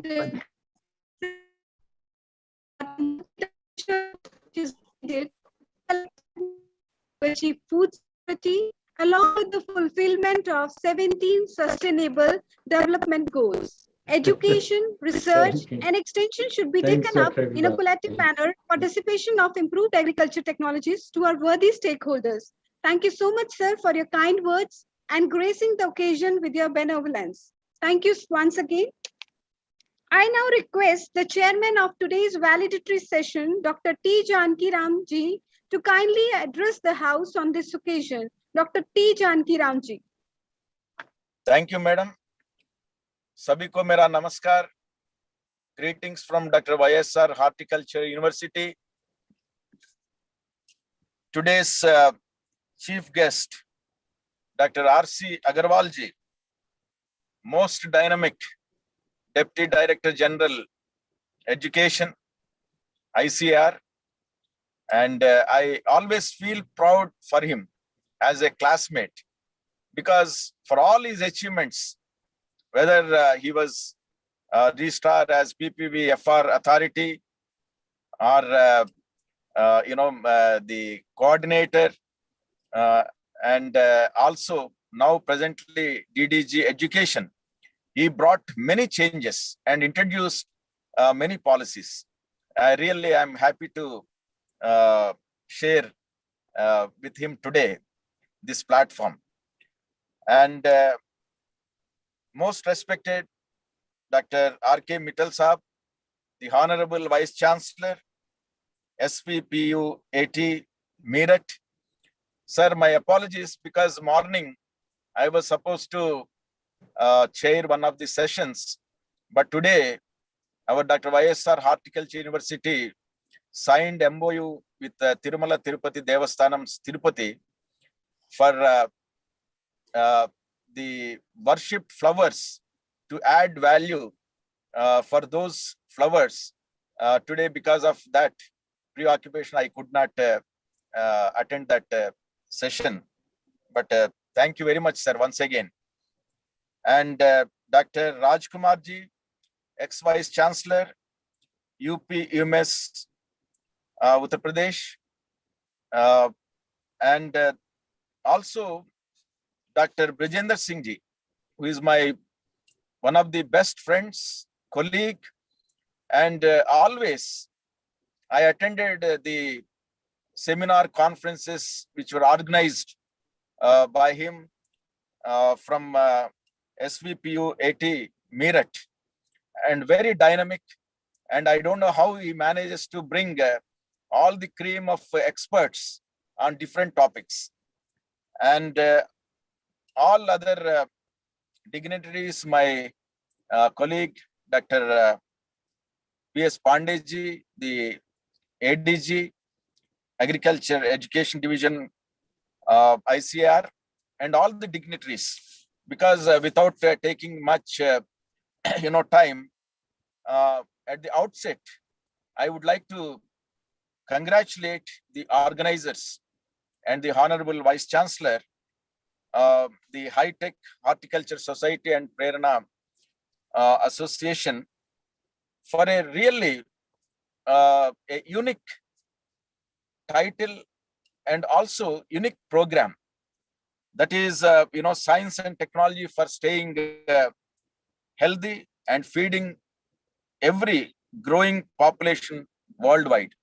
Really, it is a well thought, because now because of COVID pandemic also, everyone needs attention for health. And rightly, Dr. Rajkumar ji has pointed out many things. And also, I would like to just say a few facts how this horticulture sciences definitely fit into this title and contribute much more for our health. The ability to obtain and use the sufficient amounts of the safe and nutritious food is a fundamental human need.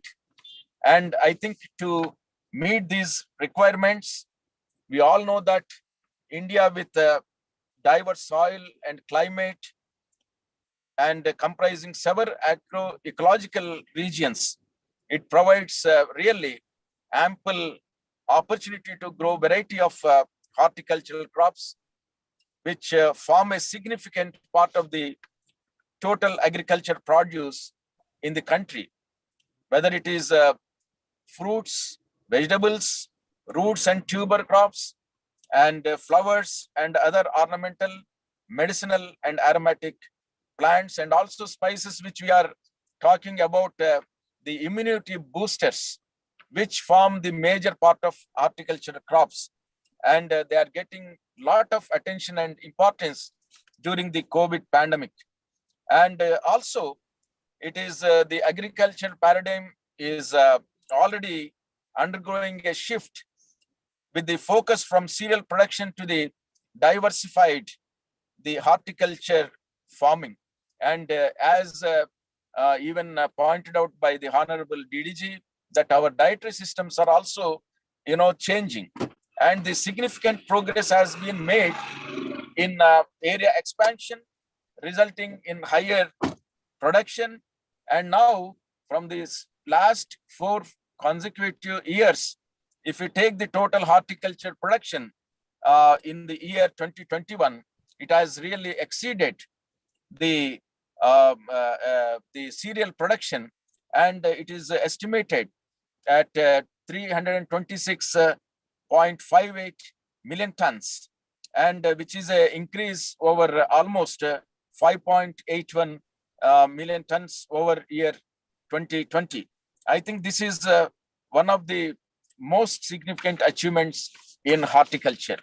And of course, now few of the points I would like to mention with related to the topic on which this symposium conference was held.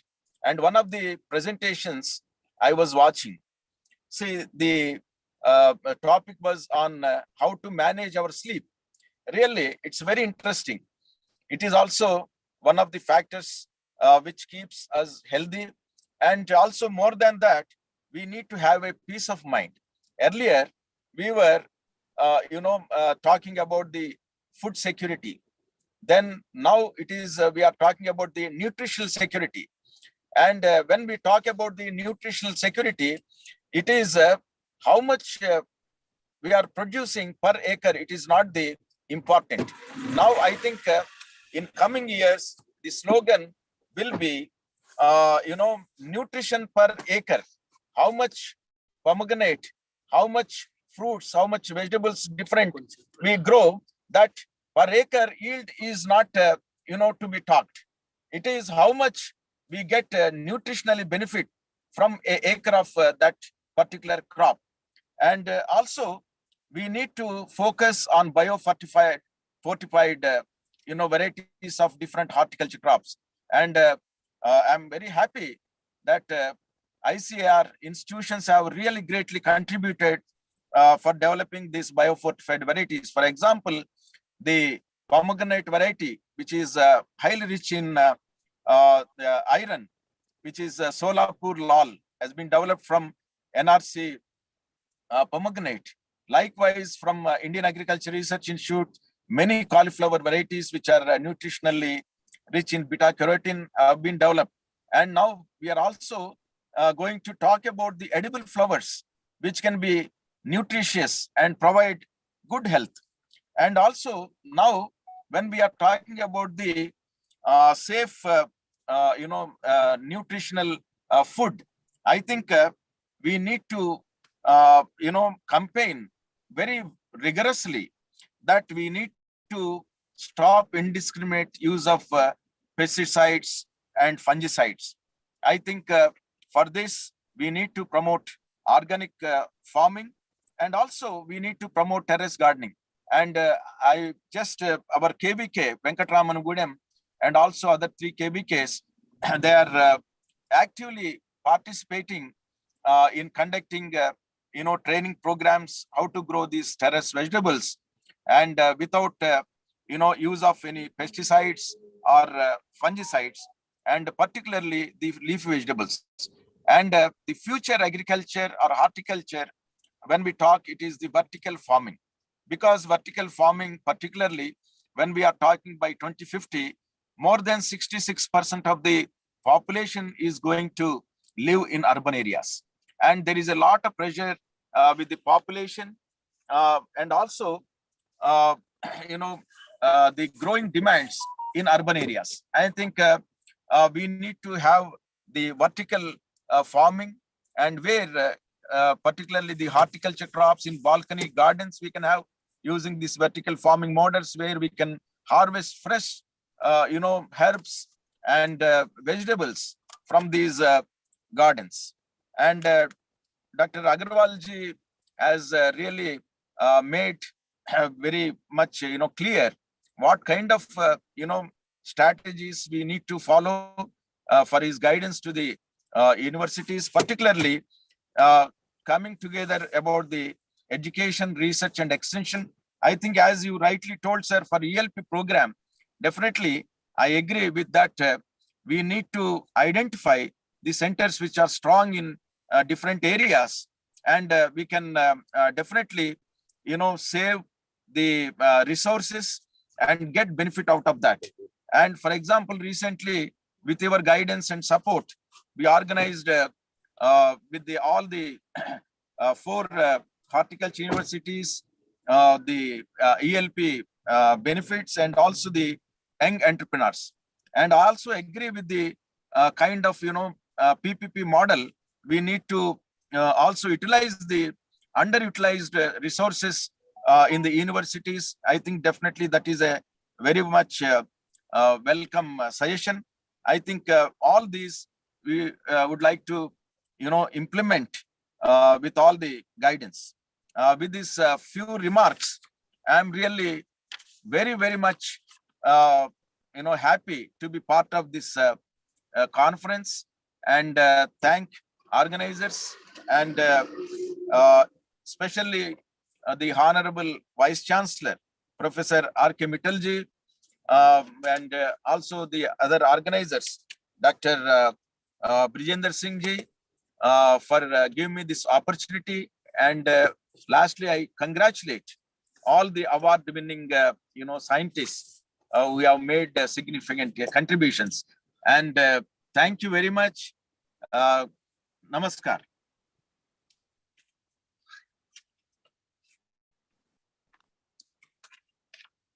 Thank you so much, sir.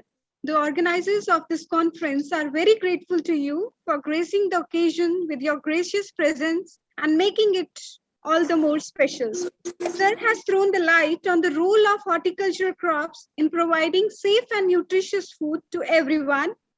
Sir has aptly mentioned that the time has now come to promote terrace and roof gardening along with peri-urban horticulture and vertical gardens, so as to meet the household requirement with safe and healthy fruits and vegetables. This is also very much needed to promote the hortipreneurship among the rural youth. Thank you so much, sir, for your words of encouragement.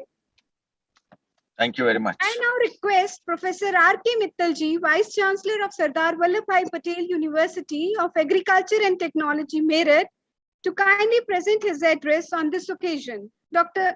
R.K. Mittalji.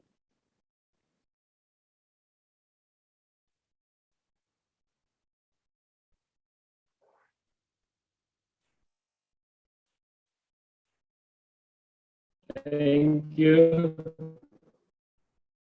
Honorable Chief Guest, Dr. R.C. Agarwal, DDG Education, and Project Director, National Agriculture Higher Education Project, ICAR, Honorable Chairman, Dr. T. Janaki Raman, Vice Chancellor, Dr. YSK University, Dr. Rajkumar, ex-Vice Chancellor, Uttar Pradesh Medical University, Safai, Dr. Vijay Singh, Dr. Shamsher, my colleagues from university, dear participants, ladies and gentlemen, it's indeed a great pleasure to meeting Dr. Agarwal and Dr. Janaki Raman. So, of course, in virtual mode and listen to them with their visionary approach. It's also very interesting to meet Dr. Rajkumar, and it's a rare combination, particularly in this conference, that agricultural scientists and medical scientists, they are sitting together and talking about the issue of staying healthy and feeding our growing population. So it's rarely seen, and I think for me it is for the first time that we are discussing such issues on a common platform. I'm very happy to listen to Dr. R.C. Agarwal Sahab, because he has put forth several issues which is being taken up under his dynamic leadership, particularly about the collaboration in experiential learning units. That's very much required because, as he mentioned, that about 480 experiential learning units have been given by ICAR, and equally the same number of units are functioning in Agriculture University through state funds. So it's better that we integrate these experiential learning units, and instead of developing these costly or expensive units at all universities, this mutual exchange of our students takes place to enhance the utilization as well as harnessing the maximum benefit. He also mentioned about the use of these untapped and underutilized resources, a great necessity in our university also. Whatever area was uncultivated for a long time, we are trying to bring into cultivation. And of course, that will help in becoming ourselves self-dependent. Two consulting firms he has mentioned about that to identify the gaps in our agriculture universities, to see that how we differ from the global universities or the premier universities of the world. So that's very good idea.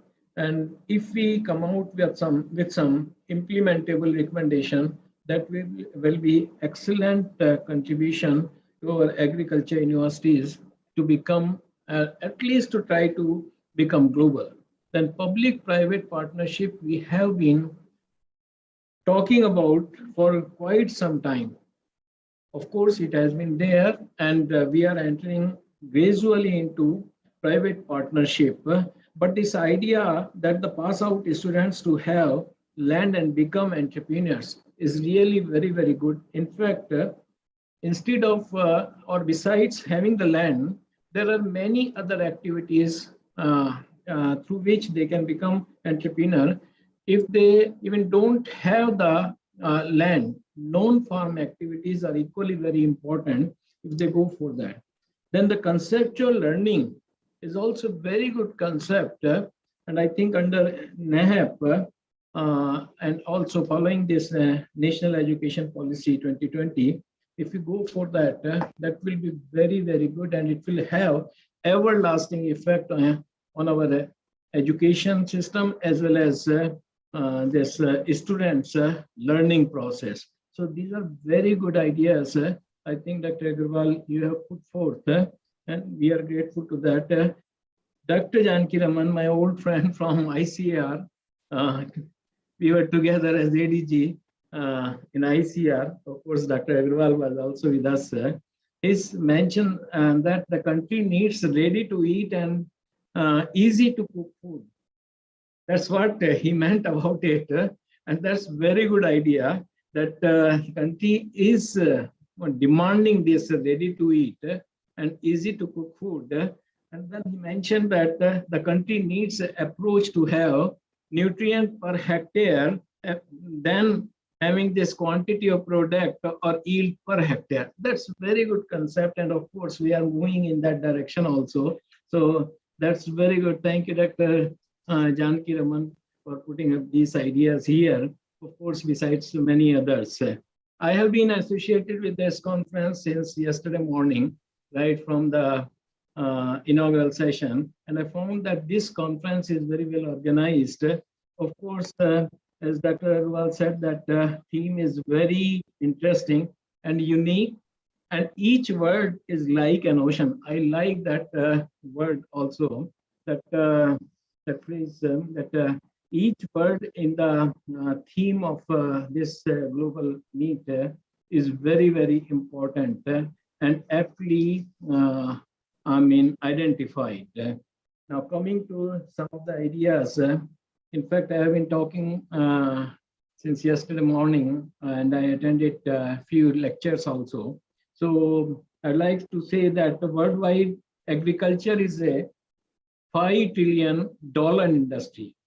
The global population is expected to reach more than 9 billion by 2050, which will require an increase in agriculture production by 70% to fulfill the demand.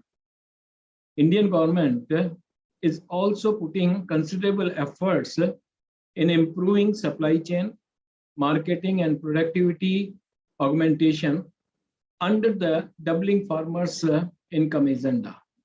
Indian agriculture, as we already know, is primarily dependent on natural resources, degradation of land, reduction in soil fertility, increased dependence on fertilizers, pesticides for production,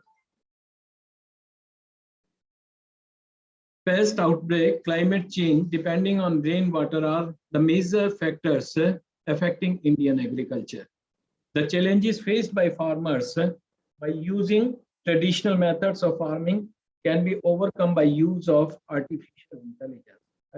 I thought of highlighting the importance of artificial intelligence. So artificial intelligence-driven technologies are emerging to improve the efficiency with respect to crop and soil monitoring, weather forecasting, pesticide management, predictive agriculture analytics, markets and supply chain efficiency, etc. The cloud computing infrastructure with the use of data ecosystems, Internet of Things, and AI enables the development of digital agriculture and strengthen the farmers in practicing smart farming, smart irrigation, smart fertilizer applications, disease pest diagnosis and detection, smart spraying and harvesting, machine learning and soft computing methods with pattern recognition through image and video, like the drone cameras, satellite imaging, data processing are being used worldwide in monitoring and managing various farm operations and predictions. Artificial intelligence is also very encouraging to attract and retain rural youth. This is very important idea that it's very encouraging to attract and retain rural youth. We know that in India, there is about 400 million youth of the age group 10 to 24 years, out of which about 200 million live in rural areas, and of them, only 5% are interested to remain in the rural sector. New technologies, devices will attract their minds and provide mental satisfaction due to innovative efforts to them, making agriculture interesting and highly rewarding. Another important aspect I just wanted to flag before concluding this session, is the antimicrobial resistance. Antimicrobial resistance is a burning issue and in the priority challenges for the 21st century.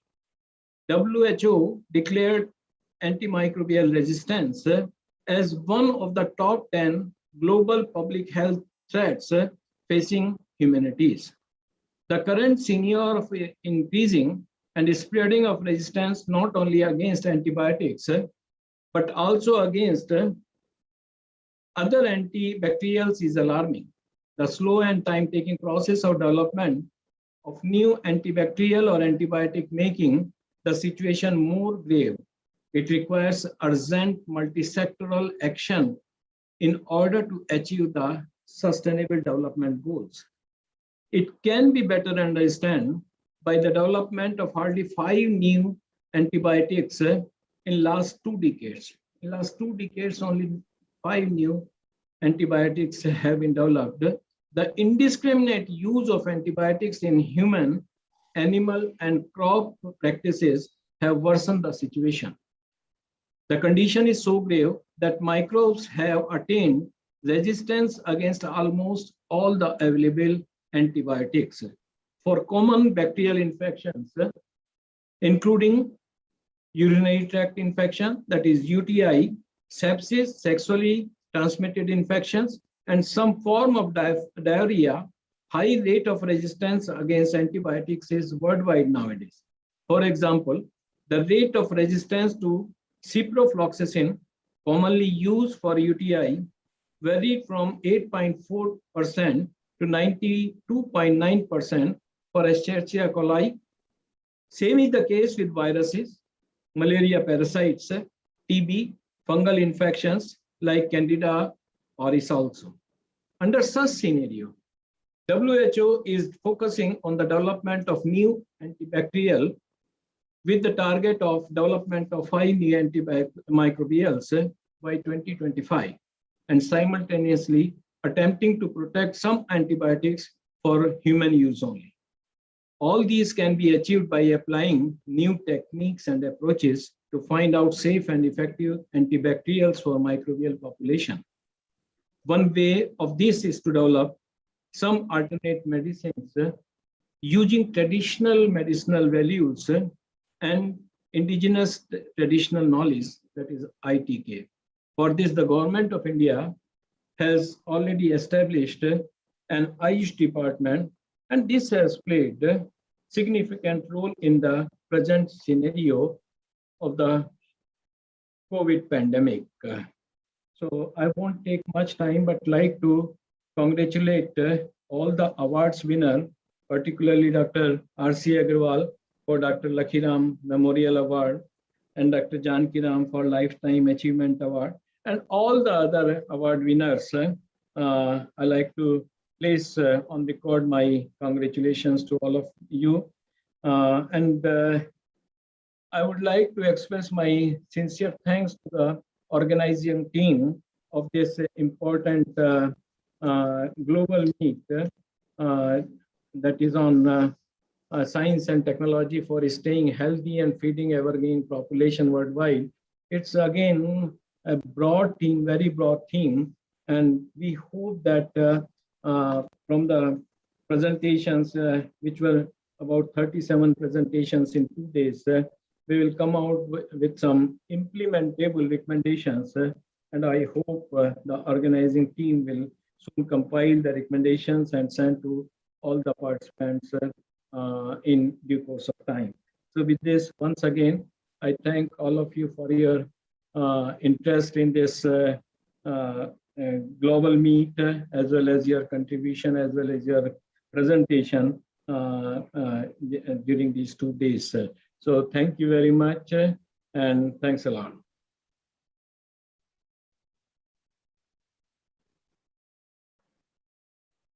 Thank you so much, sir, for your kind address and putting forth the burning issues and their strategies for achieving higher benefits from agriculture sector. Thank you once again, sir. May I now request Professor Shamsher Singh ji from Sardar Vallabhbhai Patel University of Agriculture and Technology Merit to kindly propose a formal vote of thanks on this occasion. Professor Shamsher Singh. Dr. Poonam, Honorable Vice Chancellor Sardar Vallabhbhai Patel, University of Agriculture and Technology Merit, Professor R.K. Mittal sir, who is Patron-in-Chief of 4th Global Meet on Science and Technology for staying healthy and feeding ever-growing population worldwide. Dr. R.C. Agrawal, DDG Education, ICAR New Delhi. Dr. T. Janaki Raman, Honorable Vice Chancellor, Dr. YSR Horticultural University, Andhra Pradesh. Dr. Rajkumar, ex-Vice Chancellor, Uttar Pradesh, University of Medical Sciences, Saifai, Uttar Pradesh. Dr. Bijan Singh, Dean Horticulture and Conference Director of this Global Meet. Distinguished participants, Deans, Directors, HODs, faculty members, and dear students. It gives me immense pleasure to thank Honorable Vice Chancellor Sir, Dr. R.K. Mittal, under whom dynamic leadership we have organized 4th Global Meet on Science and Technology for 2 days, where delegates from Sri Lanka, China, Philippines, USA, and India have participated in this international web conference. I am highly grateful and thankful to Dr. R.C. Agrawal sir, DDG Education, ICR, who has very kindly accepted our request to be the chief guest of closing ceremony today and sharing words of wisdom. Thank you, sir, for your encouragement and appreciation extended to us and sharing knowledge on nutritional foods. I'm highly thankful to Dr. T. Janaki Raman, Honorable Vice Chancellor, Dr. YSR Horticultural University, Andhra Pradesh, for accepting our request to be the chairman of today's closing session and guiding us on several issues and aspects related with the horticultural crops. I'm thankful to Dr. Rajkumar, ex-Vice Chancellor, Uttar Pradesh, University of Medical Sciences, Saifai, Uttar Pradesh, for all the help and support extended for organizing this conference. I'm highly thankful to dignitaries of inaugural session organized successfully on 12th September 2021. Dr. Arvind Kumar, Honorable Vice Chancellor, Rani Lakshmi Bai, Central Agriculture University, Jhansi, Uttar Pradesh. Dr. S.K. Malhotra, Agricultural Commissioner, Government of India. Dr. P.S. Pandey, ADG Education, Planning and Home Science, ICR New Delhi. Dr. Randhir Singh, ADG Agriculture Extension. Dr. Bijan Singh, Conference Director. Dr. B.R. Singh, Registrar of this university. I'm thankful to all the speakers who has presented their papers in different sessions of this conference. I'm highly grateful and thankful to various chairmen of different technical sessions. Dr. P.S. Pandey sir, ADG ICR New Delhi. Dr. S.K. Singh, Head Fruits and Agricultural, IRI New Delhi. Dr. Rajkumar, ex-VC sir, Medical Science, Saifai. And I'm highly thankful to all the co-chairmen, rapporteurs, conveners, faculty members, and participants for successful organization of this 4th Global Meet on Science and Technology during 12th and 13th September 2021. In the last but not least, I thank all the office bearer of High Tech Horticulture Society. Once again, thank you all. Jai Hind.